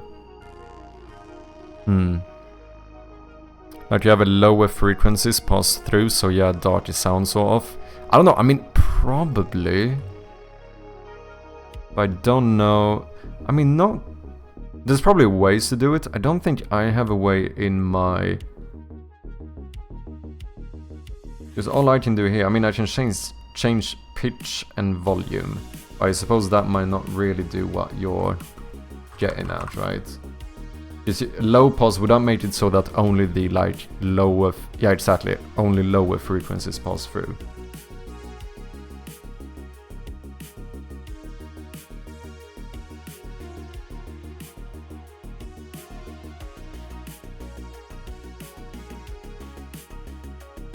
Okay, let me do this for now.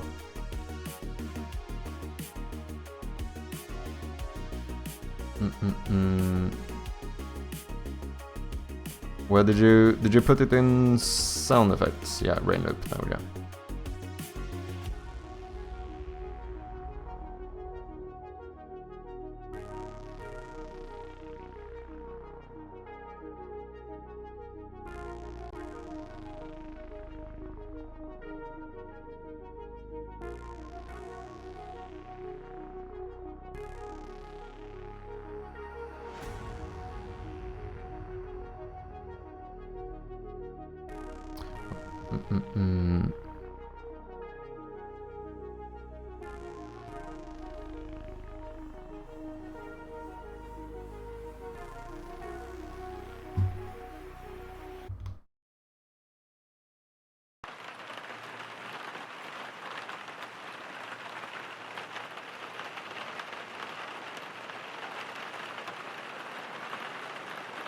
Nice. Okay, wait, where should I put this? So this was a loop as well, you said, yes.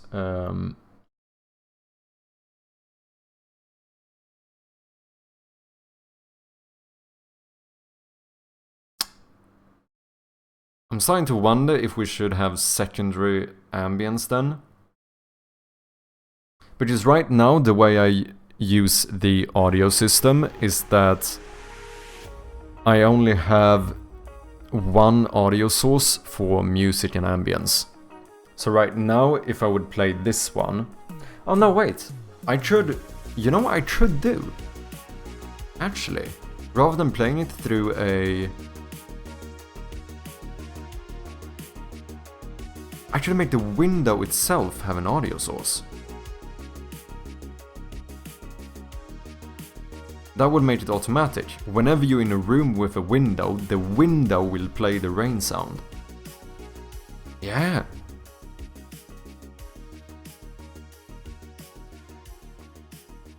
I think that should work.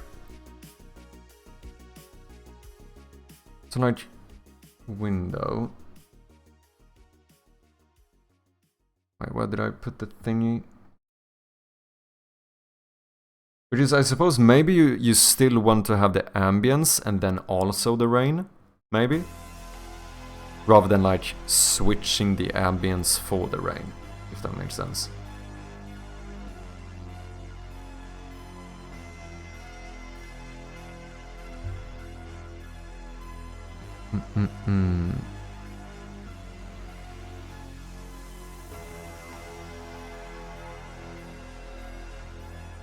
Low pulse in combination with lower volume would be good for making it sound further away.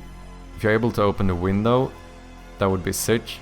I low pulse the sound, and if we open the window we can remove the low pulse sound. And it would be very immersive, I think. That is true.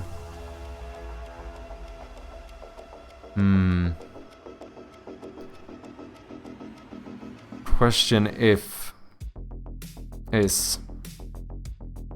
it makes sense for you to open the window. Just that, you know, the general most likely story that we have here, right, is that we're supposed to escape this place. If we can open the windows, you could argue that wouldn't you just jump out of the window and then the game is done? You know what we could do, however? But it's too high, I suppose. So what, you can open the ones on the top floors but not on the bottom floor? Maybe.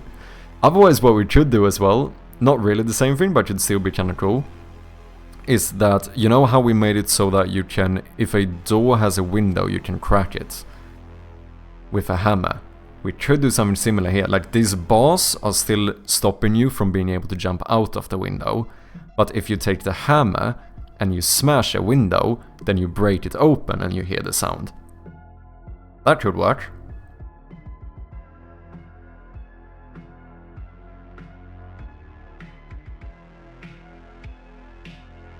In that case, I should probably make a... Let's make a child object here. Let's just do an empty one. We're gonna call this... rain...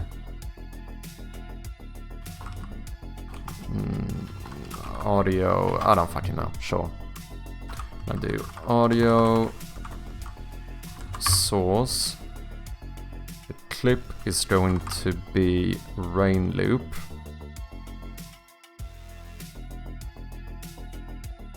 Output.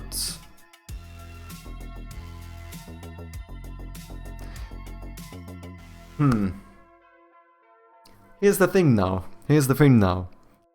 In this game currently, maybe I should change this. Currently in this game, I consider ambience to be music. Any type of ambience. Right now, according to the game, is considered music, as in it goes through the music mixer. But this seems more like a sound effect, doesn't it? But this is also an ambient sound. Maybe I should make another mixer. Maybe we should actually have 3 where you would have sound effects, music, ambience, and you can change the volume of each one. The difference is that since it's considered music, it plays through the music mixer. So if you lower the volume of music, you lower the volume of ambience. And also in the case of normal, the general ambience, I play it through what I normally play music, like the same audio source. The issue there is that I can never play ambience and music at the same time unless we make a track that has both ambience and music. I'm starting to think maybe I should separate this, where ambience is its own thing. So we have our own audio source for the general ambience, and in that case we might as well do a mixer for it, where you can change that one specifically. So you can have maybe low music volume but high ambience volume. It's really easy to do, so maybe might as well do it. You can do the low pass with audio mixer attenuation inside of Unity. Oh, can I?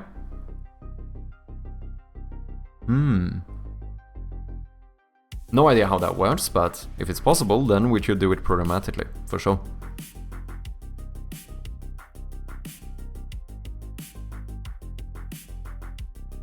Yeah, because at some point, I'm not sure, but at some point it is possible. I doubt that there's gonna be like a lot of music during gameplay.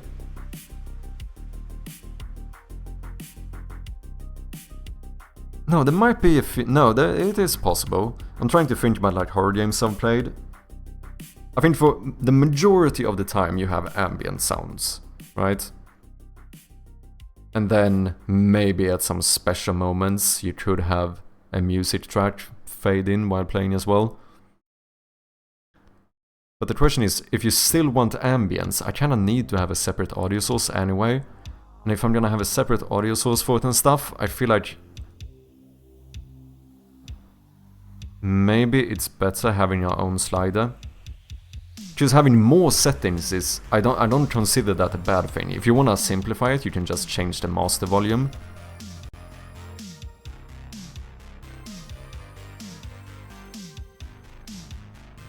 Yeah, I feel like it might be a good idea. I don't know how common, like what the most common thing to do in games is. I do know I've seen like ambience sliders in games. I feel like that might be a good idea. Okay, for now, let's consider this music. And then we want to play on awake, and we want to loop.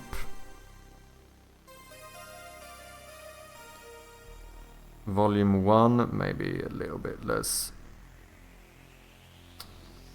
Theory pan. Oh, that's good as well. Because then we could pan it. If the window is on the right, we pan the volume so that the rain sound is on the right. I mean, that's pretty sick. Actually making it feel like a 3D space, you know? So how would you do attenuation? Is that... That would be through code, I assume. Is it? I don't even know what attenuation is. Oh, weakening.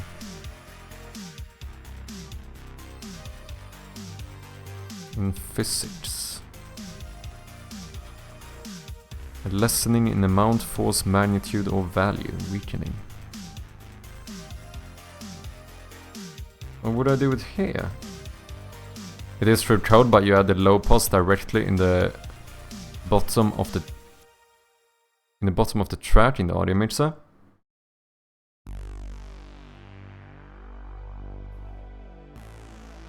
Wait, you add it in the bottom of the track?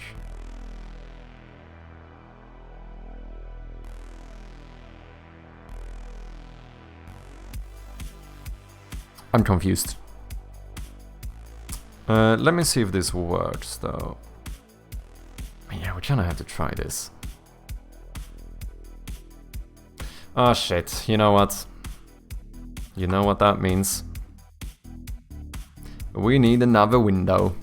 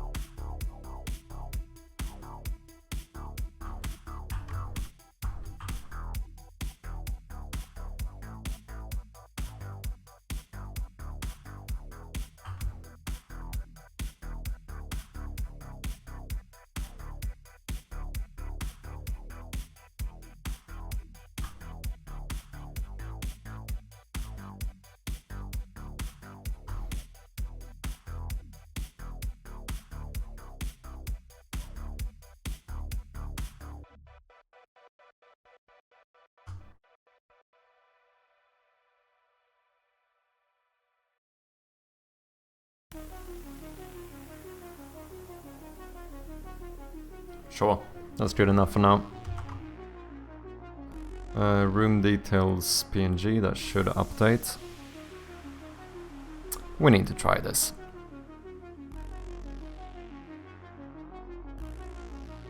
So now this is going to turn into an interactable item. Let's see here. Room details. Move this one here. And then we go boom. Let's change this one to 0 RD window 1. Apply. Window. Okay. So now we have the...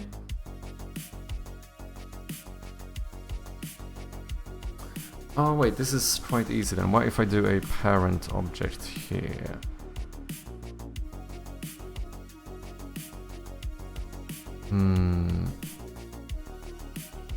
No, wait, this one could be child object of you.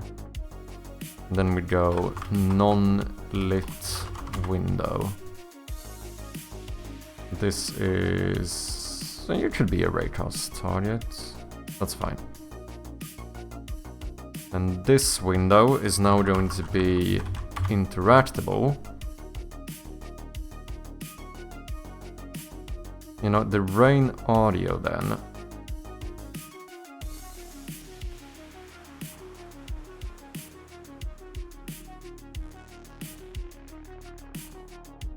Okay, for now, let's try doing it the...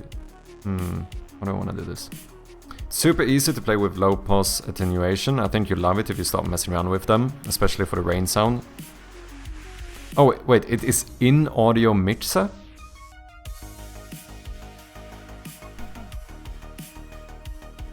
Oh, attenuation.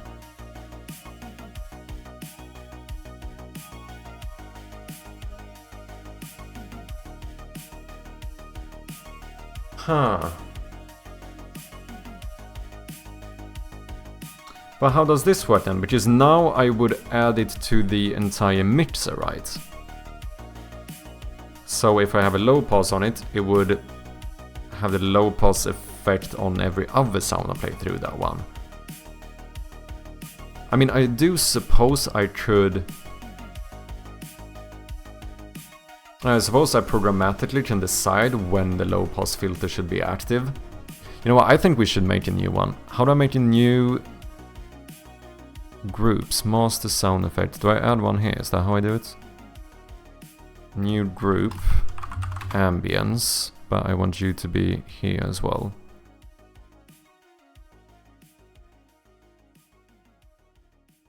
Actually, I think I want you to be like this. Music, ambient, or sound effects, ambience, music. And then... so for now this would be fine, because this is... low pass simple. Low pass. Which one should I use? Low pass? Cut off frequency 5000. Resonance 1.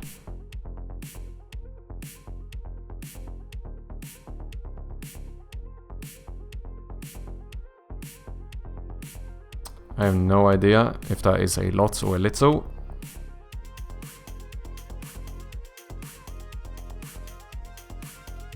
But then my question now is... yeah, is there a way to programmatically decide when the low pass filter should be playing? Because this seems like... allow wet mixing because a higher memory usage. Bypass. Oh, you can choose when to add the effect as well. Interesting. If you want to do it in like a specific order.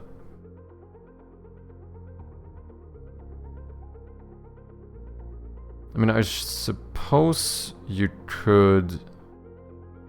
oh yeah, because you can expose these to script, right? I can't expose the entire effect. But I suppose you theoretically could change the cutoff frequency and resonance through script to make the low pass basically not exist, if you want to.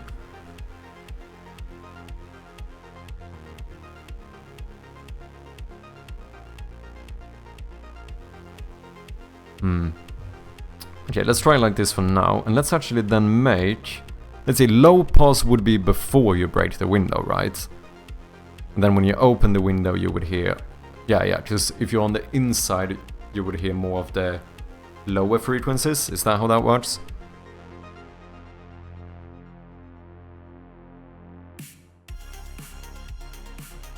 So in that case, it is okay.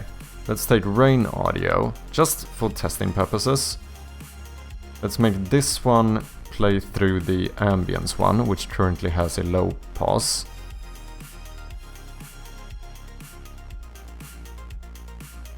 And then we are going to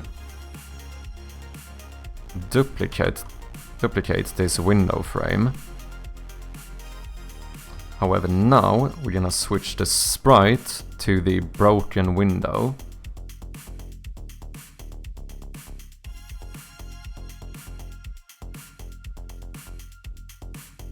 And we're gonna change this one to instead play through music, which does not have a low pass. And then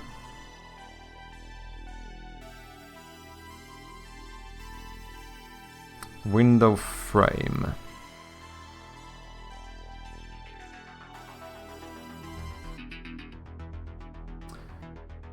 That would make it so that you have to click on the actual window frame. That's a little bit annoying.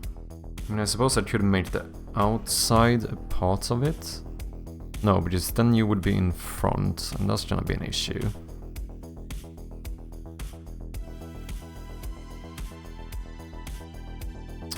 Oh, I see. So what I do is that let me do this. Boom, apply all, open this one. Window. Okay, I know how to do this. That one is already low pass though. I uploaded one that isn't. Oh, okay. Okay, so then I can just change the... And in that case, at least currently, we don't need to... What am I removing here? Yeah, that's fine. We don't need to have the low pass here. So then we instead switch the sound effect when we open the window.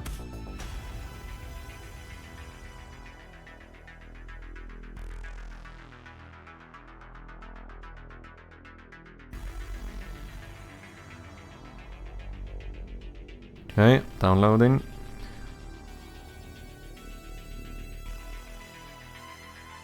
Why can I not change the order here? I don't want you to be part of this one anymore. Oh, there we go. Then I want all of you to have an empty parent, which we are going to call sure, window. Yeah, that's fine. Now we have the outside window frame, non-lit window, and rain audio.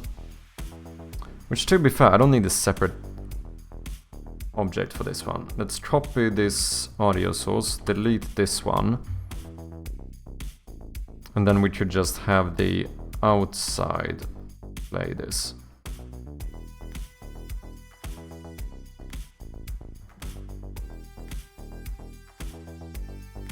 Right, so through the ambience output, that's fine. Then we do the same thing here. We remove this one. We go boom. Copy the outside. We make a new parent object. Paste as child. Put outside behind. We call this broken window.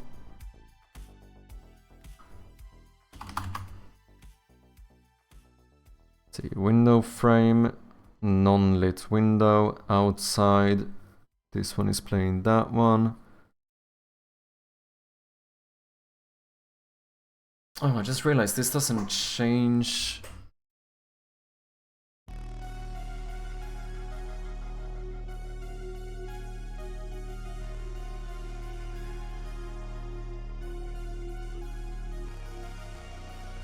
I should not have made the outside be a separate object, is what I'm realizing.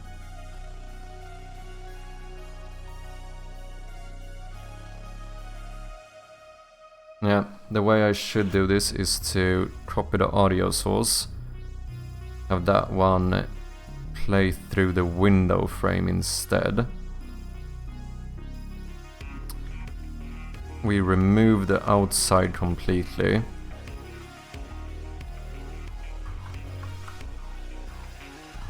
And then we have that be part of the actual window.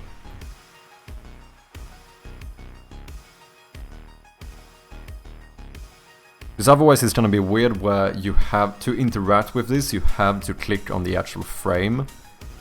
And if you click on the window, it's not gonna work. Which that would feel a little bit weird. Because in reality it's the actual window you're smashing, right? No, wait, I can't do it this way. Fuck, because the outside needs to be a non-lit one. Fuck. That doesn't work either. Okay, who cares? Let's not get too much into specifics here. Let's just make something that works good enough for now, and we can always polish it later. Okay, do I have the sound downloaded now?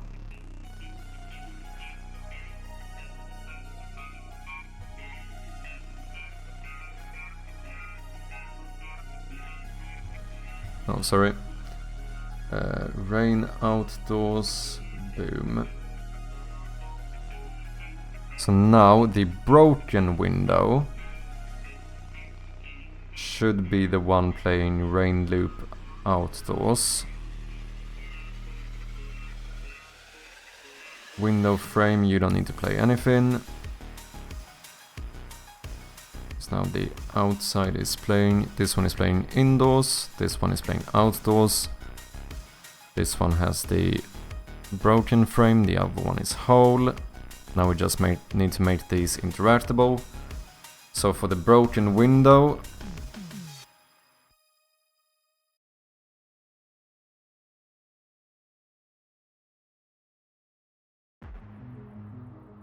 okay, I'm just gonna make the window, for now I'm just gonna make the window raycast alpha pixels.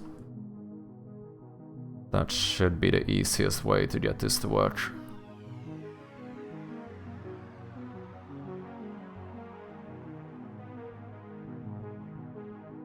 Yeah, I think so.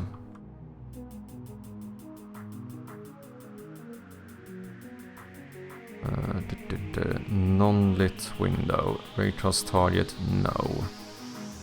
Same thing here, this one should not be a raycast target. These two, however, that are interactable, you should raycast alpha pixels.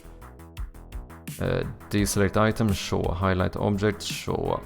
Always interactable, no. Always successful, no. Item interactions, we want to say that the... Oh well, it's only one of them I need this for. You know, it's only this one. The whole window should have an interaction with the hammer. So let's add a empty one here, where we say interaction hammer. What are we gonna do? We are gonna play sounds on click.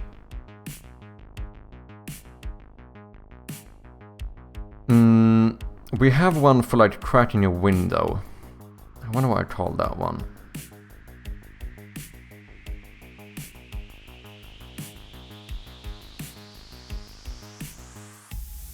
Well, that is actually the only sound effect I want to play. Yeah.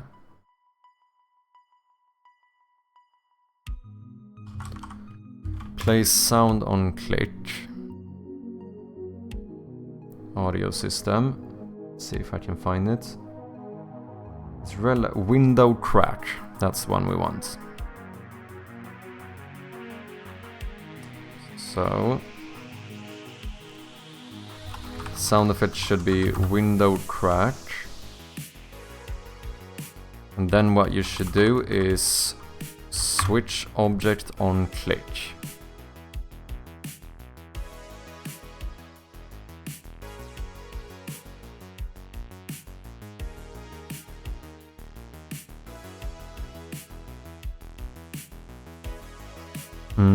Might have to do a new sound for that. Maybe. It is possible. I don't remember exactly how this one sounds. I should do the job for a second. Most likely. Oh wait, I need this one to actually disable the parent one.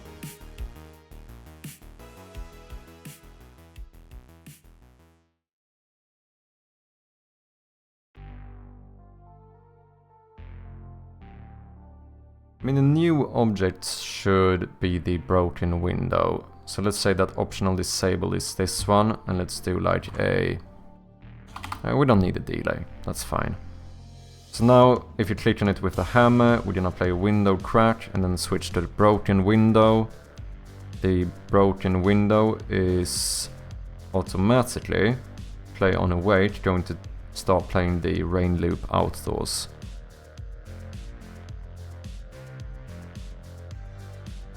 And I guess this one I might as well just make non-interactable. Window frame, you also need a default one, play sound on click. I guess the frame is gonna be metal, so maybe we do not metal now. Okay, let's see if this works. I have no idea if I set all of that up correctly, but if it is correct, then I think this is gonna sound pretty cool.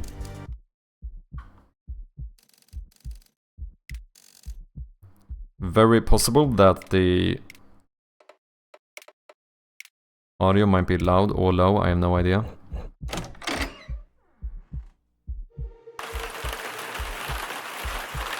Oh, it's already cracked. Oh, did I forget to turn that one off? Broken window, disable. Window enabled. Okay, but it did sound like it might have been a tad bit loud. To be fair, that could have been... Yeah, that was probably both playing at the same time. To be honest. But let's do 50% for now. Actually, I shouldn't worry too much about the volumes in general, because I know I'm gonna have to remaster the entirety of the game anyway.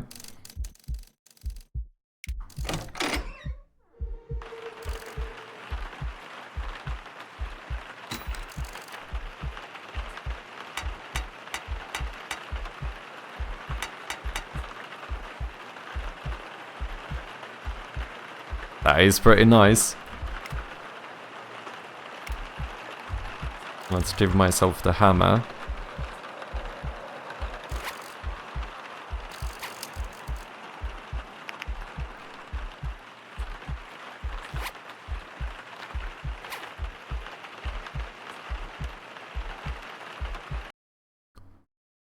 Whoops. Type not supported. Okay, why? Why would type not be supported? That was not what was supposed to happen, just so you know. Oh, I forgot to assign it. Never mind. If you use the hammer, we should do interaction hammer. Okay. Fair enough. Let me disable tutorial tips for now.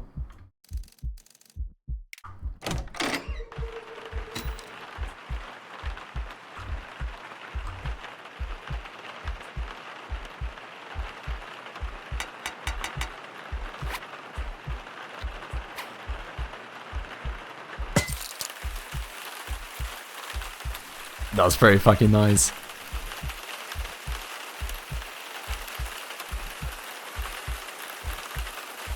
That's pretty fucking nice, isn't it?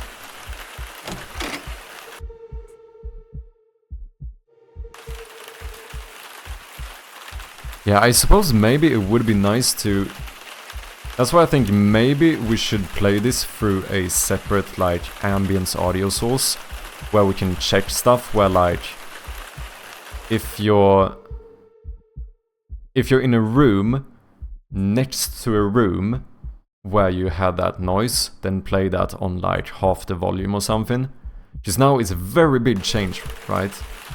Going from this, walking one room over, and it's completely quiet. Maybe we should have a little bit left here.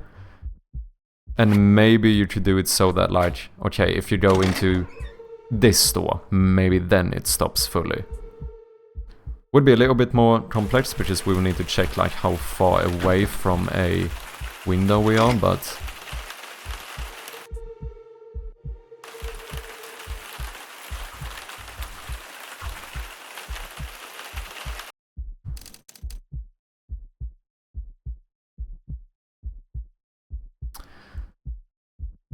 Yeah, it definitely does give atmosphere though, I agree. Even without the rain visual effect. Yeah, I think also the film grain kinda helps out here a little bit, because there is some texture moving around, you know. Which that kinda looks like far away rain as well.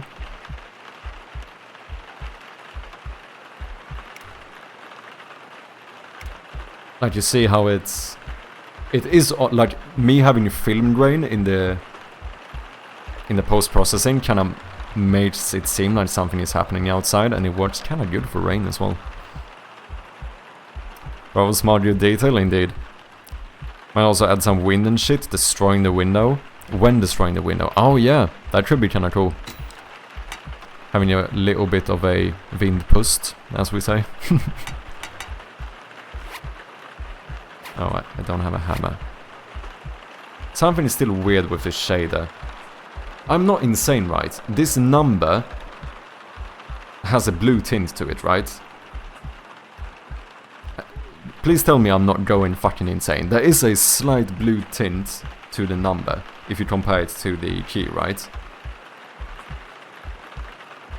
And say so, yeah. It is blue, thank you. I've been stressing on this, like, am I going fucking insane?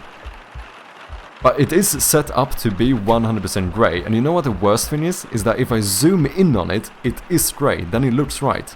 But as soon as it goes small, it gets like a blue tint on it. I need to figure out why that happens.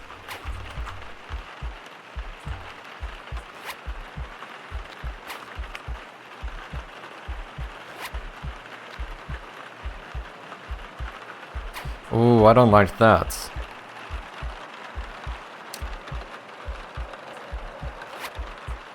Opening the bag fades out the entirety of the window. That's a little bit too much. Okay, I need to lower the opacity you go down to when opening this one. Because I feel like, although the room should get darker when you look in here, the window shouldn't fully disappear.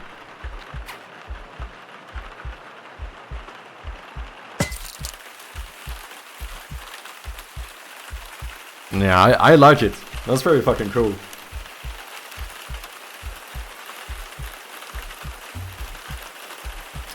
Vindpust, yeah. That's what you could call it. That's like a... I mean, I suppose a vindpust in Swedish is a quite... It's a quite weak one, I suppose. It's kind of like a... Damn, how would you say that in English? Oh, interesting. It's a gust of wind.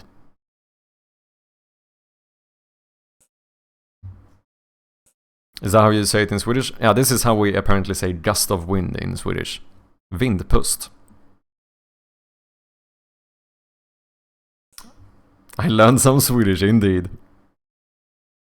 What is this recommendation? How do you say fart in English? Actually, is that... Okay.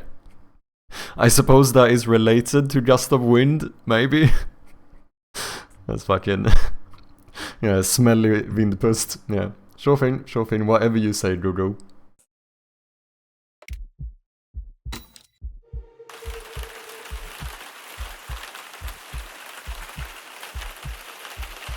Maybe you should still have a sound effect here, because now it feels weird to be able to not click on the window, just as you could do it before. Maybe not, because then people might think that they still could do something with it. I'm not sure, I need to figure out how to think about these like interactions and stuff.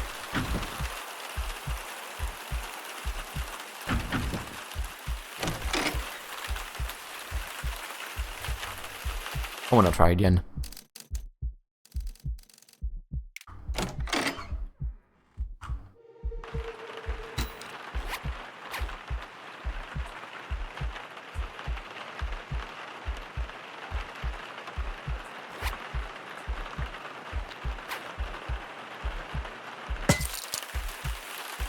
Yeah, I mean, that works pretty fucking good. My only Swedish word is håll käften. Yeah, håll käften. That means shut up.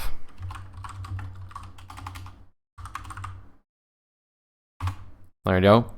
Håll käften. Little bit of a weird spelling. Might not be super intuitive, but it is indeed pronounced with a K. Ks can be pronounced in Swedish either as a k sound or as a sh sound. Both are quite common. It depends a little bit on the spelling. But yeah, in that one, it is indeed spelled with a K. To be fair, the sh sound we can do with a lot of weird spellings. You can also do TJ, also makes a sh, like in sha or tjena, which is like yo-ish kind of thing. Noise. I like the window. I like the window. I do agree that the rain also does add a lot to the ambience, the atmosphere. I do suppose that means that...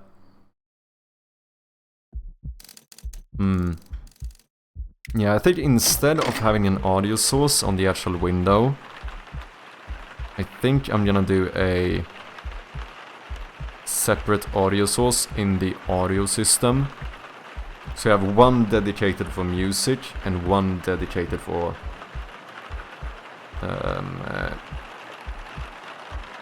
ambience. And then instead of these ones playing the audio source on enable, they would like on enable they switch the sound effect playing in the ambience audio source. I think that's the way I want to do it. And then I have that one go through the ambience mixer, and then I just add a separate slider here for ambience.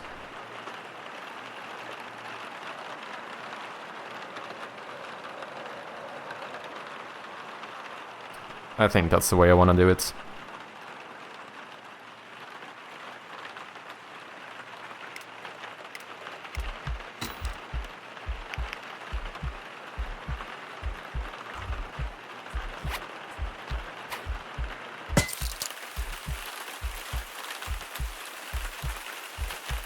Dude, you could go so far with details and stuff. You could even have a little bit of rain coming in through the window now, start to make a little bit of a puddle on the floor.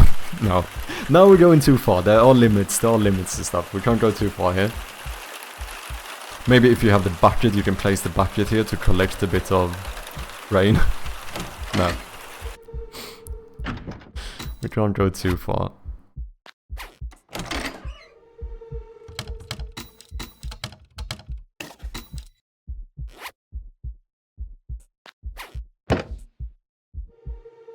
Oh, I didn't have any screen shake when you smashed the window, did I? We need to have a bit of screen shake, right?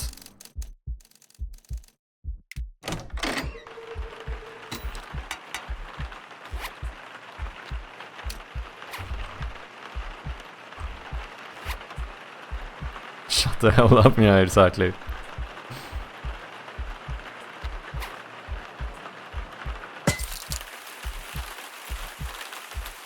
Yeah, we need a bit of screen shake. Uploaded a new and improved destroyed window rain loop. So for the open one, yeah. Let me check.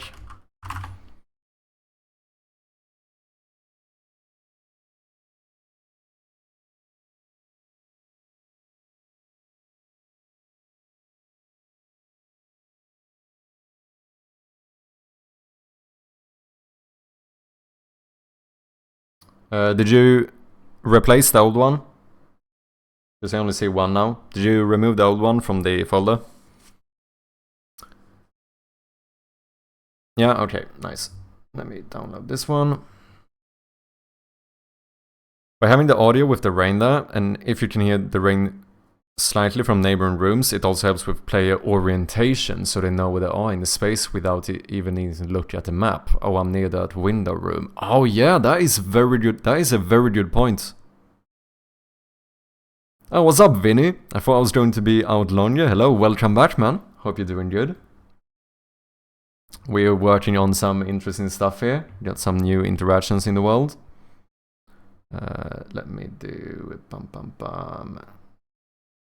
I wonder if this one, if it's called the same thing, it should overwrite the old one. And I assume it's going to automatically be added. I hope. I'm gonna double check, but... Project, audio... I'm putting this in music now. I think I'm gonna do a separate like ambience folder later on. Replace. Now, let me check with the broken window. Yeah, you still have a reference, so I think that should be fine. And then...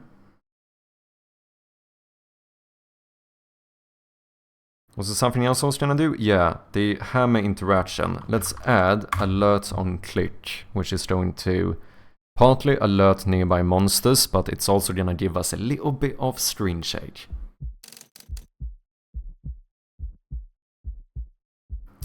Also added a window break. Ooh, interesting. Okay, let me add that one. Might as well add that one immediately as well. That's as a separate sound effect, right? Or is it in the other one? Just to double check.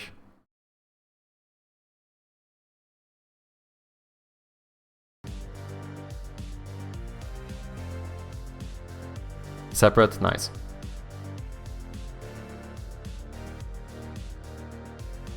Yeah, because otherwise it would end up playing each time you go into the room. Since it plays on enable, it would play the smash sound too.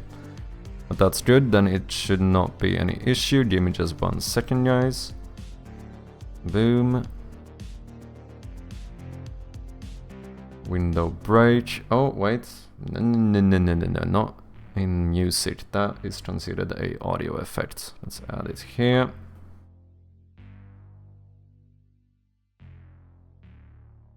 Now, ladies and gentlemen, we need to go to the audio system. Boom. We're gonna add... Let's call this one. So now we have a window crack and window break. Window break. Is this one loud? How did the finish look? It should probably be... Let's try out 25%. Like I said, this doesn't really matter right now. I'm gonna have to redo all my mixing at some point anyway. So interaction hammer. Now instead of window crack, we play window break. Let's have a look. Yeah, indeed, rain is donezo. Don't worry, it's a jump scare, yeah. So here we have the rain sounds in the background. We also have some synthwave music in the background. Whoops. Let me turn that off.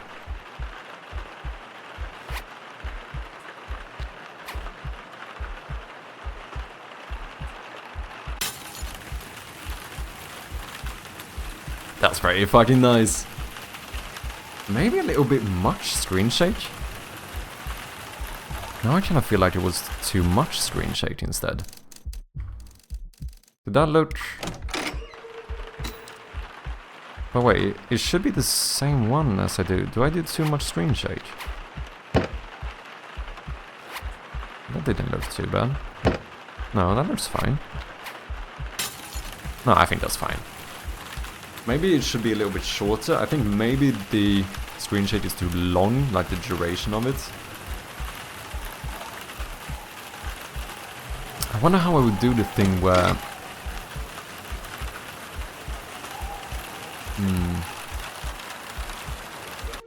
if we would check if we are close to a room that... Yeah, I suppose that could be the way. What if each room scriptable object has a property, a reference to the ambience that is or could be playing? Oh, but that's also the thing. What if it isn't playing then? Oh, well, in this one it's always playing.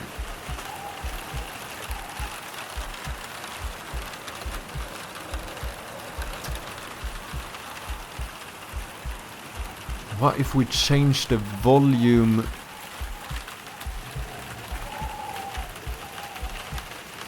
What if we change the volume of the clip when you switch room? So we never actually remove ambience. Oh no, but that doesn't work when we need to add it. Oh yeah, I hear the window. Oh, sorry, the wind. The vindpustar now. Nice addition as well.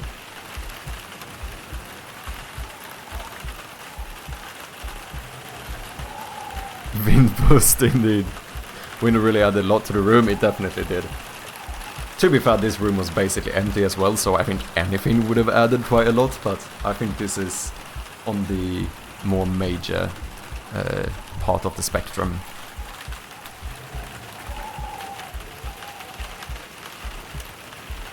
I like it. I'm just trying to figure out how I would do the thing where we... It's gonna be a little bit tricky, like calculating whether you are close to a room that plays ambience. Because there's also other questions like... Okay. What if this room has ambience? Now you're in between two rooms. This one has ambience, this one has ambience. Which ambience should we be playing in this room? There needs to be some calculation there. Are the rooms randomly generated? No, it's going to be... what you call it? It's going to be handmade or whatever. It's not going to be like procedural generation.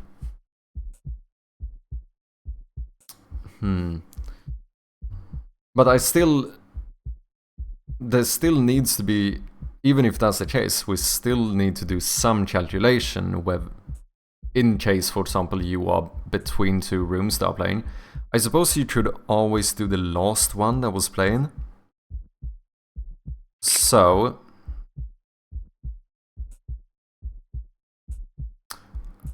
Oh yeah, I suppose that is true. We just have like an ambient speaker in this room that plays it on lower volume. Because this one probably doesn't need to change. Like here we can always have the low pass sound, right?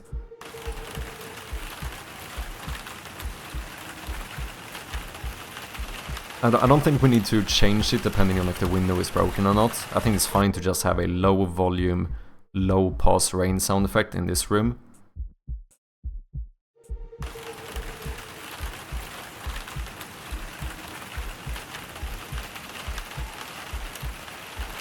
It would be a little bit harder. No, because we could just do conditionals. Where we could because say that you have, I don't know, I'm just playing with ideas here. Say that there's a generator in this room. You can turn this on. It makes a bunch of noise while generating electricity. Then obviously that sound should also be playing in this room or in a adjacent room. However, that sound should only be playing if you actually started the generator. But I suppose in that case we could just do a custom one that... I mean, we could even have it...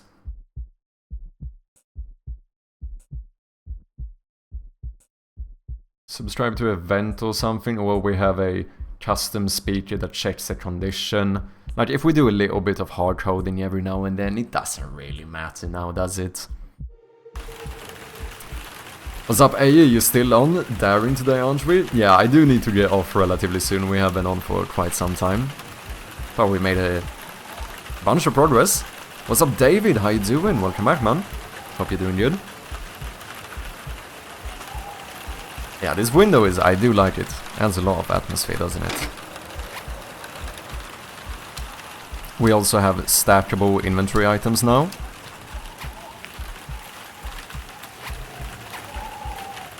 Yeah, I think you're right, Ameripon.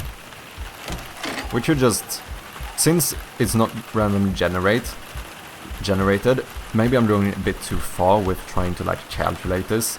Maybe we just make the room itself play the... whatever ambience we need it to. And then if we ever need to, we should have conditionals where we should have... I mean, I should even make separate scripts for each room if it's like complex, where we would check, say for example that there's a generator in here, and there's a window in here, then we check if the generator is not on, play the rain sound, if the generator is on, play the generator sound, but do so at like 50% volume. You know, I think that's a fine idea. So if there are 3 rooms connected to this one, or even 2, just the 2 adjacent rooms play a lower volume of the rain sound. Yeah, I mean, we could even try it now. It's quite easy, to be honest. Like, all we do now is that we would just copy... Let's see, we just copy this audio source, copy component.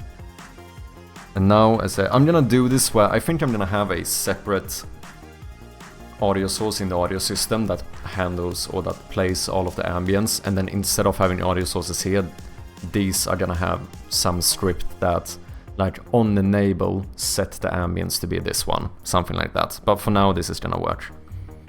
So in this room, we could even do just like the room sprite. We just add this audio source, and the only thing we do is that we take the volume and we go down to half. So we do 25%.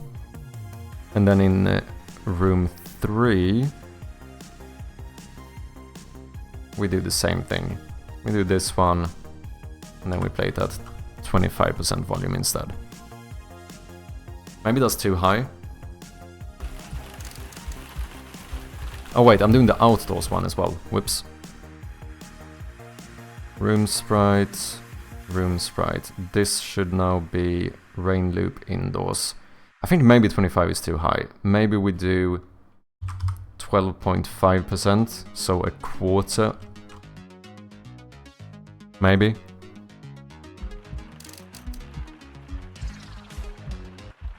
Is that too low? No, you can hear that.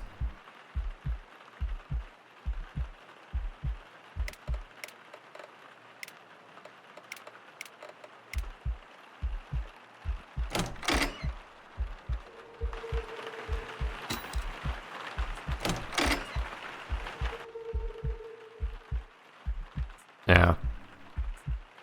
That makes it much more seem like a connected world.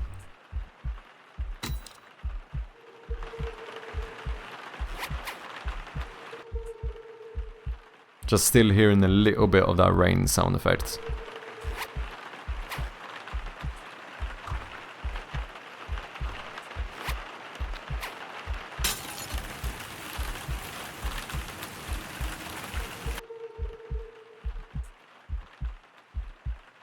And here, I think it's fine that we don't switch it, because the low pass one fits better in the adjacent rooms.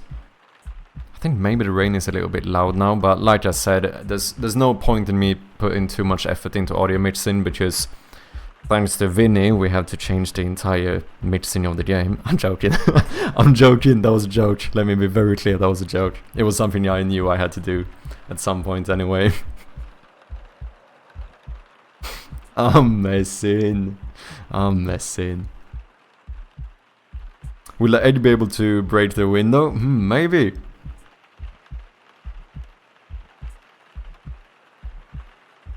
Added some thunder one-shots. Ooh, that could be cool, because I think what we could do... Did I change the opacity of the window? I mean, I suppose we could switch the sprite as well. Like, when there's thunder, what we should do is just like... How do I do this, actually? Can I do... Wait, I can paint, I can do...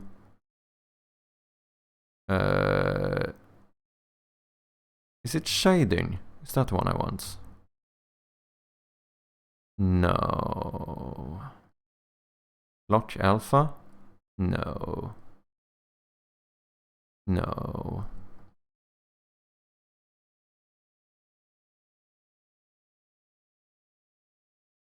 How do I do the thingy? Dynamics? No. There should be a way to make me be able to just draw this one over to change the shade. I don't remember how to do it. I know there is a way of doing it though. Reverse shade, same shade. Oh, do I need to select the color in palette? Oh yeah, because it goes through the palette, I think. Oh, so it doesn't work yet. Because I don't actually have... Crazily enough, I actually don't have a palette for this game. But then we just do something like this. So that each time it thunders, we'd like quickly change to this one, so it like lights up outside. Could be kinda cool.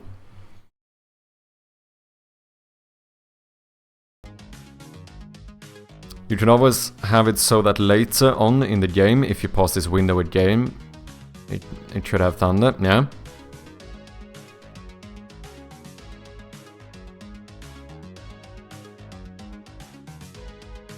Oh yeah, we should even have a... Yeah, that's true.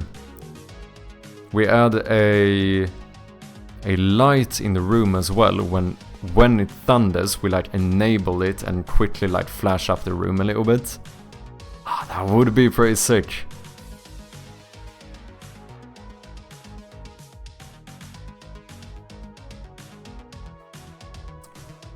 Also the illusion that the storm is getting worse, yeah? I see what you mean.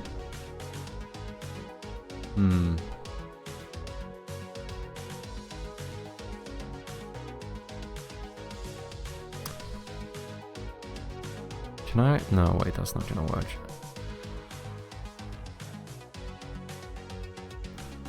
Let me see how this would look.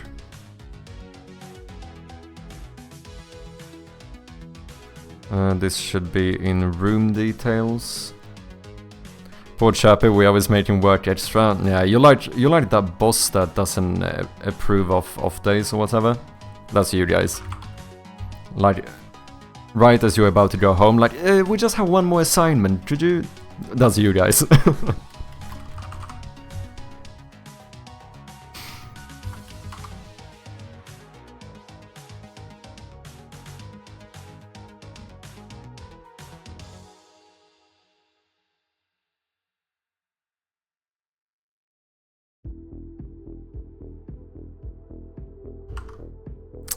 Ah, that could look kinda cool, couldn't it?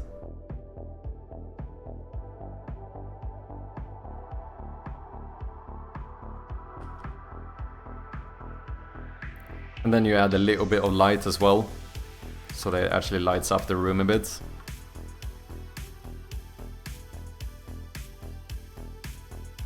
Need a window outline on the ground and...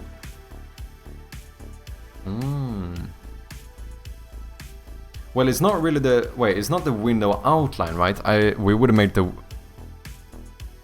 We would basically... Oh shit, wait, that means I need to...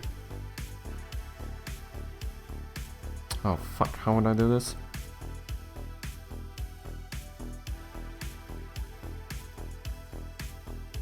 Yeah, the window stress flashing on the ground when the light flashes, yeah. Which means I actually need to change how I do it, because that means...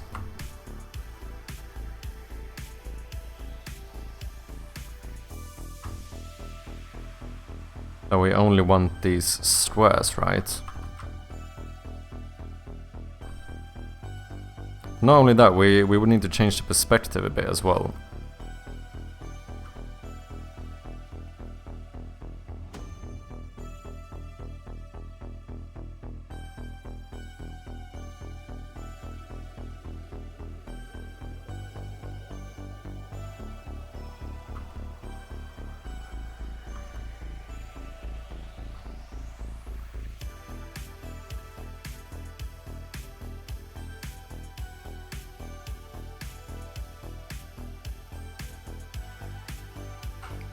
Because we would take this, we would flip it vertically, but if I place it like this, I think it's gonna look too flat, right? I think we would need to like stretch it a little bit, and then maybe go like 1, 2. Oh, that's uneven though. Oh, I don't like that. Okay, we add.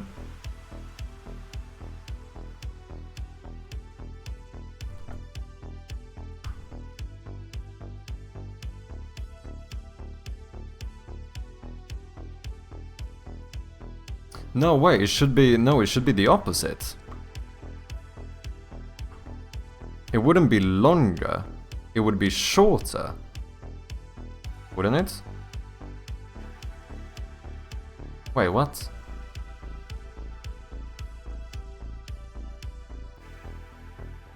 Wait, how the fuck does light work? No, it must be longer. But then we have to think about the perspective here as well. No, it definitely would be longer.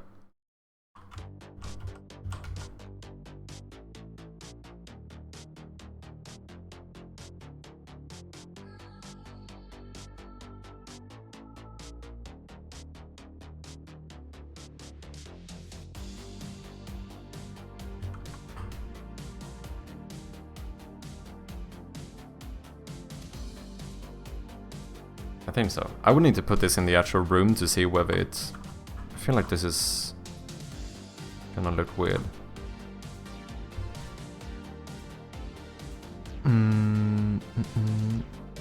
Where's my test room?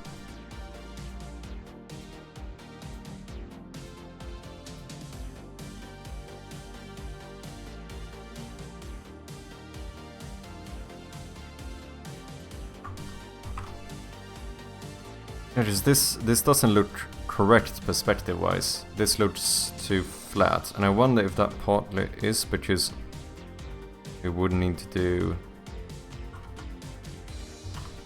something like this.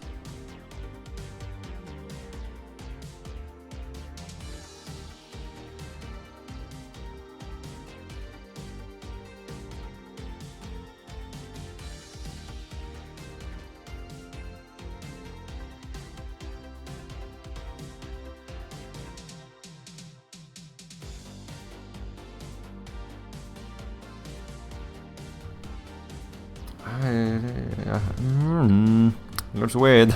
I don't like it.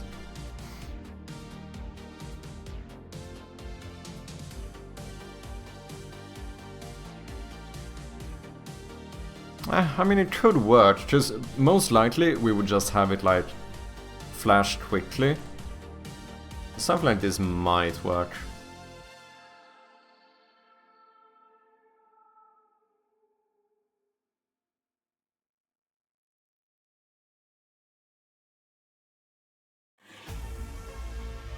They would not be perfectly squares, they would be elongated based on lightning. Yeah.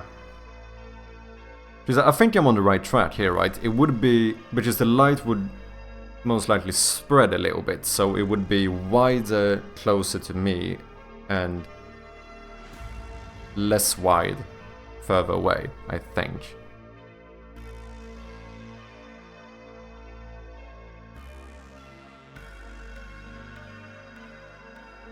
Yeah, because if you would measure this, it's clearly it's wider here than it is here.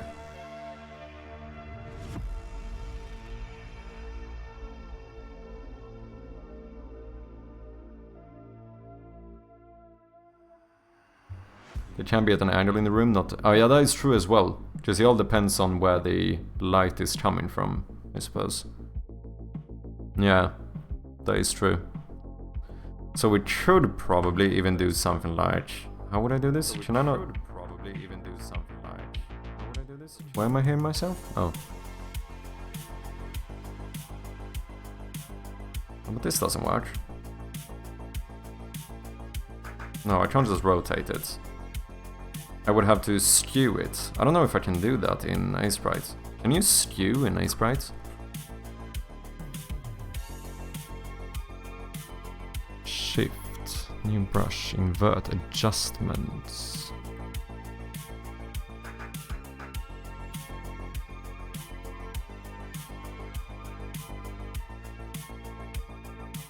Even like this, like I said though, it all depends on how long we show it as well, because if this is only something we're gonna show when, like exactly when it thunders, it might only show like this, you know. So it's not gonna be like one of those details that people like really look at, you know.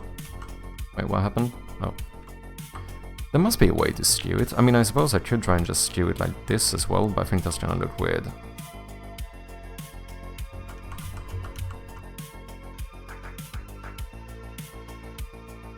Is there a way to have lightning go off and then like a second later have the sound? Yeah.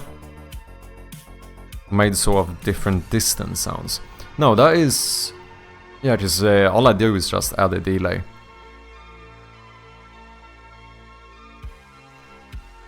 I have a reference I can send you. What distro channel should I use?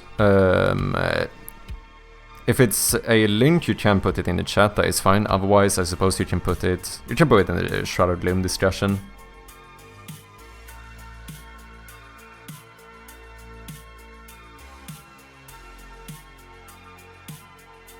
Speaking of which, if anyone hasn't joined the Discord and you would like to do so, feel free to join the community. Yeah. Yeah, and same thing here. You can see that it gets elongated and it gets wider the closer it is to me. But yeah, I think this one would look better with even more, like we would go even further with this stuff. Like, I think it should probably be a bit wider everywhere. Okay, this is gonna look really off, but you get the general gist. Yeah, but it's now already, I know it looks a little bit squiggly and off, but this doesn't look correct in the perspective of the room. This is starting to look more like it actually follows the floor. Just did something like this and then cleaned it up a little bit.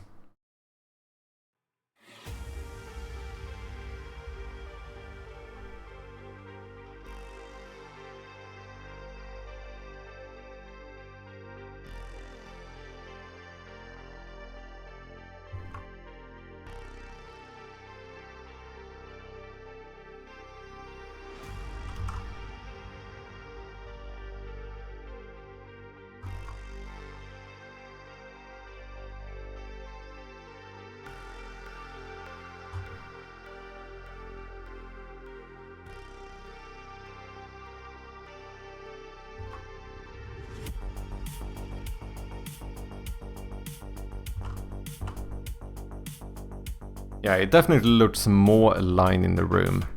Obviously, it's still a bit too squiggly and stuff, but this is just for testing purposes.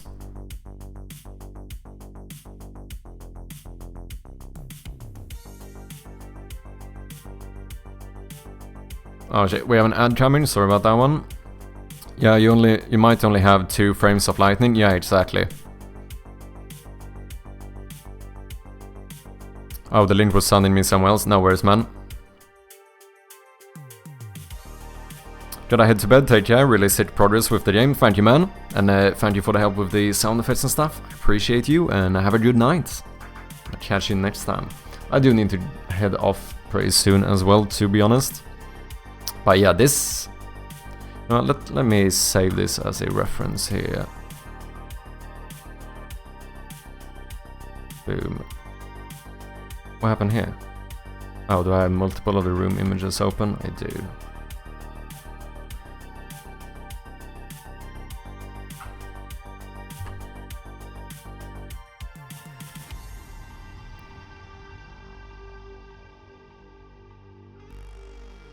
Yeah, I do like the window though, it definitely adds a lot. Having a little bit of light as well, just to break the...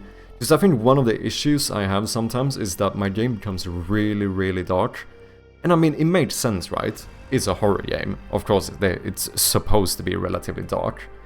But for certain things, it can actually be a problem. Specifically, one of the things I'm considering is screenshots. You know, on Steam, a lot of these, like, it's a lot of dark. So having something to kind of break that darkness should be quite nice.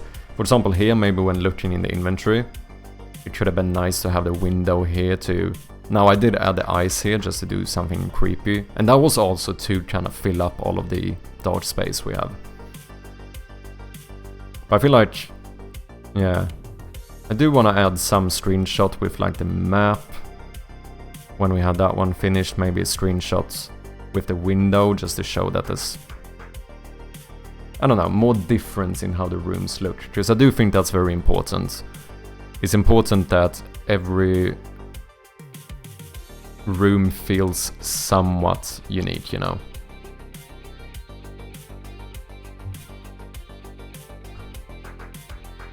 But this is looking pretty fucking good.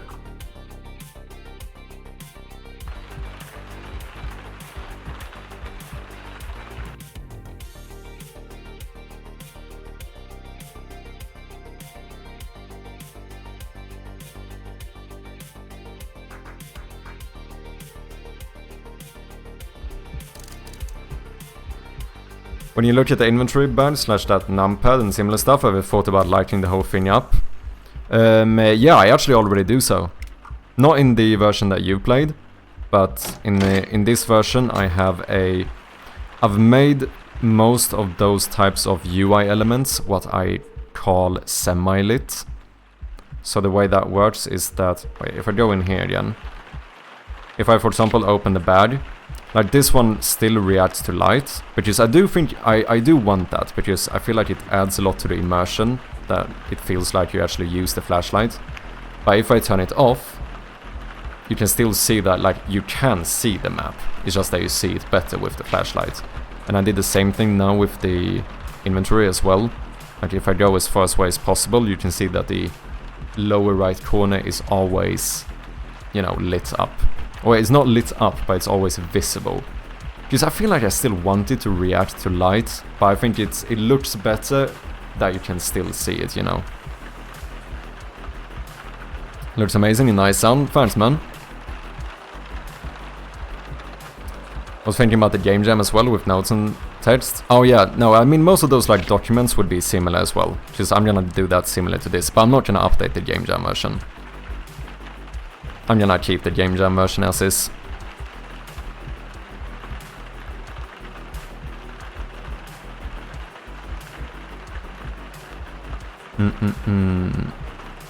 Yeah, that was a good change. I couldn't find the inventory. No, I do think it is better to still have them like always be like partly lit up. Because these would also be closer to you, so it makes more sense that you would be able to see them. What I also did is make it so that the flashlight is actually a little bit stronger when you look in the inventory or on the map as well. Just to simulate that it is closer to you, you know? Which I feel like works quite well. What's up, Peepa Poopy? How you doing? Welcome in. Love the art style, thank you very much, I appreciate that. Like the window, thank you, Naked. Yeah, I understand, just when I played it I found it a bit hard to read notes. Yeah, no, I understand. But the thing is that I do think there's a balance to it, because personally, at least, I feel like it's still cool to have it react to light. Because if I make them completely unlit, it doesn't feel like it's a part of the environment anymore, I feel like. Like if we take the open map and we make this a, what is it called? Default, sprite default? Sprite default.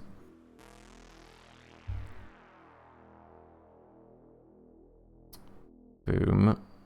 Technically we did that with the rooms as well, but I can't be bothered. Inventory, open inventory. Sprite default.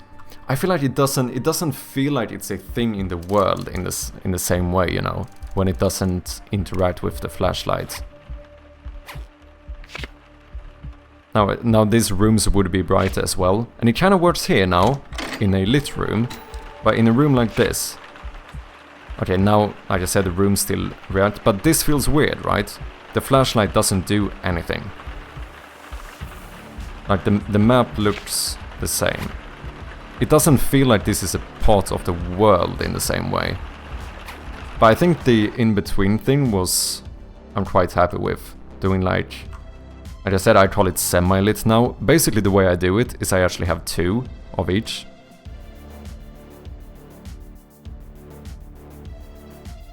Was thinking you should have a bigger circle when you are close, but I do. The flashlight, the light expands by, the radius expands by 60% and the intensity increases by 60% whenever you open any like UI elements. So both radius and intensity go up. Yeah, I like the reaction to light. You really feel like you are using the flashlight to look at the map and inventory. Yeah, exactly, and that's what I want, because it adds to the immersion, right? It makes it feel like this is a physical object you are interacting with, if that makes sense. So yeah, if you wanna see how I do it, it's actually, I don't know if this is the possibly best way of doing it, but this is how I do it.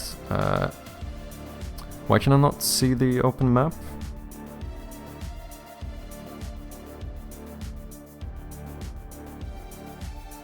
Oh, do I have a... no?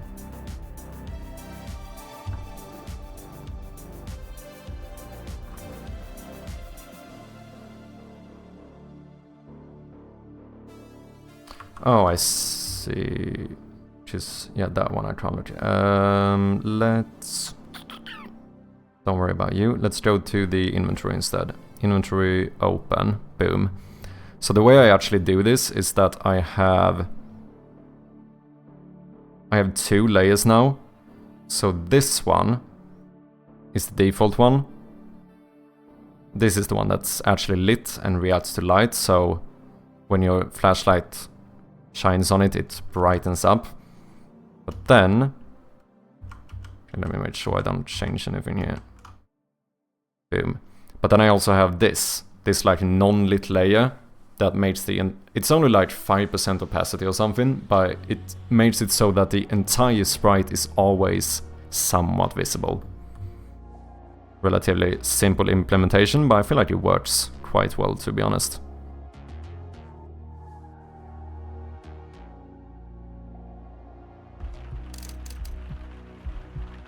Yeah, I tried some more, mostly for about it in the game jam version. I suppose it's a bit dated. Oh yeah, it is. It's about... why is it now? It's about 4 or 5 months outdated at this point. So it is pretty outdated, the game jam version. I did do one update, but I didn't change anything in the game. I only changed, the only thing I did was to add the wishlist button. Because I don't see a reason to update the game jam version. Like, the plan is to make an actual demo for Steam. That's gonna be like the real demo version. Whereas I feel like it's more for historical purposes. It's more fun keeping the game jam version as is, you know.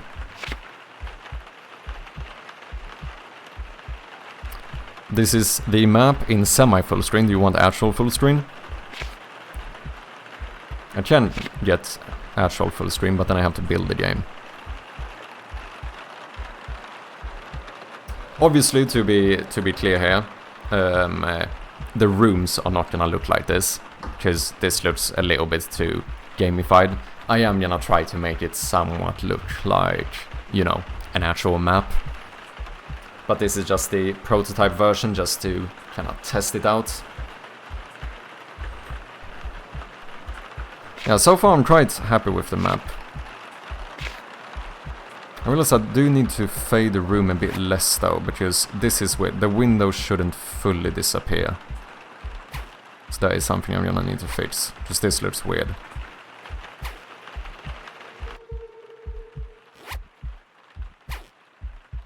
This is also one of those things I made just to simulate focus a little bit. So like, the room gets slightly darker when you're looking at one of these like UI elements.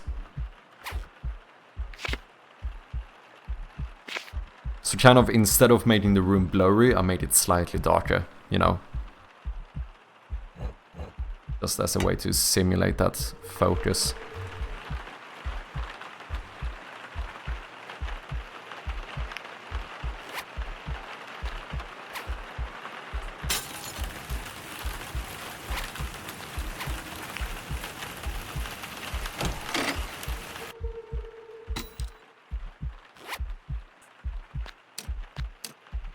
I'm gonna need to look into this stacking thing. I mean, I don't understand. It's something with the shader or the material that's a bit weird.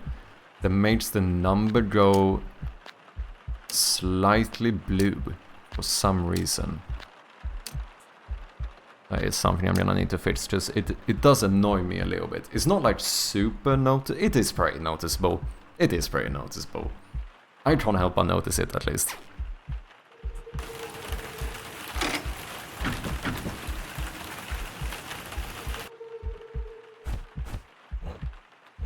Yeah, holy shit, having the ambience in the other rooms as well, like still hearing the rain here, but a little bit lower, really makes the rooms feel connected as well.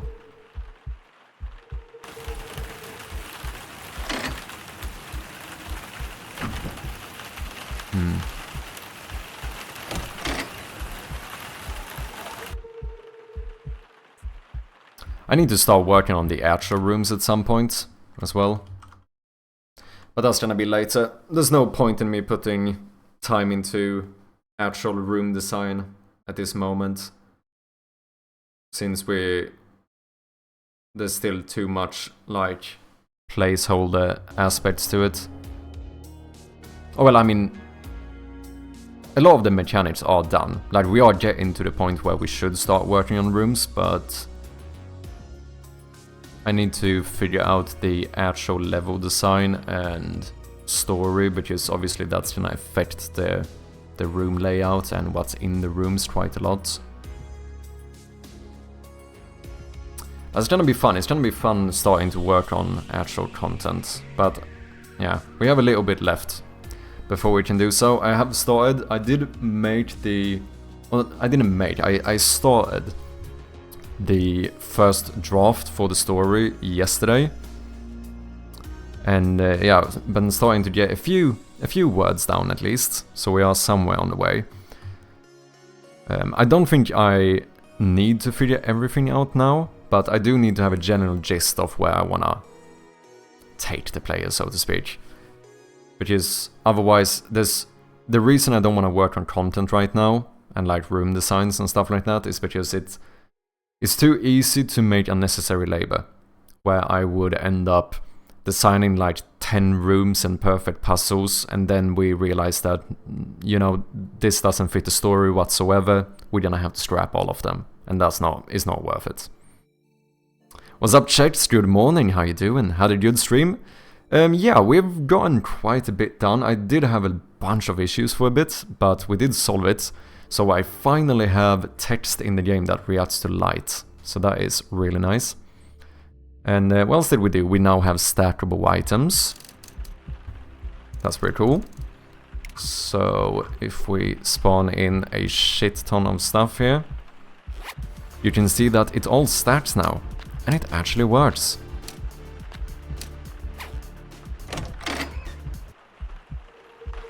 And then we spent a little bit of extra time for fun on this window.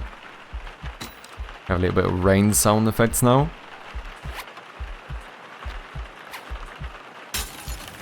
And you can smack it.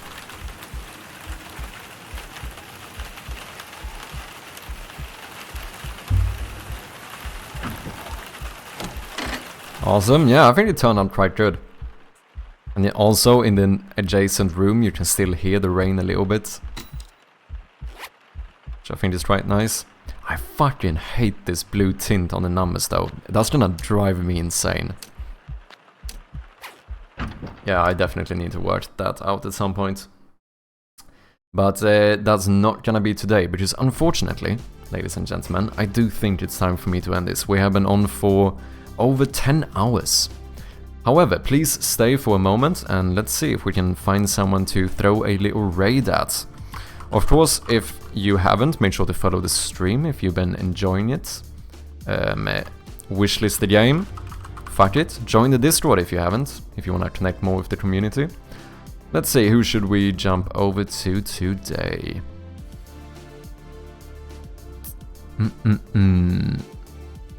Let's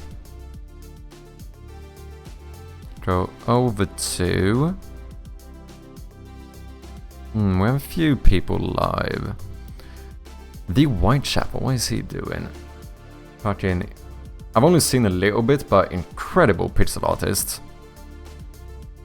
Yeah, let's... I don't think I've raided him before, so let's jump over to this guy. Let's raid the Whitechapel, working on a pixel art game as we speak. Echoes of Pestilence, a Metroidvania in Unreal Engine.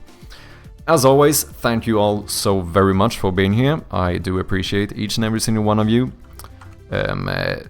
Special thanks to RuneSun with the subscription today, I appreciate that. We also had a bunch of raids, a bunch of new followers and everything. I really do appreciate all of you. Thank you all for your support. I will be back on Wednesday. Hey, Pippa Poopy, thank you very much for the follow, I appreciate ya. I will be back on Wednesday, probably with a bit more Shroud of Gloom development. I say probably, let's be honest, it's like 99% probability, because I'm a fucking obsessive person, but yeah. I guess that's it for today. Thank you all so much, and I'll see you on Wednesday. Cheers.